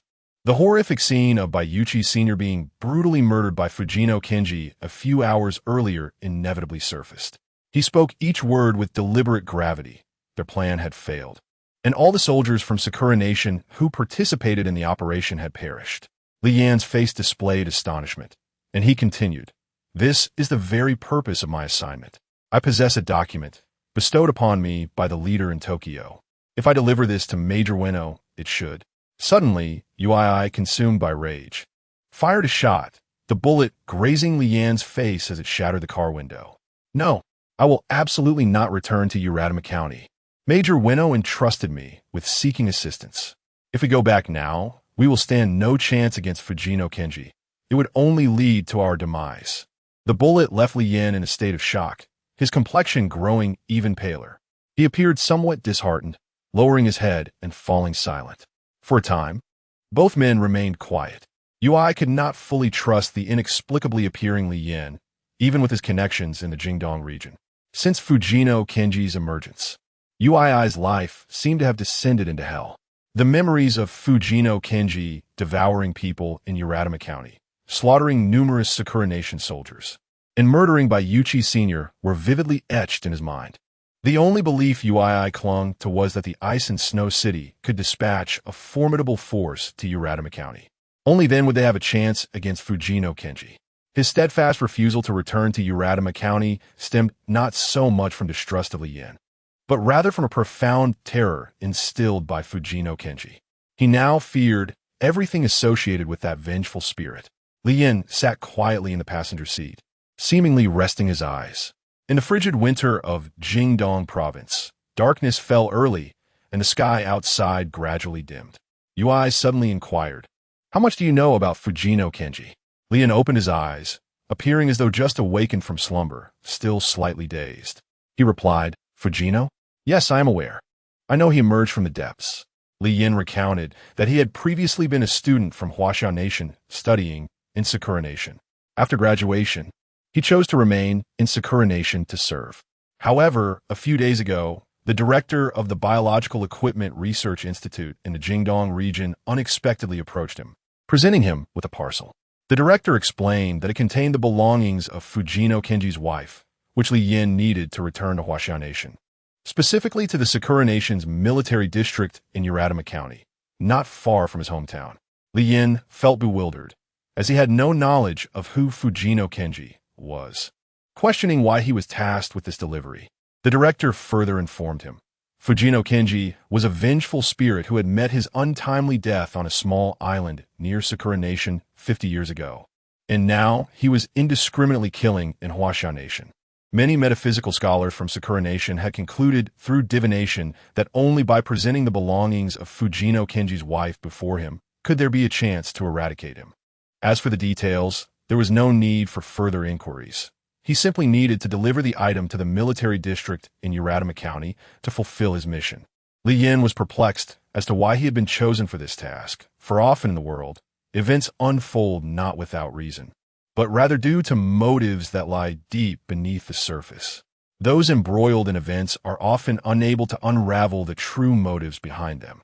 Just as Li Yin could not fathom that the reason he was summoned to deliver this item was due to his treacherous grandfather, a capitulating figure of the Huaxia Nation, who, 50 years prior, had proposed a grotesque suggestion to Major Oda, the commanding officer of Fujino Kenji. The newly assigned Fujino Kenji had a young wife and a daughter, the latter still in her tender years. I know you have a penchant for such things. Shall I arrange for both mother and daughter to be brought into the barracks? This statement from Li Yan's grandfather marks the genesis of all animosity, yet Li Yan remains blissfully unaware of it. While Li Yan did assume the role of San Liang when contact with Captain Zhou was severed and shared some intelligence concerning the Sakura Nation, in this regard, he acted with benevolence. However, he harbored a profound infatuation for San Liang's wife, Li Wanchuan. From the moment he first laid eyes on her, clad in a refined dress and exuding an intellectual beauty during their school days, he was consumed by a shadowy jealousy towards San Liang. Viewed through this lens, his act of providing intelligence to Captain Zhou seemed more akin to a rivalry with San Liang. He yearned to demonstrate to the world that he was more capable and reliable than San Liang. Chapter 57. The Gathering of Puppets. In other words, Li Yin sought to validate an ethereal notion that he was far more deserving of Li Wanchuan than San Liang. Relationships between individuals resemble gravitational forces. Those fated to connect will inevitably cross paths. However, the attraction Li Wanchuan felt for Li Yin was unilaterally one-sided. As a member of a notorious family of traders, Li Yin had relatives thriving even in the land of cherry blossoms. Setting aside his family background, he was a promising international student in the cherry blossom nation, with commendable academic achievements. In terms of lineage and personal merit, he believed himself to be superior to San Liang. Thus, Li Yin earnestly felt that the woman who should lie in his embrace each night was Li Wanchuan, the object of his long-standing yearning. To suggest that his desire stemmed solely from her beauty would be an understatement. It would not be an exaggeration to claim that he had encountered women of equal beauty to Li Wanchuan, enough to form a procession. Yet, upon recognizing that Li Wanchuan was no mere ornament but rather a shrewd, meticulous, and resilient woman, he realized that his past companions were but a superficial veneer, barely functional. Li Yan's numerous overtures had been met with Li Wanchuan's cold rejections, intensifying his obsessive and extreme infatuation with her. The only tangible response he had received from her was a letter. It arrived days after he had sent her a heartfelt love letter accompanied by a gold watch, contained within a parcel that returned to him intact, with neither the watch nor the letter unsealed. Alongside it was a piece of paper bearing a poem penned by Li Wanchuan. I know your heart shines like the sun and moon. I vow to stand by my husband through life and death. I return your precious pearl, tears streaming down. Why did we not meet before the vows were made? Had Li Wanchuan already sworn to endure life and death with her husband? Why could he not be her sole spouse? Li Yan's teeth clenched in frustration. His disdain for San Liang grew exponentially, paralleled by his longing for Li Wanchuan. Li Yin never believed in the destruction of what one cannot possess. Rather, he was convinced that he must attain it at any cost. To obliterate what is unattainable is a hallmark of cowardice and barbarism, a philosophy Li Yin held in contempt. Thus, when he received a request from the Research Institute to deliver a parcel back to Puyu County, he felt an inexplicable thrill, for he was aware that San Liang and Li Wanchuan resided in that very place. Years of morbid longing had fostered a juvenile, yet terrifying thought within him. Before returning to his homeland, he could arrange for San Liang's demise, allowing him to seize the opportunity. Whether through consent or coercion, he was determined to possess Li Wanchuan. This notion was undeniably foolishly charming. After all, San Liang was a significant researcher in Ice Snow City, a man of considerable standing. How could his assassination go unnoticed? Yet, Li Yin was undeterred. It is human nature for desires to distort one's psyche, particularly for a debauched scion like him. As Li Yin was escorted by a contingent of soldiers from the Cherry Blossom Nation, traversing the route that lay mere kilometers from Puyu County, he was suddenly startled by a throng of puppets that appeared on both sides of the road. The puppets, varying in size, possessed grotesque proportions of body and face, each figure appearing bizarre, akin to twisted driftwood in a marsh. A dense throng of these puppets loomed ominously, like a tide, obstructing the path of Li Yan's jeep. In no time, the puppets shattered the car windows and invaded the interior, mercilessly slaughtering the cherry blossom soldiers beside Li Yan. He even witnessed diminutive black puppets, no larger than a palm, desperately burrowing into the mouth of a half-conscious cherry blossom soldier. The soldier's lips were torn asunder due to their size, and the sound of his whimpering mingled with the unsettling clatter of the puppets, creating a scene reminiscent of a hellish nightmare. Li Yin believed his end had come. Yet after exterminating all the soldiers, the puppets surprisingly did not impede his escape, instead departing from the vehicle as if he were invisible.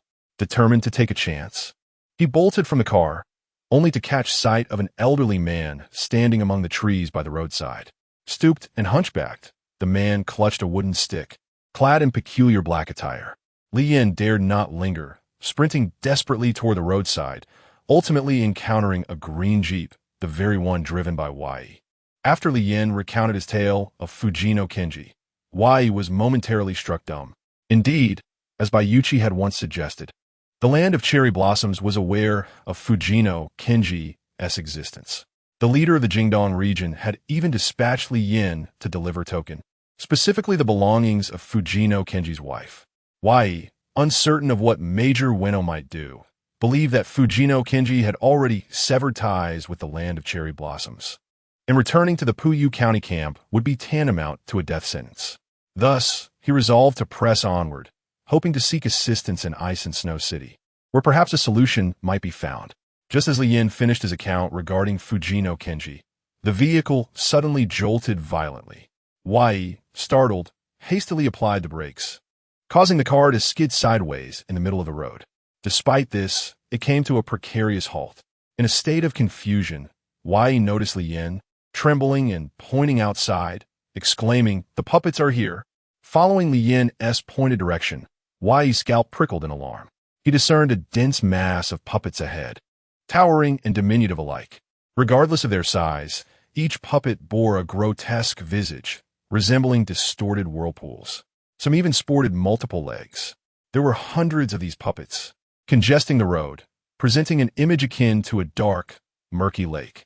By this time, twilight had begun to descend, with a blood-red sun hanging low in the sky. Under the sanguine sunset, the puppets stood vacantly before Wai's vehicle, creating an eerie tableau. Wai drew his pistol, leaning out of the window, and bellowed a profanity in the cherry blossom tongue before firing wildly at the puppets blocking the road. The gunfire echoed, yet the puppets remained unperturbed, standing in their stupor. Intuition told Wai that each bullet must have struck its target, yet there was no reaction, as if the puppets were nailed to the ground, utterly motionless. Li Yin cried out in anguish, "Turn back and run." Yu Jing also realized that fleeing was the only viable option. Relying on his exceptional driving skills, he swiftly executed a U-turn, preparing to head in the direction they had come from, with no thought of their destination. Escaping from these puppets had become the singular focus. Just as Yu Jing positioned the car and was ready to accelerate, he suddenly felt an inexplicable force push him from behind. A tingling sensation spread through his abdomen. Instinctively, Yu Jing glanced down at himself. A small blade, no thicker than a finger, had pierced through his stomach, its blade gleaming ominously white. The knife had been thrust from behind him, and at that moment, a puppet's head emerged from his rear, seemingly curious about Yu Jing. It was a head no larger than an egg, devoid of facial features, save for 3 swirling black voids where eyes should be. This puppet had wielded the knife, piercing through the seat back and penetrating Yu Jing. Overwhelmed by a sudden weakness, he slumped into his seat, his foot slipping from the accelerator, bringing the vehicle to a halt. Li Yin, seated in the passenger seat, was frozen in shock, his mind consumed by a singular thought. This is the end of my life. Chapter 58. A plea for help. At that moment, 3 puppets, towering over the height of an average man, approached the car window. One of them bent down and, with a resounding crash, shattered the passenger side window, extending its slender wooden arm inside. Just as Li Yin believed his fate was sealed, the puppet did not proceed to crush his skull as he had anticipated. Rather, it swiftly retrieved the bag beside him. Confused and anxious, Li Yin pondered whether he might actually be unharmed. After acquiring the bag, the 3 puppets remained motionless, standing still in place. Suddenly, a raspy and aged laughter echoed. "Mr. Li, thank you for bringing this to me." An elderly man clad in black had mysteriously appeared by the car window, bending over with a sly grin. The black tang suit he wore immediately reminded Li Yin of the old man he had encountered among the puppets in the woods just hours earlier. Could he be the puppeteer's master? Li Yin stood frozen in fear. At that instant, a gunshot rang out, startling Li Yin before he could comprehend what was happening, followed by several more shots. When he finally turned his gaze outside, the old man had vanished, and the 3 towering puppets seemed to have suddenly lost control, standing still as statues. Yui, panting heavily, held a smoking gun in his right hand. Then, as if completely drained of energy, Yui's head drooped, and he ceased to move. Realizing he had to act decisively, Li Yin wasted no time hesitating. He opened the car door and moved to the driver's side, dragging the unconscious Yui out. In the grips of overwhelming fear and tension, the name that resonated in his mind was Li Wanshuang. "Wait for me. I must survive until I find you. Before that, I cannot die. Wanshuang, you will hold me tightly when the time comes." This fanciful, yet somewhat absurd, thought fueled Li Yin to shoulder the pressure and fear, pulling Yui into the passenger seat before taking the driver's position himself. With his heart racing, he barely managed to start the engine when the old man's voice echoed once more from outside the window. "Mr. Li, do you still wish to escape?" Driven by adrenaline, Li Yin endeavored to fight for his survival, but the old man's cane had already thrust through the window, piercing Li Yin's neck. In that fleeting moment, he felt no pain, only a sensation of being choked, followed by the suffocating grip of impending death. As a medical student, Li Yin understood that he was likely succumbing to asphyxiation and a spinal injury. Before losing consciousness completely, Li Yin caught a glimpse of the old man's face, lined with wrinkles and age spots, grinning eerily before him. Yui awoke, jolted by the cold wind blowing through the shattered window, only to find that both the puppets and Li Yin had vanished. He now sat in the passenger seat, the backrest of the driver's seat stained with dried blood. The sky outside had long since darkened. Wai struggled to move his body, only to discover that he felt as limp as a cloud, devoid of any strength. His brow was encrusted with frost, and a piercing pain radiated from the wound on his abdomen, leaving him uncertain as to which of his internal organs had been pierced by the puppet's blade. Gazing into the endless darkness beyond the window, Wai's thoughts immediately turned to Li Yin, the enigmatic man who had appeared and vanished without explanation. It seemed that Li Yin had moved his injured self into the passenger seat, presumably intending to drive away with his unconscious form. Yet now, Li Yin was nowhere to be found. Wai feared for his fate. Time was of the essence, and he had no opportunity to search for Li Yin. Severely wounded, remaining in the car would soon lead to his demise in the frigid winter wind. It appeared that all hope was lost. If he were to perish, the soldiers in the Puyu County garrison would meet the same fate. Fujino Kenji would inevitably slaughter them all. Resigned to his fate, Wai prepared to close his eyes and await death when a familiar woman's voice echoed in his ear. "You cannot die yet." It was by Yuchi's voice. But had she not perished? Although Wai had not witnessed her body, Yuchi had claimed that if the seal were to fail, she would surely die. How could she reappear now? Her voice continued, "Take this. It is a life-saving medicine for my family. While it cannot fully heal the wounds inflicted by the evil spirit, it is better than nothing." The voice seemed to resonate within Wai's mind rather than through his ears. As soon as her words faded, Wai felt something materialize in his palm. With great effort, he opened his hand to reveal a black pill, light in weight and composed of an unknown substance. Yet, in his dire circumstances, he had no choice but to swallow it without hesitation. Oddly enough, upon ingestion, he felt a warm flow surge through his esophagus and into his stomach. Although the suffocating pain in his abdomen did not entirely dissipate, it became far more bearable. At that moment, Wai experienced a profound sense of a mysterious force transcending the natural realm, leaving him utterly astonished. To put it dramatically, he felt as if he were reborn. Time passed, though he could not tell how long, and Wai exhaled gently, realizing that the pill had indeed mitigated his injuries. Bayuchi's voice resonated once more. There is still hope. Wai felt a pang of despair. So many soldiers perished in the previous failure, and you died as well. What could possibly be done now? Bayuchi sighed softly. The primary reason for the earlier failure was that I could not find a man named San Liang from Huaxia.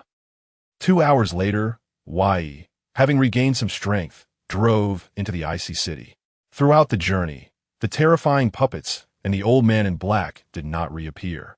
Unbeknownst to Wai, the old man was leading a group of puppets as they dragged Li Yin across a snowy expanse. It took Ui some time to arrive at the Research Institute to meet with Major General Nagata, who also held the title of director of the Biological Research Institute in the snow-covered city under the rule of the Sakura people. An insight Ui had gleaned from Major Usano. Clutching a handwritten letter from Major Usano, his tattered attire stained with blood, Ui gradually approached the imposing structure of the Biological Research Institute amidst the astonished gazes of other soldiers from the Sakura Nation. By that time, Major General Nagata had been patiently awaiting his arrival in the office for quite some time. Prior to the initial siege on Kenji Fujino, Major Usano had discreetly sent a report to Major General Nagata regarding the terror unleashed by Fujino in Uradama County. However, due to the disruption of communication equipment caused by the sealing array set by Bayuki, there was a widespread failure in communications, resulting in Major Usano not receiving Nagata's response until the very day of the operation against Fujino. Consequently, Nagata remained unaware of the specific developments that had transpired in Uradama County. Chapter 59. Support and Strategy. When Ui arrived at the director's office to meet with Director Nagata, he recounted all the events concerning Bayushi and Fujino Kenji under Nagata's solemn gaze. This included the plot devised by Ueno and Bayushi to eliminate Fujino Kenji, as well as the details of its subsequent failure. The furrows on Director Nagata's face deepened as he spoke in a grave tone, instructing Ui not to return to Urayama County just yet, as he had other tasks for him. He assured Ui, saying, "Rest assured, I will ensure the demise of Fujino Kenji." It was this very assurance that led to Karasu and Shioda hearing Nagata's vehement declaration a few days later, emphasizing the necessity to eradicate Fujino Kenji. Having listened to Ui's chilling account of the horrific events that transpired in the Urayama military camp, the director harbored a palpable fear of that vengeful spirit. Nonetheless, he had already devised a plan in his mind. Karasu and Shioda were engulfed in anxiety, fully aware that Fujino Kenji's so-called plan had transcended mere madness, delving into realms of insanity beyond common comprehension. What could it possibly mean to affix bacteria to bullets? Setting aside the feasibility of such an act, it was Karasu, the foremost expert on this type of bacteria, who understood its implications best. His research summarized that the bacteria, transmitted through Fujino Kenji's fingers, possessed extraordinary and voracious qualities, exhibiting a remarkable ability to consume biological tissue, particularly human flesh. It could replicate itself rapidly within human tissues while simultaneously devouring flesh at an astonishing rate. The only countermeasure was to excise the infected area completely. There were no alternatives. Moreover, this particular strain of bacteria had another alarming characteristic. Once attached to the human body, it could initiate its consumption almost instantaneously, with negligible time delay. Any part of the body infected would be entirely devoured within half a minute, resulting in a gaping wound. The old hero Su Haiyuan had an infection on his arm. Demonstrating extraordinary willpower, he managed to sever the infected flesh with a knife before it was completely corroded, thus saving his life. In simpler terms, the bacteria exhibited an astonishing capacity for consumption. If it targeted the torso, neck, or head, it would spread internally with devastating efficiency. If the bacteria attached to the chest, The heart and lungs would be obliterated within minutes. Should it affix to the skull, the entire head would decay in mere moments. Karasu noted that the closer the infection was to the brain, the more rapid the consumption became. This bacterium, resembling countless tightly packed coins under a microscope, could withstand extreme temperatures, high pressure, impact, and acidic or alkaline conditions, maintaining its vitality in any circumstance. The sole means of transmission remained Fujino Kenji's fingers. Yet the reason these fingers could disseminate such a virus from a distance was shrouded in mystery. Karasu feared to investigate Fujino Kenji's hands. He dared not openly defy Kenji's commands, adhering to them with unwavering obedience. Karasu was terrified that one misstep could lead him to a fate akin to that of Airpang's mother or the recently deceased guerrilla fighter, reduced to a grotesque, decaying corpse. As Sonya pondered these matters, a voice called from behind, "Sonya-kun, Kasa-kun, please wait."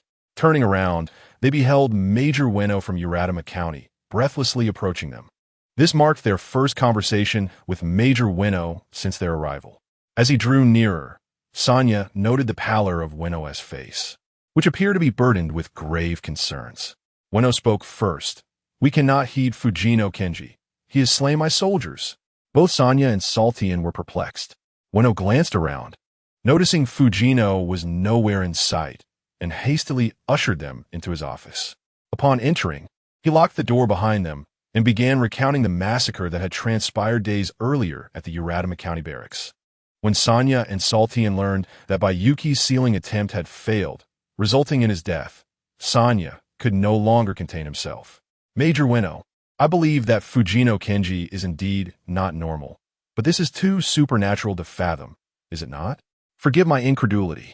As a researcher, Sonya found it difficult to accept such mystical claims, struggling even with the notion that Fujino was an amalgamation of vengeful spirits.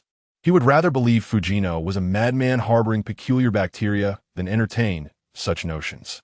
However, Ueno's earnest demeanor suggested he was not jesting. As Ueno described how his 20 soldiers were torn apart and devoured by Fujino, tears streamed down his face. Major Ueno was among the few officers who regarded his soldiers as human beings. Several had followed him for years and had protected his life. Sonya and Saltian, observing Ueno's sincerity, felt their doubts transform into a cautious skepticism rather than outright denial. Ueno wiped his tears and continued. "I possess instructions from Colonel Tanaka of Ice and Snow City, detailing methods to confront that vengeful spirit, which can only be executed with both of you present." Sonya remained bewildered as Ueno recalled a phrase spoken by the now missing Bayuki. The key lies with Sonya. The letter conveyed the following: to the Uradama County Garrison. From Major Ueno Yosuke.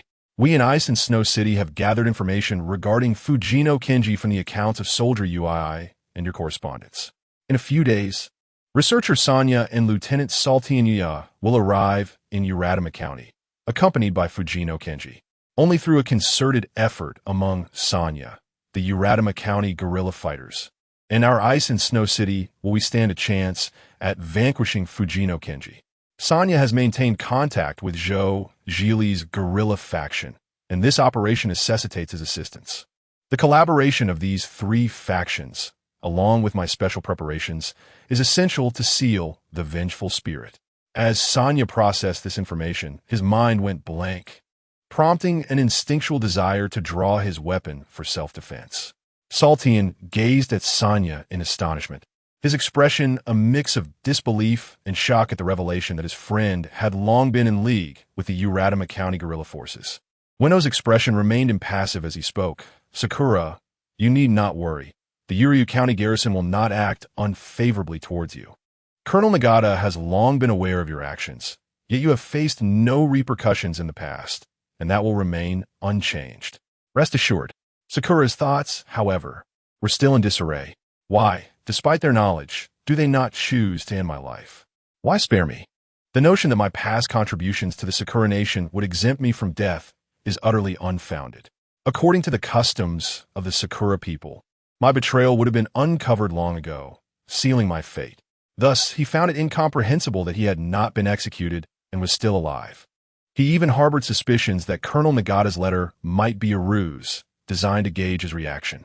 Sakura was aware that such thoughts were indeed preposterous. Chapter 60. Bacterial bullet. Yamashita's expression had become rigid, his hand poised over his holster, a detail that did not escape the keen observation of Umbrella Liang. The letter continued.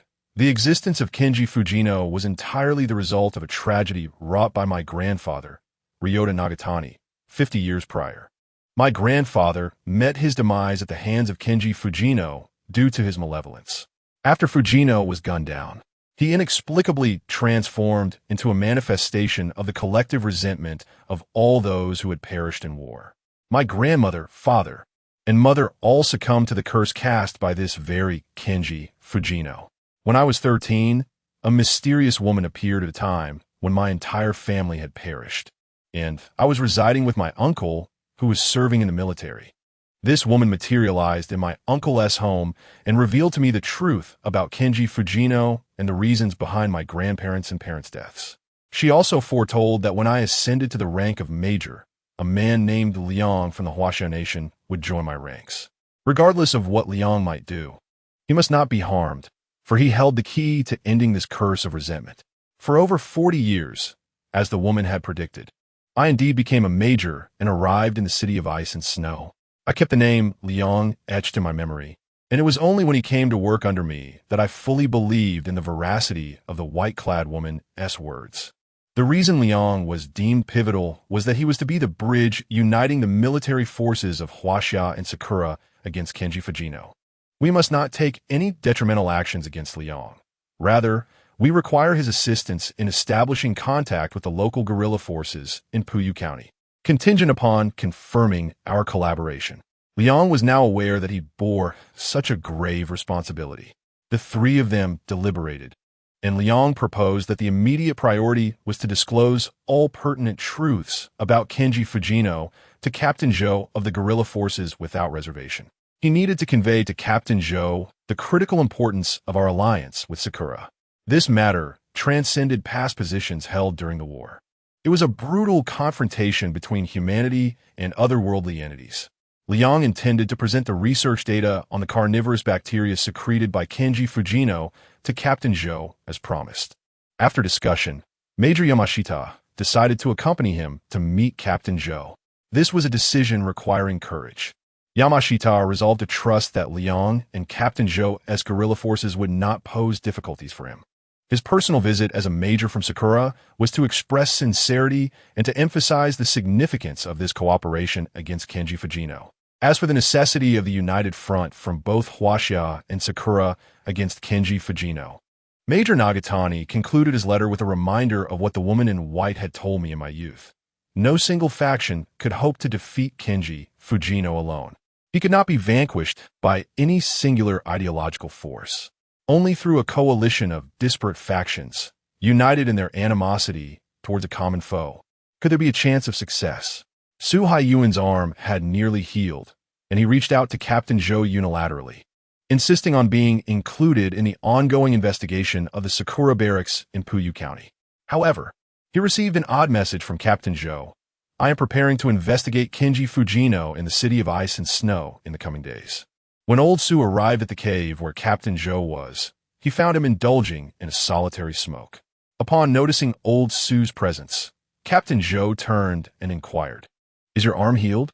I just returned from Ice Snow City, and during my visit, I encountered San Liang, who informed me that the specter from the land of cherry blossoms is currently in Ice Snow City." The specter Captain Zhou referred to as none other than Kenji Fujino, the very adversary with whom old Su had once clashed, resulting in the latter severely injuring him. The mention of the specter from the land of cherry blossoms sent a shiver down old Su's spine. He vividly recalled the eerie man in a brown leather coat he had confronted alone upon entering the Puyu County camp, a man who could withstand a bullet to the head without succumbing. Old Su, with a stiffened expression, asked, "By the way, during my last visit to the camp, those soldiers from the land of cherry blossoms did not harm me. I still cannot fathom why that was the case." As Captain Zhou fondled his pistol, he muttered as if to himself, "Although I have considerable trust in San Liang, I still harbor concerns about directly confronting Kenji Fujino. Old Su, I would like you to accompany me when the time comes." Old Sue's voice, raspy, interjected, "Can we truly place our trust in that young master from the San family? I fear this may be a plot. What if San Liang is deliberately spreading this information to lull us into a false sense of security, only to ensnare us all in Ice Snow City?" Captain Zhou pondered for a moment before responding. "You managed to leave the Puyu County camp unscathed last time, and those soldiers did not trouble you. I suspect it is because they too fear Kenji Fujino. Witnessing you shoot at him likely made them perceive you as an ally against the Spectre, thus earning their respect. Therefore, it seems the soldiers are also apprehensive of Kenji Fujino. My plan this time is to establish contact with our comrades in Ice Snow City, seeking their assistance in confronting the Spectre." Old Su fixed his gaze upon Captain Zhou's face and remarked, "This situation is indeed peculiar. I have encountered that Spectre once, and he is far from human. He is repugnant. I suspect he could consume even the people of the land of cherry blossoms without hesitation." "Captain Zhou, you are correct. Our small guerrilla group may not be sufficient to contend with this specter from the land of cherry blossoms. Kenji Fujino continues to reside in the VIP room on the second floor of the Puyu County camp, and all appears normal. Ueno still delivers 3 to 4 ordinary citizens daily for Fujino's sustenance. Yet, behind this facade of tranquility lies a tempest of brutality and tragedy.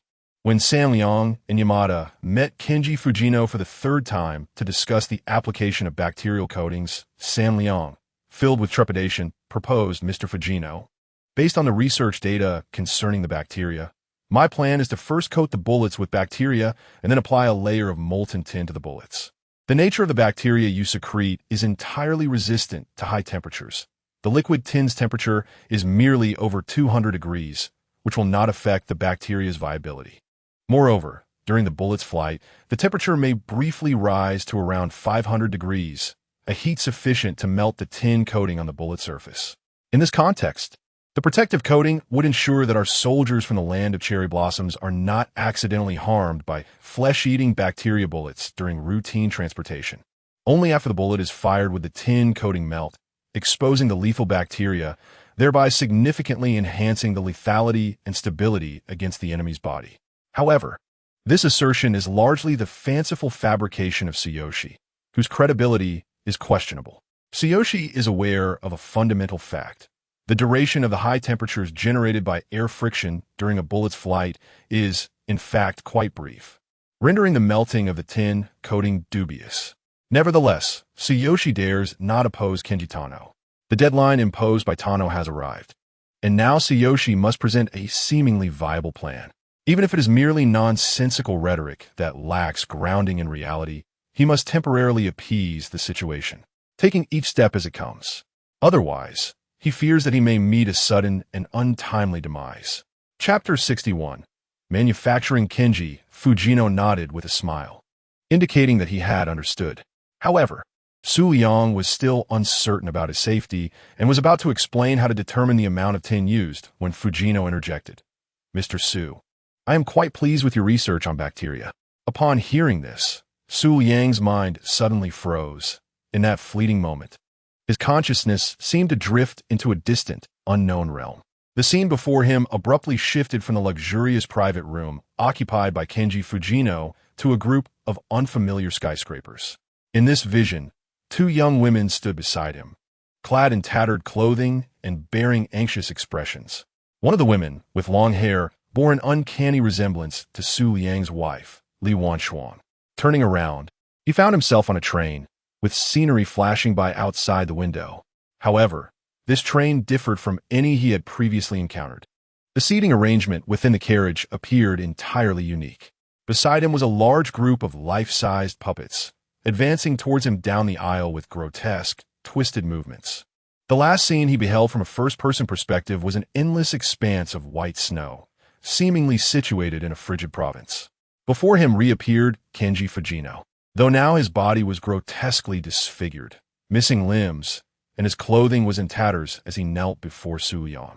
In his hand, Su Liang clutched a long knife, and suddenly he brought it down forcefully towards Fujino's neck. In that instant, the entire vision came to a halt, and Su Liang's gaze returned to the private room, where Kenji Fujino still smiled at him.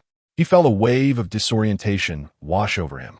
What was transpiring now stood in stark contrast to when Zhang Yang's consciousness drifted into Fujino's office while he lay unconscious in the clinic of Wantong Town. Zhang Yang's awareness, 80 years later, temporarily exchanged places with Su Liang's consciousness in 1942 when he was captured and brought to the dissection room. Su Liang skamshasnis.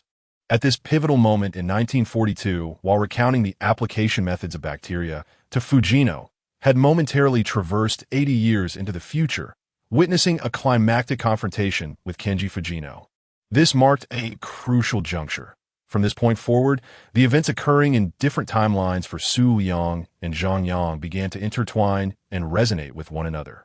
As Su Liang's awareness returned to normal, he found Kenji Fujino still smiling at him from behind the desk. Fujino spoke, "Mr. Su, thank you for your continued cooperation." A shiver coursed through Su Liang, and just as he was about to respond, a knock echoed from the door. Fujino called out, "Come in." Su Liang heard a series of clattering sounds, akin to numerous hard objects striking the floor, and the commotion of many footsteps outside left him feeling somewhat bewildered. Moments later, an elderly man clad in a black tang suit, short in stature, entered and walked directly to Su Liang's side, casting a sycophantic gaze at Kenji Fujino. Su Liang was suddenly engulfed by an icy dread. Despite the presence of only one elderly man, the cacophony of footsteps seemed to suggest the movement of a multitude. The elderly man in black bent slightly and addressed Kenji Fujino, saying, "Sir, I have prepared everything you requested." Fujino nodded in agreement, replying, "Very well, let us proceed. Saryu, I ask you to bear witness as well." The old man, with a demeanor of subservience, turned and walked past Saryu.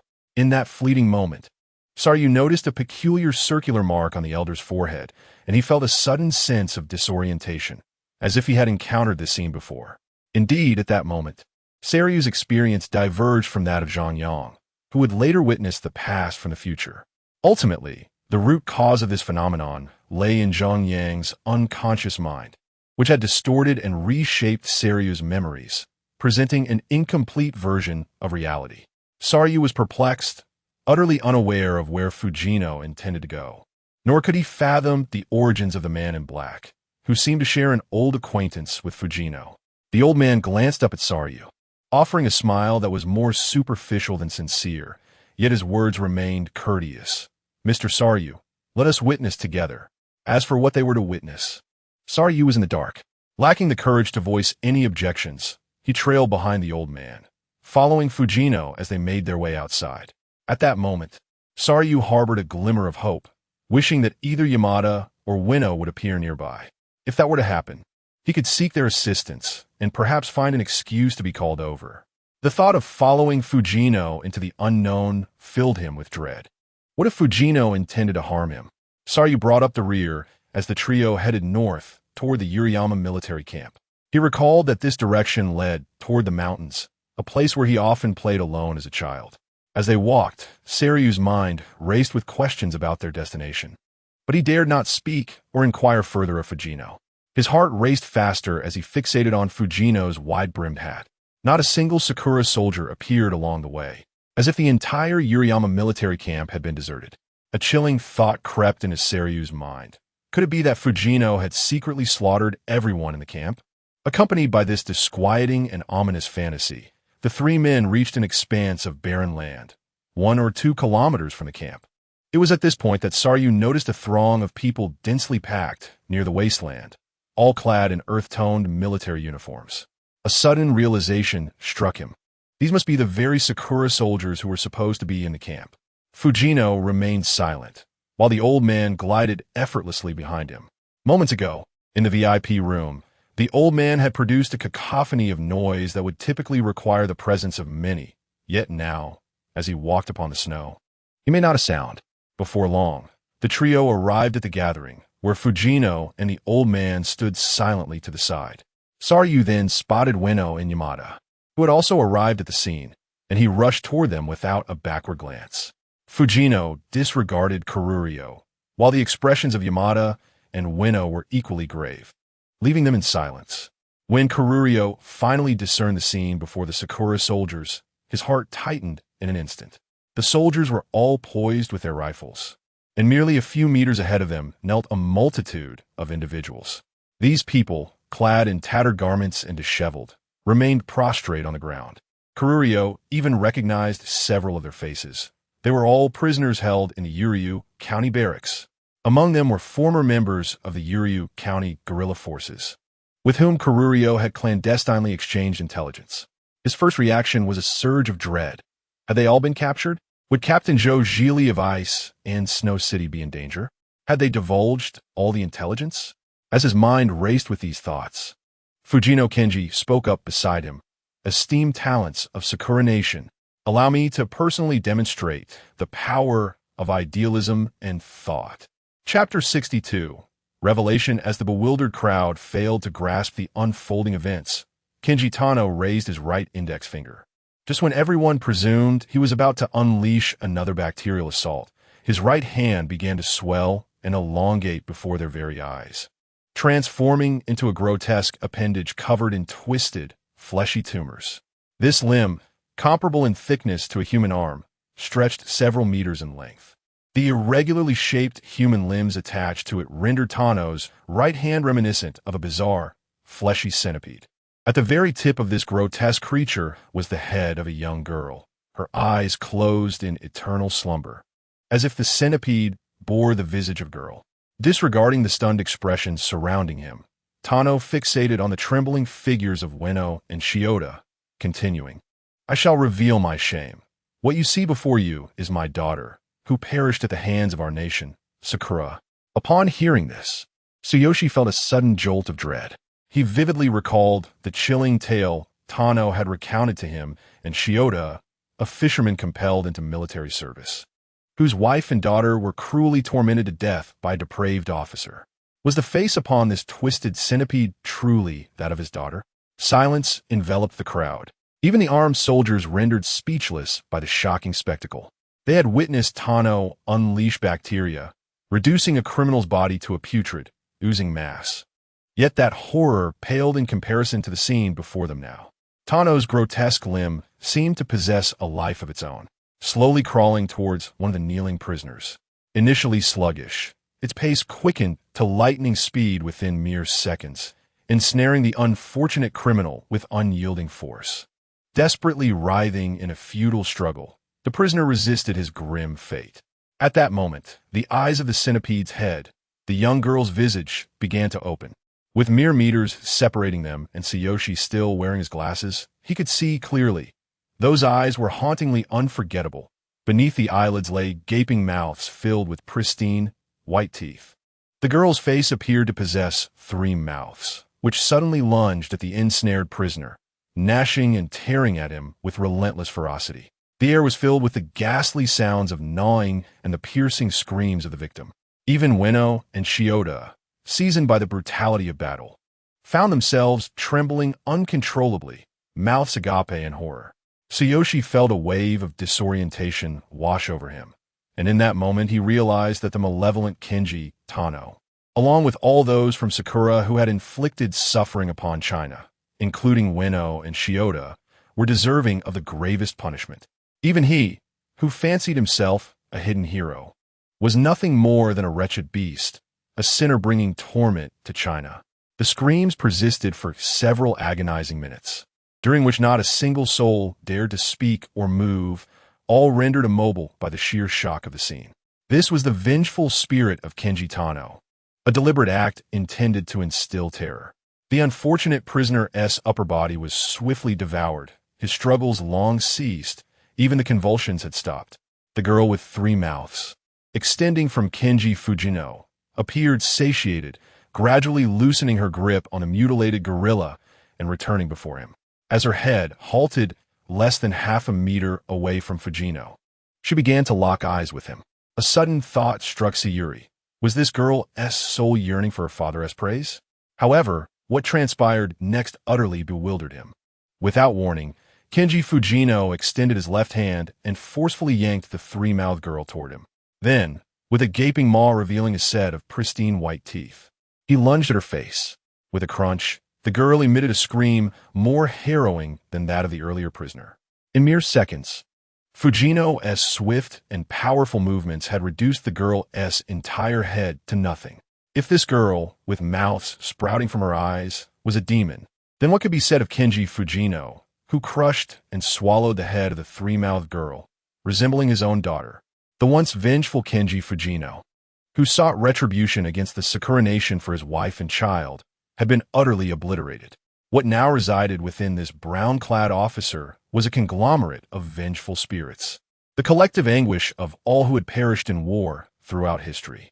Deep within Fujino's being lay the darkest, most despairing, and cruelest desires for vengeance of those who had met tragic ends. As this resentment grew in strength, it began to distort. The targets of his vengeance ceased to be specific individuals. Instead, he craved the annihilation of all living beings in the world. Kenji Fujino now harbored an indelible, high-density hatred within him. The subsequent scene drove the spirits of the Sakura soldiers present to the brink of collapse. As Fujino consumed the last remnants of the girl's head, the twisted limb protruding from his right hand began to swell. Soon his entire body followed suit, expanding and writhing, as if a multitude of creatures were struggling beneath the confines of his leather attire. With a crack, Fujino's perpetually grinning face remained unchanged, while his body expanded and ruptured, resembling a grotesquely distorted balloon on the verge of bursting. The Sakura people finally grasped the situation, frantically fleeing from the vicinity of Kenji Fujino. Just as Sayuri prepared to escape, he was taken aback by the sight of an elderly man in black, who knelt before Fujino with a face of reverence, hands clasped in prayer. The old man's gaze was fixated on the swelling, rupturing figure of Fujino, his expression imbued with a piety akin to that of worshipping a deity. With no time to ponder this, Sayuri hurriedly followed Shiota and Ueno toward the vehicle, desperate to escape.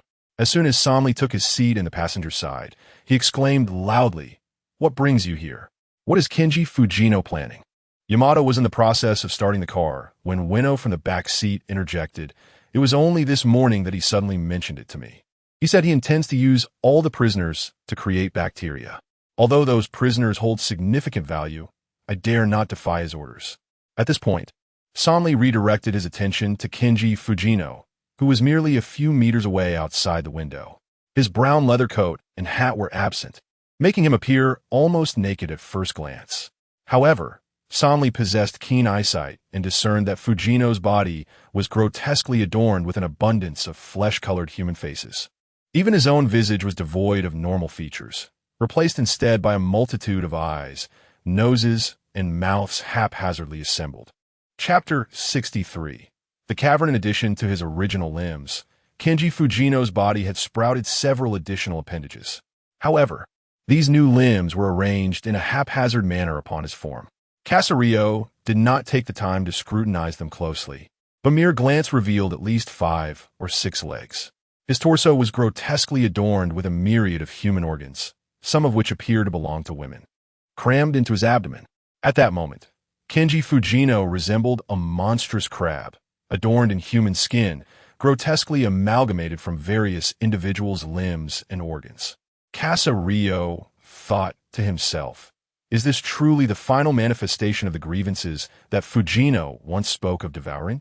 Without a moment to spare for the cherry blossom soldiers outside, Shiota pressed the accelerator and the vehicle sped away, regardless of their destination.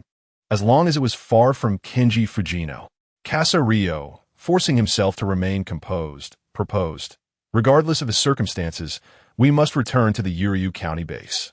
The telegraph and weaponry are located there." As the jeep reached the entrance of the base and came to a halt, Casario noticed something peculiar. Another jeep had followed closely behind, coming to a leisurely stop a few meters away. Strangely, the driver's seat of that vehicle was conspicuously vacant. Casario quickly tapped Ueno, who was rushing toward the gate. "Look, that vehicle has no driver, but has arrived on its own." Ueno promptly turned, drawing his firearm, while Casario also brandished his pistol, both aiming at the driver's seat of the mysterious vehicle. They hurried to the side of the jeep, and Ueno peered inside, muttering, "Is there truly no one there?" Indeed, from both the front and side views of the jeep, the driver's seat was empty. who, then, had driven the vehicle. Shiota shouted, "Hurry inside. We don't have time to worry about that vehicle." Reluctantly, Shiota and Ueno turned and dashed into the base, firmly locking the entrance behind them. If that grotesque, crab-like Kenji Fujino were to force his way in, how much significance would locking the door truly hold? As Shiota ran towards the main building, he instructed Ueno, "Mr. Ueno, you must send a telegram to the headquarters at Ice Snow City, informing them that we can no longer contend with Kenji Fujino. Reinforcements are needed in Yuryu County, and we require a substantial number of personnel. Casario, let us procure explosives just in case." Shioda's plan was clear. They could not linger at the Yuryu County base any longer. They needed to devise a means of temporarily evading Fujino, who will be searching for them. Should Fujino locate them, they would have no choice but to resort to explosives. The telegraph must accompany them, maintaining contact with Ice Snow City at all times. The generator was too cumbersome to carry, but the drive batteries required for the telegraph were stored separately in the warehouse, not within the main building. Without those batteries, the telegraph could lose power at any moment. Originally, the Yuryu County base was an older military installation, later occupied by the Sakura people. The military warehouse resided in a small building adjacent to the main structure, located in the basement. Fortunately, Ueno was the commander here and was well acquainted with the terrain. After sending the telegram, he took the initiative to suggest that he and Casario navigate through the secret passage on the first floor of the main building to access the basement warehouse. The structure of the barracks is remarkably unusual. On the first floor of the main building, there exists a concealed passageway entrance, the locations of which are known in part to Ueno. However, according to Ueno, the intricacies of the underground tunnels are beyond imagination. Despite his many years of service here and leading his subordinates in exploration, he estimates that they have uncovered merely 1/3 of the total number of tunnels. Among the routes known to Ueno, 2 are of paramount importance. One leads from the first floor of the main building to the first floor of the warehouse, while the other extend from the first floor of the main building to outside the barracks. Fortuitously, Ueno is aware that the parking area for Yaitani is situated near the exit of the tunnel leading from the first floor of the main building to outside the barracks, a mere few meters away. This implies that, should the barracks be forcibly breached by Kenji Fujino or some other terrifying entity, the 3 of them could potentially escape through the tunnel to the vehicle outside, providing an additional avenue for salvation. Without further delay, Yaitani grasped a submachine gun, while Ueno and Sayaka each held a pistol. In addition, all 3 donned helmets equipped with flashlights. They dared not venture from the main building into the courtyard, for if Kenji Fujino had returned to normal and stood there smiling at them, it might drive them to madness. Resolutely, Ueno led the 2 to the entrance of the tunnel, where Sayaka noted that the entrance was situated behind the large clock on the first floor. The trio shifted the clock aside, and, upon entering the hidden passage, Ueno pressed a button on the clock, which then slowly returned to its original position. Once inside the tunnel, the 3 activated their headlamps. Sayaka immediately felt a chilling sensation surge from his thighs upward, followed by an overwhelming urge to squat. A physiological response to entering a cold place, often described as a shiver down the spine. However, as they traversed the tunnel, a sense of relief washed over them. It was highly likely that Kenji Fujino was unaware of this route. With this thought, their minds found a semblance of safety. Typically, from the surface, the distance from the main building to the small warehouse is about 30 meters. Yet Ueno informed Sayaka that the passage is not direct and requires a journey of 100 meters, navigating several forks along the way. The numerous junctions in this tunnel necessitated that they remain closely behind him. Presently, the formation had Ueno at the forefront, his weapon aimed forward, while Sayaka occupied the middle, his pistol secured to prevent accidental discharge. Yaitani, holding the submachine gun, brought up the rear, vigilantly scanning their surroundings for any anomalies. The tunnel was enveloped in impenetrable darkness, and Ueno, leading the way, felt a gnawing anxiety. He feared that Kenji Fujino, having resided here for so long, might know everything and might be waiting for them at the tunnel's end with a smile. Unbeknownst to him, sweat had soaked his grip on the pistol. Sayaka, positioned in the middle, harbored the greatest dread of Ueno being suddenly killed, for in such a scenario, he would be next. He was also apprehensive that Yaitani might be stealthily dragged away by some unseen force, leaving him oblivious to the danger. The most tense of all was Lieutenant Yaitani, the sole member of the trio armed with a submachine gun, prepared for combat with 2 extra magazines at the ready. Yet, within the shadows of this dim passageway, Yin Tian was gripped by a profound fear of an unseen entity that might silently bring about his demise. It was only in the final moments of his life that he discerned the form behind him, a visage strikingly akin to his own. After extinguishing Yin Tian's life, this doppelganger seized a submachine gun and, with a spotlight in tow, trailed behind Anyang and the others. Upon their entrance, the corridor's height measured approximately 2 meters, with a width of 1.5 meters. In such a dark and tense atmosphere, one's perception of time tends to dilate. Yin Tian felt as though more than half an hour had elapsed, when in reality, scarcely 5 minutes had passed. Chapter 64.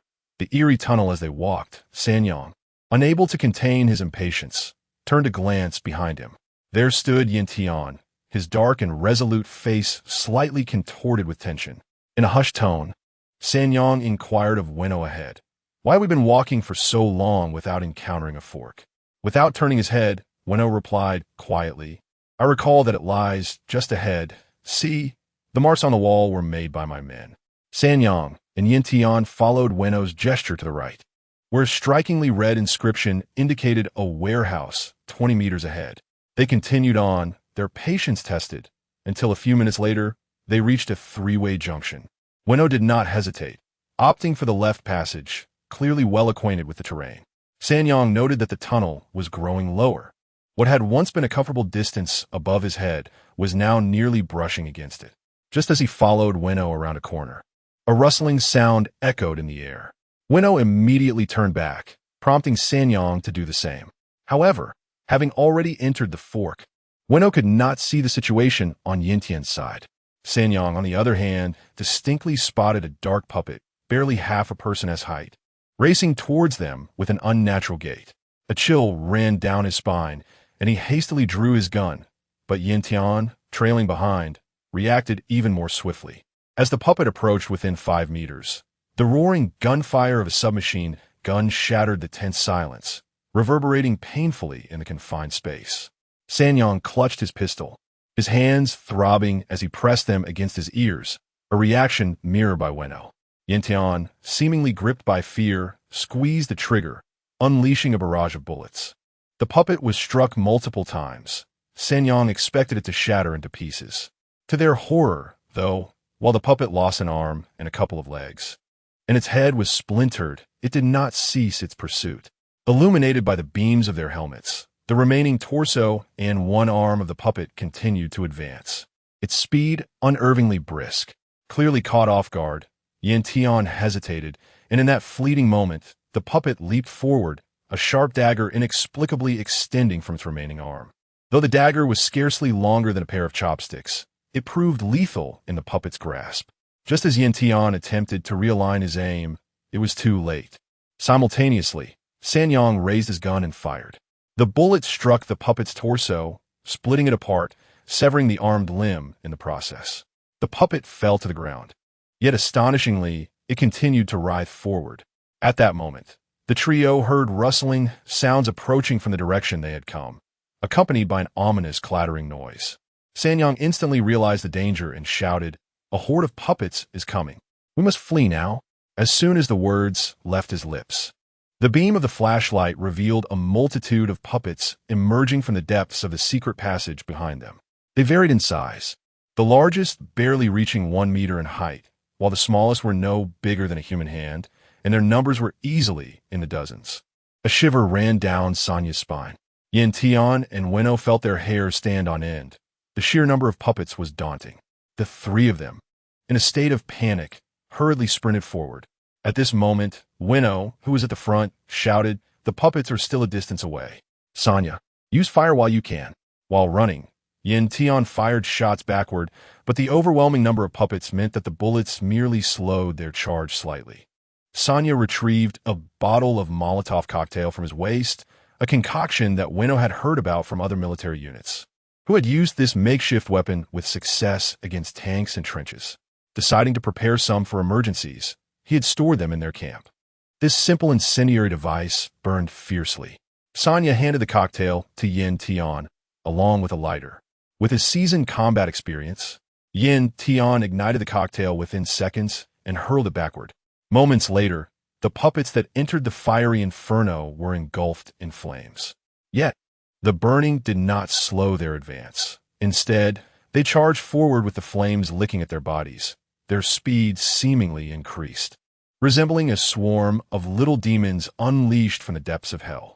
Winnow realized that in such a confined space, the fire would quickly consume the available oxygen. If they continued like this, they would either be brutally pierced by the puppets or suffocate from lack of air. He urgently urged the others to run faster. The exit was merely 20 meters away in a straight line, but the height of the passage was decreasing, making it increasingly difficult to run upright.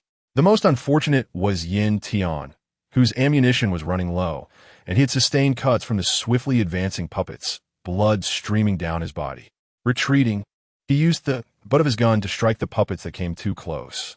Finally, just before the three succumbed to oxygen deprivation, they reached the exit of the tunnel located in the warehouse.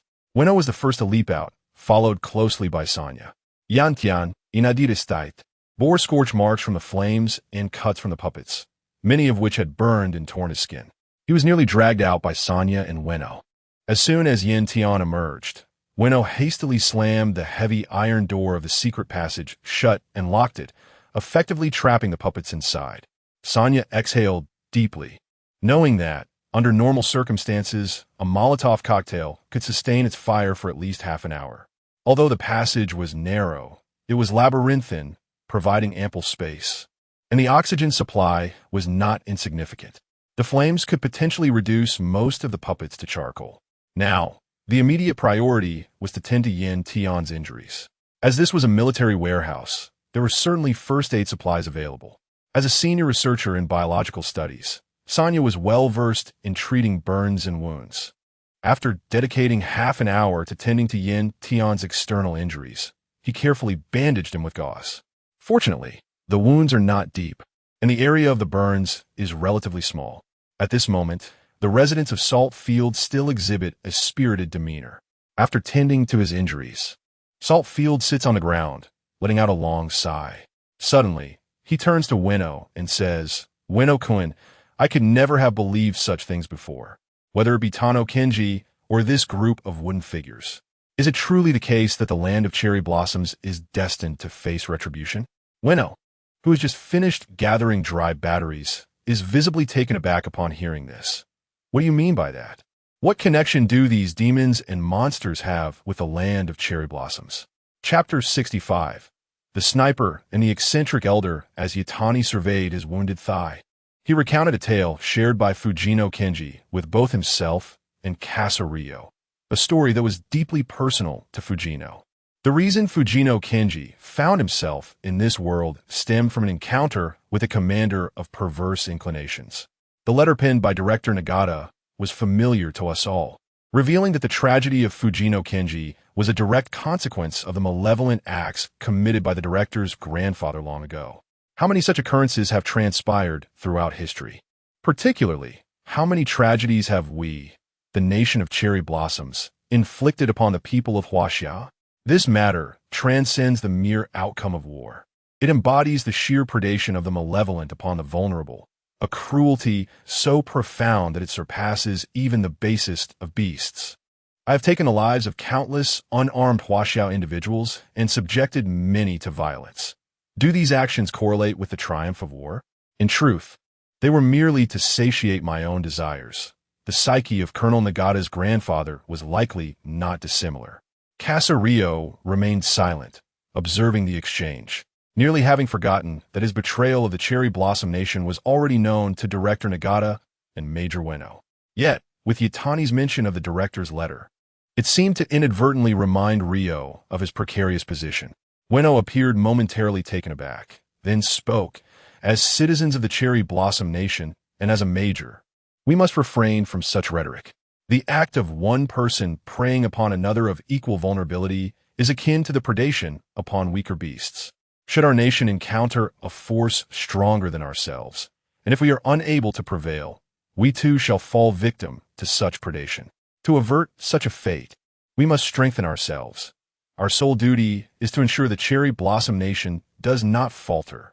Yatani bowed his head, clearly disinclined to pursue this topic further. Casario approached and urged, "Gentlemen, our immediate concern is to return to the main building and secure our supplies. Fujino Kenji could end our lives at any moment. However, the secret passage we traversed may still be engulfed in flames, and the puppets could be lurking within, infiltrating every corner of the underground tunnel, rendering us defenseless. Major Winnow, you possess the most knowledge of this place. What are your thoughts?" After a moment of contemplation, Winnow finally replied, "The secret passage is singular. The only route back to the main building lies outside.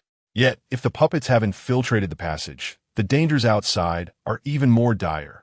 Fortunately, this is an armory filled with a diverse array of equipment, sufficient to arm an entire battalion. Although we are merely 3 in number, and Casario is not a soldier, we must devise a plan." After a brief interval, Casario cautiously opened the armory door. Contrary to his expectations, the camp courtyard lay eerily silent, void of puppets, devoid of Fujino Kenji, utterly empty. Winnow, positioned atop the armory, discerned the desolate state of the courtyard. At that moment, he surmised that the Cherry Blossom soldiers summoned by Fujino Kenji that morning were likely fated for doom. Yet, where had the 20 or so other compatriots vanished to? Casario peered around Winnow's shoulder, glancing outside, clutching a submachine gun that Winnow had just taught him to wield. Sanliang inhaled deeply, resolutely stepping towards the door. 2 minutes prior, according to Sanliang, the enigmatic figure clad in black who had inexplicably appeared beside Fujino Kenji emitted the cacophony of footsteps akin to that of 100 individuals in motion. Furthermore, Sanliang believed that, strictly speaking, it was not the sound of human footsteps, but rather the clattering of puppets in motion. Thus, Sanliang's first hypothesis was that the puppets that had emerged in the secret passage were likely connected to this mysterious old man in black. Simultaneously, he deduced that the possibility of Fujino Kenji controlling those puppets could be dismissed. After all, Fujino Kenji had never demonstrated any skill in puppet manipulation, and the puppets had appeared immediately following the old man's arrival. Most crucially, Sanliang recalled a detail. Since the old man's emergence, his fingers had been gesticulating in the air, whether he was walking or speaking. In his youth, Sanliang had witnessed puppet shows, and the old man's gestures bore a striking resemblance to those of a puppeteer performing backstage. Through these 3 points, Sanliang concluded that the puppets were indeed under the control of the old man, the method of which remained unknown. However, since they were puppets, Sanliang wagered that the old man could not be too far from the puppets he controlled. Although Pyuxian was a small locale, the Sakura state-owned district was quite expansive, essentially a rectangular area measuring approximately 300 by 350 meters. Sanliang decided to act as bait, venturing out alone. If no puppets emerged, it would signify no danger, which would be ideal. Conversely, if puppets did attack him, he would protect himself while simultaneously seeking the location of the old man in black. As for how to locate the old man, Sanliang had a rough idea. Upon closer inspection, the puppets that had appeared in the secret passage were not walking upright. Each puppet leaned at a consistent angle in the same direction while running. This was no mere slight tilt. The puppets were nearly inclined at a 30-degree angle. Sanliang later surmised that this was due to the old man's manipulation of the puppets not being directly behind them. Rather, an invisible line in the old man's hand was pulling the puppets at an angle, causing their bodies to lean while in motion. Though this was peculiar, Sanliang had no choice but to hypothesize and take the risk, despite being utterly baffled by how the old man managed to render the controlling lines invisible, allowing them to pass through walls while simultaneously commanding numerous puppets. He considered that in a world where even the vengeful spirit Fujino Kenji existed, the old man's method of puppet control, however extraordinary, should not be too surprising. Sanliang believed that by observing the direction of the puppet's body inclinations while they ran, he could infer the general location of the old man. Winnow was exceedingly familiar with the Pyuxian district, fully aware of where one could hide and remain concealed. Coincidentally, the highest level of the warehouse in the current camp housed a specially constructed lookout tower, offering an excellent vantage point for sniping. The plan devised by Sanya was as follows. Yantian and Weno would simultaneously conceal themselves in the uppermost level of the warehouse, which served as a reconnaissance observation post. Both were armed with sniper rifles equipped with high-quality scopes, aiming in accordance with Sanya's indicated direction, ready to take aim at the elderly man clad in black. The worth of a superior sniper scope far surpassed that of the rifle itself. These two scopes had been procured by Weno after considerable effort. The first instance he had deemed it necessary to utilize such a scope was during the recent ambush of Kenji Fujino, where he had lent it to UII for a crucial shot, as precision was paramount from UII's position. For a long time, Weno had diligently practiced scoped sniping, and he confidently asserted that within a distance of 500 meters, he could guarantee a remarkable accuracy of 99 out of 100 shots. Chapter 66. The gathering. As long as the puppet master, the old man in black, is eliminated, the puppets will undoubtedly be affected. Thus, Zhang Yang will serve as bait while Weno and Shiota are tasked with locating and sniping the target based on the given instructions. It is precisely noon, the sun at its zenith, and the vantage point from the top of the warehouse provides an exceptional view, encompassing a considerable portion of the camp. Zhang Yang sets off, and to ensure his safety, Shiota and Nagano instruct him on the use of a submachine gun. With the weapon firmly in his hands, his heart races uncontrollably. Although it was his own idea, true fear only strikes him as he steps into the courtyard of the camp. In a matter of days, his mind has been inundated with terrifying images. Fujino Kenji, the old man in black, and that group of puppets, all lurking in the shadows, poised to take his life at any moment. As Zhang Yang surveys his surroundings, he ponders the whereabouts of Fujino Kenji, now transformed grotesquely, akin to a human crab. The courtyard is eerily quiet, the snow meticulously cleared, and as he steps onto the blue stone-paved ground, he finds himself torn between the anticipation of an encounter with the puppets and a yearning for continued peace without any disturbances. With a heart full of trepidation, Zhang Yang makes his way to the center of the camp. He glances at the main building's entrance, which, despite being previously locked, now stands ajar, as if someone from within has opened it rather than a forceful intrusion. A shiver runs down his spine, and he quickly points towards the camp's main gate, tapping 3 times with his finger. This is the prearranged signal agreed upon by the trio before their departure. If Zhang Yang were to directly gaze at the warehouse rooftop, it would expose Weno and Shiota's positions. Both Weno and Shiota, vigilant, focus intently on the main gate. Who could have opened it from the inside? The main building is not a common station for ordinary Sakura soldiers. It is a special venue reserved for leaders like Weno and distinguished guests. This morning, Fujino Kenji commanded a majority of the Sakura troops to gather in the wasteland, leaving only a handful stationed in the other small buildings within the camp. Logically, there should be Sakura soldiers patrolling the area, yet since the trio returned to the camp, not a single soldier has been seen. Where have they all gone? Fujino Kenji's sudden appearance not only terrifies Zhang Yang, but also instills a chilling unease throughout the lives of the Sakura people in Yuriyama County. This eeriness seeps into every aspect of life, leading Weno, the local commander, to wonder if these rascals have taken the opportunity to flee. As the situation hangs in a delicate balance, Zhang Yang finds himself hesitant to enter the main building for a closer inspection, yet equally reluctant to retreat to the warehouse. Suddenly, a diminutive figure emerges from the main building's entrance. Instantly, Zhang Yang raises his weapon, and Weno and Shiota, stationed atop the warehouse, hold their breath, ready to shoot.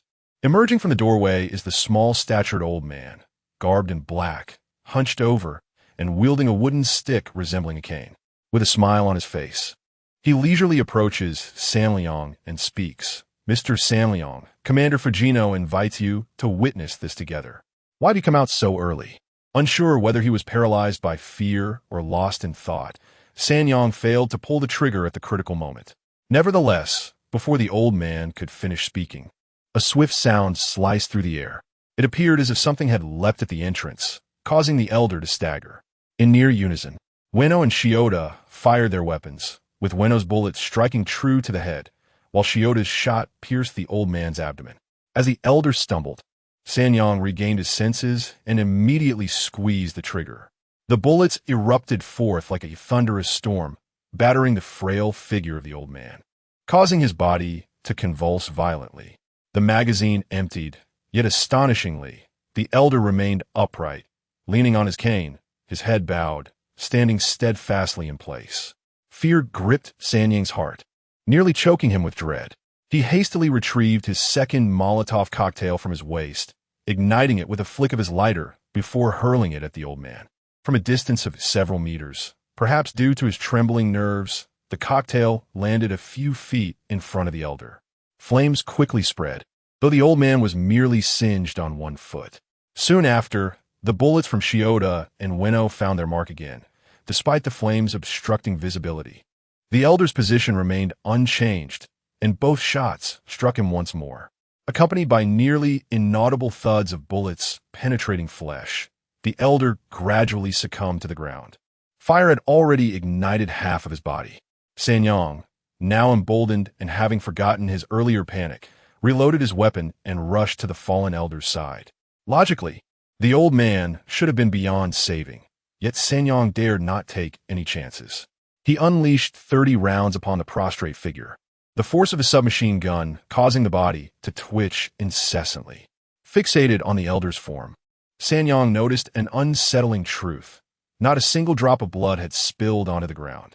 Upon closer inspection, the elder's limbs were stiff, his expression blank, and his eyes wide open.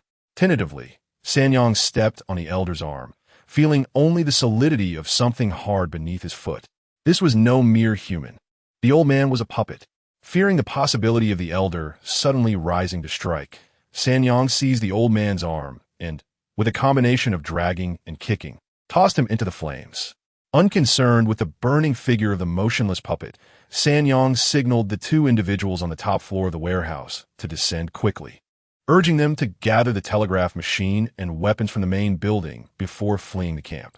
As the three of them climbed into the jeep and began to drive away, Zhang Yang, seated in the passenger seat, cast a glance in the direction where Fujino Kenji had been. The world was eerily calm, and the sun seemed to shine even brighter than before. Each of them pondered, where could Fujino Kenji have vanished now? Just as Fujino Kenji had been ensnared by Yuchi's scheme days prior and disappeared without a trace after the plan's failure. He had now seemingly vanished for a second time from the city of Puyu. Seated in the jeep, Yin Liang glanced at his watch. Approximately 2 hours had elapsed since he first dispatched a telegram to the icy city. Yin Tian, positioned in the back, fixated intently on the telegraph machine, awaiting a response that had yet to arrive. As they approached the outskirts of Puyu County, a military green jeep approached them. Upon noticing the oncoming vehicle, Lieutenant Zhang Yang immediately heightened his vigilance and quietly alerted his companions. When the two vehicles were a mere 20 meters apart, Lieutenant Zhang Yang suddenly decelerated, for he recognized the driver of the opposing vehicle to be the long-missing Yui Zhong.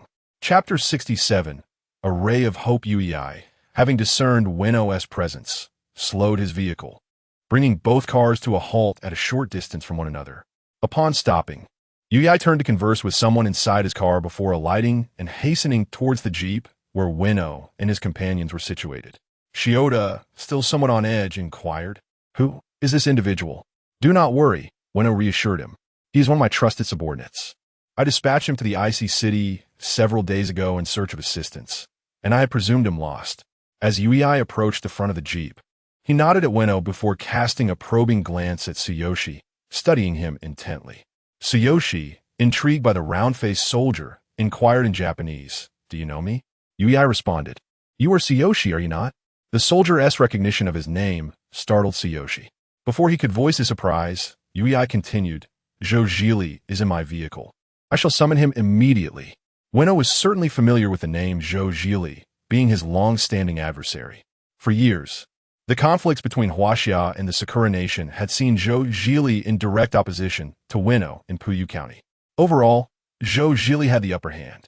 Despite Ueno's deep-seated animosity towards him, he could not help but harbor a grudging respect for this formidable soldier. Upon hearing that Zhou Zhili was coming, Ueno hastily drew his pistol, preparing to fire. Tsuyoshi quickly intervened. Zhou Zhili's arrival should signify an alliance to confront Fujino Kenji. Do not act impulsively. Shioda's expression grew grave. After all, they were in the presence of their adversary, and it was uncertain whether Zhou Zhili might preemptively strike against them, the Sakura nationals. Reflecting on the terror of Fujino Kenji and the letter penned by Colonel Nagata, Shioda whispered to Ueno it would be prudent to remain observant and not act rashly. According to Colonel Nagata, without the support of Zhou Zhili and his guerrilla forces, it would be exceedingly difficult to contend with Fujino Kenji. At that moment, Yui had returned to his jeep, waving his hand towards the interior. Moments later, a figure clad in a dark cotton coat emerged.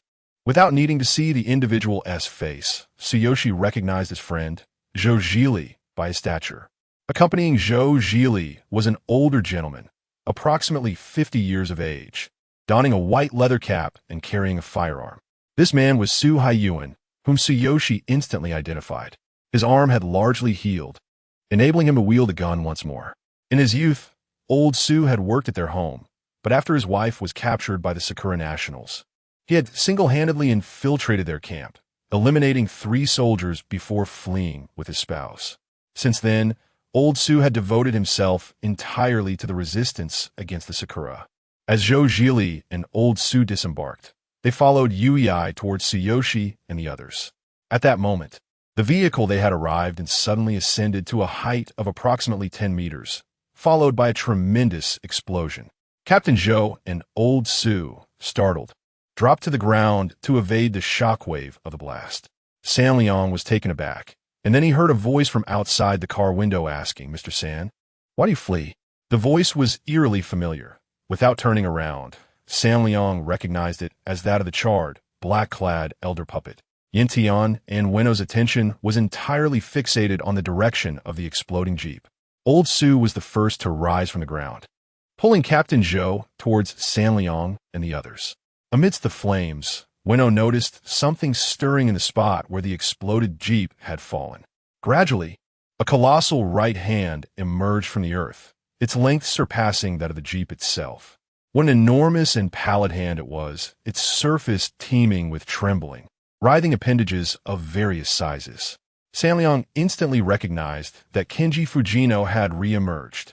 The arm stretched forward, positioning itself between Zhou Zhili and San Liang's group. San Liang shouted, "Run! Keep your distance from that arm."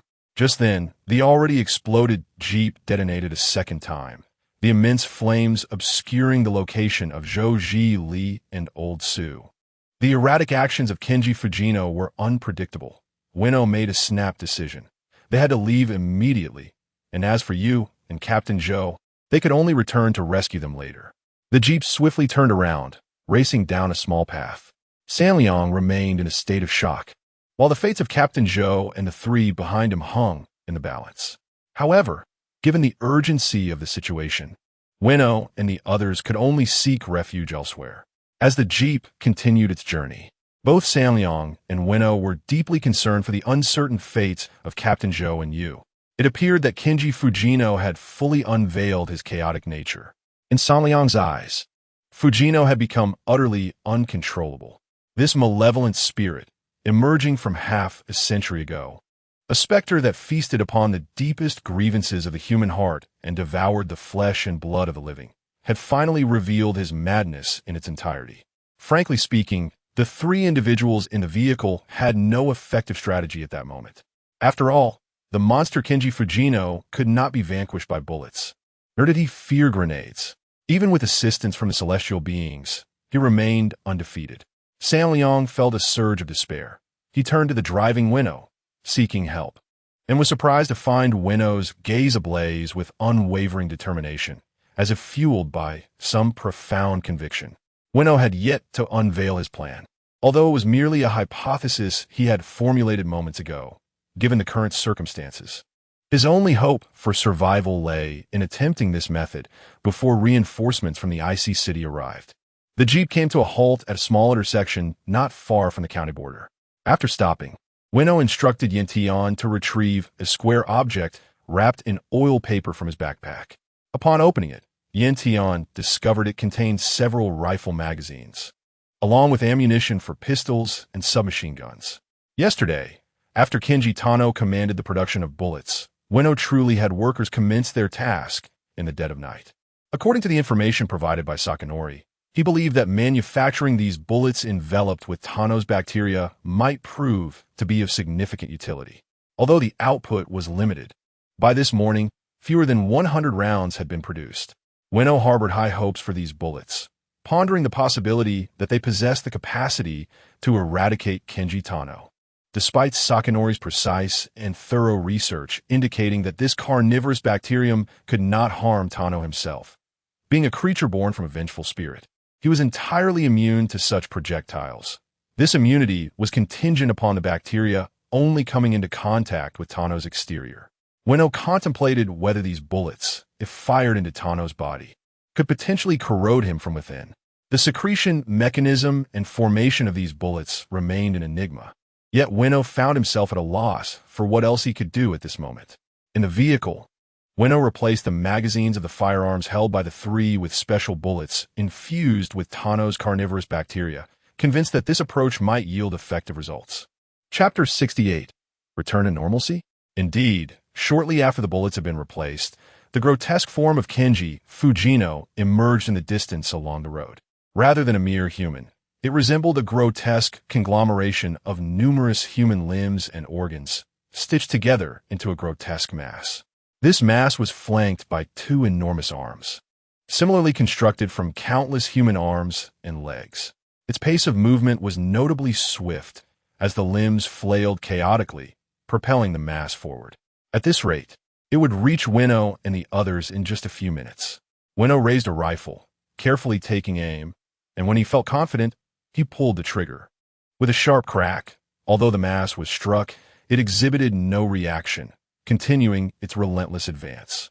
Major Yamada leapt from the vehicle and unleashed an entire magazine of 30 rounds, each containing flesh-eating bacteria, toward Kenji Fujino. It soon became evident that the carnivorous bacterial bullets were effective against Fujino.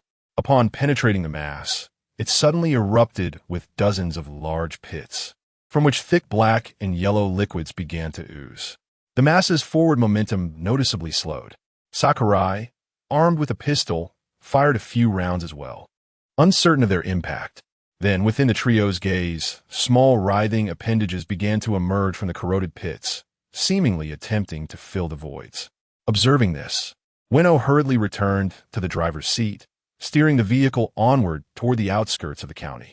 As the vehicle roared back to life, it had barely moved a few meters when Sakurai noticed the mass beginning to twist and writhe, resembling a spinning top. Simultaneously, the entire vehicle was seemingly propelled sideways by an immense force. Sakurai felt the world spin around him as the Jeep flipped multiple times before crashing onto its side. Fortunately, the thick layer of snow cushioned the fall, sparing him from a fatal impact. Struggling, he turned his head to see Ueno, who appeared relatively unscathed, eyes wide and body trembling, still gazing outside. Sakurai breathed a sigh of relief. However, when he glanced back at Yamada, his mouth fell agape in horror. A sharp object had pierced Yamada's neck. Upon closer inspection, it was a slender, deformed human arm, with an exceptionally long finger piercing through Yamada's throat.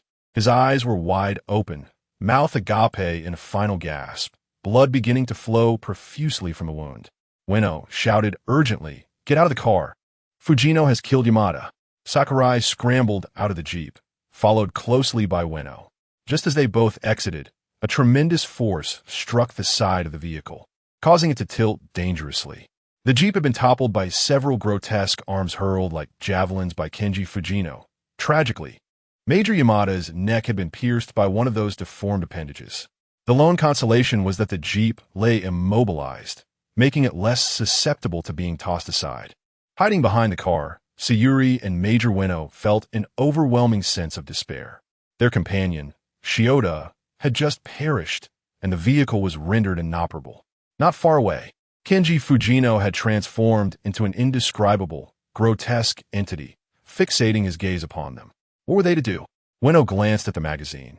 It contained 3 rounds, while Sayuri's handgun held 5 bullets. These were their only remaining projectiles coated with the carnivorous bacteria. Judging by the recent gunfire, it was evident that the bacteria had a similar effect on Fujino in his meatball form, at least temporarily slowing his movements.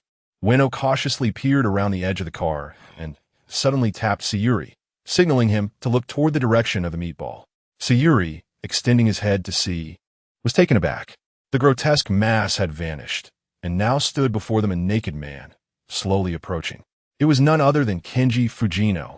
Moments earlier, he had consumed a malformed head resembling his daughter, revealing his true form, a gigantic meatball composed of various human limbs and faces. Yet in the blink of an eye, he had regained his original human appearance. Sayuri dared not step outside. Fujino could easily kill him with a mere gesture, yet fleeing was equally out of the question. He found himself at an impasse, unable to advance or retreat. Before long, Fujino approached, and Sayuri raised his weapon, preparing for a final stand. Unexpectedly, Fujino extended his hand, remarking, "It appears my bacteria are indeed effective. I owe my gratitude to you, Mr. Sayuri, for your research." In the frigid expanse of Yuriyama County, behind a dilapidated jeep, the scene of Fujino bending down to assist Sayuri in rising bore a semblance of the sacred. It transcended notions of good and evil. When a certain essence is imbued with profound spiritual power, it evokes a divine sensation in others. Even Kenji Fujino, a mere aggregation of negative, vengeful spirits, exuded such an aura. Dazed, Sayuri grasped Fujino's outstretched hand and stood up, while Ueno remained at a loss beside him. Subsequently, Fujino opened the jeep's door and took the passenger seat, turning his back to Sayuri and Ueno. "I shall change my attire. Please wait a moment," he instructed. Sayuri was left wondering how he intended to change, when suddenly he heard the sound of rustling fabric. When Fujino reemerged, clad once more in a brown leather jacket and trousers, complete with boots and hat, the sight of the remnants of Major Shioda, now reduced to a heap of indistinguishable red and white debris in the driver's seat, made Sayuri's stomach churn, nearly triggering a bout of nausea.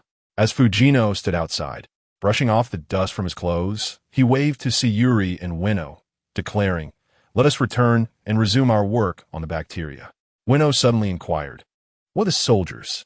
Fujino, for once displaying a rare expression of confusion, replied, "The soldiers? They've all retreated back to the homeland of Sakura.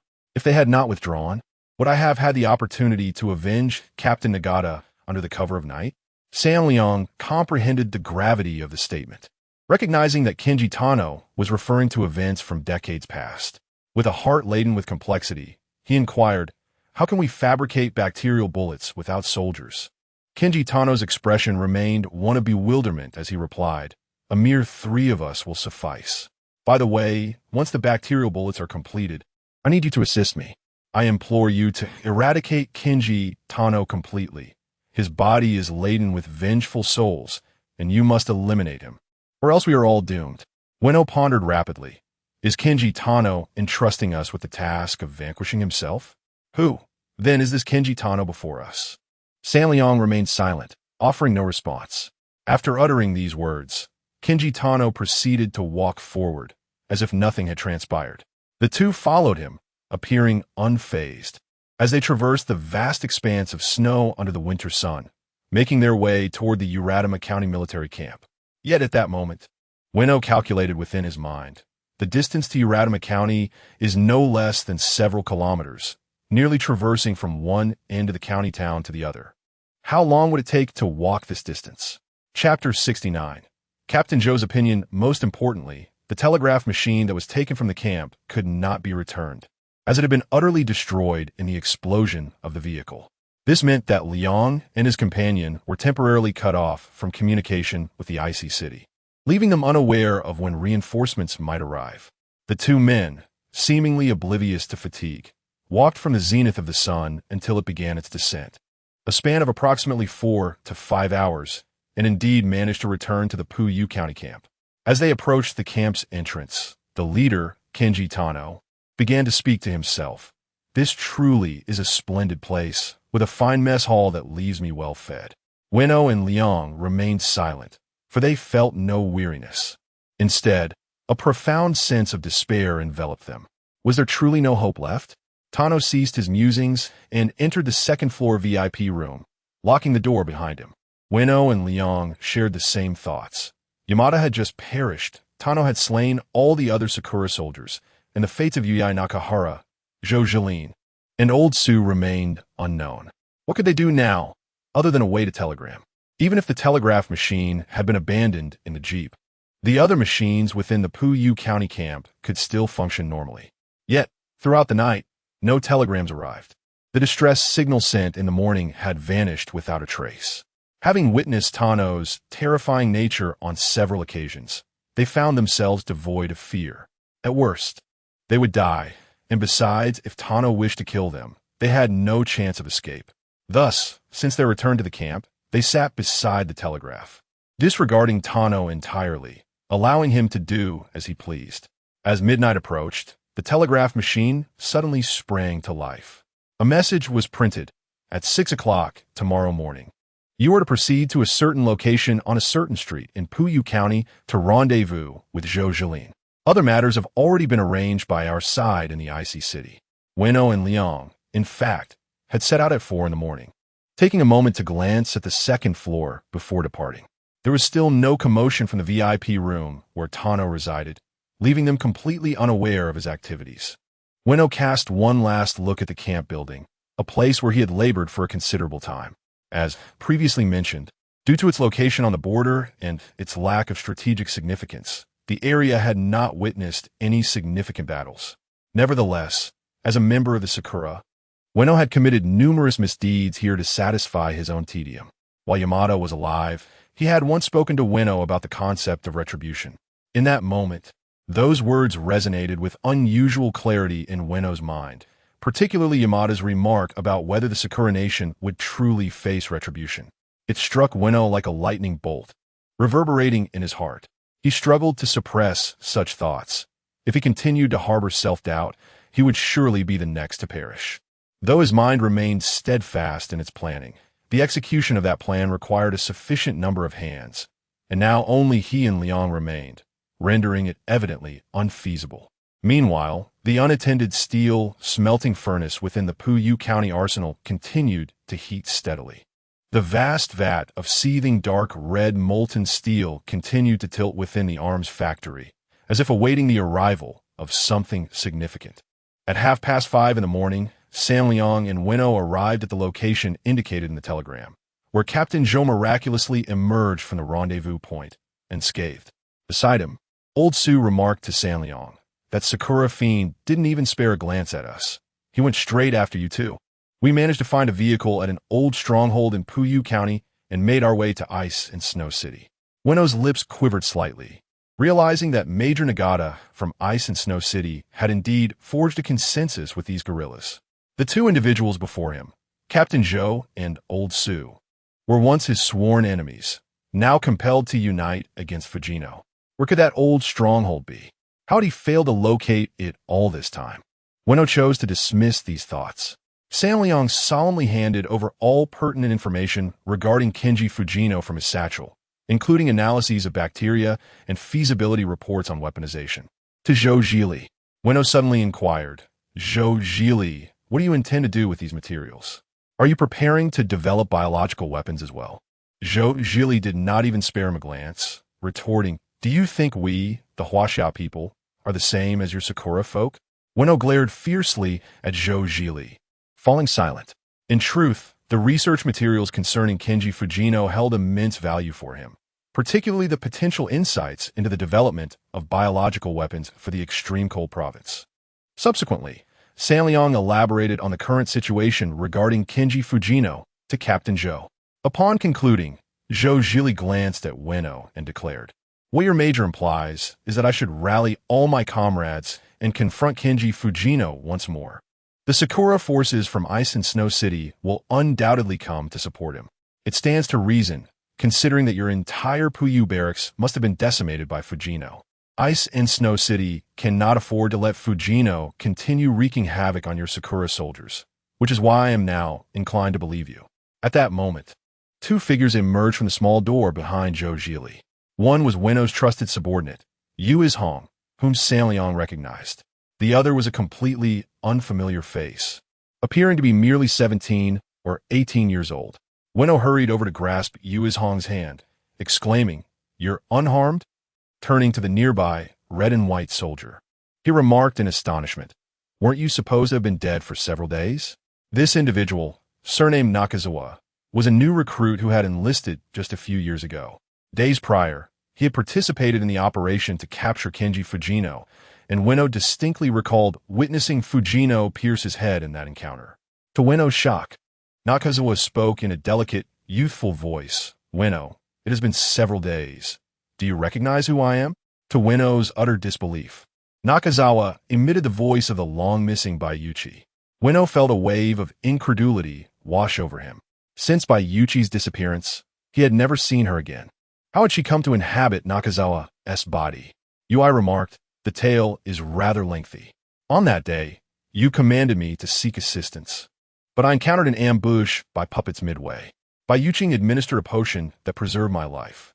Subsequently, I traveled to Ice and Snow City to meet Colonel Nagata, who instructed me to await the arrival of a certain individual. I was quite startled upon seeing Nakazawa. Bai Zhongzi stated, do not underestimate the Bai family's healing elixirs. Although my physical form was obliterated, just as the last vestige of my spiritual energy departed, I witnessed this cherry blossom individual perish not far from the gate. Upon observing that his physical body remained largely intact, I hastily borrowed his form to escape. After recuperating for a few days, I am now in good condition. This time, I shall accompany you." Sanliang listened, somewhat dazed, pondering the implications of the Bai family's ethereal possession of the cherry blossom individual. The revelation struck him with the same intensity as witnessing the grotesque, distorted form of Fujino Kenji. However, at this juncture, he would be unfazed by any further developments. Chapter 70. The final showdown. Captain Zhou wore a grave expression as he addressed Weno. "Sakura people, today we shall bring this to a conclusion. You, Tsuyoshi, along with Wai and Bayu Zai, must return to the camp at once. Isn't Fujino Kenji hiding? You need to lure him out. Fear not. Our men and yours from Sakura will provide support from the shadows." Weno required Tsuyoshi to translate Captain Zhou's words. Upon grasping the intent, Weno inquired, "Do you have any idea how many people have arrived in Ice and Snow City?" Captain Zhou shook his head. "That old Sakura from Nagata hasn't divulged much detail, only assuring me to remain calm. Besides, in this situation, what is there to hesitate about? Rest assured, both I and Old Su will be watching over you from a distance." Tsuyoshi glanced at the few remaining bullets in his pistol, flanked by Wai and by Yuzai. He couldn't help but wonder if their apparent timidity compelled them to seek refuge behind him. When Fujino Kenji reappeared before them, Wai fired mercilessly at him. However, no matter how they shot, their efforts seemed nearly futile against Fujino Kenji. Yuzai was the first to fall. Fujino Kenji unleashed carnivorous bacteria from his hand, swiftly corroding Bai's thigh into two separate pieces. Captain Zhou, arriving in a jeep for support, unleashed a hail of gunfire, yet Fujino Kenji evaded nearly all the bullets. When Captain Zhou turned to see the guerrilla driver beside him morph into Fujino Kenji, a chilling premonition of death enveloped him. Before Captain Zhou could draw his pistol to confront Fujino Kenji, Old Su, seated in the back, swiftly raised a double-barreled shotgun and fired at Fujino Kenji's head. With a thunderous roar, the haunted visage was reduced to a grotesque mass of blood and flesh. This shot granted Captain Zhou a few precious seconds, along with a singular opportunity for survival. As Captain Zhou, Old Su, and another team member leapt from the vehicle, Old Su retrieved a grenade from his pocket and tossed it through the window. Mere moments later, the entire vehicle erupted into the sky, followed by a tremendous explosion of flames. Tsuyoshi pondered anxiously. The vehicle has exploded. What will we do if we need to escape? Ignoring the fate of Fujino Kenji, who had been blasted into the air alongside the vehicle, Captain Zhou rallied the remaining team members, urging Tsuyoshi and the others to run with them. Their destination was merely a few hundred meters away at the Puryu County Barracks. Weno steeled himself. With the 3 guerrillas included, they now numbered 6. This number should suffice to execute the plan. Ueno's strategy had been in preparation for quite some time. Since Fujino Kenji was both swift and seemingly invulnerable, even sprouting twisted limbs, he resolved to encase Fujino Kenji in molten steel. Breathless, the six of them reached the Puryu County Barracks, leading the way into the armory.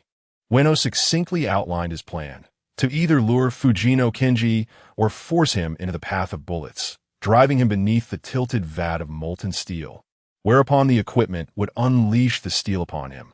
After Ueno's enhancements, the steel water vat, with a diameter of 1.5 meters, can be completely overturned within 5 seconds, effectively melting Kenji Fujino on the spot. As long as Kenji Fujino, whose body has been sufficiently damaged, stands beneath the molten furnace, Ueno plans to pour the steel water directly onto him while he attempts to reconstruct his injured body using the vengeful spirits within.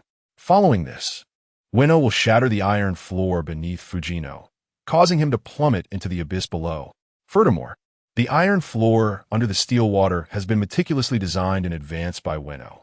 Once the steel water cascades down, a simple bullet shot at specific support points around the floor will completely isolate that section from the surrounding floor, resulting in a fracture.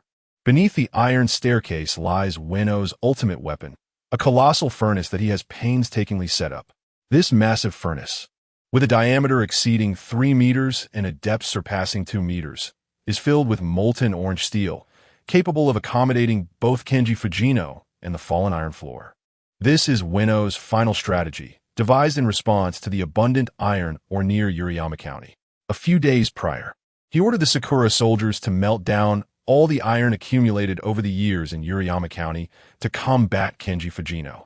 He thought malevolently, if bullets do not intimidate him, then what of steel water at thousands of degrees? This is the ultimate method Ueno conceived after his previous failed attempt to hunt Kenji Fujino.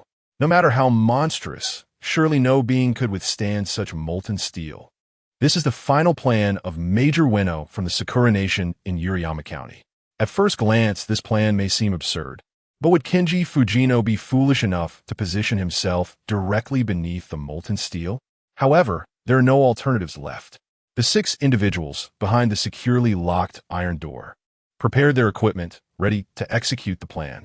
In a recent skirmish on the street, only the newly resurrected Bayuzawa fell. Sanliang recalls that before fleeing, Bayuzawa ceased struggling. He lay on the ground, gazing blankly at the sky. Reflecting now, could it be that Bayuzaki's spirit has once again departed from Nakazawa's body in search of another? In the armory, silence enveloped the group, as if they all internally acknowledged a grim reality. Kenji Fujino would undoubtedly arrive here soon, despite enduring flames for an extended period during the recent encounter. Kenji Fujino remained largely unscathed. It appears that such flames and bullets are insufficient to truly vanquish him. Sanliang, too, harbored doubts. Would Major Ueno's steel water plan truly succeed? Time dragged on slowly, and Sanliang could only feel the intense heat radiating from the 2 massive steel water containers, causing a prickling sensation on his scalp. The air was filled with the incessant mechanical clamor of the armory. It was only then that Ueno realized that since yesterday, after following Kenji Fujino, he had not seen a single Sakura soldier from his own ranks in the barracks, as if they had mysteriously vanished. Guarantee there's still dozens remaining? Why had they not made an appearance? Where has everyone gone? Their fate, whether alive or dead, remains unknown. Neither Sanliang nor Ueno is aware that the elderly figure in black is currently seated within the concealed passage beneath the warehouse in Puya County. In this suffocating, hermetically sealed corridor, the old man sits, puffing on his pipe, the smoke curling around him. Surrounding him are charred and incomplete effigies, remnants of those consumed by the incendiary devices just the day prior. The 23 Sakura soldiers who did not accompany Major Ueno to observe Kenji Fujino's bacterial production process are indeed missing from the barracks. They now languish in what was once the prison for detainees, each bound with a yellow thread around their limbs and torso. Their eyes are wide open, their shoulders pierced by iron hooks used for torture, dangling from the prison bars. Before each of them stand a puppet, roughly their height, connected by threads to the soldiers. The faces of these puppets are grotesquely distorted. Some feature merely a nose and a deep pit, while others bear two dark, hollow voids. Their visages ripple like a disturbed pond, indescribable in their horror. This is the old man's inaugural attempt at crafting puppets that wear human skin, possess human faces, and can articulate human speech. Suddenly, the six companions of Zhang Yang are startled by a dull thud against the iron door, followed by a cacophony of relentless impacts. It is evident that whatever is striking the door possesses tremendous force, as the 5-centimeter thick steel barrier now bears pronounced bulges. The six swiftly take cover, each positioning themselves, prepared to fire at Fujino the moment he reveals himself, intent on a desperate struggle for survival. Chapter 71. The Steel Furnace. Suddenly, a corner of the iron door was breached, and a fleshy appendage protruded from within. At its end, a spherical mass appeared, its flesh resembling a flowing liquid. After a few moments, this fluidity transformed into a human face. In a fit of rage, Lao Su fired his weapon, obliterating the visage into a grotesque mess. Through gritted teeth, he uttered, "That was my brother-esque face." The memory of the previous day resurfaced for Su Liang, recalling how the twisted and elongated right hand of Fujino Kenji bore a girl's head, one that Fujino claimed was that of his own daughter. After devouring a prisoner, Fujino had consumed the girl's head, and subsequently, his entire form morphed into an abominable mass of limbs. Now, after Lao Su's gunshot shattered the appendage that had ventured forth, it retreated. Moments later, countless diminutive appendages, composed of even smaller human limbs, began to invade through the corners and edges of the great iron door. The sheer number of these appendages was overwhelming. Captain Zhou commanded everyone to hurl Molotov cocktails at the throng of human limbs pressing against the iron door. Yet, the raging flames failed to stem the onslaught. After being singed and blackened, even more appendages continued to push in from behind. As their numbers swelled, the iron door began to warp severely. The creaking sound intensified, and the door, compromised by the overwhelming mass of limbs, was ultimately dismantled. In the instant the door swung open, those appendages seemed to vanish as they burrowed into Fujino Kenji's abdomen. This vengeful spirit remained clad in the same brown leather attire, still wearing a grin that revealed a face as desiccated as a corpse. Su Liang recalled that Fujino's garments were likely fashioned from the skin of the deceased in the salt fields, and a wave of sorrow and indignation surged within him. For the people of Huaxia, the salt field was not a place of virtue. However, Fujino had always maintained a harmonious relationship with him. The tragic end he met left Su Liang grappling with disbelief. Both Su Liang and Lao Su dashed towards the preordained steel furnace, with Lao Su shouting as he ran, "Sakura demon, I'll kill you. How many Huaxia lives have you taken? I can't believe you even prey on Sakura people. Come on, I'll fight you." Fujino Kenji, as if drawn by an unseen force, began to slowly approach Lao Su and Su Liang. Observing the impending encounter, Ueno disregarded whether he was visible and sprinted towards the control lever for the suspended molten steel, preparing to act. Once Fujino stepped onto the trap-laden floor, Captain Zhou swiftly raised his submachine gun and fired 4 shots, precisely disrupting the mechanisms at the corners of the staircase. Seeing this, Major Ueno quickly pulled down the lever controlling the suspended furnace. Fujino Kenji swayed unsteadily, and together with the section of floor beneath him, plummeted into the vast steel furnace. Meanwhile, under Ueno's manipulation, a vast cauldron of molten steel cascaded down upon Kenji Fujino, engulfing him entirely within the depths of the enormous furnace. Instantly, a thick plume of white smoke billowed forth, as Fujino was submerged by the torrential flow of steel, disappearing completely from sight. The surface of the furnace revealed no trace of him. He was truly consumed by the molten metal. As a result of Fujino's descent, the color of the molten steel shifted from a vibrant orange to a deep crimson, only to swiftly revert to a bright yellow. Bubbling furiously as if struggling to dissolve the foreign body that had just intruded upon its depths. Ueno's heart raced with uncertainty, pondering whether this was truly the end. Had he really sealed Fujino's fate? The 6 men stood alert, weapons drawn, positioned at a cautious distance from the furnace. Was Fujino truly finished? This outcome was rather unexpected. In Ueno's imagination, Upon falling into the molten steel, Fujino would thrash wildly, sprouting twisted limbs and attacking the surviving few. After 10 minutes of silence within the furnace, devoid of any further developments, Ueno, now embodying the demeanor befitting a major of Sakura country, decided to check the telegraph for the latest directives from Snow City. The nightmare posed by Fujino had finally come to an end. Captain Zhou, ever vigilant, remarked, "If it's over, then I shall take my leave with old Su." As he turned to depart, Shan Liang suddenly realized he should accompany them. Otherwise, he would surely face consequences later. Yet, what his wife, Li Shuang, in Snow City? Torn by indecision, he remained silent as Captain Zhou began to exit. Just then, a guerrilla fighter trailing behind Zhou, and old Su spoke up, "Look, hasn't the molten steel diminished?" Ueno reacted swiftly, glancing into the furnace. Indeed, it was visibly lessened. Having stood so close to the furnace, they had been oblivious to the gradual reduction in volume, the heat cloaking their senses. Alarmed, Captain Zhou thought to himself that Fujino was not finished yet. He shouted, "Run! We need to get outside." Staying in the munitions factory had become meaningless. Fujino could very well emerge from the molten steel once more. Was he perhaps drinking the molten metal greedily within the furnace? The mere thought startled Captain Zhou. If he was unafraid of bullets, artillery, flames, and molten steel, then Zhou was left wondering what could possibly be effective against him. Before the six could reach the exit, a violent roar erupted from the position of the furnace, as if something were forcefully breaking free from within. Fearing the scalding steel that might splash forth, they bolstered their efforts to escape. Only a few meters outside, they spotted a figure standing at the entrance of the barracks in the distance. Clad in a brown leather coat, who else could it be? Fujino Kenji held a sharp, dark red object in his hand. Squinting his eyes and smiling broadly as he proclaimed, "You have truly exerted yourselves in making all these preparations, but resentment knows no fear of bullets nor molten steel."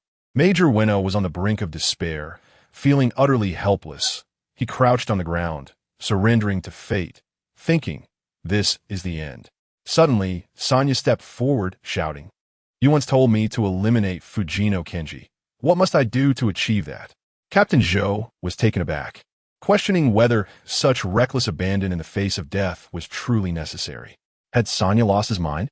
However, bound by a fear that transcended human comprehension, Zhou remained silent. Fujino Kenji, seemingly intrigued, turned to face Sanya and responded, "Fujino Kenji fears not your weapons. The only way to eliminate him is to use." At this moment, Fujino Kenji was still several dozen meters away from Sanya, and both parties communicated through their shouts. Yet, before Fujino Kenji could finish his sentence, Sanya suddenly noticed a rumbling sound approaching from the sky. This noise had been present since their departure from the arms factory, but the others, astonished by Fujino Kenji's unscathed condition, had failed to notice the situation above. Chapter 72. Aerial Bombardment. As Su Liang lifted his gaze, an object plummeted from the sky, striking the entrance of the compound where Kenji Fujino was stationed. It was an air-launched missile, and astonishingly, two fell in succession, landing with pinpoint accuracy right before Fujino. The explosive power of the bombs released by the Sakura military aircraft was far beyond that of any individual weapon. A single bomb could create a crater several meters deep and over 10 meters wide. Moreover, two bombs were now descending simultaneously. The ground beneath Fujino, along with half of the compound building, was instantly obliterated, reduced to a sea of debris. Even at a distance of several dozen meters, Su Liang was nearly swept away by the shockwave of the explosion. Dumbfounded, Su Liang was jolted back to reality by Ueno's exuberant exclamation as he glanced skyward. "Reinforcements from Ice and Snow City have arrived." At that moment, Captain Zhou heard the thunderous rumble of advancing tank treads outside the compound's entrance. Startled, he shouted, "Run, the tanks are coming." The six of them hurriedly dashed towards the inner walls of the compound. A tank fired directly, shattering the compound's gate, followed closely by another tank for armored jeeps, and hundreds of Sakura infantry armed with a variety of weapons. They advanced like a wall forged of steel, fully prepared to continue their assault on Fujino. Colonel Nagata had spared no expense this time, resolutely determined to eradicate the demon that was Kenji Fujino. To this end, He had even leveraged his privileges to temporarily summon a contingent of armored troops from Ice and Snow City. To Su Yang's astonishment, he spotted his wife, Li Wanshuang, waving and shouting from one of the armored jeeps, urging him to come over quickly. The six of them ran to a spot not far from the tank and boarded 3 different armored vehicles. Su Yang was taken aback to discover that Colonel Nagata was seated in the front passenger seat of the armored vehicle alongside Li Wanshuang, dressed in his colonel's uniform. Nagata's gaze was piercing as he fixated on the recently bombarded compound building, a stark contrast to his usual jovial demeanor. Nagata was the first to speak, his tone grave. Su Yang, you are the most crucial element in this extermination operation. Still perplexed, Su Yang listened as Nagata continued. You and your wife are the only 2 individuals that Fujino is reluctant to kill. Li Wanshuang, a formidable woman in her own right, was vigilantly surveying the direction of Fujino, rifle in hand, declaring, Air Pao has also arrived. I want him to witness the demise of his mother's murderer. Su Yang noticed a small boy, rosy-cheeked and around 7 or 8 years old, anxiously pressed against Li Wanshuang, observing their surroundings. It was Air Pao. Colonel Nagata rose to man the machine gun on the armored vehicle, unleashing a barrage towards the compound building. The 2 tanks, as if receiving a command, fired upon the entrance once more. The remaining 100 Sakura soldiers opened fire simultaneously, bullets and mortars flooding towards Fujino's location. Suddenly, Li Wanshuang exclaimed, Here he comes. Fujino has emerged. A shadow emerged slowly from the smoke of the explosion, resembling a human figure, yet immensely larger, towering several times the average height, standing at 7 or 8 meters. Colonel Nagata and the hundreds of Sakura soldiers present beheld this sight, a grotesque humanoid form, composed of countless severed limbs and human faces.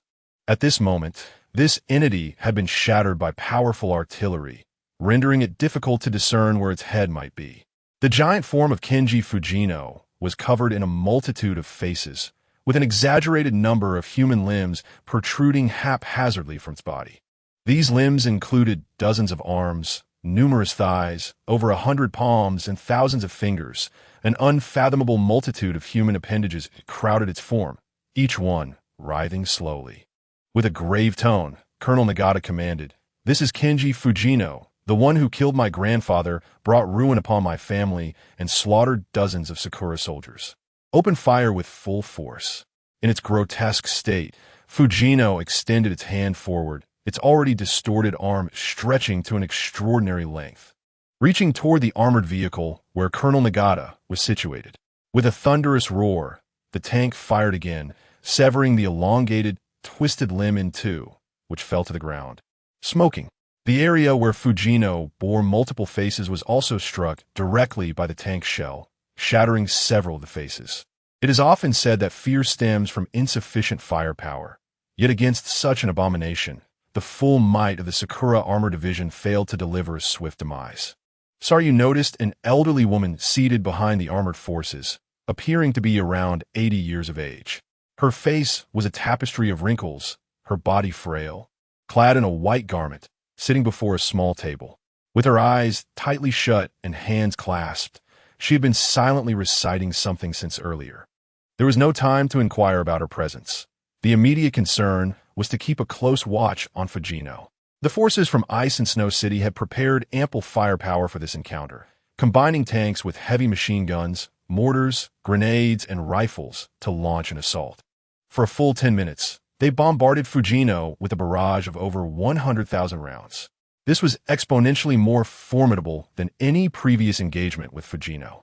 Notably, the 2 tanks alternated in firing large-caliber armor-piercing shells, each capable of creating a massive crater in Fujino's colossal and distorted form, or even cleaving it in half.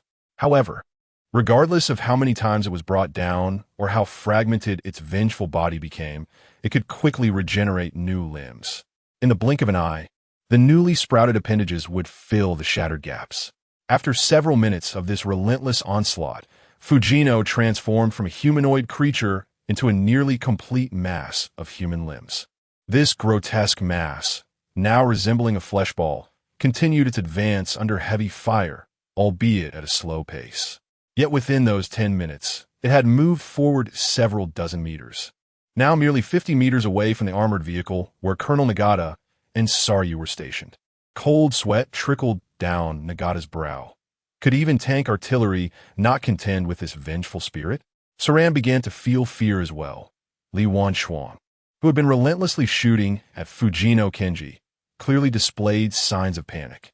Beside her, Air Pang stared wide-eyed, his mouth slightly agape, overwhelmed with tension. It was Li Wanchuang's first time on the battlefield, facing a grotesque amalgamation of limbs that even tanks and bombers could not vanquish. Yet, she truly embodied the spirit of a rare warrior, and upon realizing that heavy firepower could not deter Fujino Kenji, she decisively urged Saran, "You must drive back. Our position is too exposed." Without hesitation, Saran took the driver's seat previously occupied by Nagata, calling out to Colonel Nagata, who was operating the machine gun above. "I'm pulling the vehicle back. Stay alert." Old Nagata acknowledged with a grunt, wiping the sweat from his forehead as the vehicle began to maneuver backward. At that moment, the grotesque mass of Fujino Kenji, advancing despite the barrage from over 100 soldiers and 2 tanks, suddenly underwent a transformation. From its distorted multitude of limbs sprouted 2 appendages resembling human arms, each exceeding the length of 2 men. These limbs performed a gesture reminiscent of hands clasped in prayer, as if invoking some unseen entity. Saran, having just retreated the vehicle, clearly witnessed this unsettling spectacle. The motion of those arms. Could it be that Fujino Kenji was praying for something? Saran vividly recalled Fujino's earlier words before the bomber struck. Fujino Kenji is not afraid of your weaponry. The only way to annihilate him is to. Chapter 73. Suicide. Suddenly, a flash of insight illuminated Tsuyoshi. What did it signify? It was as if Kenji Tano wished for his own demise. Yet, how was one to proceed? At that moment, the specifics had eluded his ears. Now, the contorted body of Kenji Tano lay merely 20 meters from Tsuyoshi's vehicle, a distance that rendered the tank hesitant to fire, fearing the recoil might harm its own. The situation had grown decidedly awkward. 20 meters was sufficient for Tsuyoshi to discern the grotesque details of Tano's form. His body, twisted and writhing, began to take on the semblance of 2 figures. Most of the larger form clung to the mass of flesh, yet it was unmistakably evident. These were 2 complete beings, one large and one small. Upon closer inspection, Tsuyoshi couldn't suppress a gasp of horror. The larger figure, affixed to the mass, bore the unmistakable features of Kenji Tano. However, his expression and demeanor were akin to those of an ordinary person, a stark contrast to the grinning corpse Tsuyoshi had previously encountered. The smaller figure's visage was familiar. It was the face of Tano's daughter, once sprouted from his own hand. The 2 forms, one large and one small, embraced, and, in that moment, the human-like Kenji Tano opened his eyes, laboriously turning his head to cast a pleading glance at Tsuyoshi. A sudden clarity dawned upon Tsuyoshi. He retrieved a magazine of rifle ammunition and handed it to his wife, Li Wanchuan. "You must shoot the girl. I will take aim at the larger one." Though Li Wanchuan grasped little of the unfolding events, she trusted her husband's judgment. With practiced ease, she loaded the bullets. Tsuyoshi was astonished by her proficiency with the firearm. Yet, hitting a target at 20 meters was a task well within the capabilities of someone accustomed to a handgun. The shot rang true. Li Wanchuang's bullet struck the girl's head with precision, while Tsuyoshi's handgun bullet found its mark in the arms of Kenji Tano. Both rounds were coated with the carnivorous bacteria previously manufactured by Winnow, which had already proven effective against Tano in earlier confrontations. Upon impact, the 2 figures began to rapidly decay, their bodies turning a sickly yellow. This deterioration was swifter than the previous decay inflicted by Tano's fingers. In mere seconds, the 2 forms transformed into puddles of yellow pus, oozing toward the ground. Meanwhile, the grotesque mass of Tano's body seemed to falter, as if a toy had suddenly run out of power. Colonel Nagata shouted, "Fire the tanks. Everyone, unleash your firepower." What followed was a barrage of gunfire, as the once advancing mass of Kenji Tano was now stationary, riddled with bullet holes. When another tank shell struck the mass, it was obliterated, exploding in a gruesome display. Colonel Nagata did not call for a ceasefire. Over 100 Japanese soldiers continued to unleash their rifles and submachine guns upon the mutilated flesh.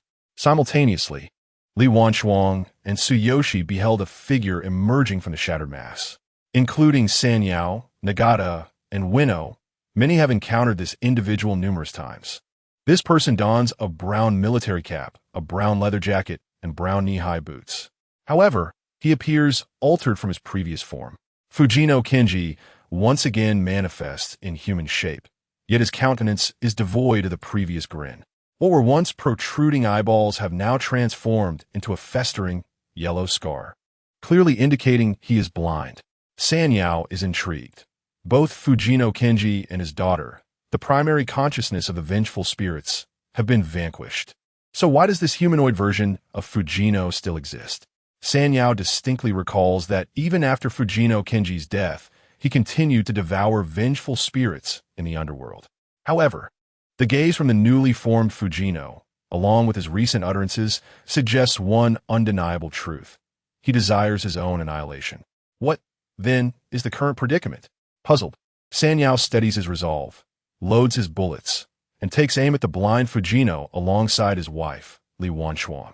At this moment, amidst the hail of gunfire, the blind Fujino advances towards the Sakura army with an ease reminiscent of a leisurely bath. His pace is neither particularly fast nor slow, akin to an ordinary person jogging after a meal. Yet, one must not forget that Sanyao and his companions are merely 20 meters away from him. At this rate, it will take less than half a minute for the blind Fujino to reach them amidst the bullets. The tank lives up to expectations, striking the blind Fujino's body with a precisely aimed shell. Yet, this shot fails to penetrate. In the next instant, the shell, along with Fujino, is propelled backward several dozen meters. Accompanied by the tremendous blast of the shell's explosion, the blind Fujino finally lands. Without a moment's pause, he almost instantaneously rises to continue his slow approach towards the group. This scene is utterly bizarre when attacking the grotesque humanoid form from severed limbs. Tank shells exhibited considerable lethality. Yet now, facing the expressionless, yellow-scarred blind Fujino, they can merely push him away. One of the tank drivers, clearly frightened, hesitates for several seconds, unable to fire again, perhaps rendered speechless by terror. Sanyao finds himself equally bewildered. Even the remaining carnivorous mushroom bullets fired at Fujino seem ineffective. The blind Fujino no longer speaks or smiles. He is far more terrifying than the previous Fujino Kenji, who spoke in a distorted tone and grinned like a desiccated corpse.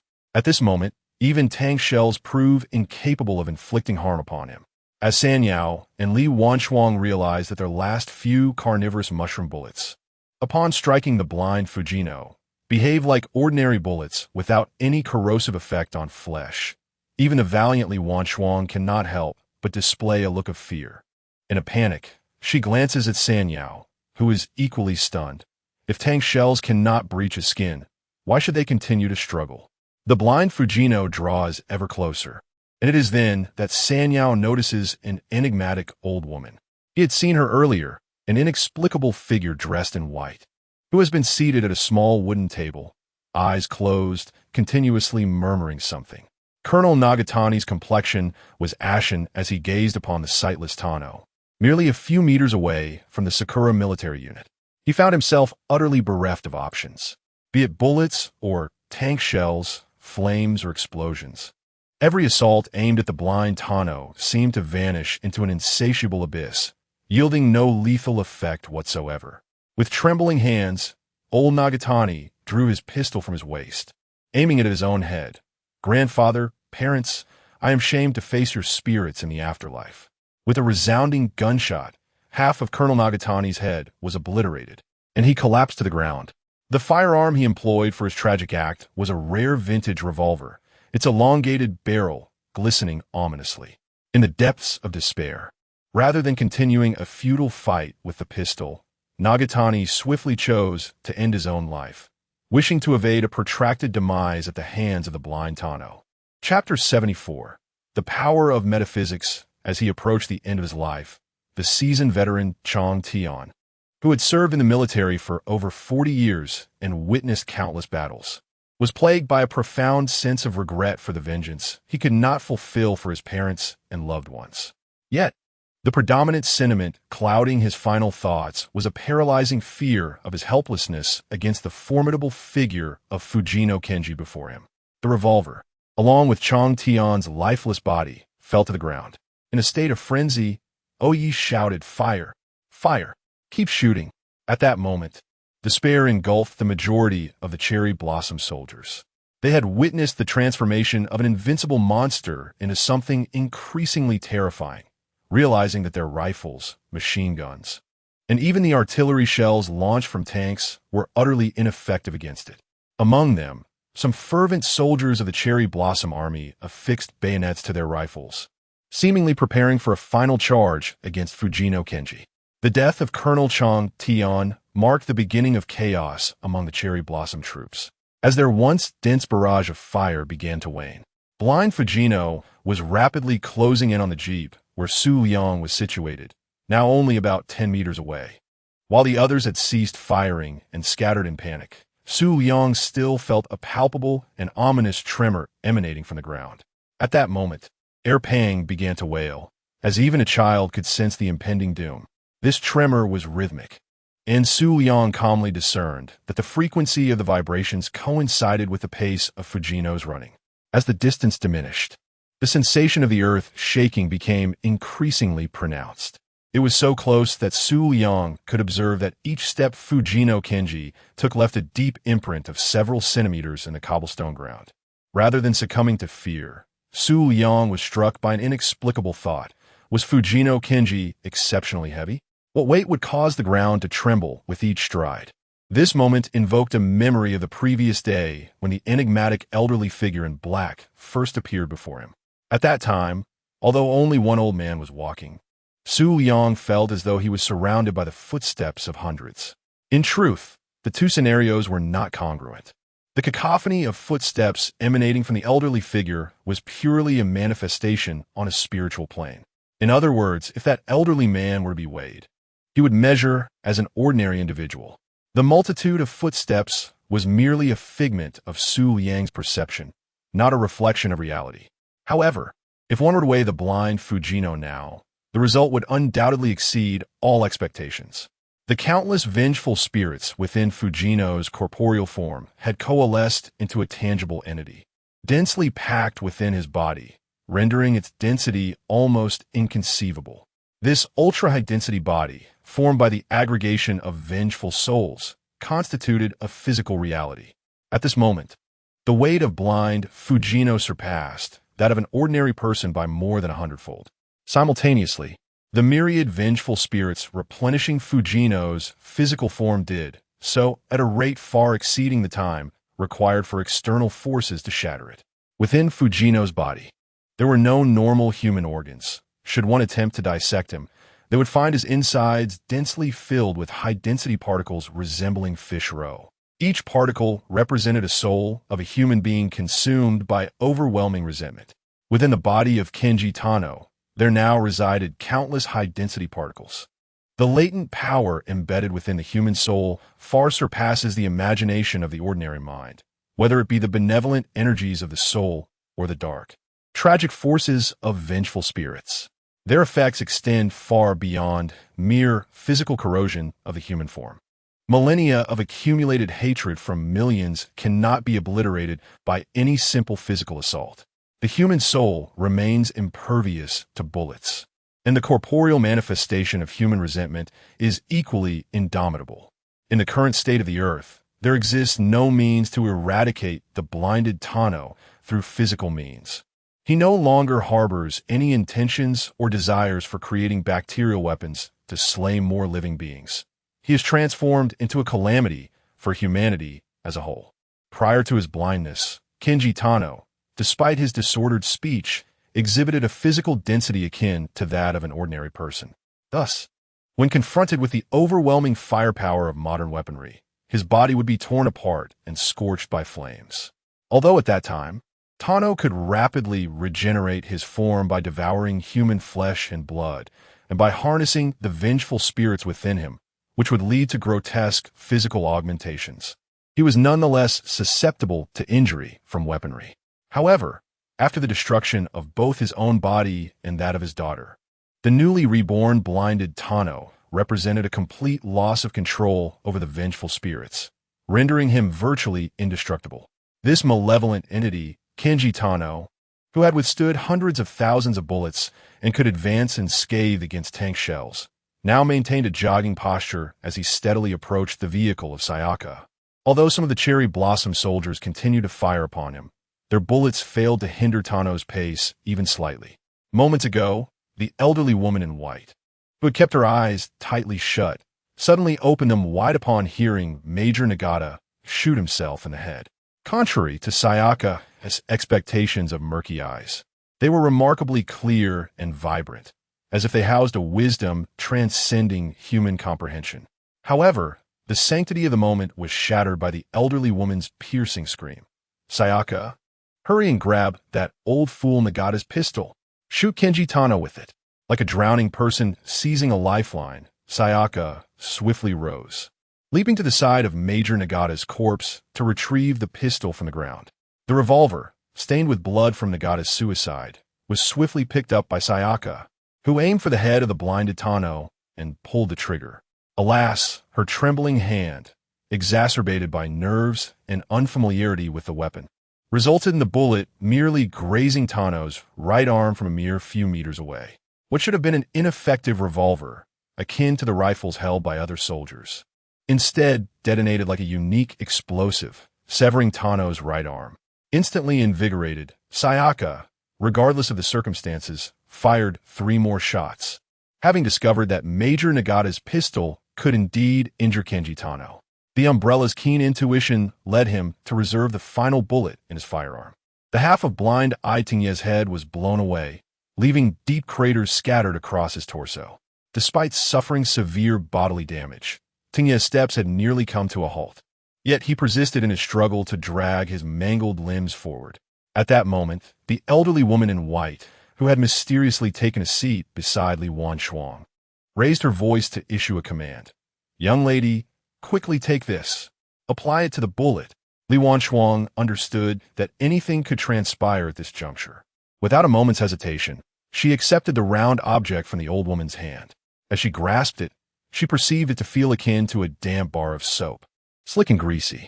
With practiced ease, Li Wanchuang removed the bullet, applied the oily substance evenly upon it, and swiftly reinserted the bullet into the chamber.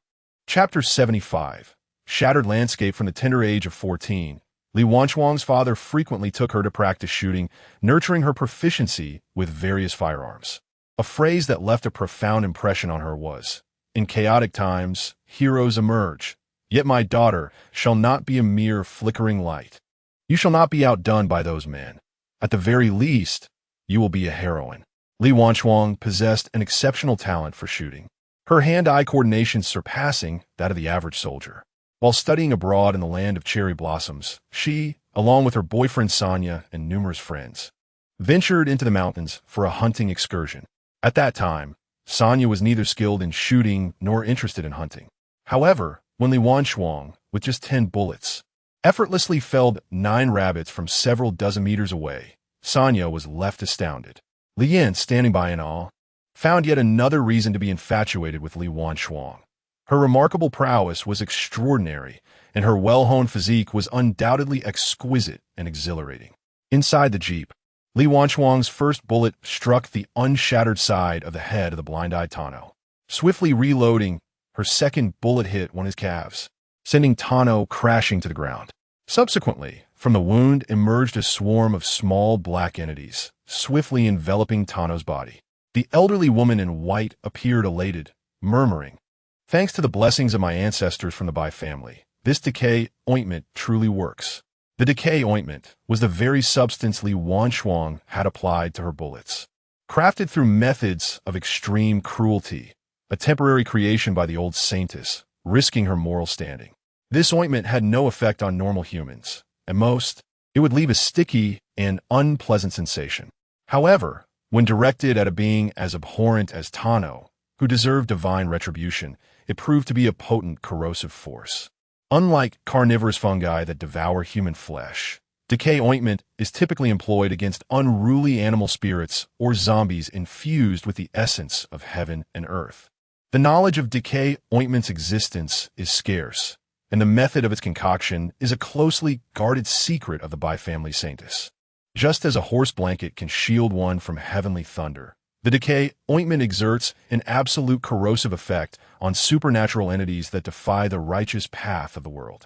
Even if the afflicted party were to sever the eroded parts, it would be futile, as long as their body remained intact during the corrosion.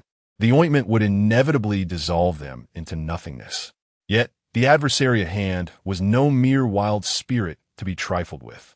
Kenji Tano represented a colossal amalgamation of the resentments of those who perished in wars throughout history. Though merely a vengeful spirit from the land of cherry blossoms, the number of such souls exceeded millions. Moreover, due to the intensity of their collective hatred, all of it converged within a single body, endowing this vessel with a spiritual strength that could rival some righteous deities. With his eyes blinded and primary consciousness lost, Kenji Tano had become aptly characterized as a malevolent deity clad in a brown leather coat. The process of merging with the vengeful souls, akin to that of Kenji Fujino, is represented by the putrid paste formed from the skeletal remains of celestial infants, born of divine families yet tragically short-lived, containing the power to hunt down the malevolent deity. The blind Fujino, with broken legs, lies face down on the ground, his body crawling with dark entities resembling a swarm of ants, while he trembles incessantly. Only the elderly Mrs. Bai comprehends that this is the consequence of the vengeful souls within Fujino's body consuming themselves in a futile attempt to resist the corrupting paste. Yet, how can the laws of nature, based on mutual creation and destruction, be countered by the resentment of human souls? Standing beside the blinded Fujino, Seini hesitates no longer. Devoid of any further contemplation, a sudden surge of rage ignites within him. He kicks Fujino's body over, only to find it akin to striking a mountain of steel. His foot does not budge, and pain radiates from his toes. After all, this half-living, mangled form weighs several tons. At that moment, Seini seizes Lieutenant Nagata's revolver, still containing the last bullet he had left behind, the weapon stained with Nagata's blood from his tragic demise. Seini glances once more at the ground, observing how Fujino's body, including his severely damaged head, is now completely enveloped by the repugnant, ant-like creatures. Recognizing that shattering Fujino's skull would yield little benefit, Seini devises a new plan. He crouches down, aiming the bloodied revolver at the back of Fujino's torso, and thrusts it fiercely. He exerts all his strength, and as anticipated, the revolver's barrel easily penetrates Fujino's body. This outcome is not due to Seini's might, but rather because the revolver harbors the power capable of subduing Kenji Fujino. Indeed, this weapon once belonged to Nagata's grandfather, the venerable old Nagata, who had wielded it 50 years ago and was the very person Fujino despised most in life. Just as Seini prepares to fire the final bullet within Fujino's form, a man's voice suddenly echoes, "Sakura, demon, I shall avenge my brother." Turning around, Seini sees old Su charging towards him with a katana, presumably having acquired it from the Sakura soldiers. Following closely behind is Captain Zhou, both hastening towards Seini and the blinded Fujino. Seini redirects his focus back to Kenji Fujino and pulls the trigger. With a resounding bang, the last bullet erupts within Fujino's body, ceasing all struggle and tremors. Old Su rushes in and, with a single stroke, severs Fujino's head. Breathing heavily, he exclaims at last, "You are subdued." Captain Zhou raises his handgun. Having witnessed Fujino's terrifying invincibility numerous times, and now he remains vigilant. He fires repeatedly at the prone Fujino, emptying the revolver's chamber. Seini stands still, holding the severed head of the blind Fujino, lost in a daze. At that moment, he was uncertain whether to cast the object to the ground or to act otherwise. His mind struggled to comprehend the reality that Kenji Tano had been so abruptly vanquished. An elderly woman hurried over from beside the vehicle, cradling a wooden box she had miraculously procured. Upon seeing the wooden box, Sari instinctively understood its purpose. It was intended to serve as a resting place for Tano's head, provided there was indeed a suitable space for it. Just as Sari took a step forward, he failed to notice that Tano's head was not entirely lifeless, and a misfortune ensued. The lips of the severed head, which had seemingly closed, suddenly stretched open again, with an exaggerated motion akin to a decapitated snake striking. Tano's head lunged towards Sari's chest. The elderly woman did not react in time when the head's mouth clamped down fiercely on Sari's torso. He was momentarily oblivious to the pain. Nearby, Old Su was resolute, thrusting his katana horizontally into the eye socket of the blind Tano's head and swiftly withdrawing it. Tano's head, still clutching a sizable piece of dark fabric from Sari's clothing, fell to the ground, lifeless.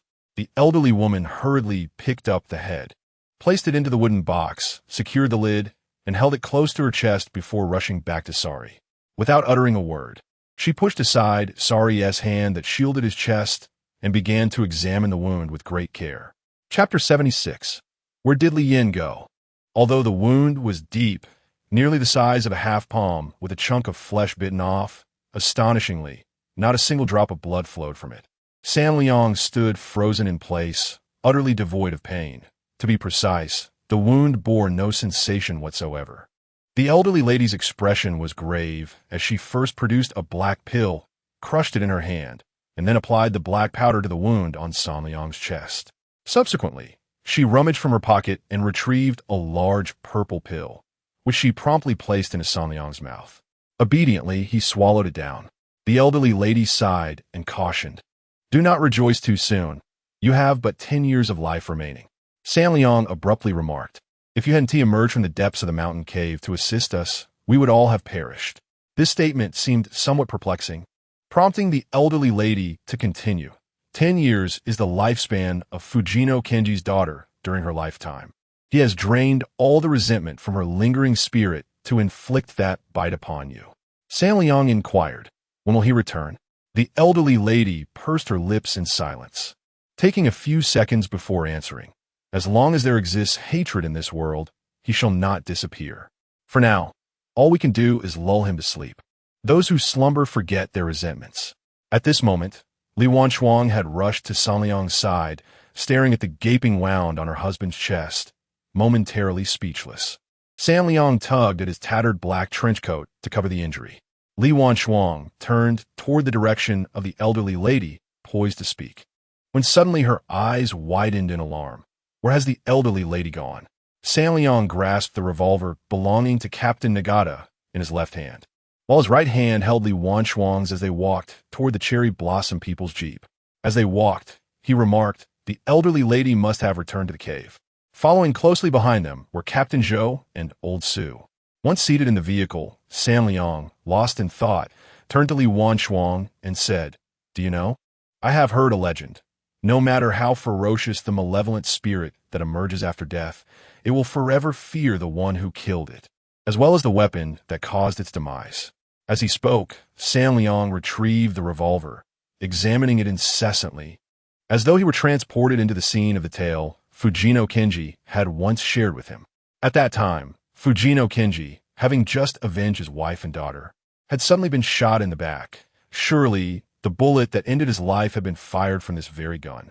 As for why Lieutenant Nagata's revolver ended up in another's possession, San Liang mused that it was likely just a temporary loan to someone else. Erpang gazed at San Liang and Li Wanchuang with wide, round eyes.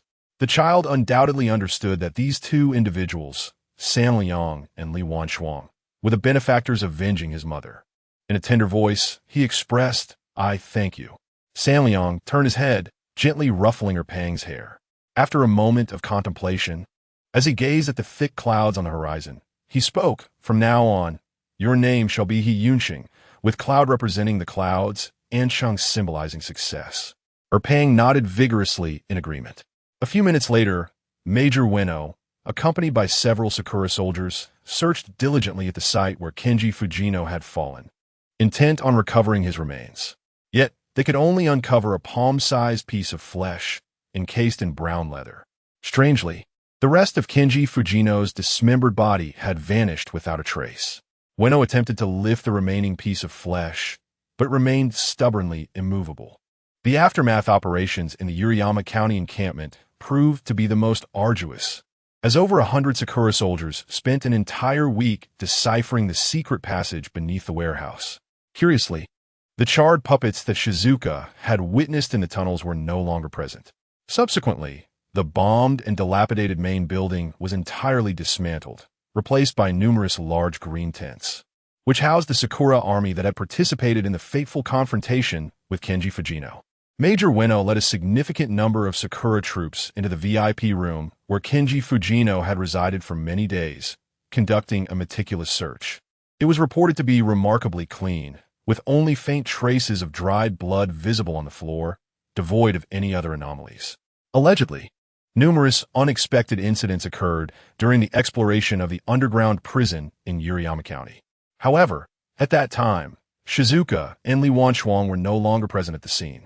They were only aware that the day after the decisive battle against Kenji Fujino, gunfire erupted once more in the Sakura encampment of Yuriyama County. The nature of the events that transpired and the number of Sakura soldiers who perished remained unknown to them. Such matters were no longer of concern to Shizuka and his wife. The news of Colonel Nagata's demise was only reported by Major Ueno 2 days later. Shizuka and Li Wanchuang survived due to a letter of testament found on Colonel Nagata's desk, which included a poignant plea. Under no circumstances should harm come to Shizuka and his wife. Allow them to depart in safety.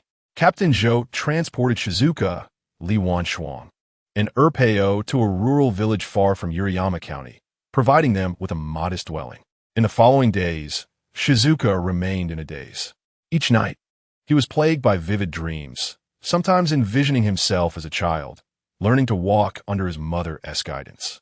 At other times, he found himself a soldier, stepping onto the battlefield with a heart full of trepidation. Occasionally, he was a fisherman, casting his net alone upon the moonlit sea. Many of the more nebulous dreams faded from memory. Now, it was the spring festival of 1943. Li Wanchuang prepared an abundance of dumplings and local delicacies at home, while Shizuka assisted his wife in her preparations.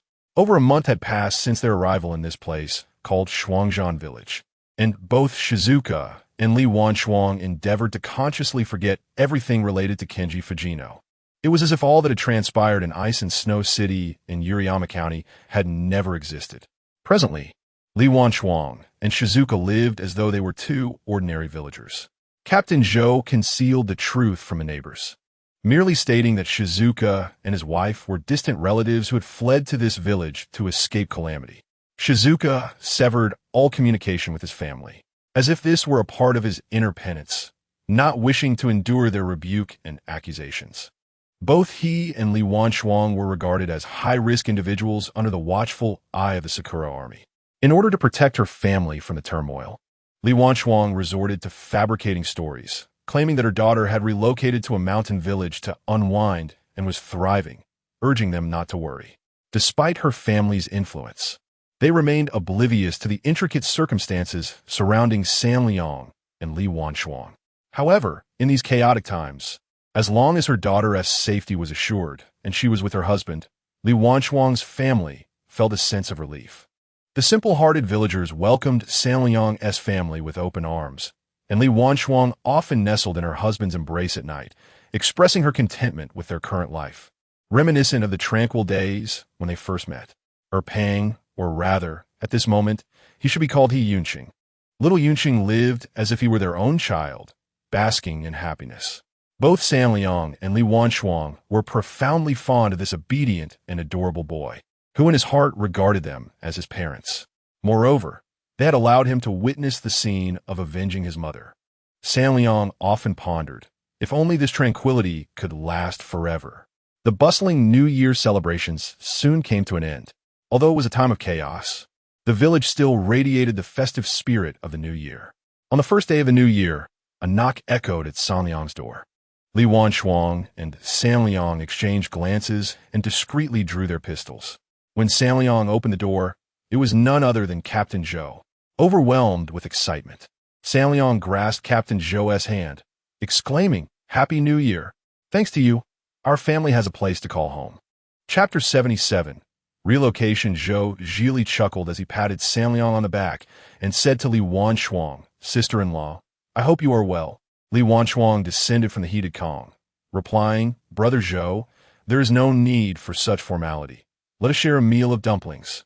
Meanwhile, Xiao and Cheng had gone outside to set off firecrackers, leaving the three adults seated cross-legged on the Kong, engaged in conversation. As he savored his dumplings, Zhou Zhili remarked, "It has been over a month since we last heard from Li Yan." Sanliang questioned, "Is he truly reliable? I sense he resembles a spy from Sakura country more than I do. It always seemed to me that he was purposefully leaking information." Zhou Zhili burped lightly and countered, "That cannot be entirely true. Li Yan's intelligence has proven accurate. He mentioned in our last communication that he would be returning to Huaxia and would contact me upon arriving in Ice and Snow City. Yet, over a month has passed without a word." Li Wanchuang interjected, "He may have been compromised. My intelligence work was previously supported by Sanliang. Frankly, I doubt that Li Yan could manage affairs more discreetly than the two of us combined." Zhou Zhili sighed. "After all, he's our classmate. However, there is little we can do. I hope he remains undiscovered and safe. Well, I must take my leave. There are matters to attend to." To ensure the safety of Sanliang and Li Wanchuang's family, Zhou Zhili could no longer allow them to be involved with any operations concerning the Sakura military.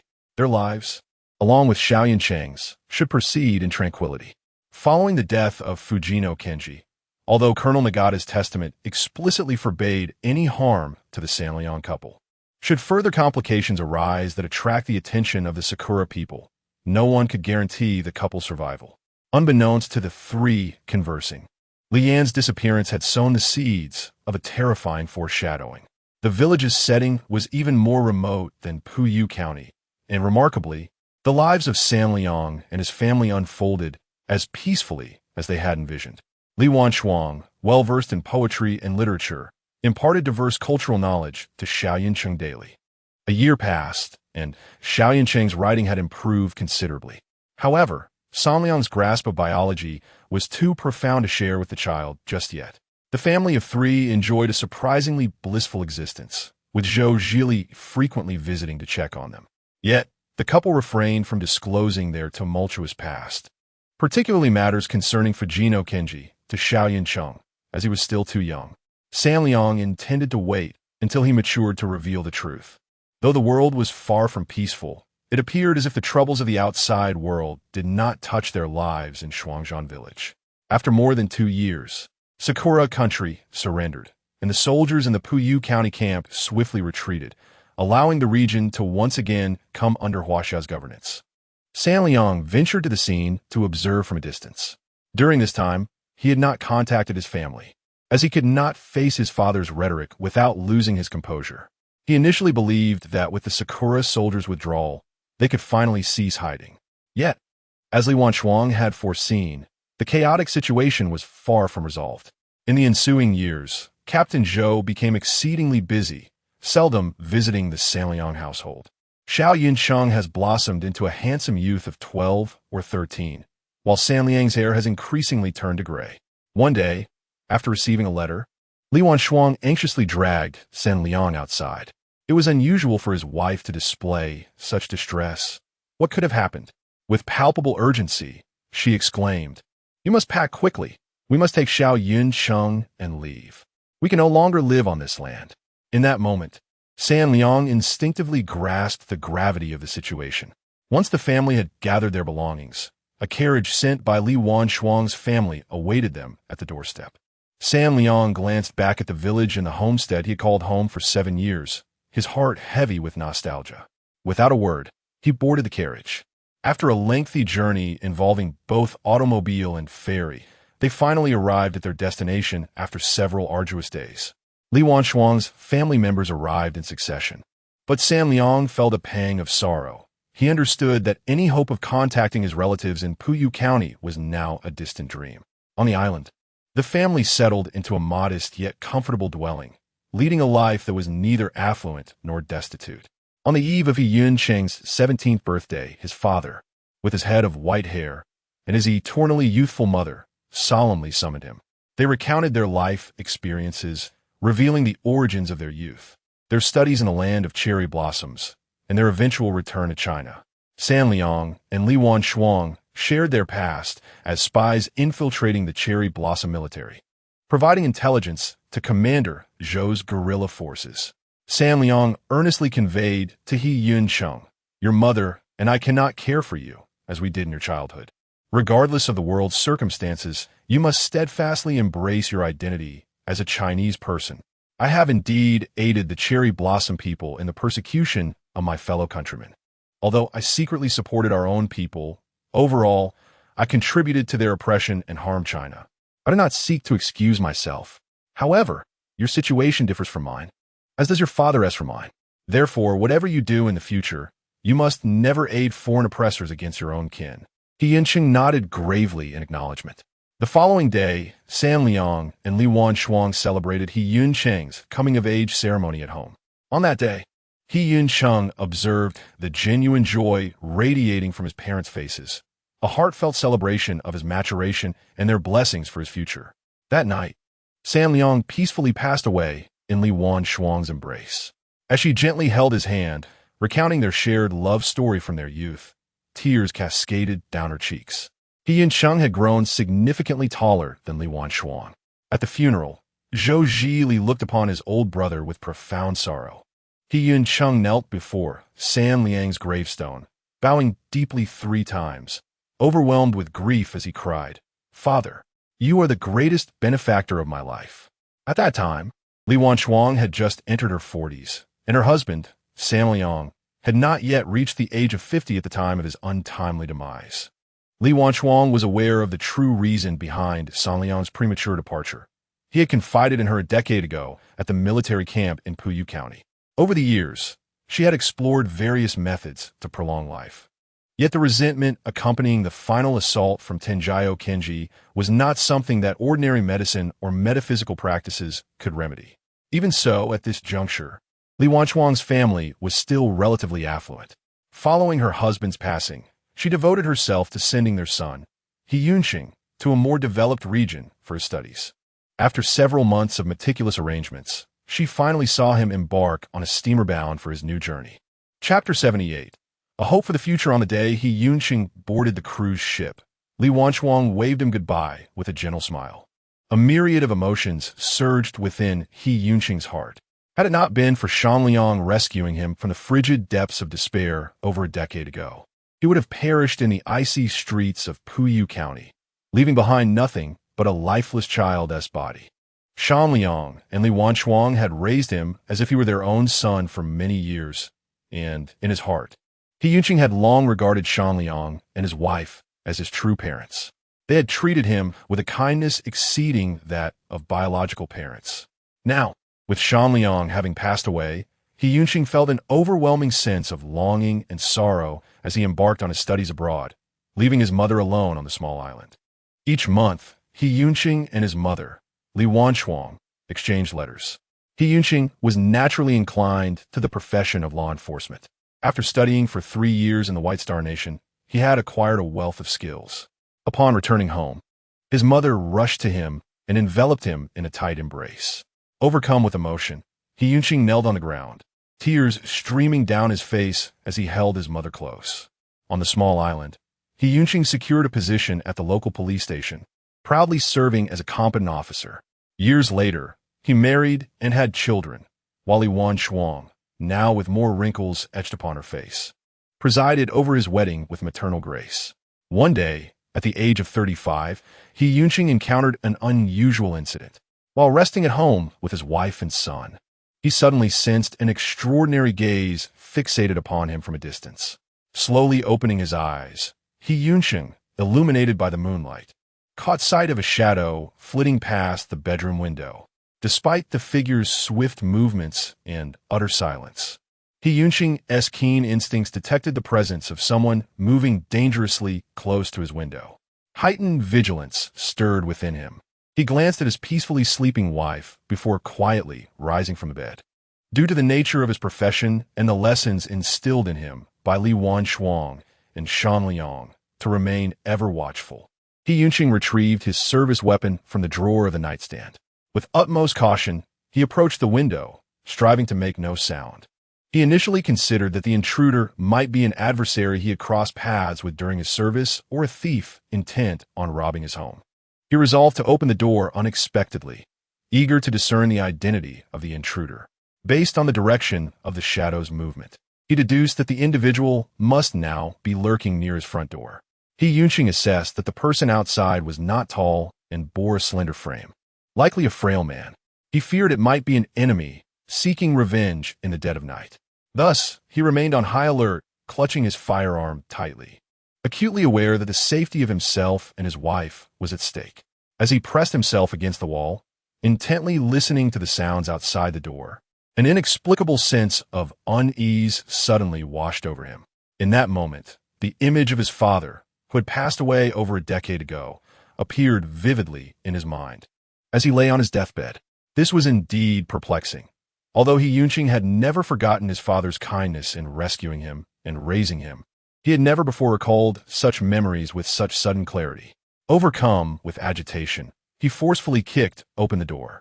Outside, apart from a narrow path bathed in moonlight, there was nothing.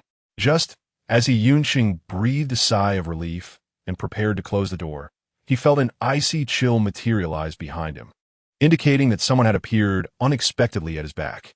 At this moment, He Yunqing was already a seasoned middle-aged police officer.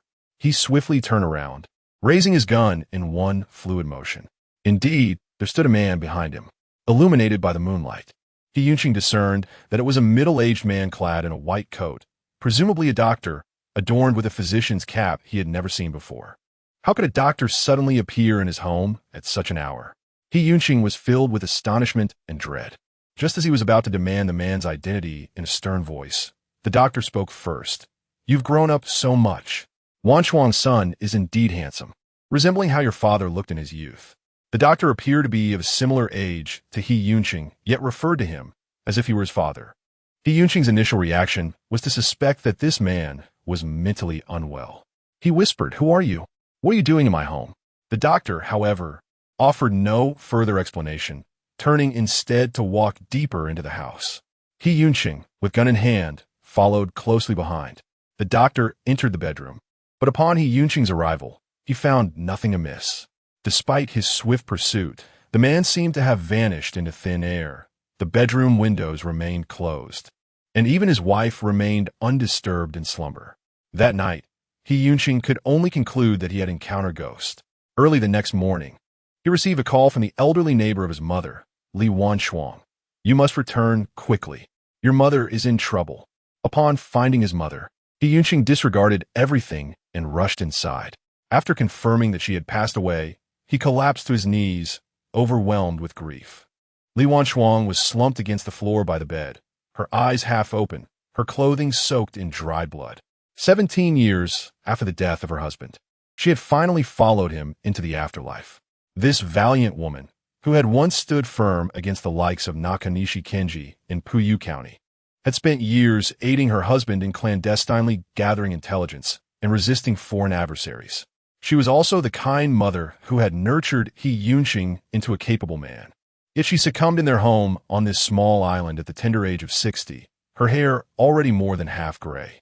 In the months that followed, He Yunqing was consumed by an unrelenting quest to uncover who had caused his mother's demise.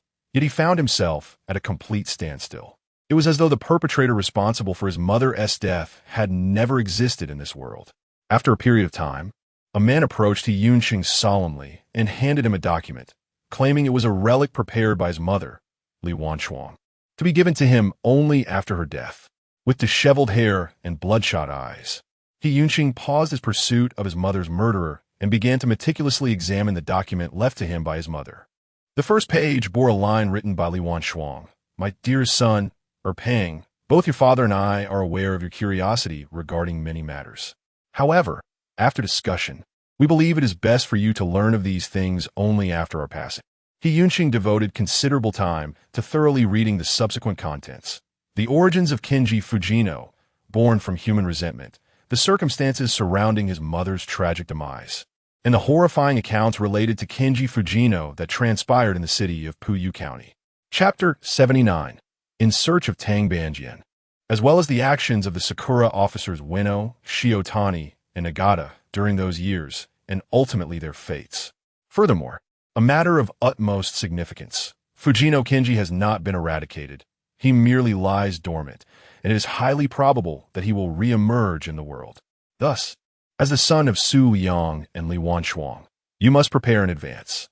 Li Wanchuang meticulously documented her own demise in a separate file. Upon reading this document, He Yunqing resolved to eradicate Fujino Kenji and all related malevolent entities once and for all.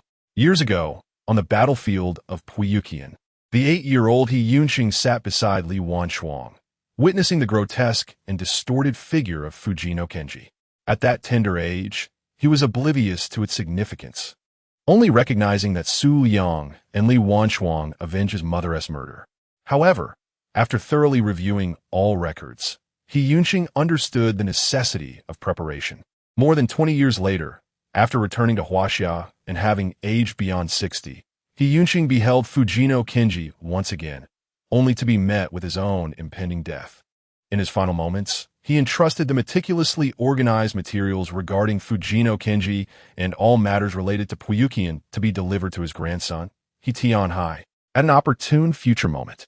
Indeed, several years prior, in his 50s, He Yunqing sensed a familiar presence re-emerging in the world.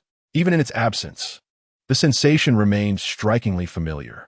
Upon confirming the accuracy of this feeling, He Yunqing wept for the first time in over 2 decades, sensing the presence of his father, Su Yang, and his mother, Li Wanchuang, by his side. The souls of Su Yang and Li Wanchuang, after decades of wandering, had finally returned to the mortal realm. Regrettably, He Yunqing never had the chance to witness their reincarnation before his passing. This historical narrative spans an extensive timeline for the 1930s to 1996, yet Zhang Yang, He Shiner, Li Haiwei, and Xiao Yan listened intently in the vehicle. Outside, dawn had long broken, with the morning sun streaming through the car window, casting light upon Zhang Yang's face, whose expression was indescribably complex. He Shiner spoke first. So, I indeed have no relation to Li Wanchuang after saying this. She glanced at Li Haiwei beside her.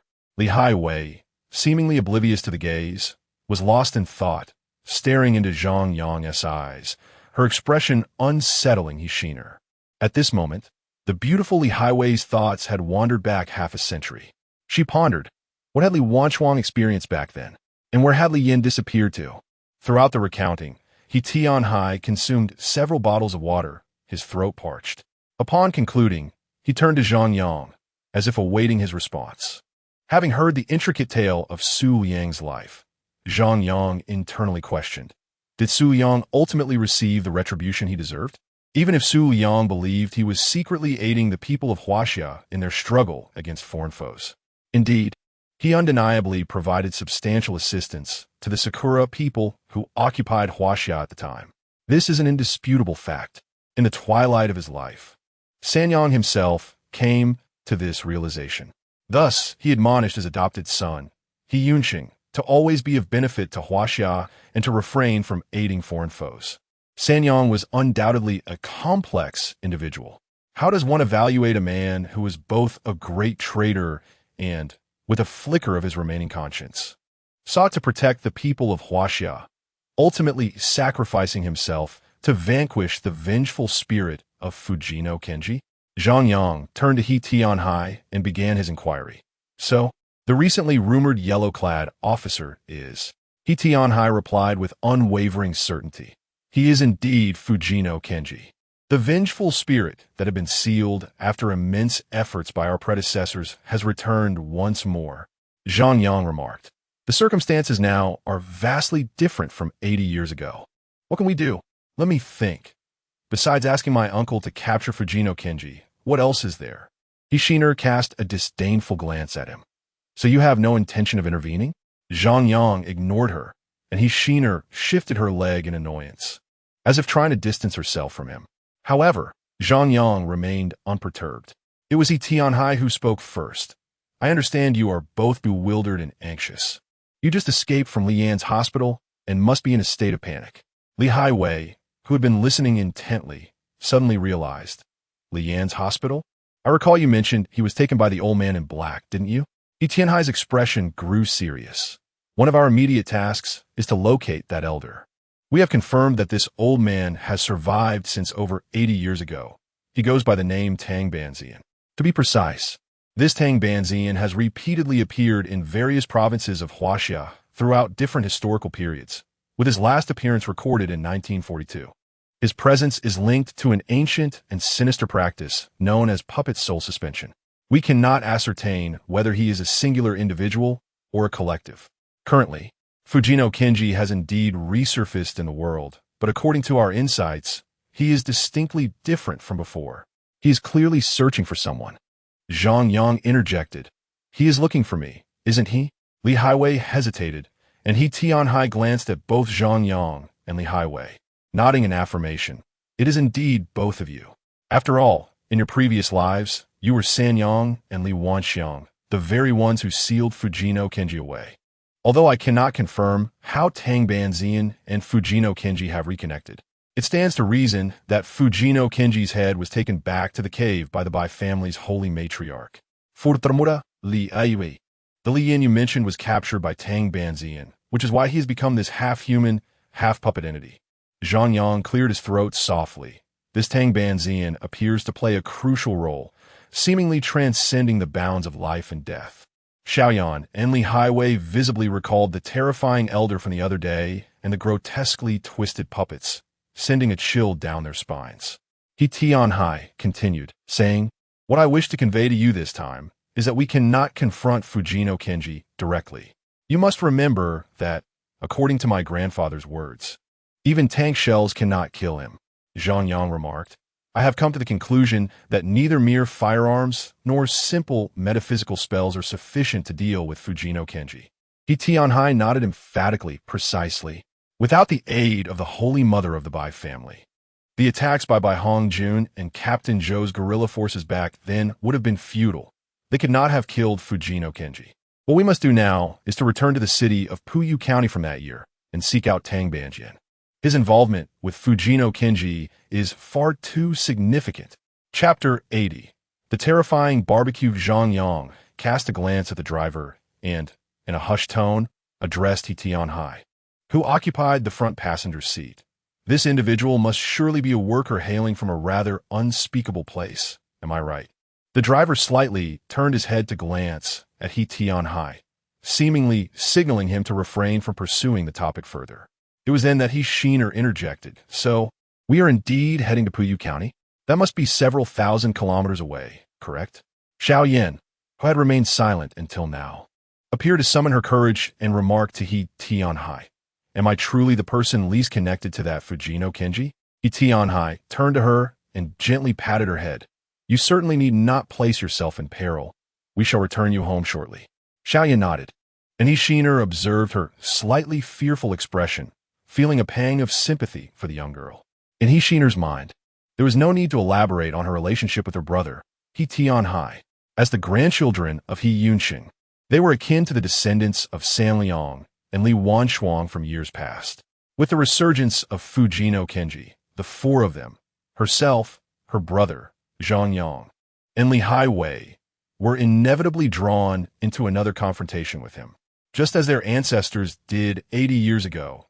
Even if this path was fraught with peril, it was one they could not avoid. Though He Shiner was merely an ordinary office worker, reflecting on the moment Fujino Kenji infiltrated her and Zhang Yang's lives, she realized their tranquil existence had irrevocably changed. Whether they wished it or not, this was the guiding hand of fate. Zhang Yang's expression grew serious. "According to our plan, the reason for our journey to Puyu County is to ascertain the whereabouts of the elder who controls the puppets. Tang Banzian has already appeared in Puyu County, has he not?" He Tianhai nodded affirmatively. "That much can indeed be confirmed."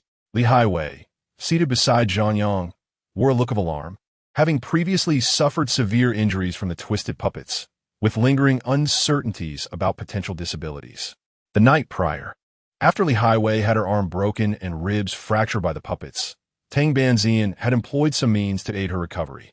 In retrospect, she surmised that his actions were not solely for her benefit, as it did not strike her as a particularly benevolent individual. Suddenly, Li Highway exclaimed, "Wait, what about Xiao Yan's boyfriend? If Tang Banzian is in Puyu County, How could we have encountered him just a few hours ago? Did he take a flight to the Frigid province?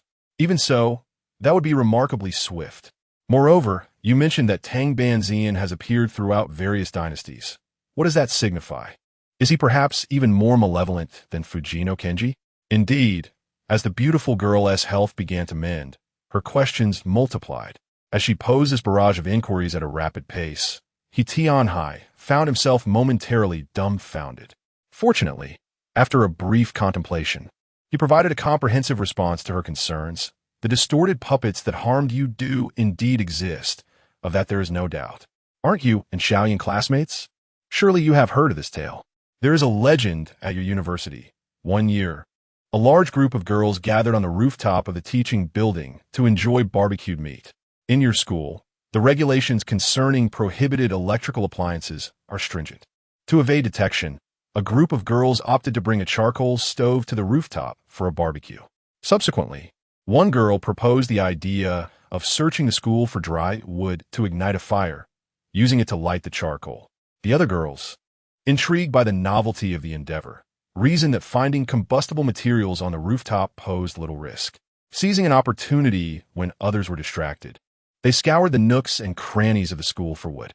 Eventually, one girl stumbled upon a circular piece of wood, roughly the size of a basketball, hidden among the bushes. At first glance, it appeared unremarkable, and they brought the round log to the rooftop. Upon closer inspection, they realized this piece of wood was not naturally formed, but rather the head of a large puppet, intricately carved by human hands. As they gazed at the puppet's head, a sense of unease enveloped them. It bore no facial features, only 3 distorted black voids. The wood exuded a deep green hue, its grain adding to its eerie appearance. At this moment, the girl who initially suggested using dry wood for the fire, let's refer to her as Xiaoli, took an axe and cleaved the puppet's head in two, dismissing it as merely a worthless piece of wood. The girls proceeded to use the remnants to kindle the charcoal and began to indulge in their barbecue. However, a horrifying event soon unfolded. While seated and enjoying their meal, Xiaoli abruptly remarked that the barbecue lacked flavor. A nearby girl suggested adding more dipping sauce, to which Xiaoli liberally sprinkled seasoning and chili powder over the meat, yet she still insisted it was tasteless. Suddenly, while the others were distracted, Xiaoli pressed her arm against the grilling iron mesh. The sizzling sound erupted, and the most terrifying aspect was Xiaoli's serene expression, as if she felt no pain at all. The other girls were paralyzed with shock, some attempting to pull her away, urging her to stop burning herself. Nevertheless, Xiaoli, after enduring the heat for several seconds, raised her half-cooked arm and took a fierce bite, exclaiming that this was the true flavor. At this point, He Tianhai noted that his girlfriend, Xiaoyan, retched slightly and instinctively reached to cover his mouth. Understanding her cue, He Tianhai promptly fell silent. Li Hiwei listened intently, nodding in acknowledgement. She was already aware of this tale, as was Xiaoyan. This incident of self-cannibalism had nearly ascended to the pinnacle of the school's top 10 ghost stories. However, this matter had a connection to Tang Banjian. Her speech, already rapid, faltered when she reached that word, as if a realization had struck her. He Tianhai nodded in agreement. This story is indeed true. My perspective differs from yours. You are familiar with the campus legends. While I heard it directly from one of the girls who was present at the time, that girl happened to be my ex-girlfriend, and I listened as she recounted the story to me. The conclusion of the tale did not involve Xiaoli being rushed to the hospital or tragically jumping from a building. Rather, the girls did not flee in terror, believing Xiaoli had simply lost her sanity and attempted to pull her away from the barbecue grill. However, her body had grown rigid, and at that moment, my ex-girlfriend was in charge of grasping Xiaoli's arm. She remarked that Xiaoli's arm no longer bore the softness characteristic of a girl's skin. Instead, it had transformed to resemble wood, hard and cold, yet not as unyielding as steel. In essence, any girl who touched Xiaoli's arm at that moment felt as though she was caressing a piece of timber, the sensation indistinguishable. Meanwhile, Xiaoli continued to chatter, complaining, "Why won't you let me have barbecued meat? You are so stingy." Upon hearing this, Zhang Yang suddenly interjected, "I comprehend now. Xiaoli and the others must have severed the head of one of Tang Banqian's controlled puppets, correct?" Chapter 81. The truth of the twisted puppets, He Tianhai immediately responded, "Yes. You guessed correctly." Li Highway, filled with curiosity, inquired, "What do you mean? Why would using a puppet's head to start a fire cause that little Li to roast herself?" Zhang Yang cast a glance at Li Highway beside him, seemingly oblivious to the jealousy that had arisen in his sheener due to his extensive conversation with Li Highway that day. Yet, it was understandable. After all, in a previous life, Li Highway had been Zhang Yang's wife, and in this life, her beauty far surpassed his own. Zhang Yang spoke to Li Highway. "I do not know how Tang Banxian specifically animates these puppets. I cannot fathom it. However, in my imagination, these puppets must be lifeless, intricately carved from wood. This ought to be indisputable, correct? So, why can puppets crafted from wood move?" The first thought that came to my mind was that of Li Yin.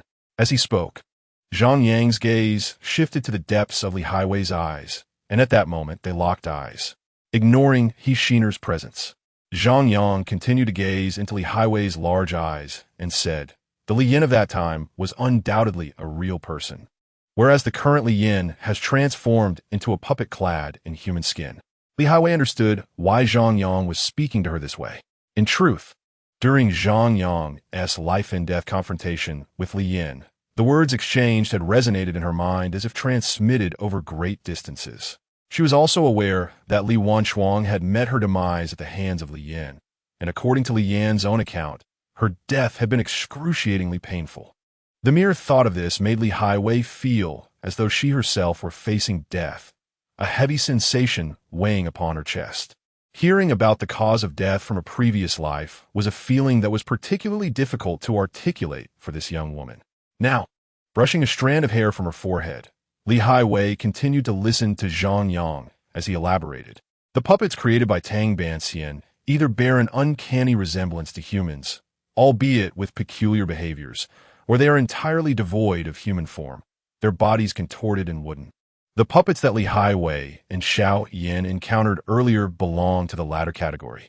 From both Xiao Yan's accounts and the tales recounted by Grandpa He Yunqing, one thing is evident. If Tang Banxian wishes to control those twisted puppets, they must be within a certain proximity to him.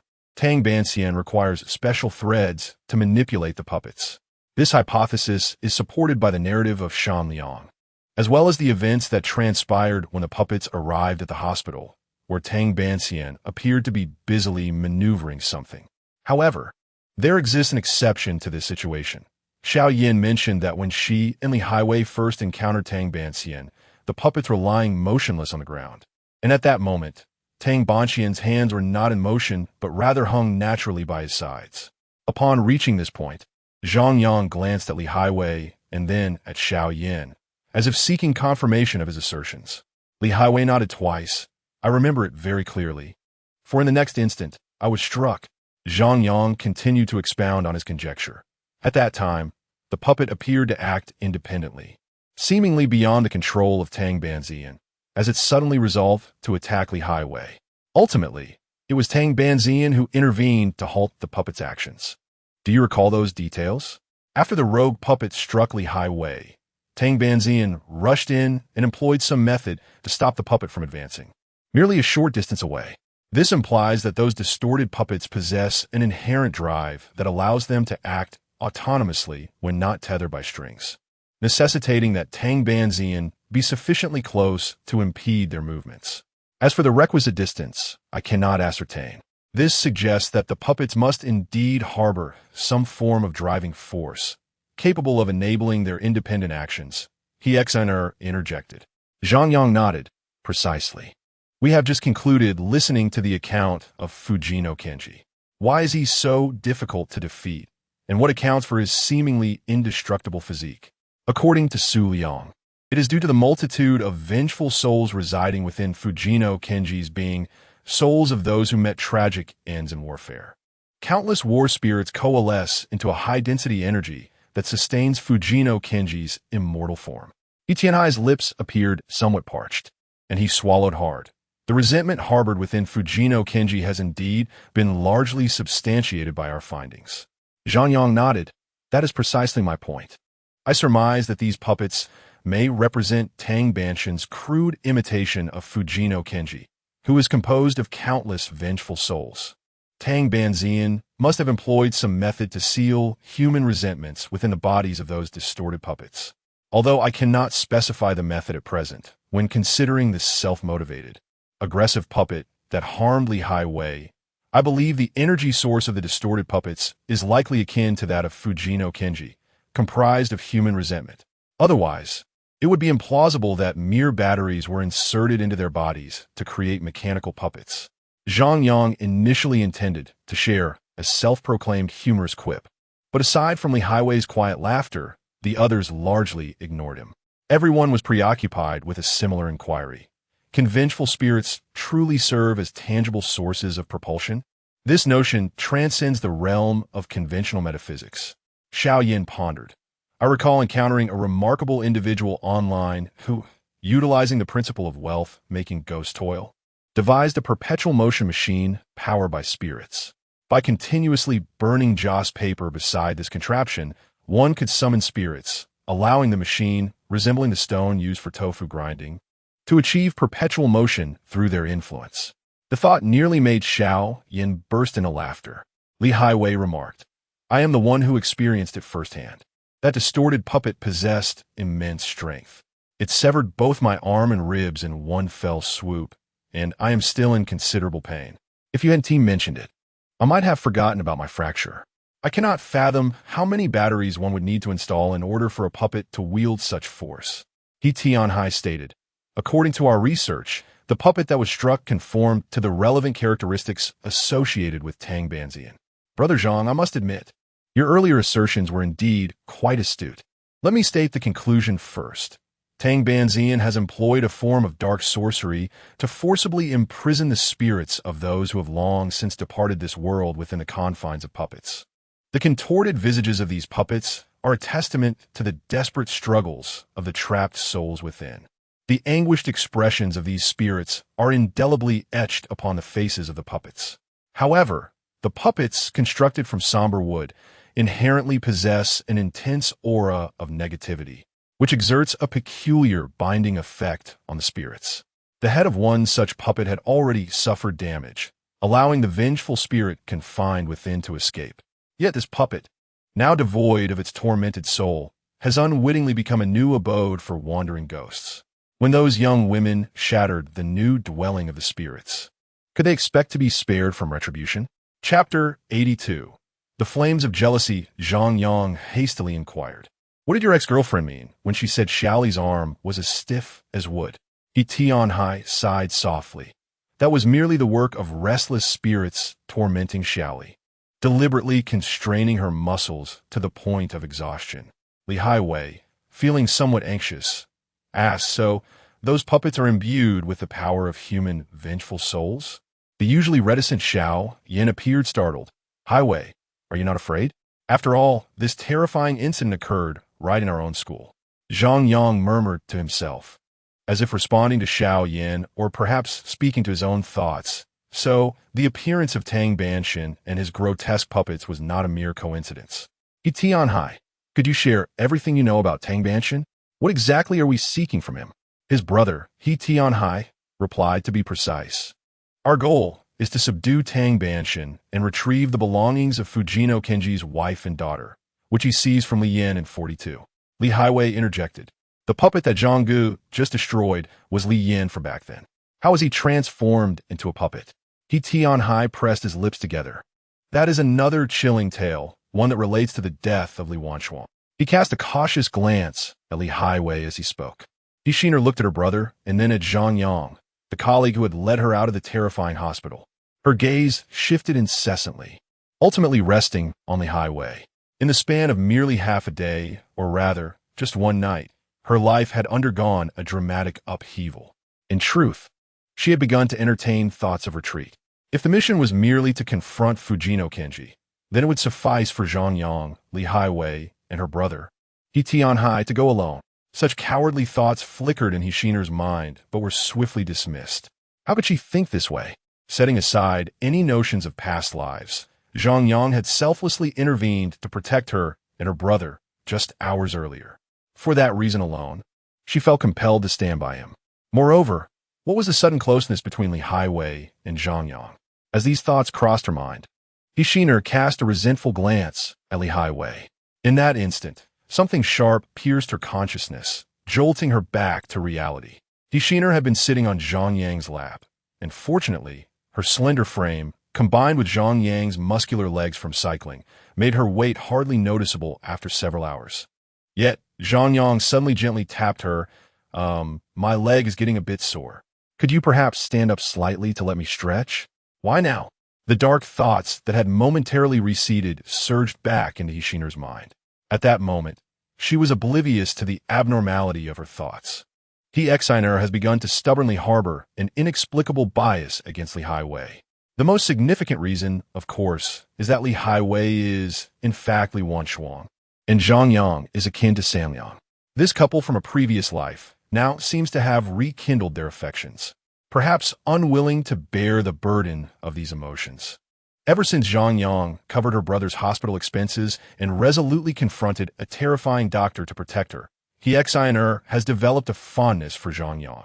Even though this affection is now morphing into boundless jealousy and discontent, the intensity of her feelings remains undeniable. Returning to reality, Hixiner uttered a soft acknowledgement toward Zhang Yang and stood up from his lap. Zhang Yang rubbed his thigh and shifted it from side to side.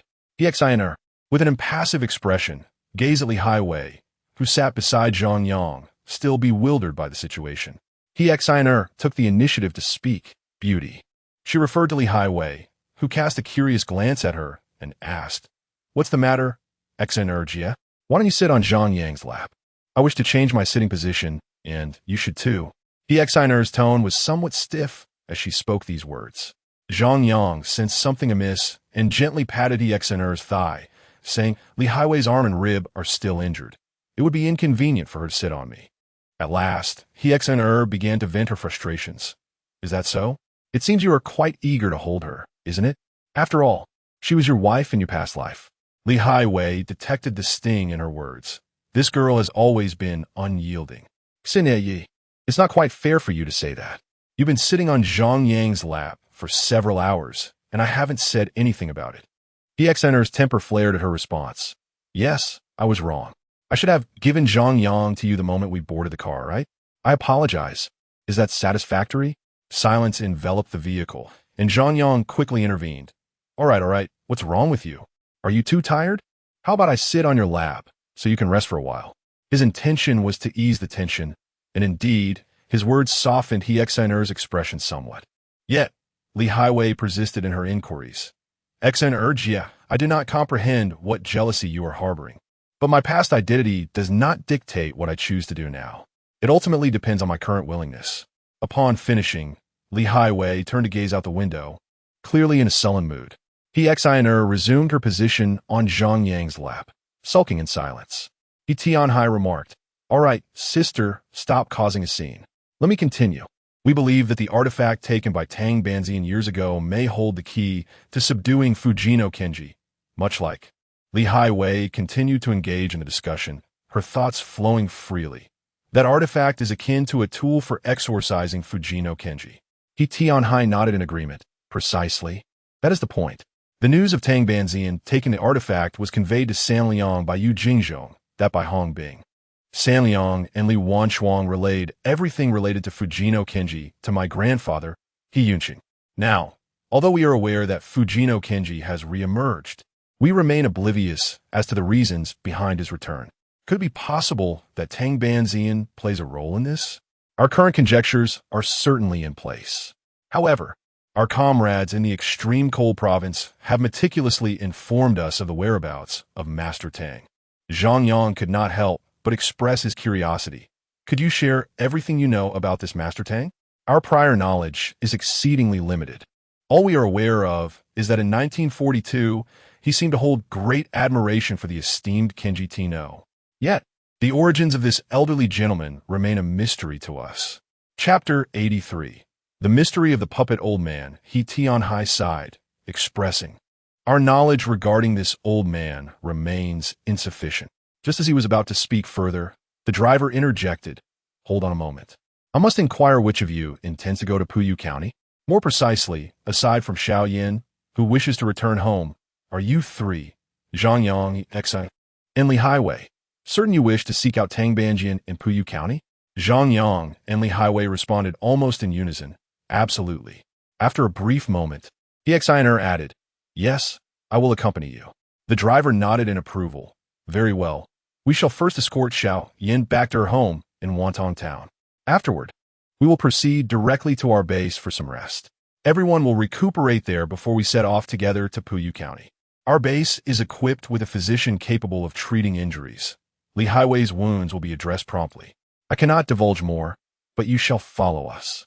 Zhang Yang acknowledged with an O, and he Tianhai continued his narration.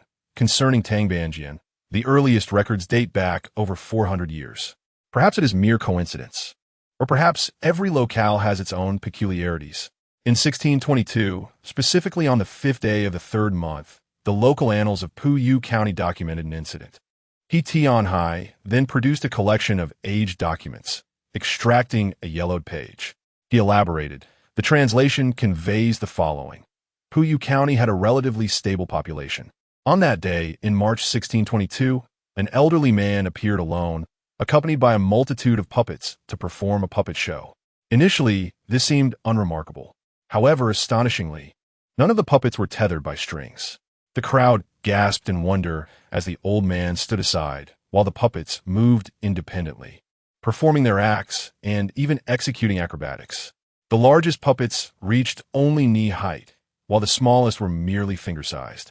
Yet regardless of their dimensions, each was meticulously carved and strikingly lifelike.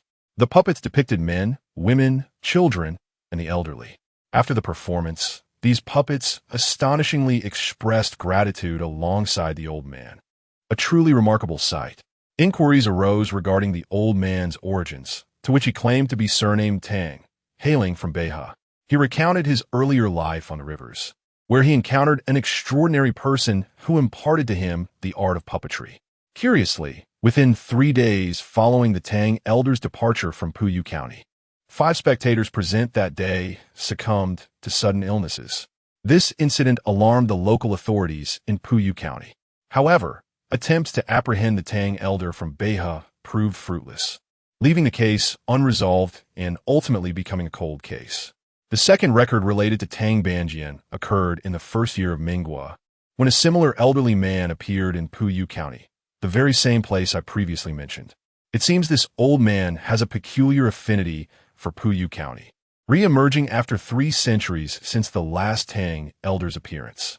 At that time, the old man was still performing on the streets of Puyu County, accompanied by a large troupe of puppets that did not require strings.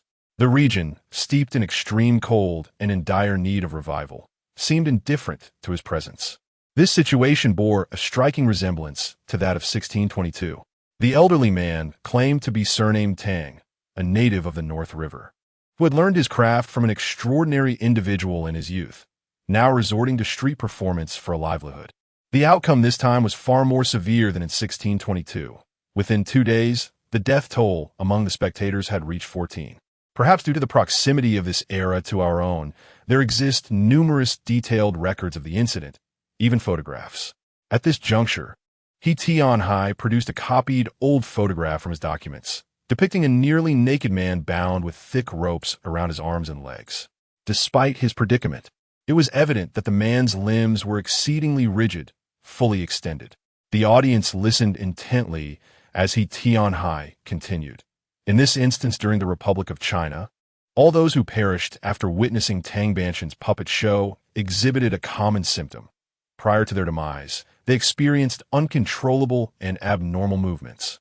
Of the 14 individuals, 10 exhibited a frantic urge to escape, as if their bodies were no longer under their control and no amount of restraint could hold them back. If forcibly bound with ropes, as shown in the photograph I just shared, they would soon succumb, their bodies remaining in a stiffened state upon death. The cause of death was uniformly determined to be brain hypoxia, as confirmed by experts of the time. Zhang Yang, intrigued, inquired, among the 14, 10 experienced this. What the remaining 4? He Tianhai's expression became somewhat uneasy. The other 4 shared a similar fate. They were solitary or unrestrained, wandering off alone. They subsequently vanished, only to be discovered days later under similar circumstances.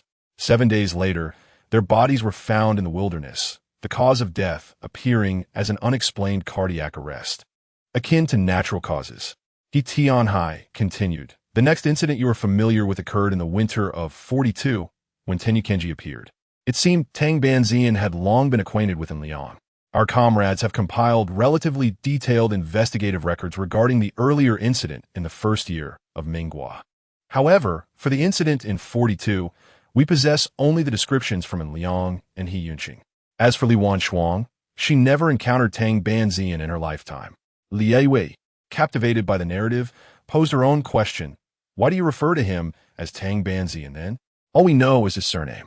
He Tianhai chuckled softly. That name was a private designation bestowed by me and the driver. We indeed only knew his surname, and based on his actions, we coined the name Tang Banzian. Zhang Yang nodded in understanding. I see. Through ancient records, Minghua, and in Liang's eyewitness accounts, we can infer the situation. We shall continue to refer to this old man as Tang Banzian. In the records of antiquity and those of Minghua, he is depicted as being able to manipulate wooden figures. These puppets, though not grotesque, were diminutive in stature. The smaller puppets could move autonomously without strings. I suspect he employed some method of soul manipulation. Regarding the narrative surrounding the character of Tang Banzian, I perceive a profound implication within. At the very least, after encountering Kenji Fujino, this Tang Banzian has acquired the ability to manipulate numerous life-size puppets with distorted visages. One cannot help but ponder whether this phenomenon is intertwined with Kenji Fujino in any significant manner.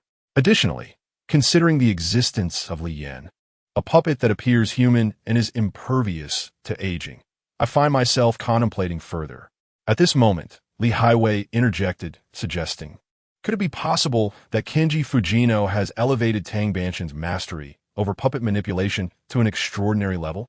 Chapter 84. Cultivation. Upon hearing Li Highway's words, Zhang Yang's mind immediately began to conjure a multitude of associations. The first thought that crossed his mind was of Sang Liang's past memories.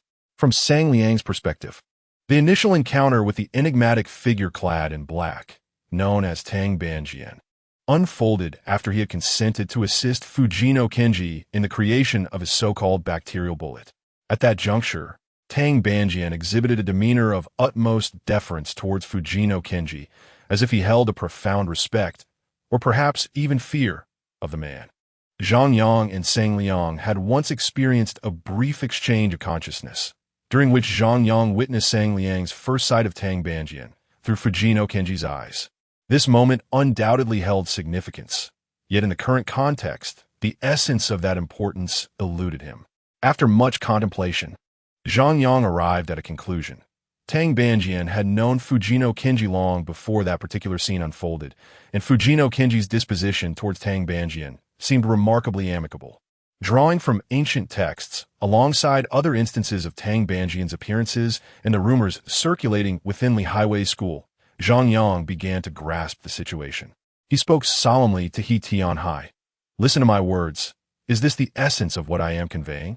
Tang Banzian had seemingly existed throughout history, potentially having lived for centuries, while Fujino Kenji had been present in this world for merely a century or so. The profound respect Tang Banzian held for him suggested a compelling narrative. There were two possibilities. Either Tang Banzian had been decisively subdued by Fujino Kenji's forceful means, a notion that could not be entirely dismissed, or Fujino Kenji had showcased some extraordinary aspect or energy that captivated Tang Banzian. In the latter scenario, it was plausible that Tang Banzian's admiration for Fujino Kenji stemmed from genuine reverence rather than submission. He Tianhai interjected, based on our research, the more plausible explanation aligns with your second hypothesis. Clearly, Tang Banzian harbors sincere respect for this malevolent entity, rather than mere subjugation. This is evident from numerous accounts from the year 42. Li Highway added. For instance, Tang Banzian appeared to have been aware of Sang Liang's true intentions well in advance, and he intercepted Li Yan along the way, seizing the heirlooms of the Fujino family from him. Had he been subjugated by Fujino, He would have likely wished for Fujino's downfall, rather than obstructing Li Yan's actions. Thus, by intervening, it affirms that Tang Banjian and Fujino Kenji are indeed allies. Unable to contain his admiration, he Tianhai clapped his hands and praised. Not only are you strikingly beautiful, but your intellect is equally sharp. Li Highway beamed at the compliment. Thank you for your kind words. Zhang Yang observed that when she smiled, her eyes resembled crescent moons, a truly captivating sight. Meanwhile, he Shiner, watching Zhang Yang's admiration for Li Highway, felt a surge of jealousy igniting within her. At this moment, the driver noticeably slowed the vehicle, prompting He Tianhai to address Xiaoyan. Dear, we are approaching your home. It is currently 11:20 a.m. Would you prefer to return home or head to school? Xiaoyan glanced at the other passengers in the vehicle and said to her boyfriend, I could just get off here, thank you all, and, pausing momentarily, she turned to He Shiner. Thank you, Sister Shiner, for taking care of me from yesterday until now. He Shiner, fond of this young girl, responded with a sweet smile. It's only natural. When I first saw you last night, you needed help, so I had to assist you. She continued, All right, Xiaoyan, after we return from Puyu County, I, along with Zhanggu, will come to visit you again. Zhang Yang, who was listening attentively, noted that Ishiner intentionally omitted mention of Li Highway, a fact Xiaoyan was astutely aware of as well. However, given the current circumstances, Xiaoyan chose not to elaborate further. Before disembarking, Xiaoyan spoke privately to Li Highway. Aren't you coming back to school to rest with me? Your injury is still quite severe. Li Highway's expression appeared somewhat fatigued.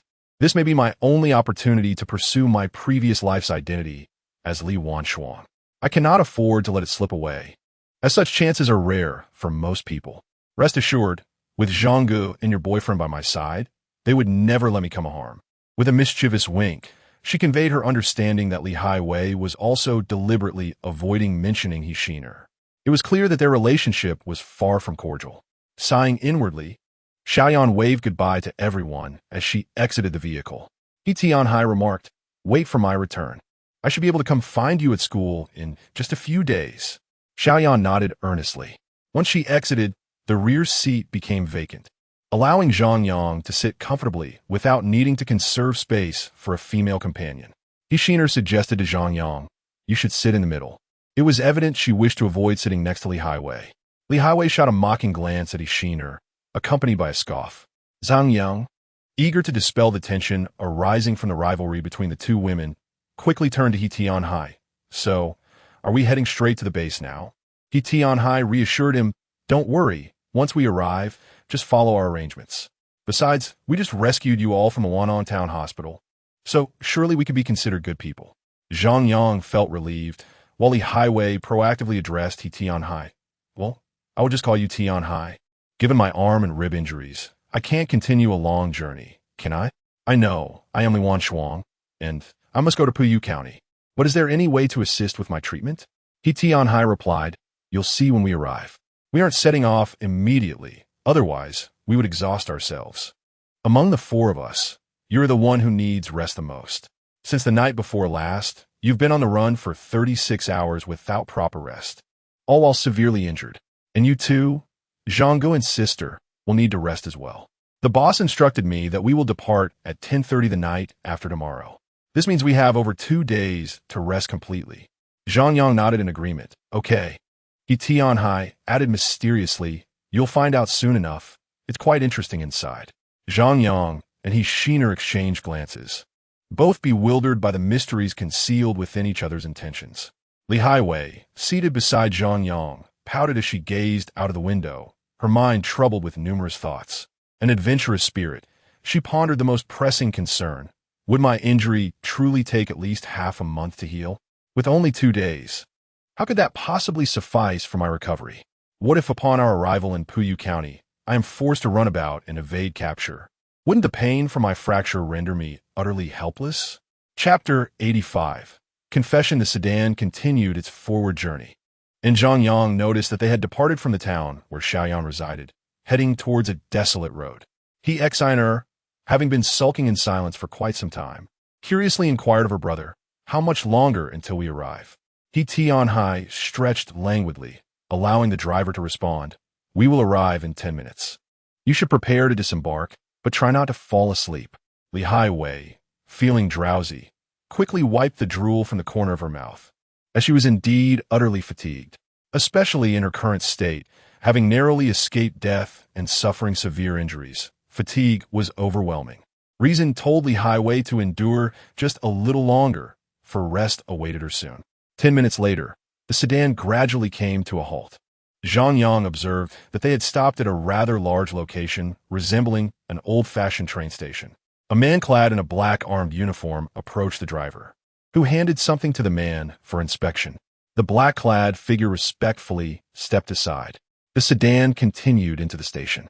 The driver spoke again. We are heading to the medical center first. Miss Li Highway requires treatment. Both Zhang Yang and He Xiner were intrigued, as it seemed that this was indeed their destination, the so-called stronghold. They were surprised to discover that there was a medical center within. They wondered what the other areas might be like. The sedan traveled for a few more minutes, finally stopping in front of a massive white building.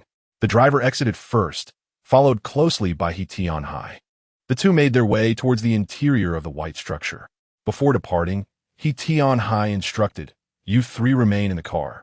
We will find someone to escort you inside." Zhang Yang thought to himself that this was likely for Li Highway's benefit, as she was the patient with serious fractures and deserved assistance. Li Highway gazed curiously out of the window. Zhang Yang noticed that although her eyelids were heavy with fatigue, her curiosity persisted. As she peered outside, she asked Zhang Yang in a drowsy tone, "Zhang Ge, do you think this place qualifies as a top-tier hospital?" Before she could complete her sentence, Li Highway leaned to the side, nearly toppling over.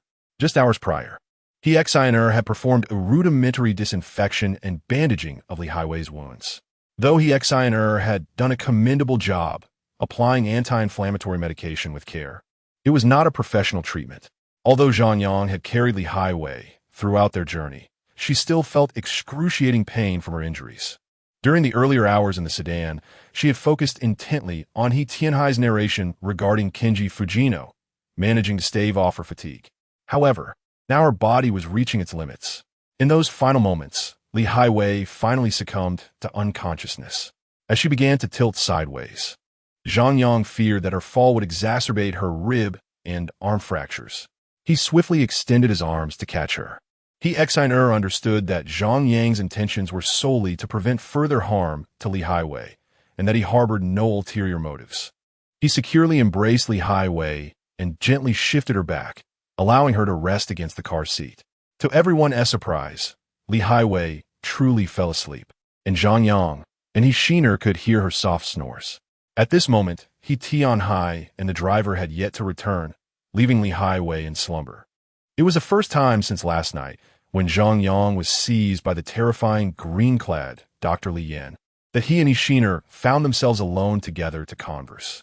Zhang Yang remained silent, uncertain of what to say or whether he should speak at all. He Xiner broke the silence first, expressing her guilt over his abduction, believing it was for the sake of her brother that he had endured such a fate. Zhang Yang responded, reflecting, "Indeed, think about it. This time yesterday we were still at the office. The world is truly astonishing. We could never have imagined the events that would unfold." He Xiner nodded gently, adding, "Although I feel that our arrival at the Wantong Town Health Center was fated, as was your meeting with Li Highway, I must still express my gratitude. Thank you for stepping up to rescue me and my brother, and not just once." Zhang Yang chuckled, indicating that there was no need for such thanks. It was merely his duty as a man. After a moment, he initiated a new topic. "Do you remember? It all began when that editor asked me to investigate the leather-clad officer, and you just happened to mention you knew something about it, which led to our conversation." He Xiner pursed her lips, contemplating, in retrospect, what we initially perceive as mere coincidence was actually preordained. Even in an alternate universe where that editor never tasked you with finding news material, you would undoubtedly have found your way to the Wantong Town Health Center for other reasons. Suddenly, she posed a question that caught Zhang Yang off guard. "What do you think of Li Highway?" Zhang Yang, however, seemed unperturbed by the inquiry, responding, "She is quite beautiful, and that's the truth. Her personality is vibrant as well. Moreover, she is the reincarnation of Li Wanshuang, much like I am of Shanliang." He Xiner lowered her head, almost to herself, murmuring an acknowledgement. Then she turned to Zhang Yang. You can see it, can't you? Li Highway clearly has feelings for you. And it's certainly not solely because of your past life as husband and wife. I've empathized with her perspective, and I believe she is drawn to you because you carried her away from that hospital. If I were in her shoes, with the connection from your previous life and fate guiding you together in this one, I would undoubtedly feel a strong attraction as well. Zhang Yang appeared slightly embarrassed, uncertain whether he Sheener was genuinely encouraging him to pursue a relationship with Li Highway or seeking affirmation of her own desires from him. For a moment, he struggled to find a response. Yet he Sheener continued, I want to interfere with your relationship, nor do I wish to. However, I am here in the capacity of He Yunxing's granddaughter, assisting my grandfather and his parents with certain matters. Once these tasks are completed, or once we eliminate that Tang Banshin and either seal or eliminate Fujino Kenji, I will no longer be present in your lives. If we all return alive, I want to continue working there. I will resign on my own accord, so you need not worry about me being a nuisance. As the Exiner spoke, Zhang Yang heard the sound of water droplets falling onto the leather seat. He was acutely aware that he Exiner was weeping as she uttered these words. In a calm tone, Zhang Yang replied, When I was first slain by Li Yin, I did indeed encounter Li Wanshuang from the perspective of Sanliang and engaged in a lengthy conversation with her. However, you must certainly recall that when Li Wanshuang manifested, she referred to me as Sanliang, not Zhang Yang. The one who called me back from the brink of death was not Li Wanshuang, but you. It was your voice, he Exiner, that I heard as I lingered in the liminal space between life and death. Chapter 86. The tale of Li Wanshuang. This narrative unfolds shortly after the demise of Sanliang, detailing the life of Li Wanshuang and the young He Yunxing on a secluded island. The implications of this event resonate profoundly in the events that follow. Yet it is precisely this occurrence that has kept the spirit of Fujino Kenji, who should have resurfaced shortly after Sanliang's passing, sealed beneath the earth for nearly half a century. One day, shortly after their relocation to the island, Sanliang, despite appearing considerably older than his peers, was still in good health. Li Wanshuang had been engaged in discussions with Sanliang regarding a matter of great significance when their son reached university age in a few years. To which progressive and open nation should they send He Yunxing for further studies? The couple placed immense importance on He Yunxing's education, as they were both highly esteemed intellectuals, well aware of the critical role that the learning and nurturing environment plays in shaping an individual, especially for Li Wanshuang, a devoted mother who had cherished He Yunxing as her own throughout the years. The recent news in the papers stirred a sense of gratitude for the comfortable and leisurely life they were still able to enjoy. However, even on the island, the undercurrents of turmoil persisted. Shortly after their arrival, most of her close relatives found their way to the island through various means, a decision that proved to be undeniably wise. Sanliang had often remarked to his wife, Our lives have indeed been thrilling.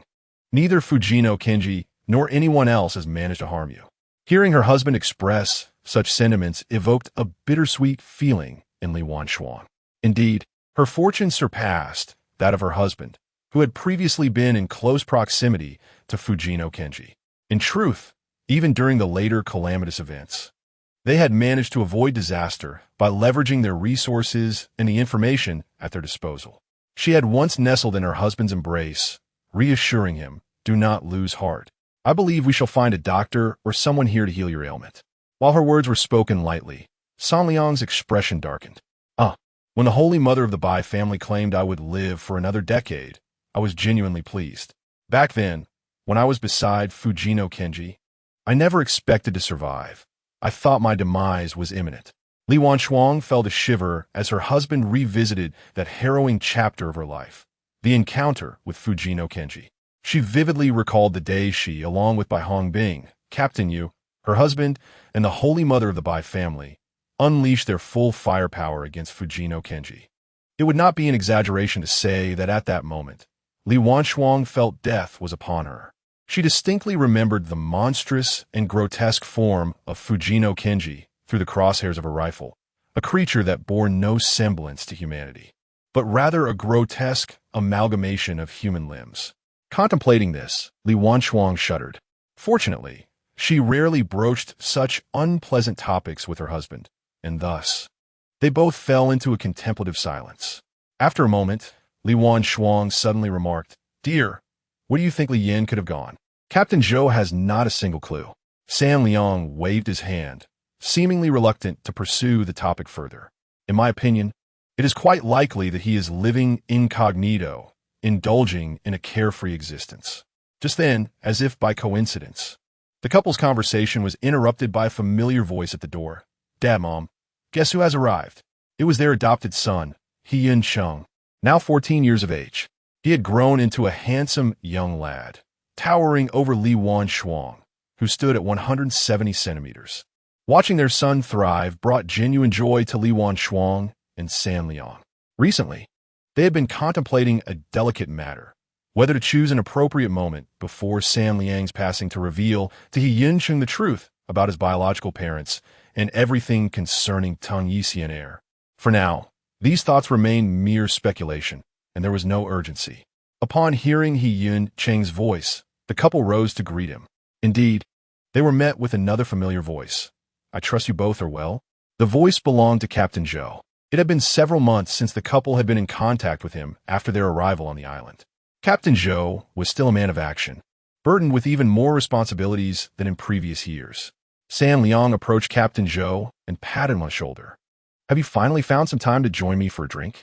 Captain Zhou chuckled. "Over the past few days, I haven't been quite so busy. I'm preparing to bring Old Su and a few other brothers here. The task is somewhat challenging, but at least there is a glimmer of hope." Li Shuang interjected, "I hope their journey goes smoothly. I sense that the situation in Ju City is even more chaotic than in previous years." Captain Zhou shook his head. "Let us not discuss that. I came today simply to reminisce with you both."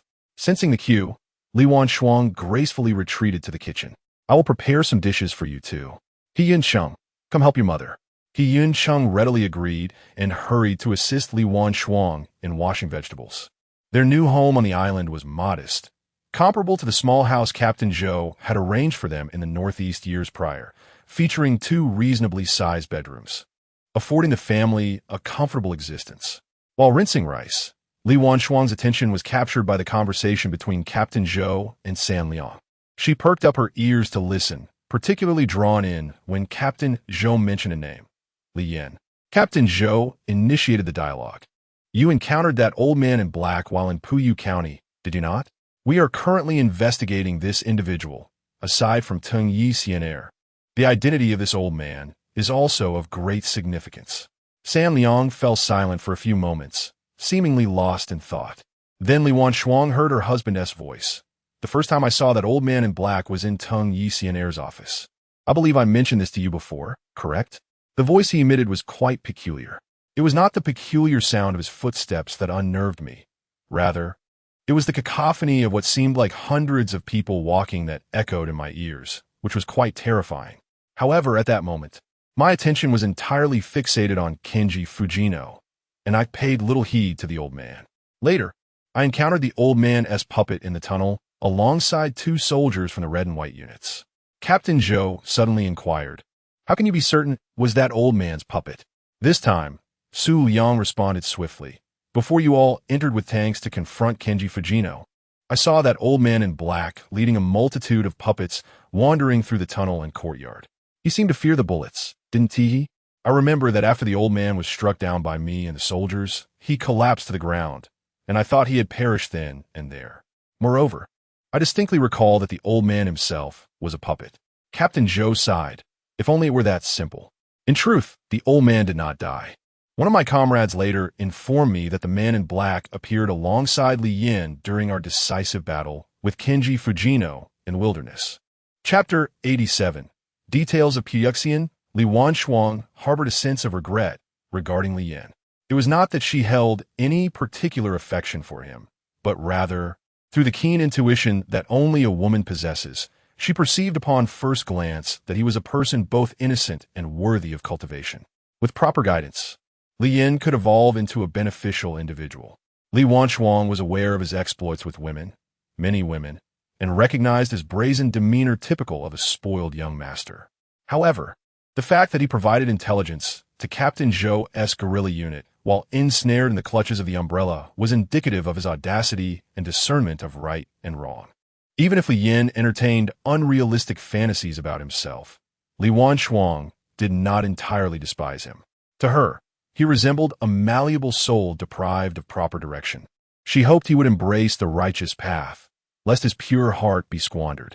Li Wanchuang also understood that her husband harbored a strong aversion to Li Yin, and she comprehended the reasons behind this disdain. Li Yin had once pursued her. In her view, it was unlikely for any man to feel differently than her husband in such a context. She was conscious of a need to refrain from mentioning Li Yin in her husband's presence, but since Captain Zhou had broached the subject, she listened attentively. In the room, Umbrella remarked, "Is that so? Could it be that Li Yin is allied with that man in the black attire?" Captain Zhou nodded, seemingly contemplating how to articulate his thoughts.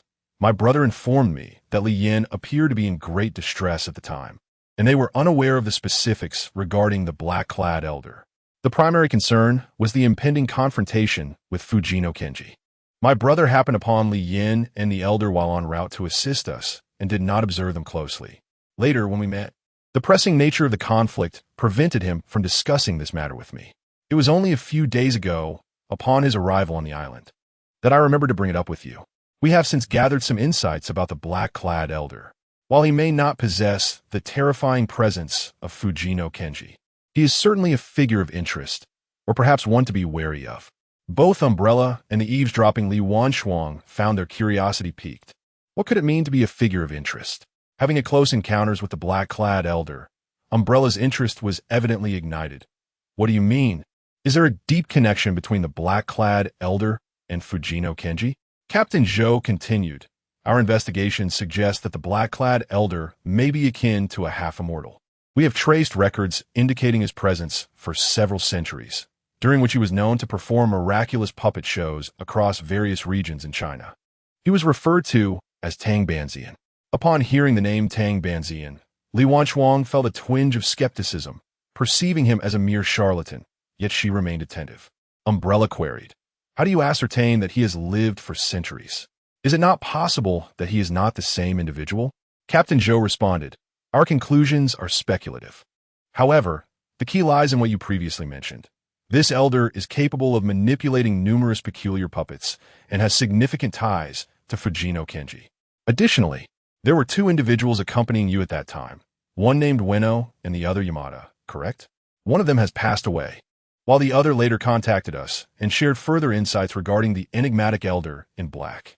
Let us initially presume that this elder is indeed the legendary Tang Banzian, who has appeared in history on numerous occasions."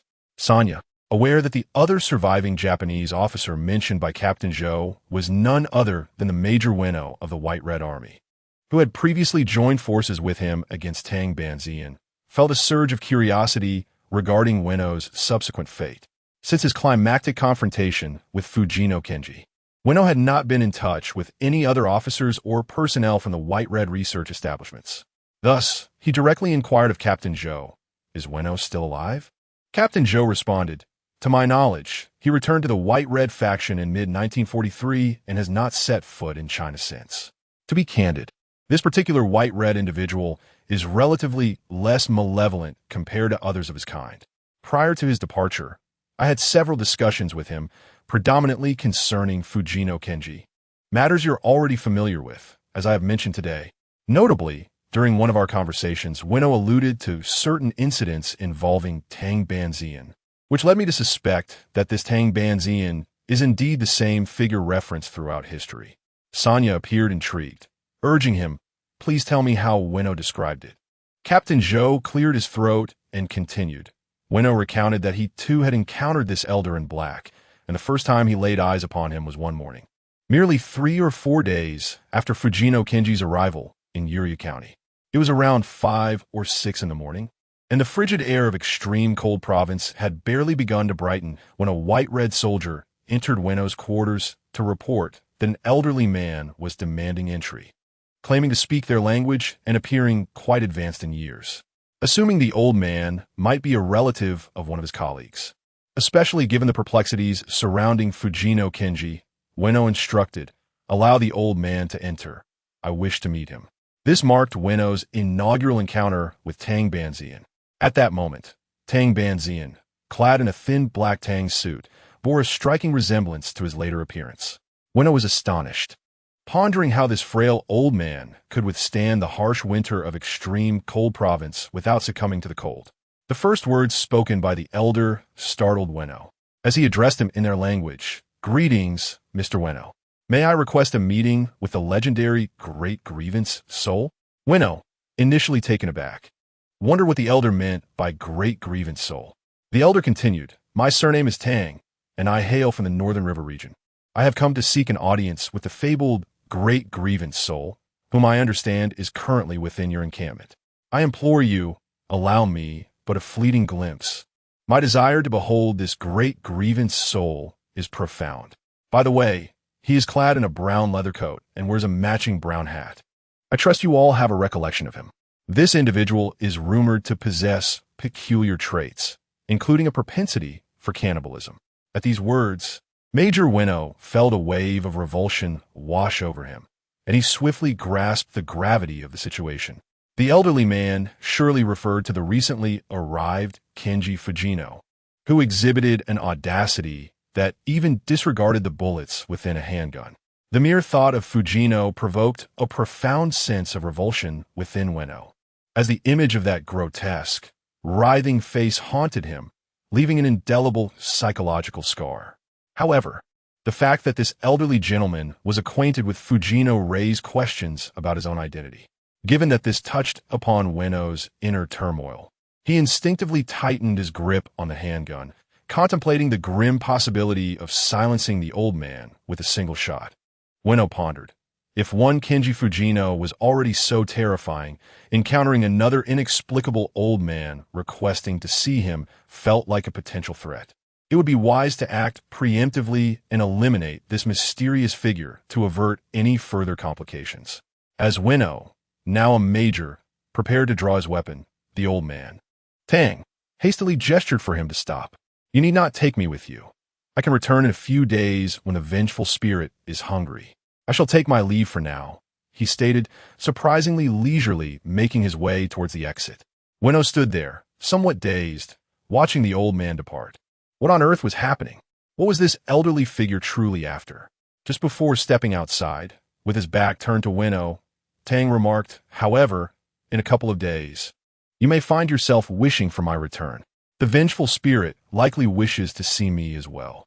With those words, he pushed open the door and ventured into the frigid morning, enveloped in swirling snow. Wenno could only think as he watched Tang's retreating form. Does this old man not fear the biting cold? Chapter 88. The elder who worships the evil deity after the departure of the enigmatic Tang Banzian. Wenno did not dwell on the encounter. After all, he was merely an inexplicable old man. However, the individual who truly troubled and terrified Wenno was Fujino Kenji. At this moment, Wenno remained oblivious to the horrors that Fujino Kenji would soon unleash upon him and the entirety of Yuriyama County. The day Tang Banzian sought out Wenno coincided with the arrival of Bayuchi and her senior sister in the city of Yuriyama. That night, Bayuchi found herself alone by the bedside of Fujino Kenji, gazing at the moon. She murmured, "All manner of demons and spirits have arrived, drawn by him, perhaps." Then, she turned to behold Fujino Kenji, who was consuming human flesh. Beside her, her senior sister stared vacantly, as if in a catatonic state. After Captain Zhou recounted Wenno's initial encounter with Tang Banzian, Sanya abruptly interjected, "I too recall my first meeting with Tang Banzian." The memory Sanya referred to had long lingered in his mind, and although it was not as terrifying as Fujino Kenji, it merited attention. This was the event that transpired after Tang Banzian first met Sanya, when Fujino Kenji devoured the bizarre three-mouthed girl, resulting in a transformation. At that time, a half-naked Wenno, along with Shio and Sanya, were desperately fleeing. Out of the corner of his eye, Sanya caught sight of a figure, Tang Banzian, kneeling on the ground, hands clasped in prayer, his expression one of profound reverence. This scene left a deep impression on Sanya. Tang Banzian's demeanor resembled that of a devoted worshipper beseeching a deity. If Fujino Kenji is an evil god, then perhaps Tang Banzian and those wooden puppets are his followers. Upon hearing Sanya's account, Captain Zhou pondered for a moment before responding. I understand your sentiment. It is highly probable that Tang Banzian is a local demon drawn to Fujino Kenji. We are yet to ascertain the specifics, but observe this. At this juncture, Captain Zhou produced a photograph. As Sanya took the photo, his eyes widened in astonishment. It depicted a large vessel reminiscent of the boat he had boarded when arriving on the small island months prior. Many individuals adorned in blue uniforms populated the image, including Captain Zhou himself. Captain Zhou pointed to a figure in the photograph. Do you see? Is this not the old puppet you encountered? Sanya felt a surge of surprise. Indeed, in the corner of the photo stood an elderly man dressed in black. How had Captain Zhou captured him? Captain Zhou explained, "This is a photograph I took before boarding the ship to the small island, intended as a keepsake. Recently, while reflecting upon it, I discovered an individual who should not have been present. I distinctly recall that there was no old man aboard at that time." A sense of unease began to spread within Sanya. With a tremor in his voice, he asked, "Are you suggesting that Tang Banzian has now also come to our small island?" Captain Zhou sighed. "This is precisely why I have initiated an investigation into this elderly figure. I cannot shake the feeling that the terrors in Yuriyama County have not yet reached their conclusion." At this moment, Li Wanchuang entered, bringing forth a spread of dishes. "All right, you two, it is time to dine." Subsequently, 3 adults and 1 child spent a relatively pleasant half-day together. When Captain Zhou bid them farewell, it was still afternoon, and the hour was not late. Li Wanchuang suggested that they leave little He Yunqing at home while seeing Captain Zhou off. After all, having a child present could hinder the adults' conversation, and they might delve into matters concerning Fujino Kenji and the parents of little Yunqing. Chapter 89. The arrival of the corpse soldier today. Captain Zhou drove himself in a small car, with San Liang and Li Wanchuang accompanying him to the vehicle. Along the way, Captain Zhou remarked to San Liang, "Should there be any further developments regarding Tang Banzian or Lian, I shall seek you out. For now, I must return." San Liang nodded in agreement, saying, "We must stay in touch. Our survival from this calamity is entirely thanks to you. You are indeed our benefactor." Beside them, Li Wanchuang smiled. "You're always welcome to visit again, old classmate." Captain Zhou waved farewell to the couple and drove off alone. It was early March in the year 1950, and even on the small island, the air had a chill. As San Liang and Li Wanchuang journeyed home, they conversed. "Our ability to live happily now is truly a blessing from Captain Zhou. Had he not brought us to this island, we would likely have been captured and executed long ago." Li Wanchuang sighed softly. "These years have been fraught with peril and excitement. Regardless, we have finally found stability, and we must repay Captain Zhou's kindness in the future." The couple returned home, unaware that Captain Zhou was about to encounter an extraordinary occurrence on his way. Captain Zhou's residence was situated 5 or 6 kilometers from the home of San Liang and his wife, a drive that would take a mere 20 minutes. The weather was pleasant, and as he drove, Captain Zhou reflected on the terrifying and uncanny events of the years past. These occurrences were anything but ordinary, starkly contrasting with his experiences on the battlefield. Even now, in an era where Fujino Kenji had long since vanished from existence, unease lingered in Captain Zhou's heart. He recalled that fateful winter day 8 years prior, in 1942, when he, San Liang, the Red and White Army, and that enigmatic old woman in white confronted Fujino Kenji. It was Captain Zhou's first and only encounter with this extraordinary being, a commander forged from humanity's resentment. To be candid at that time, Captain Zhou was filled with dread. When he witnessed how even tank shells could not harm Fujino Kenji, despair nearly consumed him. Yet, in that decisive battle, San Liang's fearless valor left an indelible impression on Captain Zhou. He felt a tinge of shame, realizing that San Liang, a mere researcher, exhibited greater courage in the face of that vengeful spirit than he did. Even after all this time, memories of Fujino Kenji still sent shivers down Captain Zhou's spine. He often contemplated how wonderful it would have been if all horrors had ceased with the disappearance of Fujino Kenji. Yet, the inexplicable Tang Banzian intruded upon Captain Zhou's life, which was not yet fully secure. The most perplexing aspect remained that photograph. How could Tang Banzian possibly have appeared in it? Seated in the driver's seat, Captain Zhou drove slowly, his gaze drifting towards the fields outside. The road he traversed was a rural path, devoid of any other vehicles. It was no surprise, during that era, those who could afford to drive were indeed few and far between. Captain Zhou was assigned a jeep by his superiors due to the demands of his profession. As he recalled the peculiar photograph that had been infiltrated by Tang Banzian, he gazed out at the roadside. Suddenly, Captain Zhou slammed on the brakes. Had he not reacted swiftly, he would have collided with the individual standing in the middle of the road ahead. Chapter 90. The malevolent seed Captain Zhou abruptly halted the vehicle, his heart racing as he inquired of the figure blocking the road. "Who are you? Why are you standing in the middle of the path?" Before him stood an individual resembling a marionette, immobile in the center of the village lane, head bowed, creating an exceedingly eerie scene. However, Captain Zhou was no ordinary man. Having faced the legendary Kenji Tano and emerged victorious on various battlefields, he was accustomed to confrontation. Observing the stranger's lowered head heightened Captain Zhou's sense of vigilance. He drew his pistol from its holster, ready to respond should the situation turn dire. The figure ahead remained motionless, unresponsive to the honks of Captain Zhou's horn, which he pressed twice in an attempt to coax the individual aside.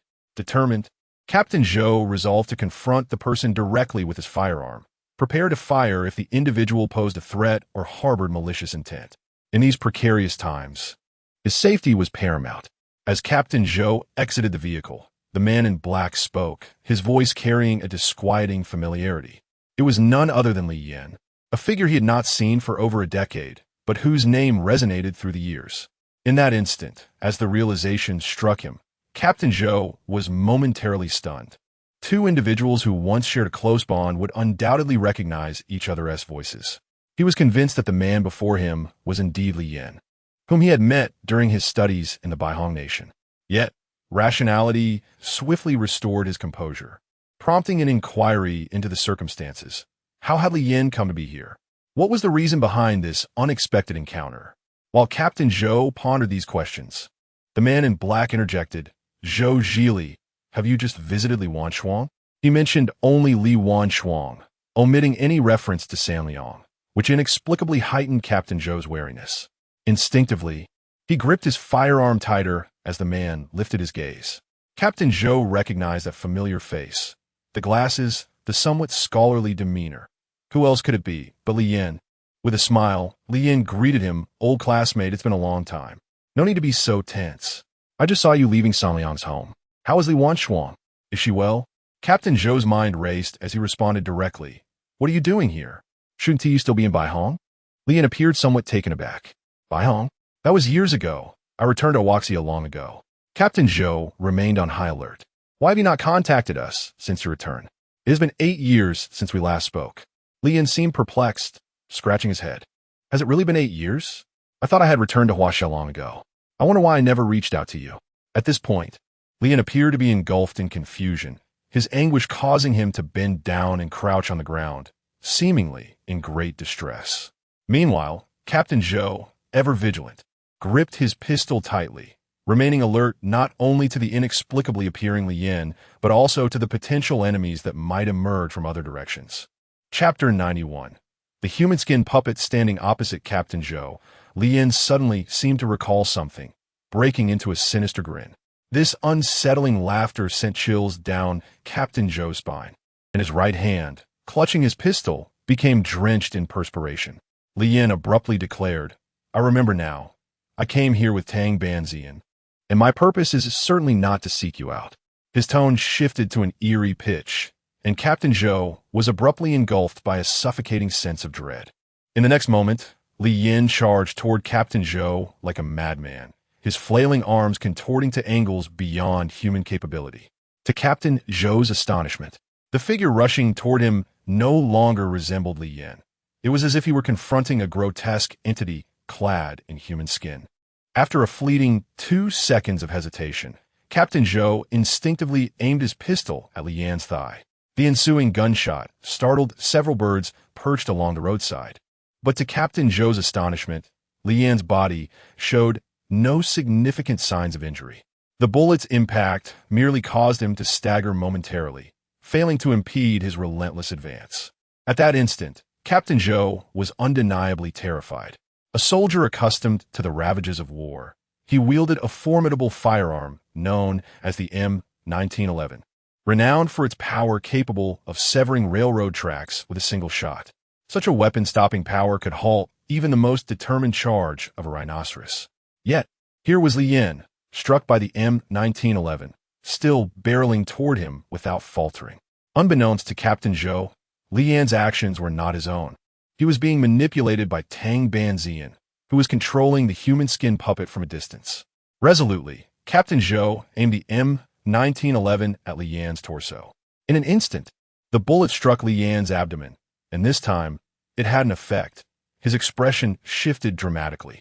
Under Captain Zhou's astonished gaze, Li Yan reached into his own belly. A series of unsettling sounds echoed as he extracted a bullet from within himself. With an expression of reverence, he raised the projectile as if presenting a rare gift. Addressing Captain Zhou, "Old friend, what are you doing?" Such courtesy. At this moment, Captain Zhou was convinced that the Li Yan before him was no longer a normal human being, who could extract a bullet from their own body after being shot. In the suffocating grip of terror, Captain Zhou fired a third round. However, this bullet missed as Li Yan deftly evaded it by turning his head. Without a moment's hesitation, Captain Zhou unleashed the remaining 7 rounds from his weapon, at least 5 of which found their mark on Li Yan. Now, merely 20 meters apart, Li Yan had closed the distance in the brief seconds it took Captain Zhou to reload. Captain Zhou suddenly spoke. "Do you know Kenji Fujino?" Upon hearing this, Li Yan appeared somewhat displeased. "Old classmate, how can you so directly address an adult by their given name?" Captain Zhou, no longer fearful, seemed to exhibit a hint of curiosity. "So, do you refer to him as Sir?" Li Yan, with a countenance full of reverence, replied, "He is the malevolent deity of humanity's negative emotions." Chapter 92. The remaining strength of Sanliang upon hearing Li Yan's words. Captain Zhou's mind raced with thoughts. It appeared that Li Yan had also become entangled with Kenji Fujino. Just as he prepared to return to his vehicle and drive towards Li Yan, a sudden barrage of gunfire echoed in the air. Startled, Captain Zhou discerned through the sound that it was the report of a rifle. Before him, Li Yan's neck had been pierced, and to Zhou's astonishment, he noticed that what lay beneath the wound was not flesh and blood, but rather a dark green substance. Li Yan slowly raised his head to gaze behind him. Captain Zhou then perceived that 2 figures stood behind Li Yan, 1 male and 1 female. It was none other than the Sanliang couple, whom he had just bid farewell. How could they have arrived here? Nevertheless, Captain Zhou recognized that this was not the time for conversation. Just as Li Yan turned around, Li Wanchuang fired her rifle once more. The bullet struck Li Yan squarely in the forehead, causing him to stagger. The power of the rifle was undeniably superior to that of a handgun. Even if Captain Zhou wielded a mirigon, Sanliang unleashed a flurry of bullets from his pistol, and Zhou felt as if Li Yan had been utterly obliterated. Though Li Yan seemed to idolize the malevolent Fujino, it was evident that he lacked the resilience of his idol. The puppet, named Li Yan, soon lay motionless on the ground. Among the 3 present, both Captain Zhou and Li Wanchuang had once faced the vengeful spirit of Kenji Fujino. Even in the twilight of Sanliang's life, this man, who had once slain Fujino himself, exhibited a wealth of experience when confronting aberrant entities. As he fired at the fallen Li Yan, he remarked, "Well done, Li Yan. You have transformed into a human skin puppet as well." Li Wanchuang ceased firing, her gaze fixed warily on the seemingly lifeless Li Yan, poised for a precise shot if necessary. Captain Zhou hastily interjected, "What are you 2 doing here?" Li Wanchuang responded first, "It was my husband. The moment you left, he expressed his unease, especially with the terrifying Tang Banzian having arrived on the island. It seems the horrors are far from over." Sanliang smiled at Captain Zhou, though the increasing strands of white in his hair betrayed the passage of time. Seeing Sanliang in such a state tugged at Zhou's heart. This dear friend, who had once brought an end to the vengeful spirit, now had but a short time to live. Yet, he had returned to aid Zhou against all odds. However, there was no time for sentimentality. Sanliang shouted, "Zhou, Zhili, come over here quickly." Beware of Li Yan's resurrection. Captain Zhou understood all too well the necessity of swift action. Gripping his Mirigon, he sprinted past the still form of Li Yan, who lay motionless on the ground, seemingly deceased. San Liang remained vigilant, haunted by the memories of Fujino's indestructibility. Fortunately, the terror posed by Li Yan was incomparable to that of his idol. Yet, even so, as Captain Zhou reached the opposite side, Li Yan began to rise slowly to a sitting position. San Liang, filled with an acute sense of vigilance, fixed his gaze upon Li Yan and exclaimed once more, "What has caused you to become this way? I am aware that you were once a nefarious individual, but how could you have transformed from an ordinary person into this?" Li Yan absent-mindedly rubbed his head, as if his mind were still clouded. However, upon recognizing the presence of Li Wanchuang before him, his expression shifted dramatically. Chapter 93. The Suffering of Li Wanchuang. Li Yan cheerfully remarked, "Li Wanchuang, have you finally changed your mind?" San Liang muttered, "What a nonsensical fellow." His expression was laced with anger as the bullets in his handgun were discharged once more. Li Yan wailed in pain, and, just as Li Wanchuang was about to intervene, urging her husband to conserve his ammunition, she heard him shout amidst the gunfire, "Stop shooting. It hurts too much. Oh, it hurts. Who speaks like that when struck by bullets?" Li Wanchuang became increasingly certain that the Li Yan before her was far from ordinary. At that moment, a memory surfaced from 8 years prior during the showdown with Fujino Kenji, when an elderly woman had handed her a substance known as corruption ointment. Before arriving on the small island, Li Wanchuang had gone to great lengths to uncover the true nature of this ointment. Her family had a profound understanding of metaphysical matters, and upon discovering that the ointment was crafted from the remains of a deity's deceased infant, she was left bewildered by how the elderly woman had managed to create such a concoction. Nevertheless, she recalled the pivotal role the ointment had played in countering Fujino Kenji. Although it had incapacitated him, the prior bombardment had severely impacted his physical form. While the effects were not visible to the naked eye, they were undeniably present. Suddenly, Li Wanchuang felt a pang of curiosity. What had transformed Li Yan into this grotesque state? What had he endured? Unlike San Liang, she had never witnessed Tang Banjian and the twisted puppets he controlled. She had only heard her husband and Captain Zhou speak of them. Now, the figure before her, once the man named Li Yan, evoked an intensely discordant sense of unease. Externally human, yet internally an unknown aberration. As Li Wanchuang pondered her next steps, Li Yan had already risen, though he appeared quite disheveled, having been struck by numerous bullets. It was evident that even if his physique did not rival that of the past Fujino Kenji, he had transcended human limitations. Li Yan continued to murmur, "It hurts so much, truly it hurts." San Liang had always harbored disdain for him. Being shot was one thing, but now Li Wanchuang was also turning against him. Alarm bells rang in Li Wanchuang's mind as she began to retreat. San Liang fired his handgun once more, yet Li Yan deftly evaded the bullet and fled. His escape was peculiar, resembling a swim upon the ground rather than a run. Had he not moved swiftly, returning to the safety of the grass beside Tang Banjian, his body would have succumbed entirely to the corruption ointment. The last bullet Li Wanchuang had fired, coated with the ointment, proved to be remarkably effective. Li Yan, utilizing all fours, vanished in the blink of an eye before the trio. San Liang stood in stunned silence, staring for an extended period at the retreating figure of Li Yan. Tentatively, Li Wanchuang inquired of Captain Zhou, "From where did Li Yan emerge?" Captain Zhou remarked, "Just a moment ago, I was driving when the enigmatic Li Yan suddenly appeared. At first glance, I could tell he was no longer a normal person." San Liang's expression displayed a hint of disdain. "I have even killed Kenji Fujino. What is this Li Yan to me?" Captain Zhou, uncertain of the implications, simply stated, "It seems that from now on, anything could happen." "San Liang, you must not let your guard down."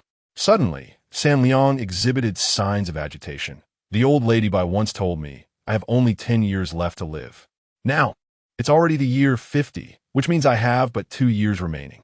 Why can't these demons and monsters just vanish from my life?" Observing her husband's distress, Li Wanchuang quickly reassured him. "Li Yan has been driven away. He is unlikely to return, so do not worry." Li Wanchuang was partially correct. 2 years later, When San Liang passed away, Li Yin never returned. After that day, no unusual occurrences took place for a time. The true horror emerged 5 years later, in the 3rd year after San Liang's death. By this time, Captain Zhou had aged considerably and held some influence on the island. He was now in a semi-retired state, spending his days idly at home. It was late 53, and Captain Zhou had chosen to refrain from involving himself in significant matters, simply wishing to enjoy his twilight years. One day, the 55-year-old Captain Zhou was strolling along a rural path when a man clad in a white coat followed him from a distance. The household servants were oblivious to the situation. Apart from Captain Zhou, no one comprehended what transpired that day. Regardless, the outcome was that after this day, Captain Zhou, as a man, never again appeared in the world. As someone privy to the events, Li Wanchuang immediately pondered whether the long-ago Tang Banzian and Li Yin were at play. However, no one could substantiate this theory. It remained mere speculation. Over 20 years ago, among the 3 who returned to Huaxiao from their studies on the island, only Li Wanchuang remained. The other 2 were either deceased or missing, leaving her with an overwhelming sense of loss. Her intuition told her that San Liang's death was intricately linked to Kenji Fujino, and Captain Zhou's disappearance was likely connected to these demons and monsters, such as Tang Banzian and Li Yin. Yet, with insufficient evidence and the inherently ambiguous nature of the events, Li Wanchuang found herself powerless. Nevertheless, a long period of tranquility ensued, at least for Li Wanchuang. He Yunqing gradually grew up, returned to the island after acquiring skills abroad, and became a police officer. Upon his return, He Yunqing married and started a family. San Liang and Li Wanchuang learned that He Yunqing was born in 34, and by the time another incident occurred, he was already 35 years old. This indicated that the year was approaching the 1970s. His mother, Li Wanchuang, now bore a face full of wrinkles, having surpassed 60, and resided alone in a picturesque courtyard brimming with plants. This arrangement was made by He Yunqing for his mother, Li Wanchuang, after he achieved success. Throughout the earlier part of his life, he placed immense importance on filial piety. After all, without Li Wanchuang and San Liang, it is likely that he would not even bear the name He Yunqing and might have met a tragic end in the frigid city of Bingxue. The events did not transpire on the same day. Li Wanchuang was already a frail old woman. However, her life experiences had taught her that, whether to guard against malevolent individuals or supernatural beings, one must possess a firearm. That night, as Li Wanchuang prepared for slumber, she reflected on the fact that it had been nearly 20 years since San Liang had passed away, and for the past 2 decades, she had lived alone. Chapter 94. The strange riddle. Now over 50 years of age, Li Wanchuang's eyes bore the marks of time in the form of deepening wrinkles. Yet her spirit had grown increasingly resilient. Presently, all she desired was to navigate the remainder of her life in tranquility. However, even this modest aspiration seemed beyond her reach. As Li Wanchuang was on the brink of slumber, she found herself drifting into a dream, revisiting her youth aboard a grand ocean liner, accompanied by her eternally youthful husband, San Liang, and Captain Zhou.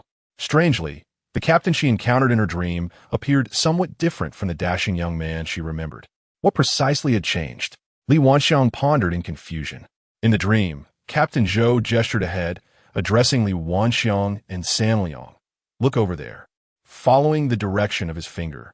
Both Li Wanchuang and her dream counterpart, San Liang, turned to behold an astonishing sight. A man clad in a brown leather jacket stood not far from them, donning a broad-brimmed hat, his exaggerated smile revealing bright, gleaming teeth. Was this not Kenji Fujino, as described by San Liang? Had he not been vanquished long ago? Had he not already been sealed away? A chill ran through Li Wanchuang in the dream as she turned to look once more at Captain Zhou, only to find his expression grave, a prominent character for Zhou inscribed upon his forehead. A sense of foreboding washed over her. She grasped her husband's hand and began to flee. Yet she heard Captain Zhou utter a single phrase behind them. "Sister-in-law, you must run. I'm no longer Zhou Zhili." The meaning of his words eluded Li Wanchuang, but an instinctual urgency compelled her to escape swiftly. This figure, who bore an unsettling resemblance to Zhou Zhili, radiated danger, posing a potential threat to both her and her husband's lives. In her dream, Li Wanxiang felt as if her body had become weightless, as though she had returned to the vitality of her youth. Nevertheless, regardless of how swiftly she ran, an ominous presence seemed to trail closely behind her. Her intuition warned that this pursuer was exceedingly perilous, and most likely, it was the very Zhou Zhili they feared. As she sprinted, Li Wanxiang suddenly noticed that the hand she held felt remarkably light. How could San Liang have become so weightless? A wave of anxiety washed over her as she turned her head, only to discover that the person she had been dragging along was not her husband, but rather a grotesque puppet. The puppet, an eerie shade of bluish-gray, appeared ancient, its face adorned with bizarre features drawn in red ink, rendering it exceedingly unsettling. In terror, Li Wanxiang released her grip, casting the peculiar puppet aside. Yet, simultaneously, she sensed something ominous closing in on her. What could it be? Fearful to look back, she felt the entity surge ahead, positioning itself before her. Li Wanxiang wished she had not glimpsed this apparition, for it was none other than Zhou Zhili, who had stood beside her moments before. Originally, Zhou Zhilin was dressed in a gray suit, but now he had inexplicably transformed into a deep blue military uniform, topped with a peculiar hat. Li Wanxiang dared not make a sound, yet she heard Zhou Zhilin utter the chilling words, "Sister-in-law, you shall not survive." The voice was resoundingly robust, yet within that strength lay an unsettling sharpness, creating a dissonance akin to two individuals speaking simultaneously. Wait, two individuals? Where was the other? Li Wanxiang's heart raced in alarm. Just as she prepared to turn and flee, a large face suddenly loomed before her. She noted the grotesquely oversized mouth adorned with a neat array of white teeth. At that moment, Li Wanxiang jolted awake. The visage before her was not a mere figment of dreams or an illusion. It was all too real. Startled, she gasped and leaped from her bed. The forehead of this face bore a prominent character, Zhou. This face was once familiar to her. Captain Zhou, or Zhou Zhilin. Yet he had been missing for quite some time. How could he now appear before her? With a sharp cry, Li Wanxiang's keen observational skills quickly led her to a startling conclusion. The Zhou Zhilin before her was anything but normal. His appearance was bizarre, and even his stature seemed altered. Zhou Zhilin was now clad in that blue military uniform, which Li Wanxiang recalled he had abandoned long before his disappearance. More astonishing was his size. He now towered at least 3 meters tall, nearly brushing the ceiling of her home. This was no longer a mere human being. Even with her remarkable composure, Li Wanxiang found it difficult to conceal her inner turmoil. In that fleeting moment of shock, tragedy struck. The grotesque Zhou Zhilin's enormous hand clutched her neck with an inhuman strength, rendering her unconscious in an instant. Just before succumbing to darkness, the seasoned warrior seemed to glimpse her deceased husband. "San Liang, I am finally coming to find you." In her final moments, she heard an elderly voice muttering, "This Captain Zhou is far more useful than the foolish Li Yan. Ha." This revelation ignited a final realization within Li Wanxiang. The transformation of Li Yan and Captain Zhou into monsters was somehow connected to this old man. Her world descended into utter darkness. Subsequently, the fury and relentless pursuit of her son, He Yunxing, would remain unmentioned. Both Zhou Zhilin and Li Yan had been transformed into human puppets by Tang Banjian. This matter would soon come to the attention of Zhang Yang and Li Haiwei. Meanwhile, at their base, Zhang Yang and He Shiner awaited the return of He Tianhai, who arrived accompanied by 2 enigmatic figures clad in black. Zhang Yang cast a glance at Li Haiwei, who had fallen into a deep slumber from exhaustion, and exchanged a knowing look with He Shiner before they both disembarked the vehicle. He Tianhai appeared to be slightly out of breath, his forehead glistening with sweat, while the driver who had been behind the wheel moments ago had vanished. Zhang Yang, acutely aware of the necessity to speak less and observe more in such situations, refrained from unnecessary chatter. Instead, he watched as the 2 men in black carefully lifted Li Haiwei down. He Tianhai remarked, "Sister, Zhang, why don't you both take a moment to rest here?" Zhang Yang raised his gaze once more to the stronghold, finding the place unexpectedly magnificent and grand. He silently reassured himself that perhaps, just perhaps, all of this was nearing its conclusion. Chapter 95. The departure in the ensuing 2 days, Zhang Yang, he Exina, Enli Highway rested at this so-called stronghold. He Tianhai elucidated the origins of this unique outpost to Zhang Yang, including the formation of the organization itself.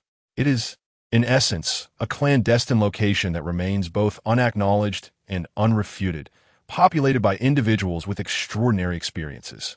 To put it simply, it is a sanctuary for those who have encountered phenomena beyond the realm of science. What is particularly intriguing about this stronghold is that Zhang Yang and his companions have access to an array of authentic supernatural files.